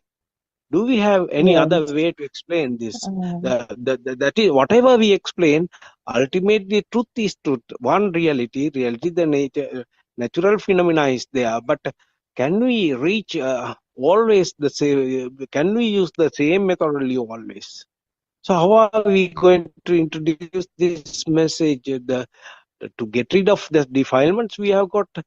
Uh, the problem is they fear, they suffer, the people suffer. So if we are going to give this biggest idea, they may uh, misjudge or they may leave.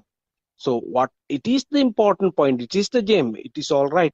But do we have any other ways to explain this? Yes, Dr. yes, Kokila? Yes, Dr. Sakuntala? yes. Thiruvan Saranai Aryan Mahas, I pay my homage to Aryan Mahase.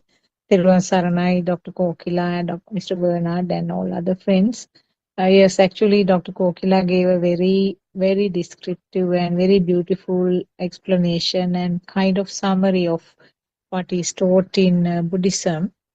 Uh, in other religions, this is something I felt in other religions, generally the things are laid out, whatever the sayings of the so-called God or the conveyor of the God is laid out in books, so that the person uh, mm, who is following that religion is supposed to believe what is laid down as guidelines or rules. Sorry. The difference in Buddhism is that there's nothing like that, and you are not forced to believe what is written in the books or what you listen, what you hear actually in our disclosures and the discussions. So they are supposed to come and sort of analyze it by themselves. They are supposed to do their own experiment and then understand the truth of it. Actually speaking, the only truth is that non-existence. I suppose I conveyed what I wanted to tell.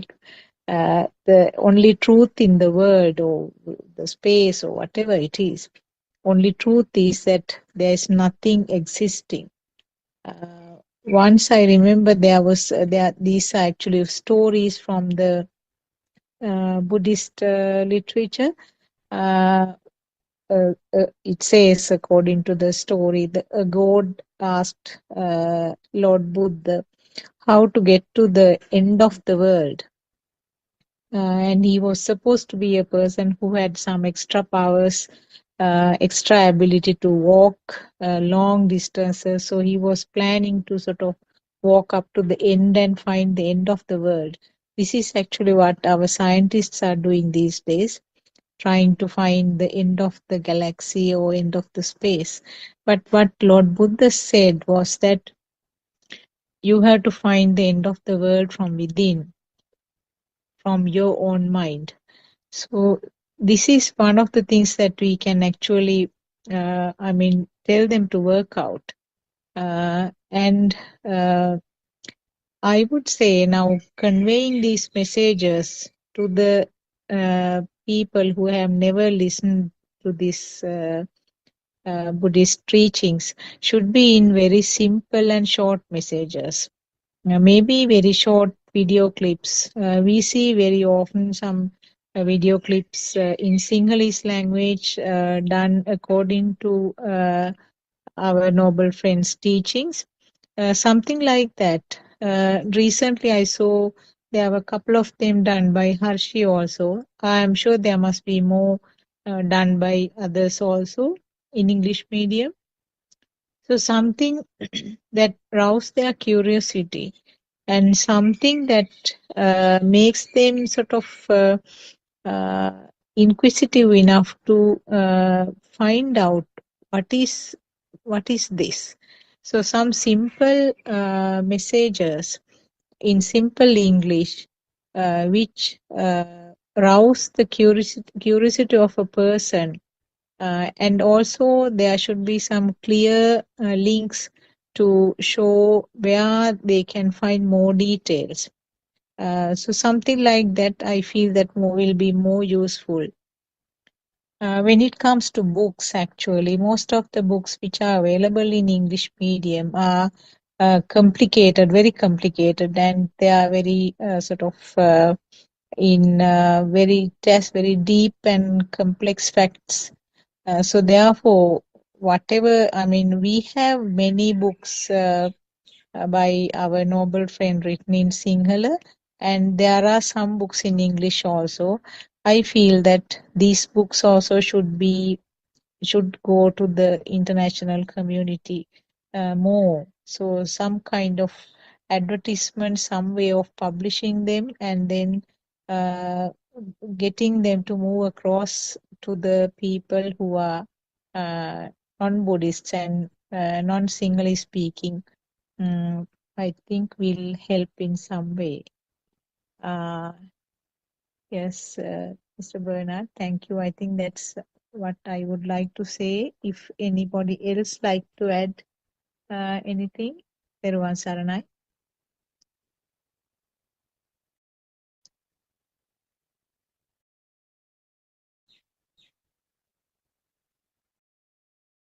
I just wonder whether Surangika can contribute. Is she in a position to join at this time? Everyone Saranai, Dr. Sakuntala, and I pay Tera my Saranai. to Marian Vahansa. Everyone Saranai to all of the Dhamma friends. Yes, I think those are all good ideas, Dr. Sakuntala, but I'm wondering whether Mr. Bernard was actually thinking of people who are either sometimes not wanting to read books, or sometimes people who can be maybe even not that educated and not interested in concepts, or sometimes people don't understand, as he said, the 5 aggregates. I mean, moment somebody actually says 5 aggregates, there can be people who kind of switch off. Moment you say form, sensation, and so on, they think, it's too complicated. Maybe I'll do something else, or I'll just go to the temple and offer some flowers, and that's good enough for me. There can be sometimes people who get put off by the law of cause and effect, or chain of causation, or all these kind of terminology that we use in Buddhism.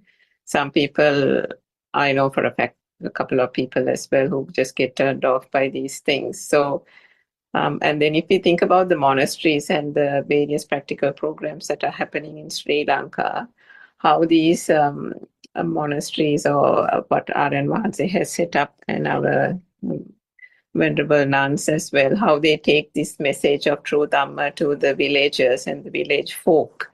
And most of them are just housebound, some of them are housewives, some of them are in the farming community. But still, for all, this message has been made very, very simple.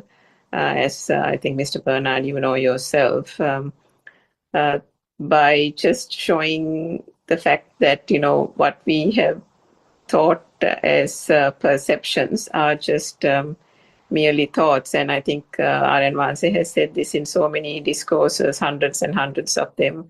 And he's, I think, probably the master of explaining this in a very technical fashion, in a very complicated fashion, but also in a very, very simple, as you said, lucid way to folk in a very day-to-day practical kind of perspective.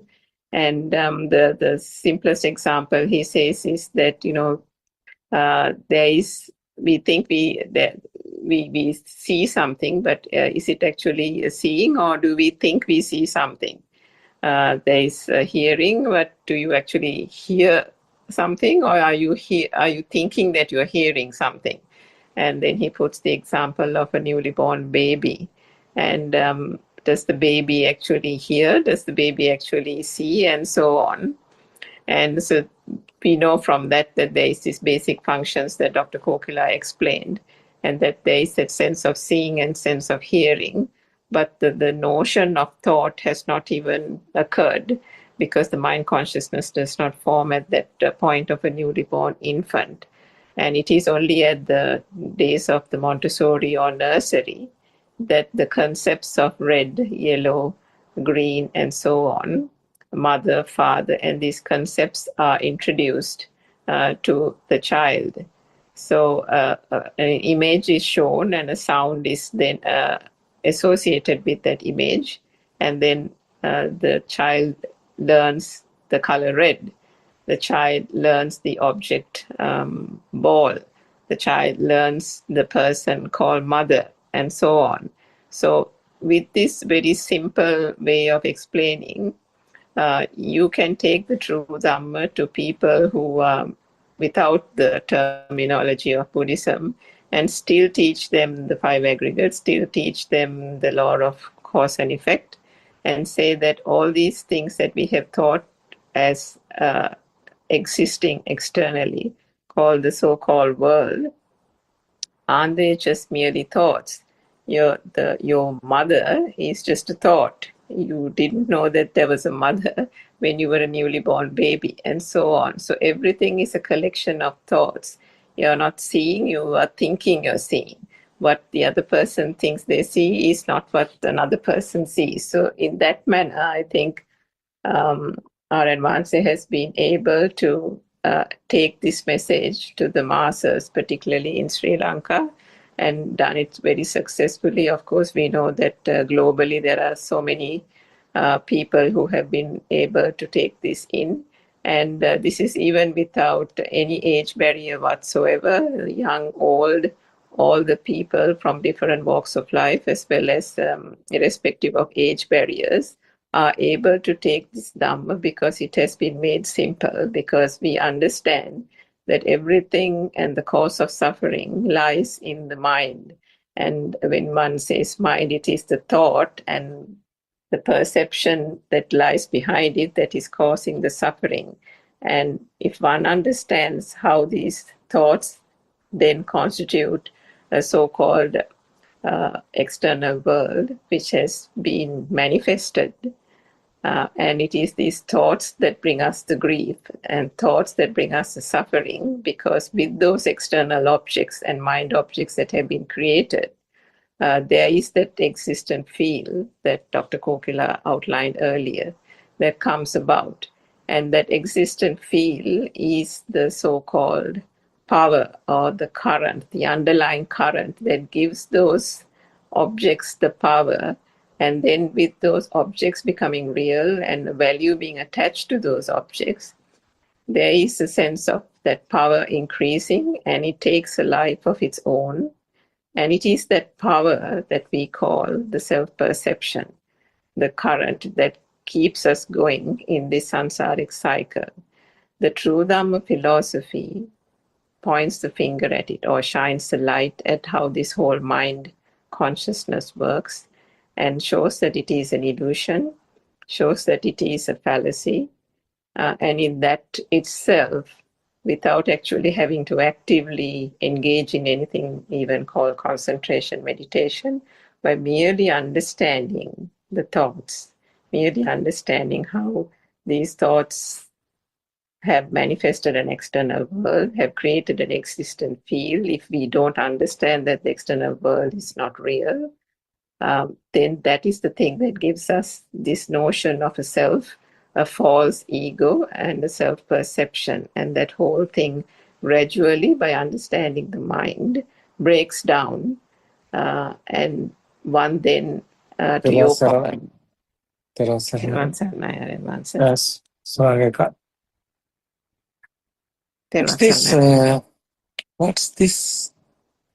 Is this explaining the meaning?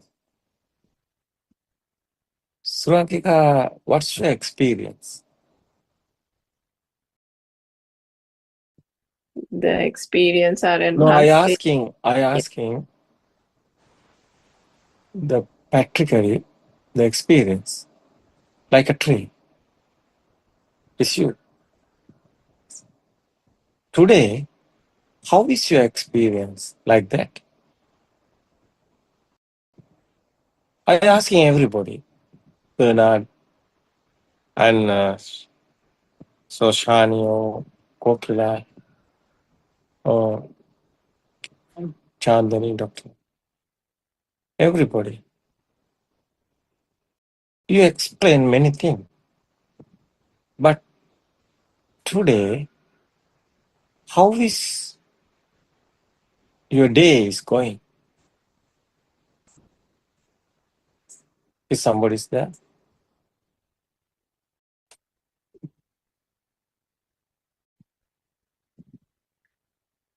How is your practical experience? Someone is there? How's your activities is happening? How's your thoughts are going on?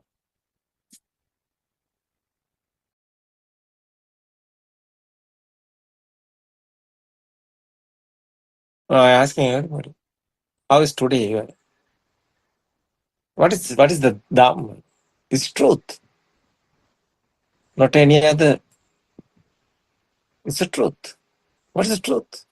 It's nobody saying. No one is saying. Systematically, everything is happening. How is today experience. So like how's your experience? So Andolanatmaka is incredible, no? Andolanatmaka Yes, sir. is incredible discourses. Explaining is Sri Lanka here 7:30, 7 o'clock. It's beginning. Incredible discussion. Incredible explaining. What is that? Nobody is here. Everything is happening like nature. Systematically. Everything is happening. But nobody is here. This is a very important one, no? This is the important. What's the truth? Nobody's here. How much you have that experience? That's the dam. That's the dam. How much you know this dam? It's not a knowledge. How much you today your how is your how much you are alive? How much you have that feel, alive feel? The soul. How much you less you?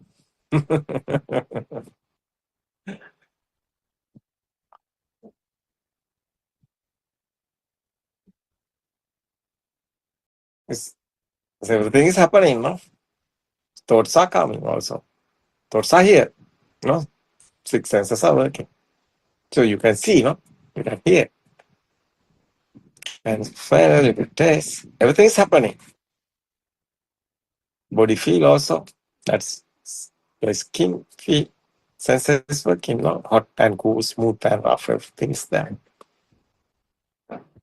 But nobody's here. System is working. I like a camera, no? Yeah. It's an equipment, no? Like a robot. Do I see it? Are you doing something? No. Systematically, it's happening now. Thoughts. Who have these thoughts? Nobody have these thoughts.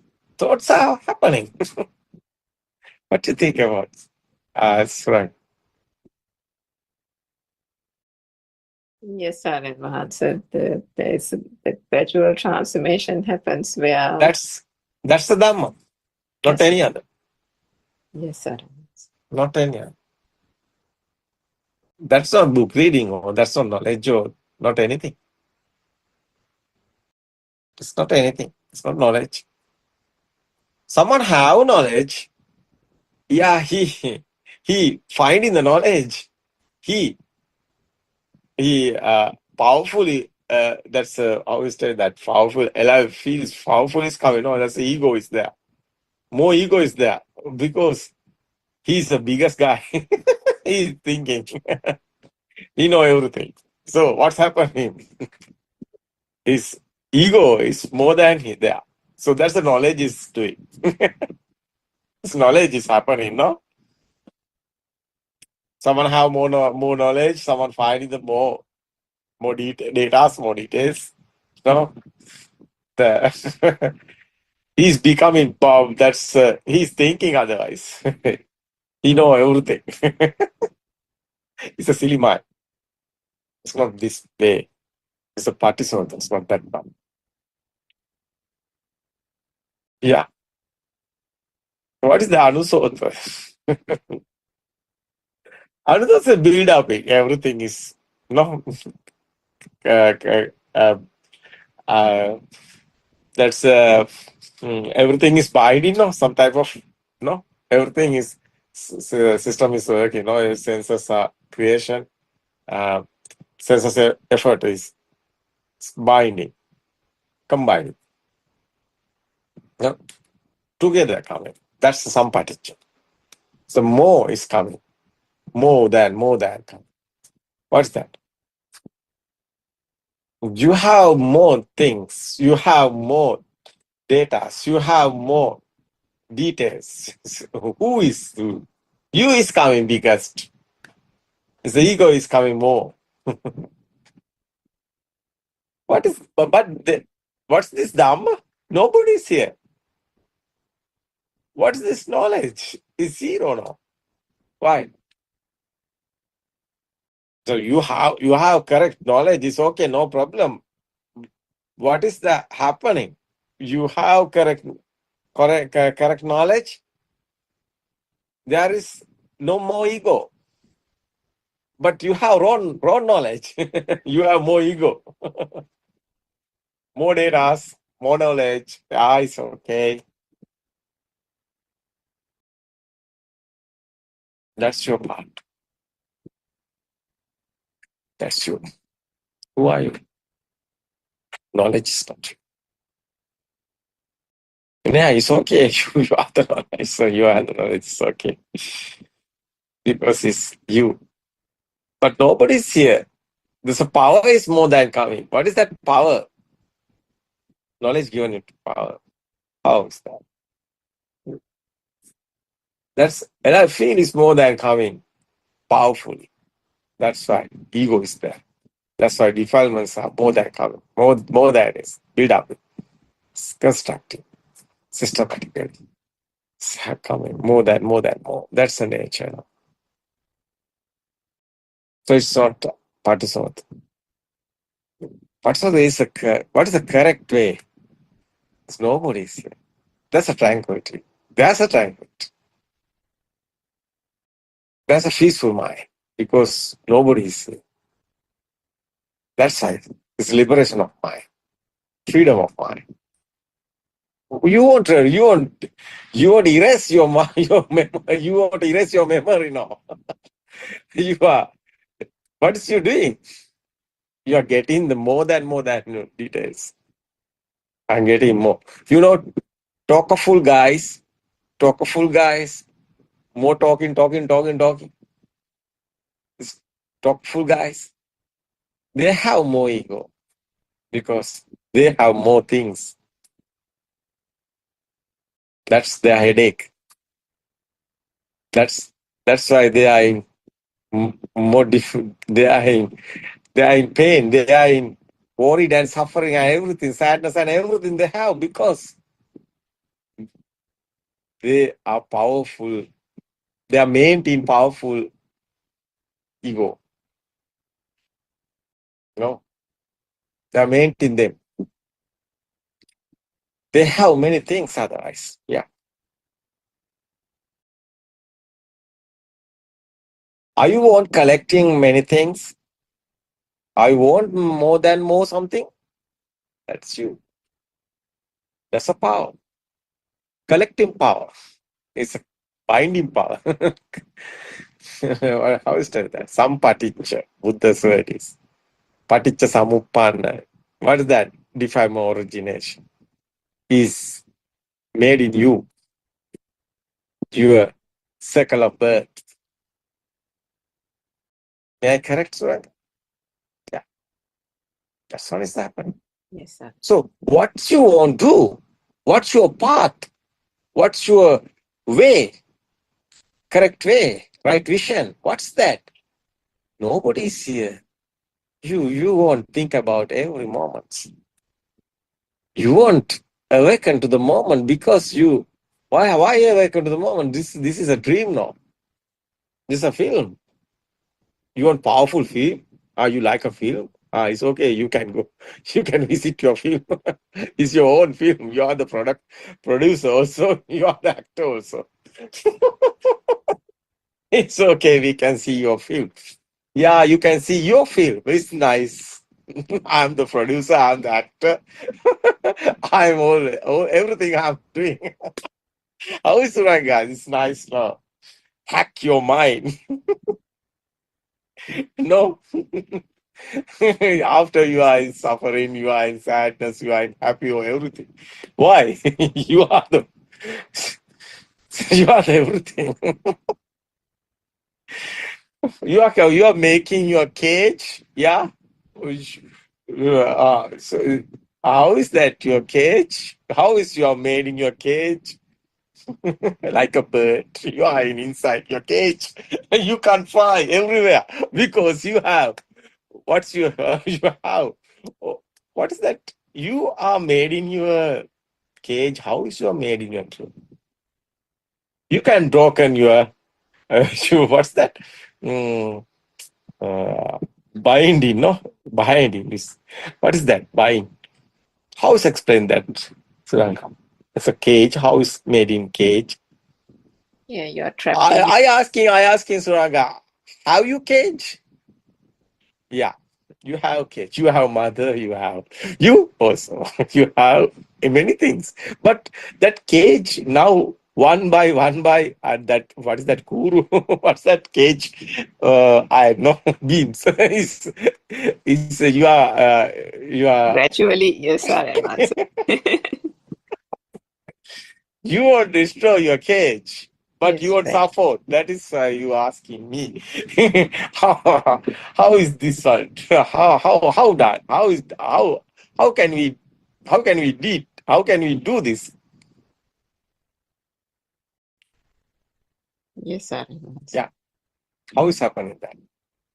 You won't understand the truth. Everything is not real. How much you have that feel? It's not knowledge. It's not thoughts. It's your feel. You want that. How much you have that feel? No, that's very important.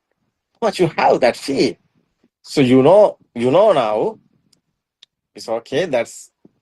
We can tell you. It's okay.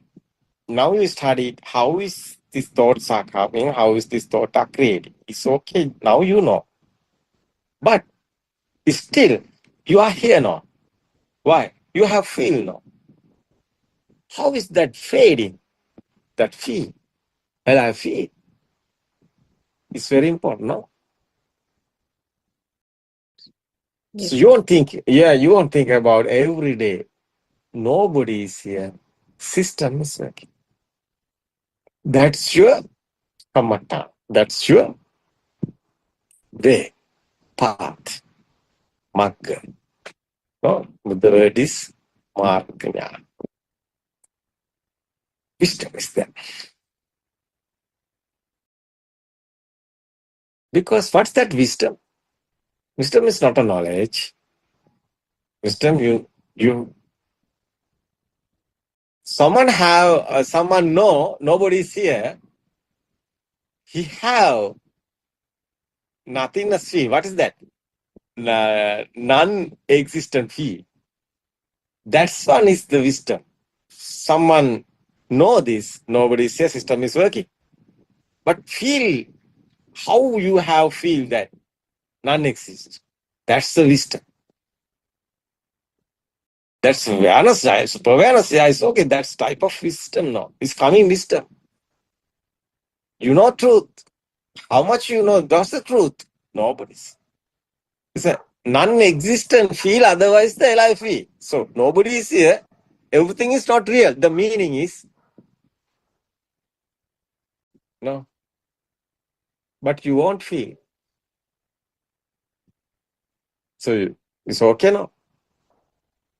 This Janato aham bhikkhave passato asavanam kyamadam is the Buddha's word. What is that?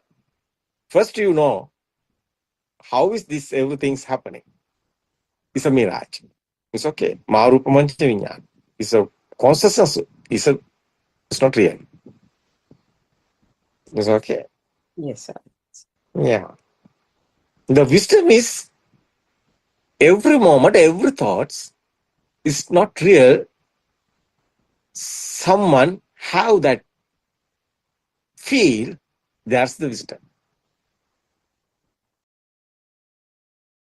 System change. No. What is the system? Everything is combining. System is nature is combining. System changes. None. So not combining, not binding. How is this? It's not coming to, and it's not like a glue, no? Like a glue. Every thought's binding is more powerful ego is there. Thoughts have existence feel. Every thought is real. Someone is thinking. Is the power is there? Is because the raw thought is real. The other side is you are also here. Because that feel is thought is real. That one is the feel, is existent feel. Is the alive feel. So thought is not real. What happened? What's want to be happen? Alive feel want to be disappeared. Alive feel meaning is the ego want fading. No, it's not fading. So you want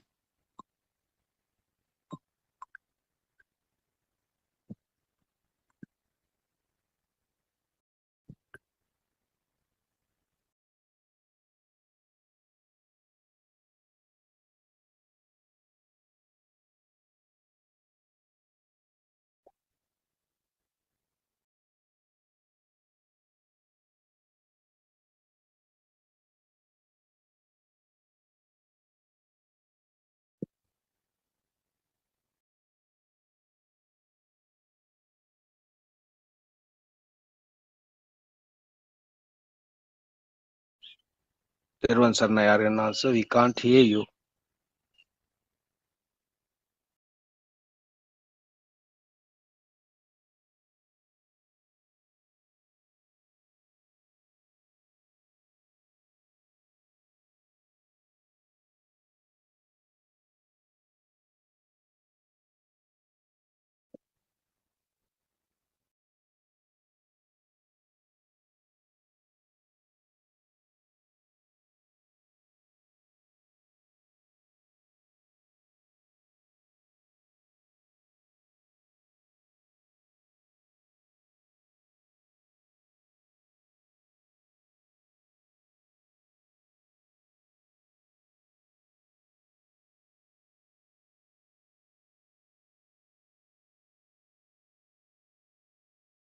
it's okay. Our time is gone.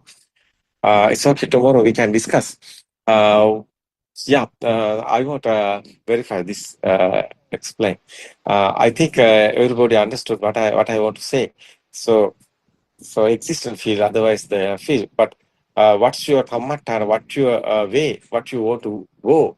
The path is nobody's here.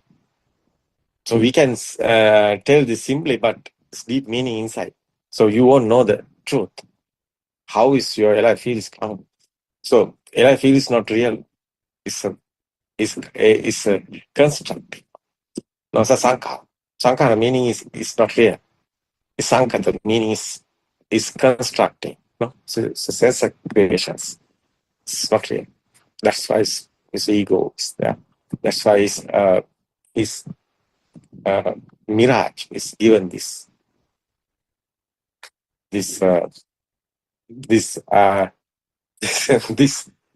this film.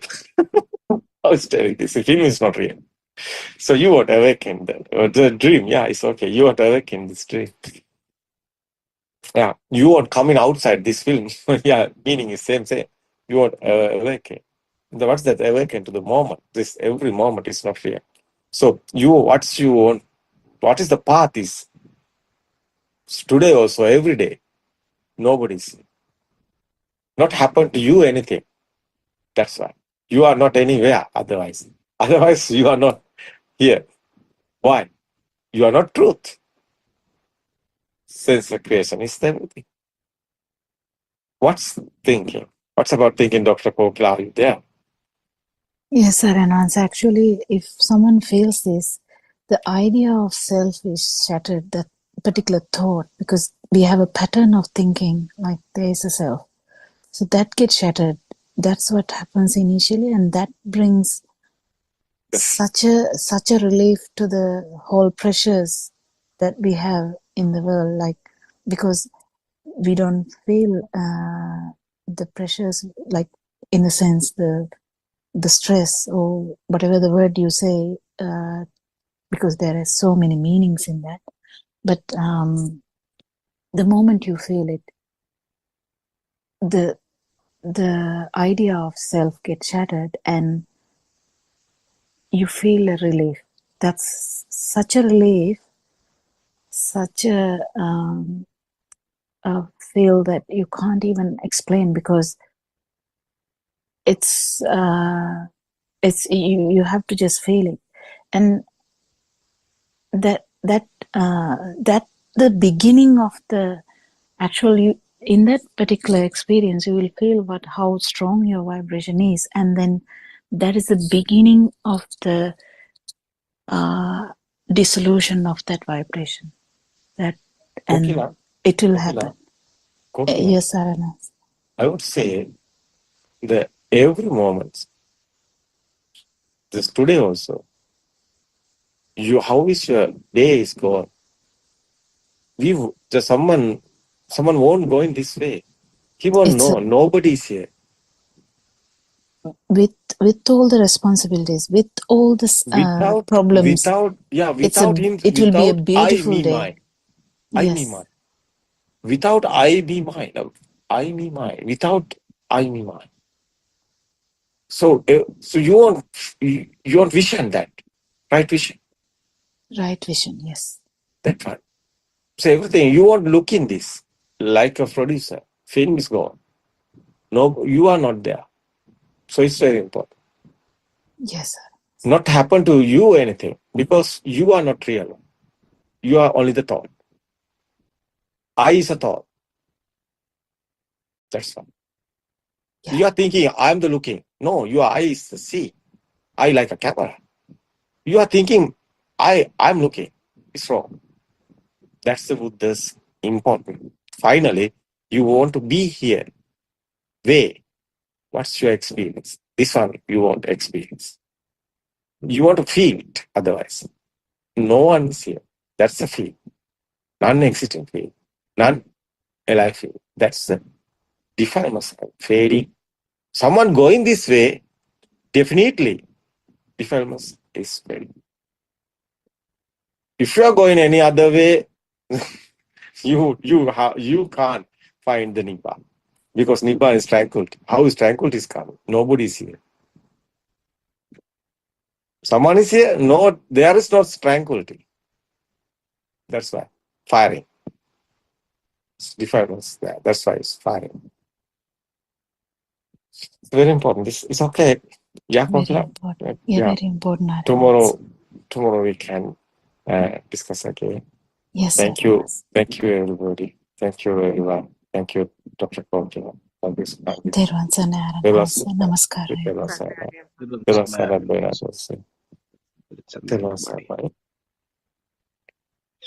It's okay. Teruvan Sannaya, everybody. Teruvan Sannaya තෙරුවන් සරණයි ආදරණ වහන්සේ.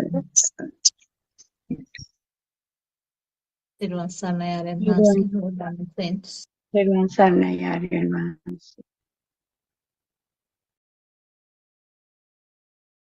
තෙරුවන් සරණයි ආරයන්ට ආදර නමස්කාර.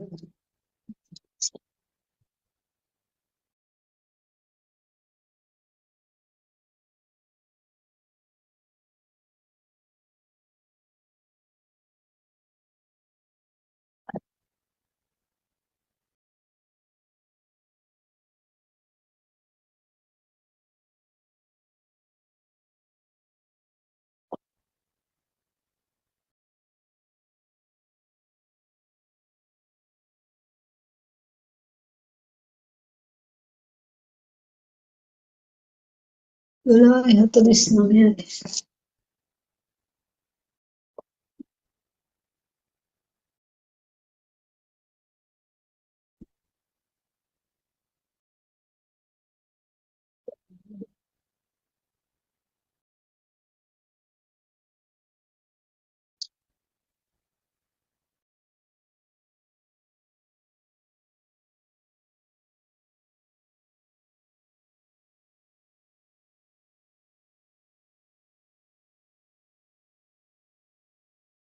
Good morning, everyone.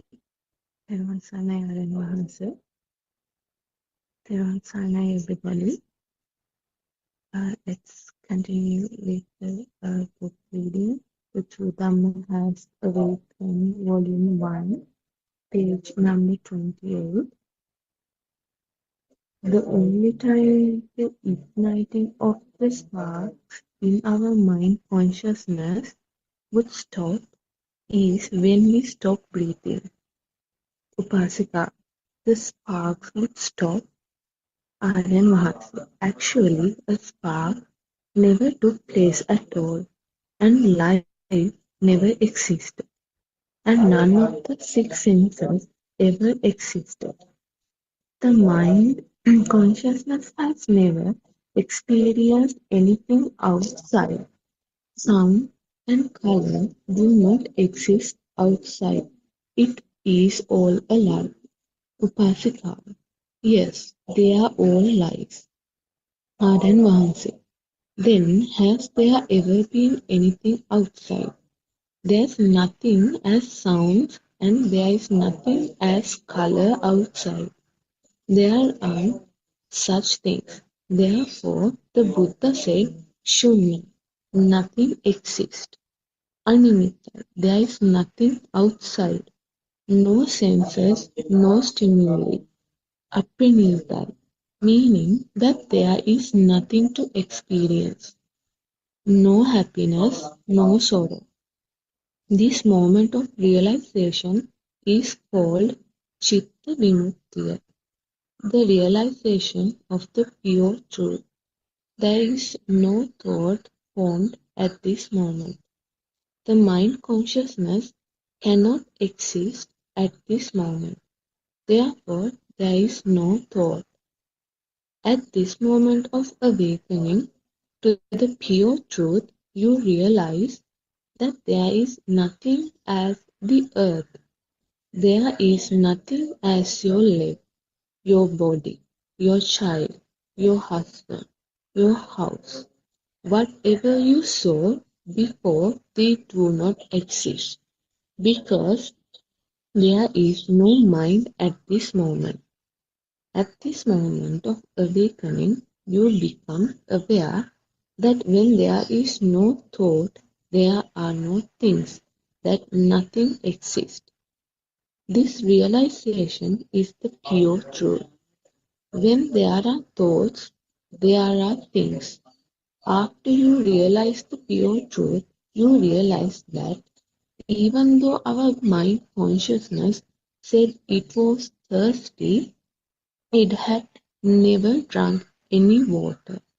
When the mind said it was hungry, it had never had food. When the mind consciousness thought that it went for a walk, it had never walked. Even though the mind consciousness thought that this body is owned by the mind never owned a body. Even though the mind consciousness thought that the mind has children, the mind never had children. The mind thought that the mind had a house, but the mind never had a house. The thought is only a spark made from a sound and a color. Is there a thing in a sound? Is there a thing in a color? Even if you hear that the heat of the sun would increase and turn this earth into ashes, it would no matter to us. Why? Because we know that even the sun and the earth are lies. We know that they don't exist. Now only the empty space will remain. That is the truth. Whatever we thought never existed. Upasika, the pure truth. Yes, Honorable Sir, Aryan Mahansa. The non-existence, Shunyatava, is very complex. It is difficult to understand. Upasika, yes, Honorable Sir, Aryan Mahansa. When you understand the pure truth, you cannot believe it. Can you? You feel like you die. You feel like death of all your senses, don't you? You feel like you died. You feel like everything is non-existent and that only the universal space is left. You feel like everything has been demolished. We demolish the concept of children, the husband. We demolish the concept of me, the concept of our body, and the concept of the earth.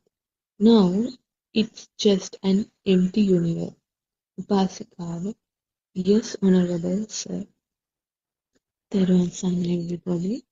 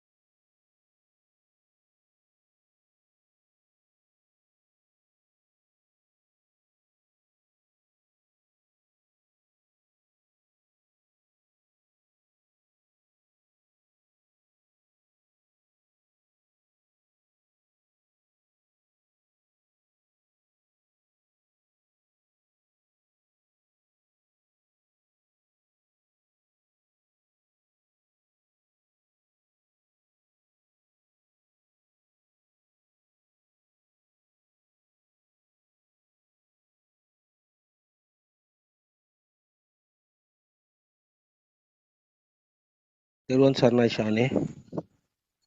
Teruan Sangha. Yes, I just joined. Can you tell me the pages you just read? Pages 28 and 29. 28 and 29. Yes. Spoka Foka Mind Consciousness. Yeah.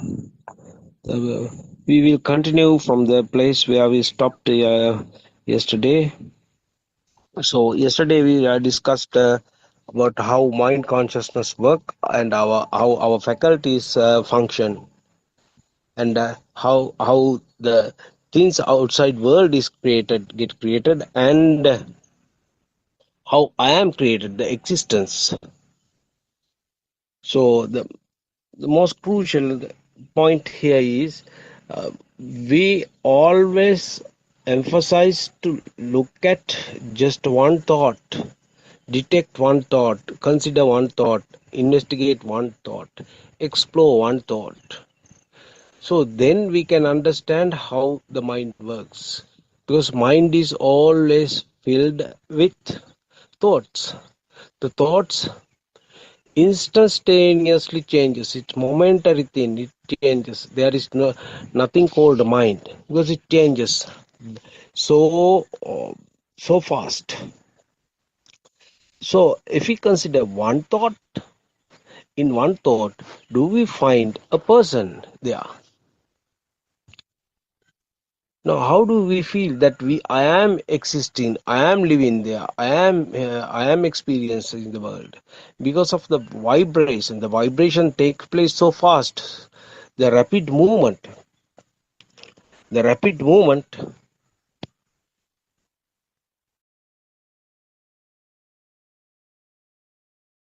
the rapid movement indicates that something is outside there. We feel something is outside there, then and there it appears and disappears.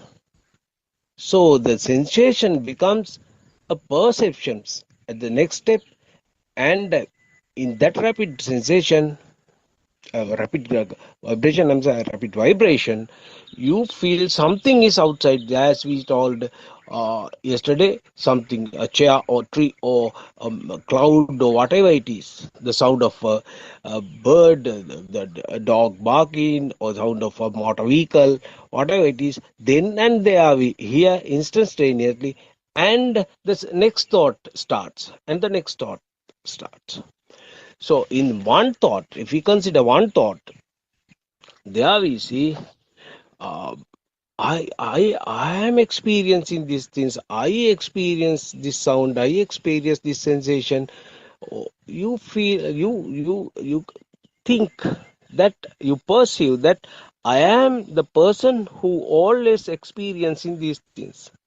Actually, it is not the thing that the faculties starts their mechanism, and in that mechanism you get the itta sanya. There you feel the something is outside there. Then you get the other feeling, the other kind, the next feeling is the existence. That is a kind of a charge. It's a kind of a power is there in that thought. Then it fades away. Then another thought comes into that place.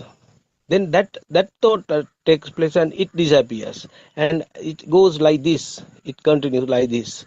So we feel there is somebody called I am existing continuously. My existence is continuously uh, there.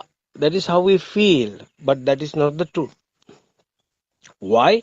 That charge in that particular, if we consider one thought, in that charge you feel that you get some feeling that I am here. That feeling is, then and there it fades away. Then the other thought comes into that place. So this is how it works. So there is no continuous me or I or there.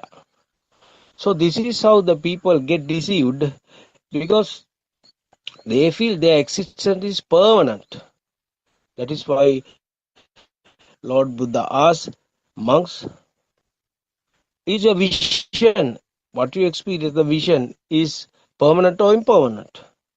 The priests uh, replies impermanent. Then is the soul or the existence or the I, the we say I, is existent soul permanent? No, it is also not permanent. Why? That feeling, that charge, that power is always there in that thought. Then another thought get started, get created. Then another thought get created. But we feel a continuous, a chain of experience. I am there, I am there. That feeling is there. That is a perception. We get a wrong misconception. That is a wrong notion, misconception. People get deceived here. They misunderstood. They misjudge. that there is a person called me is there. In that thought, the charge is there. I am here. A kind of feeling is there that fades away. Then another thought comes into play. That is the second one. Then the third thought. Then the next one. This thought. The trillions of thought get created a day in a day. So we can't get rid of these thoughts. Are a natural phenomena. Because your mind sensor is there, it always function until your death. So we can't get rid of that. Thoughts is all right, but the problem is this: if the thought brings that you are there, you feel that you are there, and something outside there, if you get attachment, some kind of attachment to that particular thing, a flower. You just take an example for flower, jasmine flower, the fragrant flower. So you feel I like it, your likeness, you are fond of it, you are interested in it. So that is there you feel I get some attachment to this. So these attachment and hatred are the most dangerous parts in this process. When you feel something is attracting, you tend to attract it more and keep it forever. For example, your family members, your room, your job, whatever it is, you feel that I like it, I want it, I am attached to it, so I must protect it. At the same time, the other defilement is the hatred. If you don't like something, you say, I don't like, I hate it, hate it, hate it. The whatever you feel, whatever defilement you feel, that is an illusion. Why? The thoughts tells you, your faculties tells you that this is there. The spark is so speedy, so rapid, therefore we can't detect the permanence or impermanence there. So better to understand how the mind works and how I am created. Why are we emphasizing this fact? Because the people suffer. Why do people suffer? The world in the people always suffer in different ways, because they think they are living there. They are living there. I am. These things are happening to me. Now enough. Oh God, why did you select me? I have suffered enough. Oh, this is how it goes on. The people suffer. Why? They don't know that world is an illusory world. Why is it illusion? So in order to understand that, we come to understand our mind. The mind is always filled with thoughts. Then we try to understand the thought. What are the components of the thought? The components are,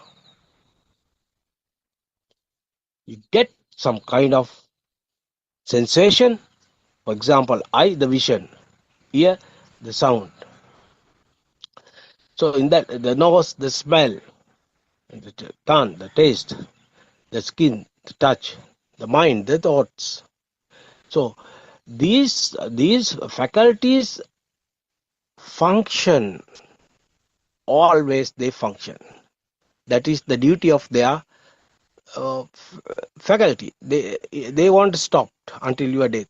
So you can't say, I don't want to taste anything, so I'm going to stop this sensation. You can't do it. This is how the people in the past try to get away from this attachment. That is not the way. You have to understand the thought. Thoughts are the most important thing. So the mind always get filled with thoughts. Thoughts,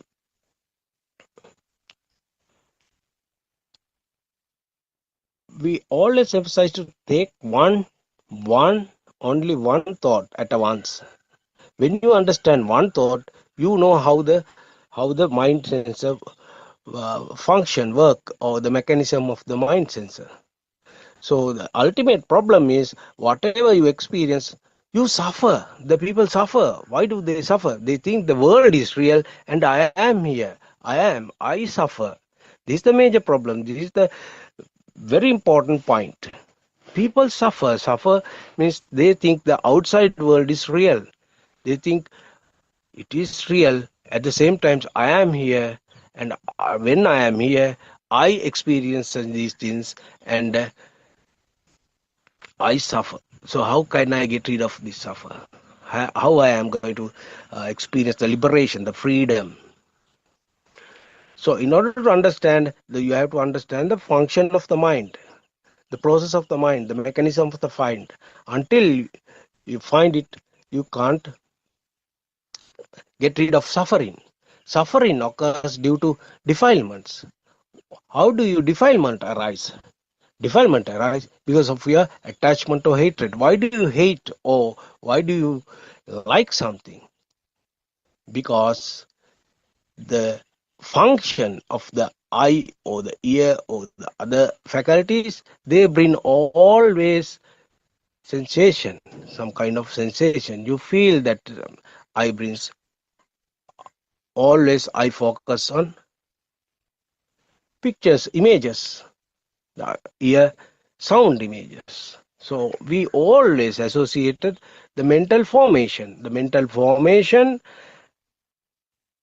ultimately brings you some kind of perception. You build, I am here, and some kind of world is outside there. I am experiencing, I am uh, living in this world. I am doing some kind of interaction with this. I have some thoughts about this, attitudes about the world, and about the people and everything. But how they were created? They were created with the help of the thoughts. Thoughts were created in the mind. So mind is always filled with thoughts. The thoughts brings you the outside world and inside you. So this is due to manifestation of vibration. You understand this is what it is. How?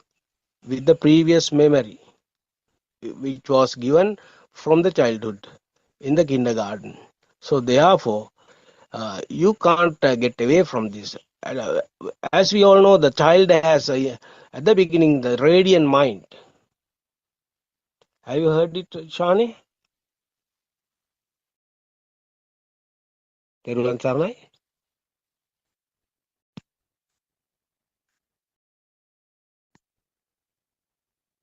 Yeah, the radiant mind. We always experience radiant mind. The child responds to sound, taste, touch, smell, and everything. But he didn't have any kind of the powerful attachment to these things because his mind is still radiant. So there is some kind of attachment, but not that way, not in the way that is powerful. So the one may suggest that if we continue, if we can go past to the childhood and get the radiant mind, is it all right? No, that is not the way. That is the wrong attitude. You can't go to childhood and again you can experience a radiant mind. No? So how are you going to solve this problem? Because I am suffering, the people are suffering. You know how much we suffer. The people try to commit suicide. People try to kill other people. They do different kind of crime and violence. Why? Because they feel I am there. So why is I am here? Because the thought itself create some kind of power In that mechanism, you feel something outside there. At the same time, you feel I am here. That power, that charge is there. When that charge is there, that you try to develop a kind of concept, a kind of the deep-rooted uh, education or the deep-rooted concept that myself is there. The self-concept will get established there. So gradually it reinforced with your day-to-day experience. So now the charge in one thought will play a small part there. Then another thought comes into your mind. Then there also you feel that charge. I. A chain of thoughts are there. And ultimately you feel continuous me or continuous existence was there or have been there. The I am. I started living at this stage and still I am living. So this is the nature of the phenomenon of the process of the mechanism of the mind. So how are you going to solve? Because you are not going to change the world or the what you experience, the vision or whatever it is just a spark. It is not true. It is an illusion. The illusion goes on. Illusion dominates unless you understand this true Dhamma and practice it. You have to practice it. These two are very important. Listen to true Dhamma, concentrate about it, and practice. This is how you develop your life. When you develop in this way, you will definitely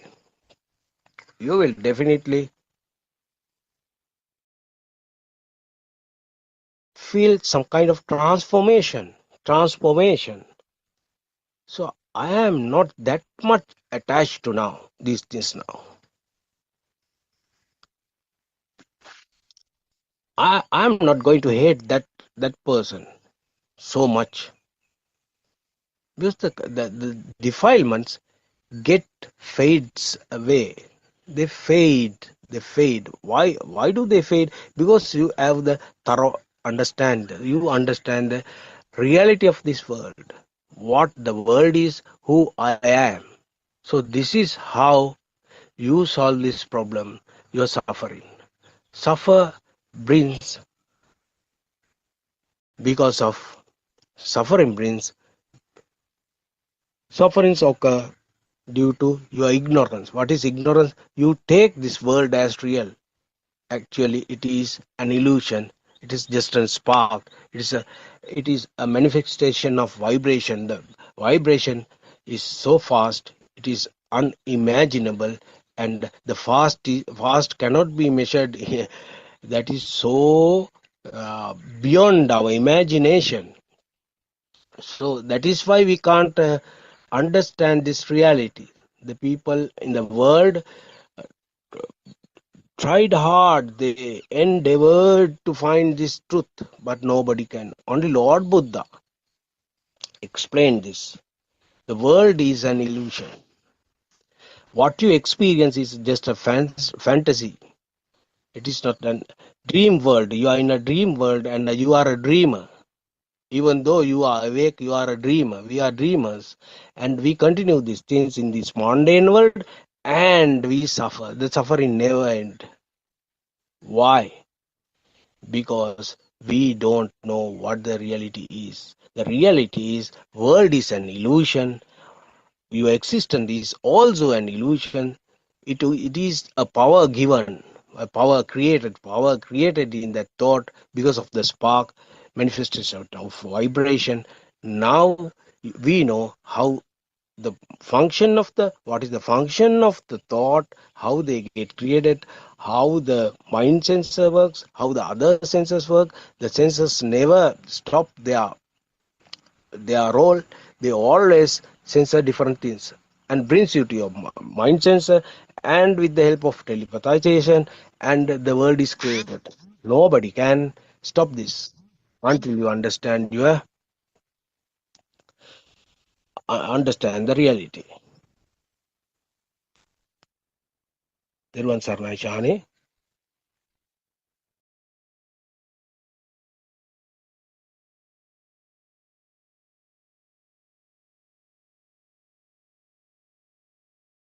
Yes, we continue.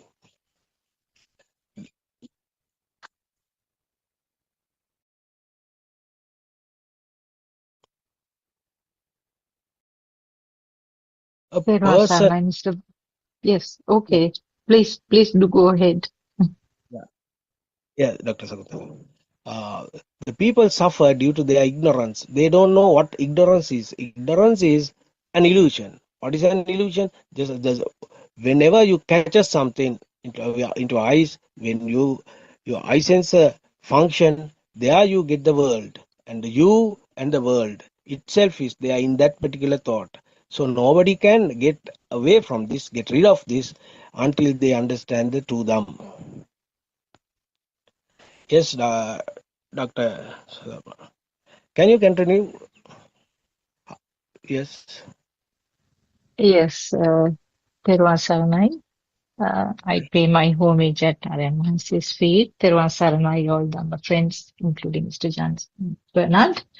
Yes, you were sort of giving a very detailed description about how the self is created as a part of the illusion of the world. Actually, when you say the world, the myself or the self is also a part of that. You can't separate out the world from the self. It's just a part of that. So as you mentioned very clearly, how the world is created, which includes me, how the world is created, you have to think back. Now, this is what is explained in the dependent origination explanation. That means Paticca Samuppada, how the thoughts are formed and the thoughts are taken as real. And when you take it as real, when you give a value to that, automatically the sorrow and death, all that are tagged into that. So this is the cause and effect part of the Dhamma also. Same thing is given in different names. So in the dependent origination, what we explain is that for each effect there is a cause, and when the cause is not there, the effect is not there. When the cause disappears, the effect also automatically disappears. Actually, this doesn't happen as a chain, that the way that is described in the books, but it is something that happens instantly, right at this moment, in this sensor faculty function itself. So what happens is that there is there's vibration. Vibration also doesn't mean that vibrations are everlasting ones or persisting ones. And the vibration means that is the creation of the sensor faculty. Now here the sensor faculty doesn't mean that the physical organ.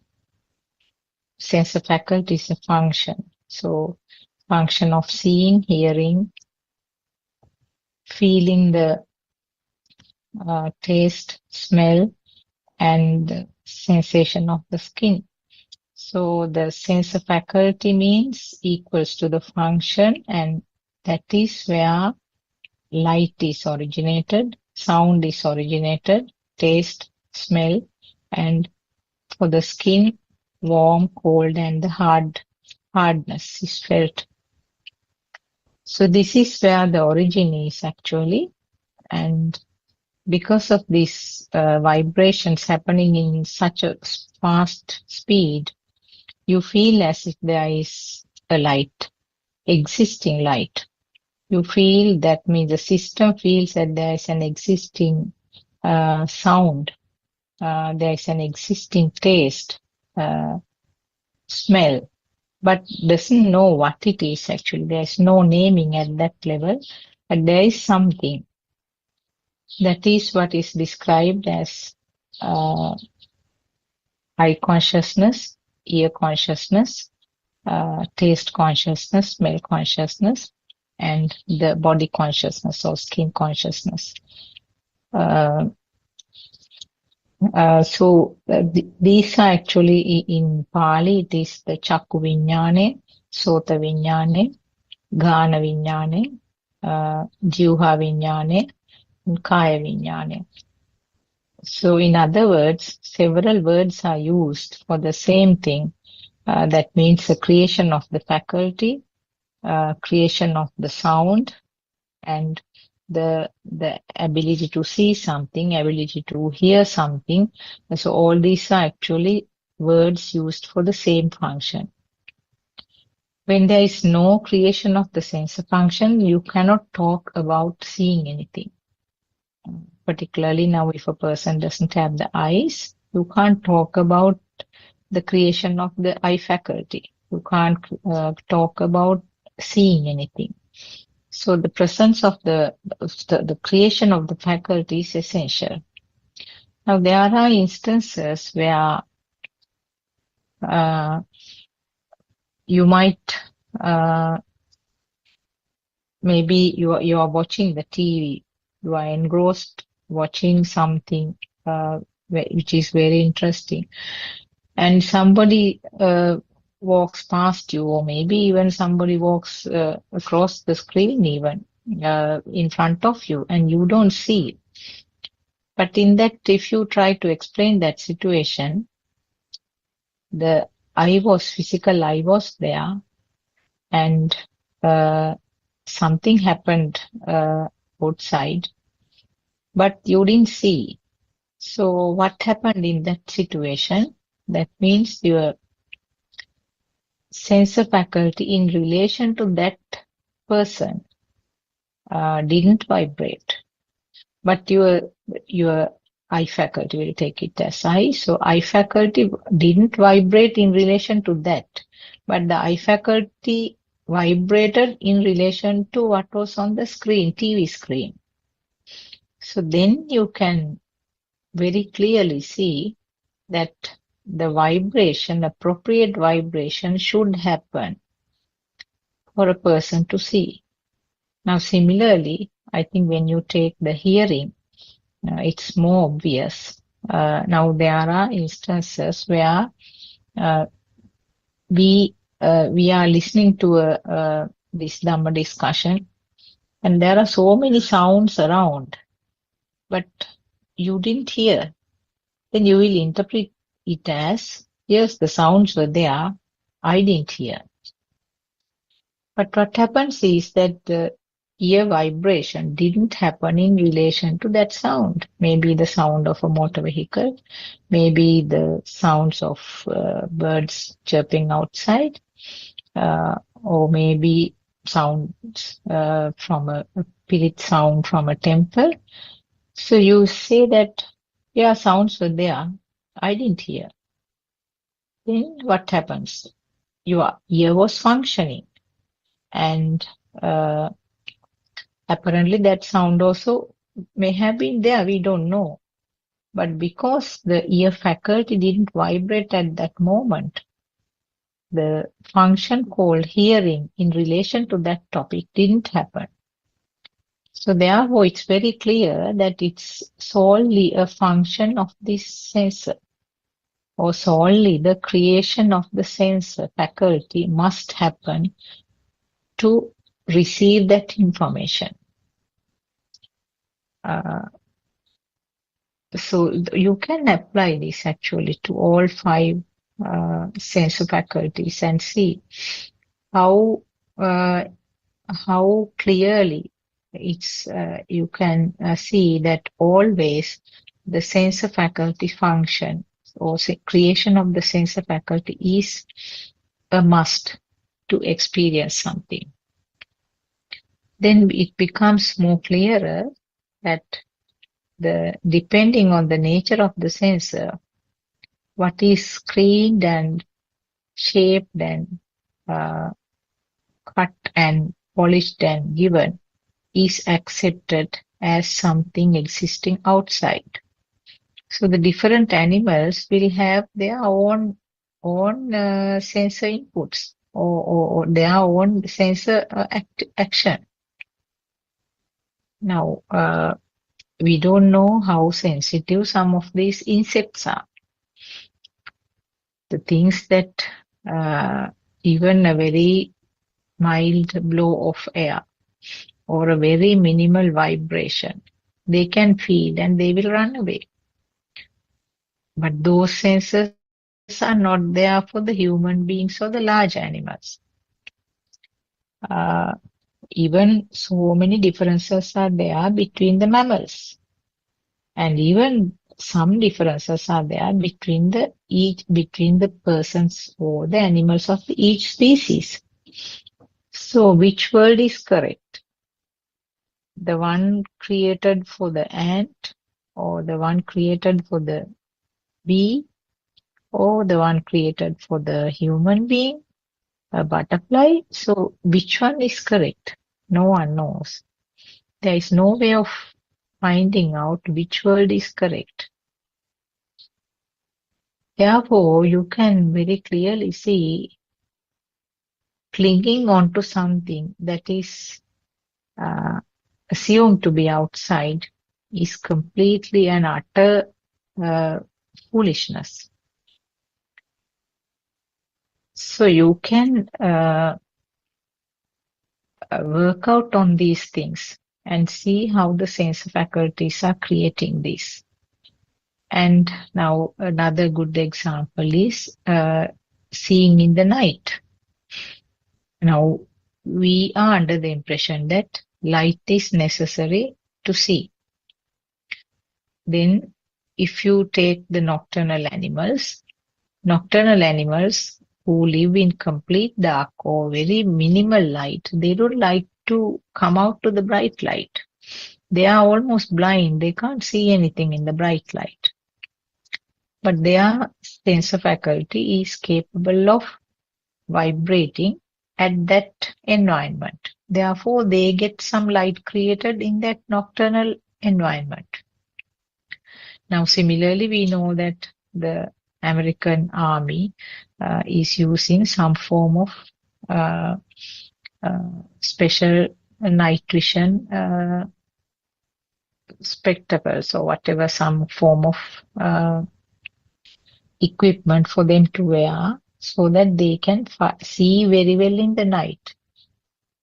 So in other words, you can see how clearly the sensors can be modified. And if I think there are some special spectacles formulated now for people who have the color blindness. So they can see something which is labeled as red by the normal, so-called normal person. So like that, these sensors can be modified in some way. Therefore, it becomes more and more clearer that the sensors create the world, and that world is taken as real. And that is the biggest illusion that is described by Lord Buddha. Now, in the radiant mind, in the child with the radiant mind, they have the ability to see a light. They have the ability to hear a sound, taste, smell, and the skin feeling. But there is no labeling or naming. Therefore, that interprets that there is no thought formation. So when the thought formation is not there, you can't call them actually defilements. But there is a very sort of fine clinging or attraction to this light. That is what is called the eye consciousness. Eye consciousness means the feeling that the light is there. And there's in a very subtle way, there is this self-feeling. So that is what is meant by consciousness. So self-feeling is there, and that self is seeing something. Now that is why even a small baby, when you show a very colorful, particularly red color, they like the red toys. So when you show a red color toy, the baby will sort of keep on looking at it. And when you try to take it out, sometimes the baby might cry. That is because there is a very subtle clinging or attachment to that color, that light. Similarly, when the baby feels cold, now the nature of these sensors are that there is some clinging and aversion, both. Now, if the baby is felt cold, if the baby passes urine sometimes, when the nappy is wet, babies cry. And that is because the baby has some aversion to that consciousness, that feeling on the skin. There is a fine aversion. Similarly, when the mother comes close to the baby feels sort of delighted. There is some clinging to that feel. Maybe the smell of the mother, or the warm feeling of the mother, or talking to the baby and the sound vibration. So like that, in all 5 sensor faculties, there is some form of clinging created at that point. That is because of the taints or the fine form of self-feeling, which is actually originally telepathized to the zygote. So these are some of the other points that I wanted to touch in addition to what Mr. Bernard described. Anything else to add, Mr. Bernard or Shani? Do you have any queries on what we discussed so far? Teruvan Saranai. Teruvan Saranai, Dr. Sakuntala. The biggest problem people have is to Yes. understand that the myself, the self-existent, even though we say that is a charge in that, but one particular thought, that it's a charge and it is just a sensation, it's kind of a feel, Yes. but they can't understand that it is the separate thoughts, and it is they always assume, they consider that I am existing continuously so far. So how would you explain that? Yes, actually that is also created in the same way like the world is created. Now the little baby doesn't have any idea about the self-feeling. That is because there are no thought formation at that point, because self-feeling is also a thought, simply a thought. So the baby has no idea about the self-feeling, but the baby feels that there is some existing nature, but doesn't have that solid myself-like thought, because myself or me is a pure thought. So how it happens is that it's actually the data which is fed by the caregivers, the parents, the elder siblings, all that.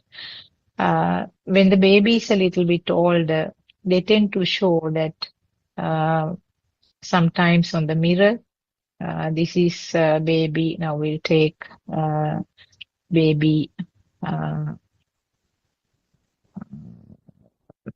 give a name, of course, baby Mali. Okay, so they show the baby on the mirror and say, this is baby Mali.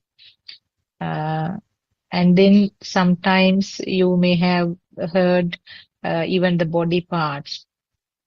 Show Baba's nose. Show baby's nose. Show baby's head. This is baby's gown or frock.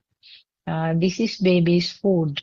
Now, little by little, the baby will start collecting all this. Well, it is not the baby is starting collecting. It is an automatic process. Actually, it is a part of the system where this information gather little by little as thoughts. So initially, the baby will tag that appearance on the mirror to the name and myself. This is called myself. This is called baby Mali. This is how she looks like. And then all the belongings will come little by little. The baby's cup, baby's plate, baby's food, the likes and dislikes of the baby. Now, these are actually in very subtle ways put in, fed by the world, actually, by the environment. Now, even things like, now if the baby refuses some food, then there will be a comment from somebody, baby Mali doesn't like this food, but baby Mali likes this food. So when that food, what is called liked one, is offered, then there will be another comment, this is something you like. Baby Mali, you like this one. Now, like that, thousands, not thousands actually, millions and millions of data is fed on daily basis. So little by little, that feeling myself becomes stronger and stronger. And at different levels of ages, the likes and dislikes also changes. Requirements changes.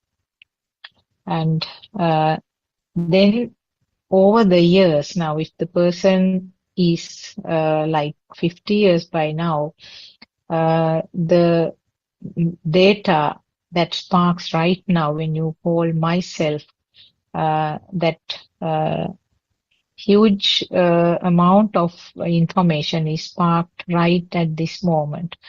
The full character certificate of the person is sparked right at this point. This is how I am. This is something I like. These things I don't like.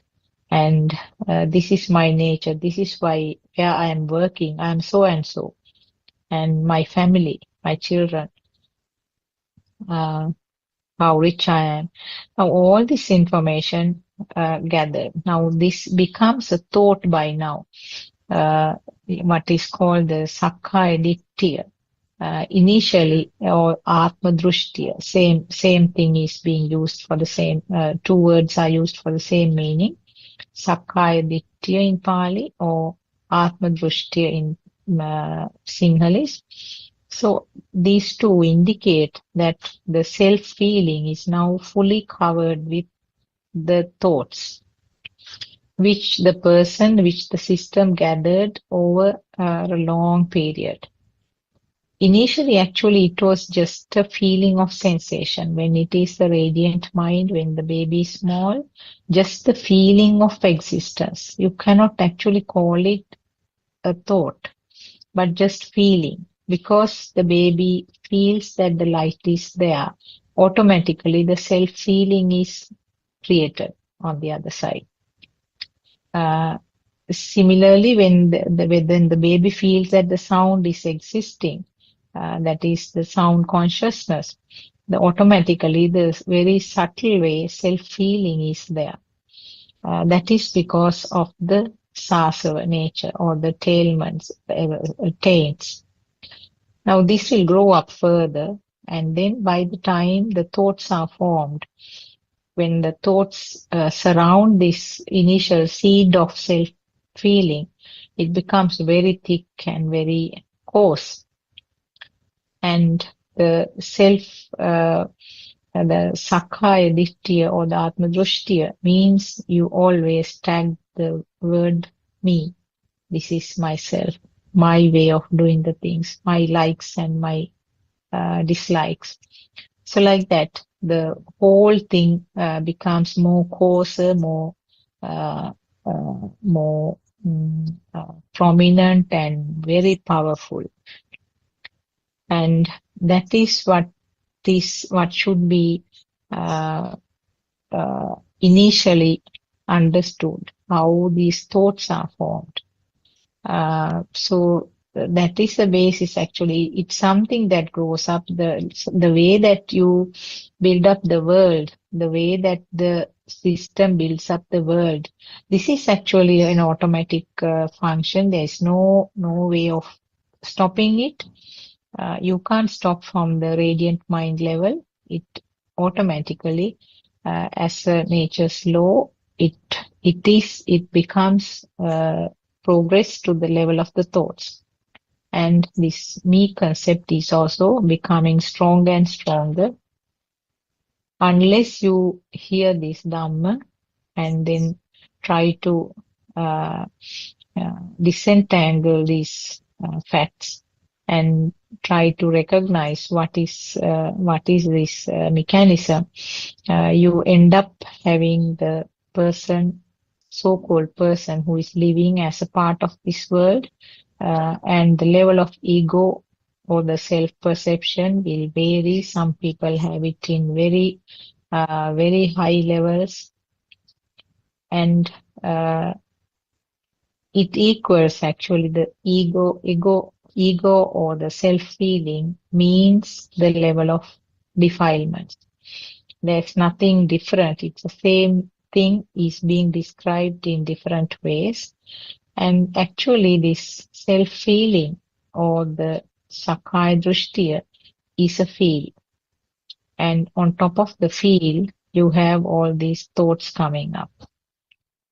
So the initial, the radiant mind, the baby with radiant mind has this feel only, self-feeling, but it becomes a self-thought when it progresses, and that is what is called as the Sakkaya Ditthya or Atma Drishtiya.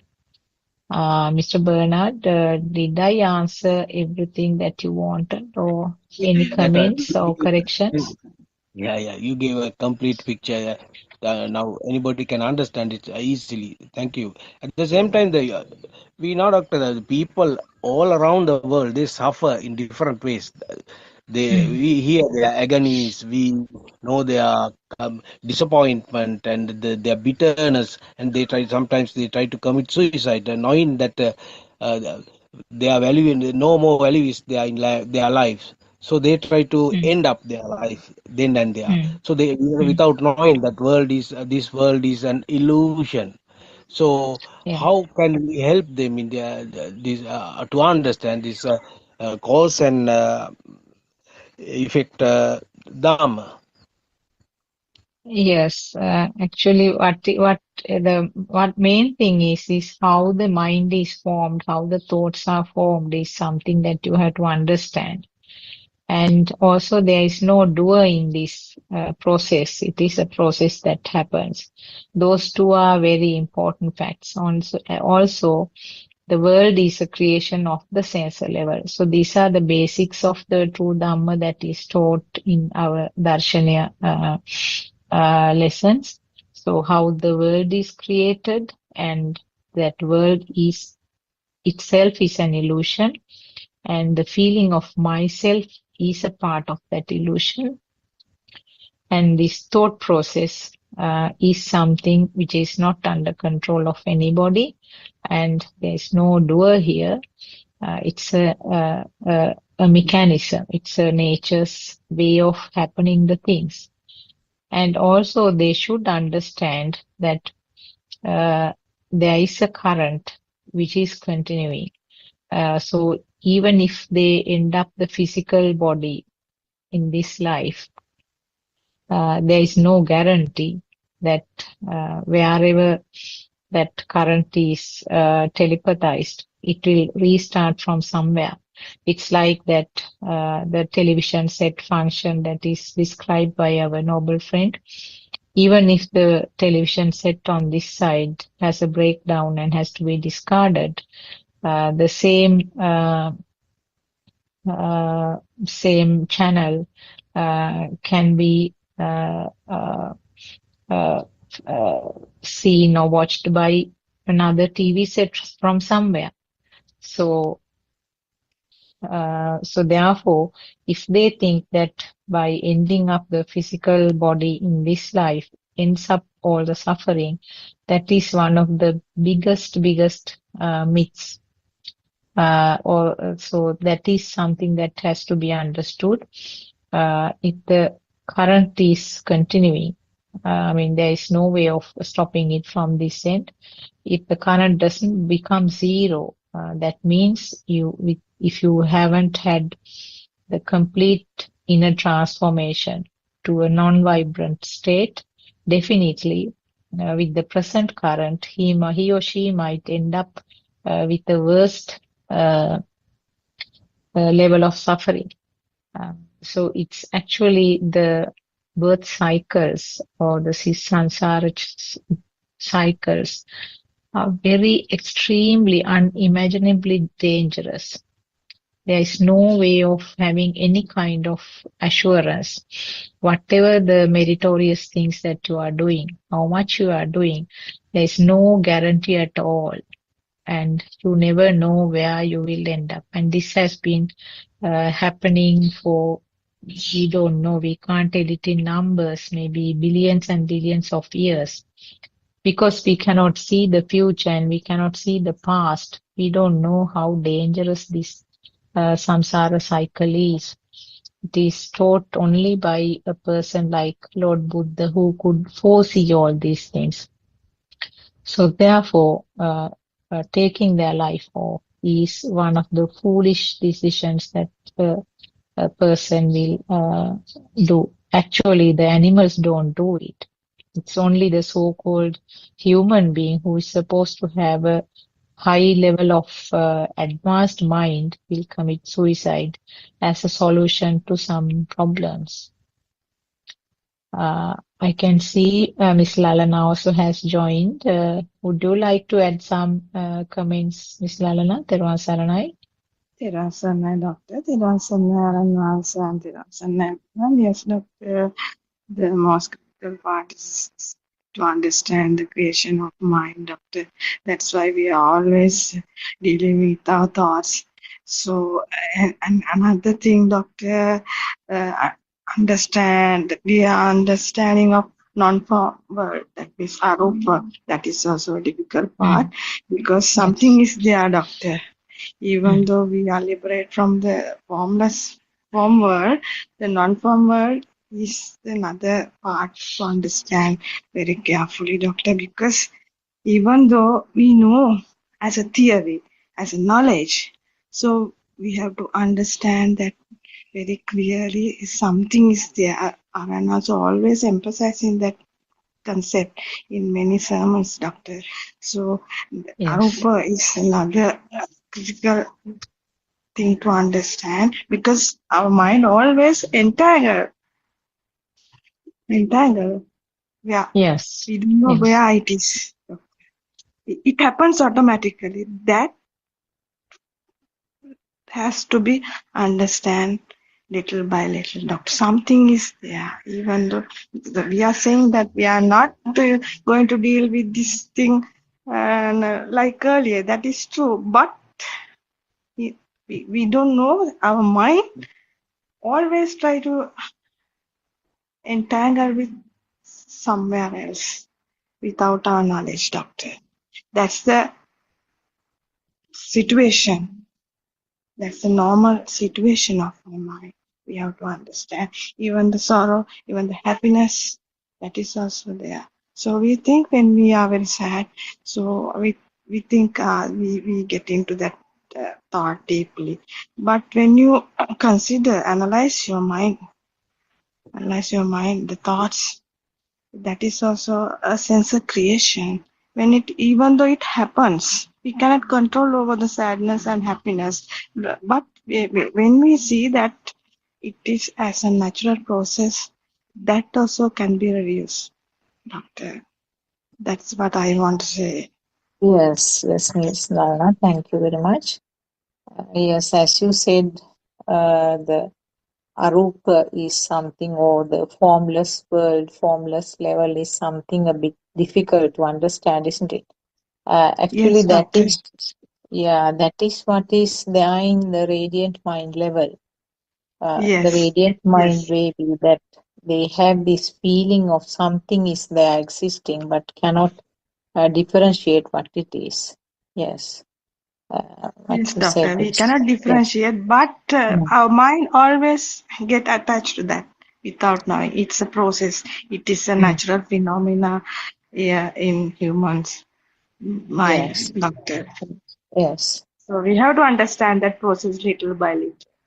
Whenever you get attached to something, when you have sadness or happiness, you have to understand that is your sensor. That it is no control. No, we cannot Mm. control over that matter, doctor. Little by little, that understanding comes within this path, doctor. When you realize it, doctor, gradually it happens Mm. automatically. That test also created, doctor. Yes, exactly. Yes, actually, I mean, uh, what what should be done is to identify that own current. That is the end where you have to sort of catch, and then along that you have to trace and see how it happens. So when a person feels that current, that is the part of the field, that is how the field is described, uh, form of current, form of fire, form of burning. It could be named in different ways. It could be different as happiness. In some instances, it could be like enjoyment, or sometimes that current is described as sadness or anger, clinging, aversion, whatever name is given. They are all different phases of the same current. So this current is it is described as defilements also, and it is also given the name as self-feeling, self-perception, or sakkaya ditthhiya. So as I said earlier, these are all different names given to the same nature. So if you recognize, if that means, that is why always we say that turn the camera towards you and then try to identify this current. The way when you train the system to look at the own current, that itself is the only way to get it get it less and less powerful. So when you are confronted with the same situation, uh, you tend to realize that the current which was created earlier becomes less significant subsequently. So identifying the own current means you are identifying the own defilements, also means identifying the level of self-perception. So that is a practical aspect of it.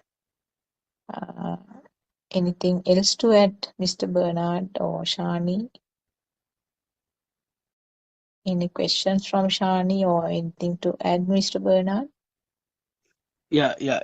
In this transform world, if one Mm, want to get rid of that mm, gradually by understanding mm. the Dhamma, is it only the true Dhamma to follow, or do you have to follow both practical part and the uh, listen to true Dhamma? Yes, you need Oh, both actually. Yes, you need both. First, you have to have a very clear understanding about how the thoughts are formed, how this world is created, what is meant by the self-perception of the self-feeling. So you have to have that very thorough knowledge by reading or listening to Dhamma disclosures. And this purification of this knowledge actually should continue, not stop from there, but it happens like sharpening a knife. You continue to have this purification by continuing to listening to Dhamma. And then, of course, when you come to know about these 4 steps of the practical experience, you can very clearly see that the knowledge you had gets automatically applied to that. And initially it is experienced in a more like a more uniform type of activity, like walking, or even things like sweeping can be used. And then when you get into the track, and then when you realize this is the format, automatically it gets applied to the day-to-day activities. So little by little, that self-feeling gets dissolved and becomes less and less significant. And the fact that I am doing this thing, I am doing this work, that concept becomes faded away little by little. And then the system realizes there is only a system working here, and since the faculties are functioning, taking turns, and there is no doer at the end. So both lines, actually, both are necessary. Yes. That's right. Thank you for this explanation. So, Lana, have you got anything to add? Yes, Mr. Varanad and Doctor. The doctor correctly pointed out that one day the knowledge will be turned as wisdom. When you come, the knowledge will turn as wisdom, but not at once. That is also some portion. Yes. When your wisdom appears more than the knowledge, then you will experience. No one is experienced avadya. So knowledge is, you have to understand this thing because you have to listen Dhamma, because if we don't know this concept, we are not going to practice it. That's why the doctor correctly pointed out that. Isn't it, doctor? Yes, yes. Yes. Both we have to do. So if listening, understanding, and you have to apply this thing into your day-to-day activities. Then the knowledge turn as wisdom little by little.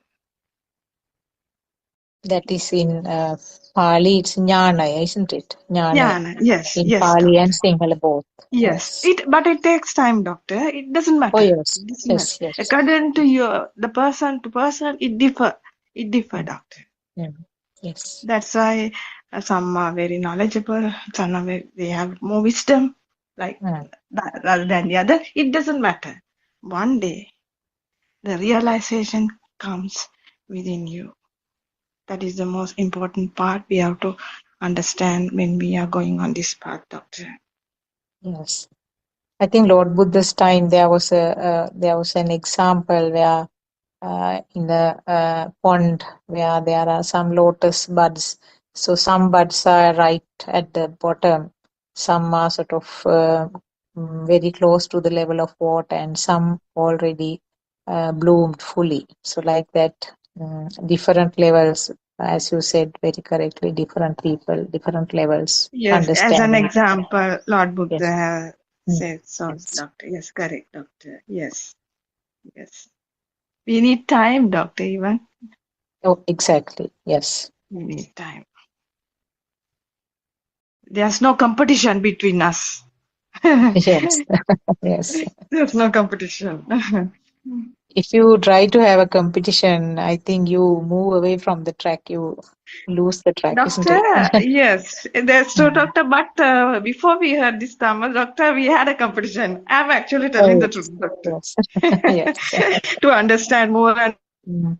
more It, concepts than the others like mm, that, doctor.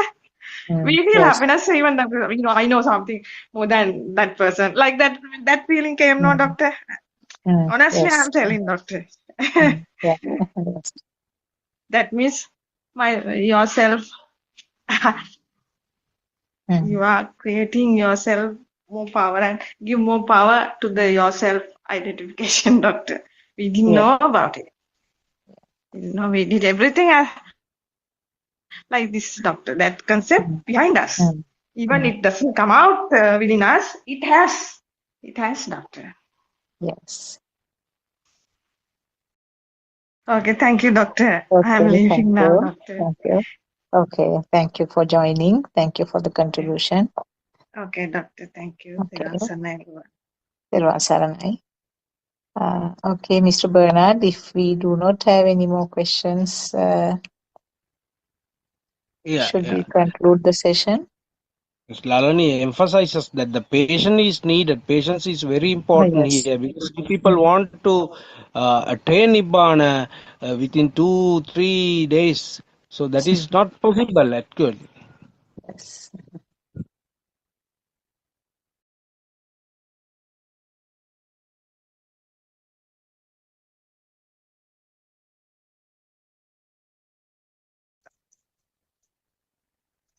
So we Okay, have then. come to, Yeah, yeah, yeah. Yes, please go we ahead. have come to the end of today's program, today's forum. So we'll meet tomorrow. Thiruvan Sarnai Aryan answer. We pay homage to you and Thiruvan Sarnai everybody, all Dhamma friends. Thiruvan Sarnai. Okay, Terva Sarna, everybody. Terva Sarna, Aranahans.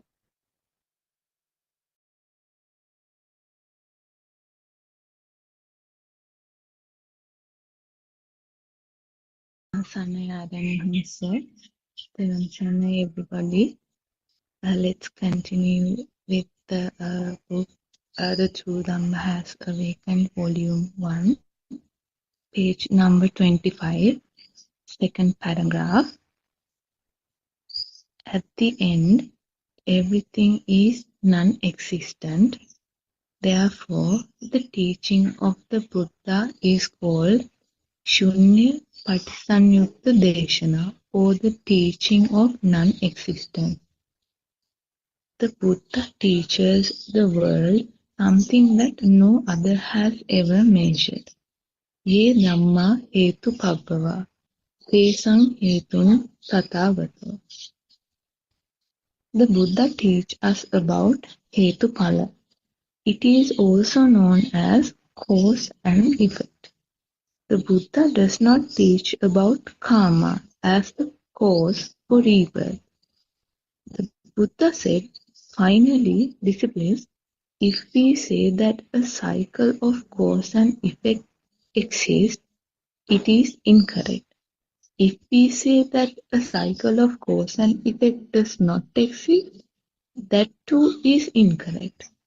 Because if a world does not exist, what is there to compare things with? Upasika. Yes, Honorable Sir. Adam Maharshi. You are fortunate to hear this pure truth even for one day. May you realize the pure truth and may you come out of suffering. Thiruvan Saranai. Upasikawa. Thiruvan Saranai Adam Maharshi. May the blessings of the Noble Triple Gem be upon you. Aryan Mahanse, accomplished teacher. Madam, please think about this for a while. Please don't try to stop our conversation. You should not run away from the most important point. Please think well. Where are you? You think that this is my body. You think that this is my child. You think that this is my husband.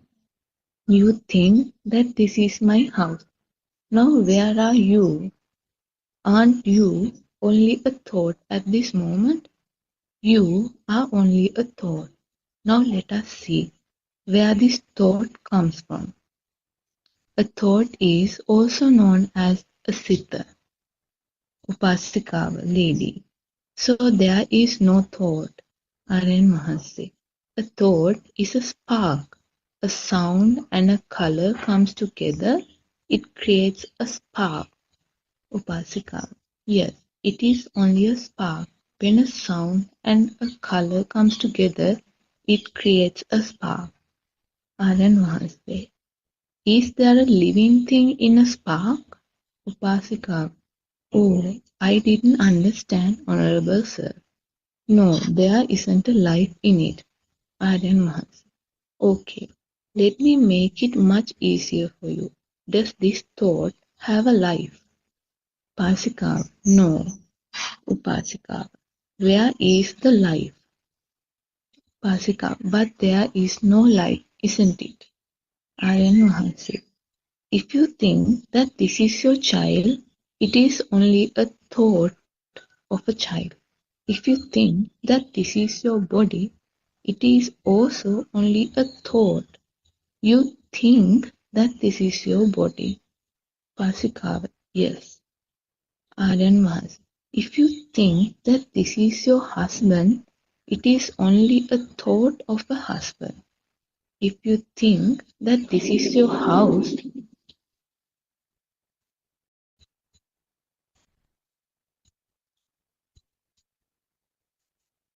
it is only a thought. Now, is there a life in a thought? There is no life. You found the Anatma Dharma, meaning there is no life form at all. Life does not exist. Upasika, there is no life. It is only that we believe that there is life. Aryan Mahansi, we thought that there is a life. It is only a thought. Aryan Mahansi, we only associate with the thought. It is the thought that says that this is a book. It is the thought that says this is your child. It is only a thought. It is a chitta, a thought stimulus that comes from the mano center, mind consciousness. It is only a thought stimulus. Later you will understand that there is nothing as thoughts either. A thought arises and disappears, or ceases immediately. A spark or stimulus always takes place at any one of our six senses. The six senses are seeing, hearing, taste, touch, smell, and mind consciousness. The mind consciousness is formed by the stimuli coming from five senses. But remember, a newborn baby does not have anything formed in his mind consciousness. A newborn baby comes to this world with a pure mind, an absolutely blank mind. He does not have any data in his mind. The stimuli that we receive from seeing, hearing, smell sense, taste sense, and touch sense form our mind consciousness.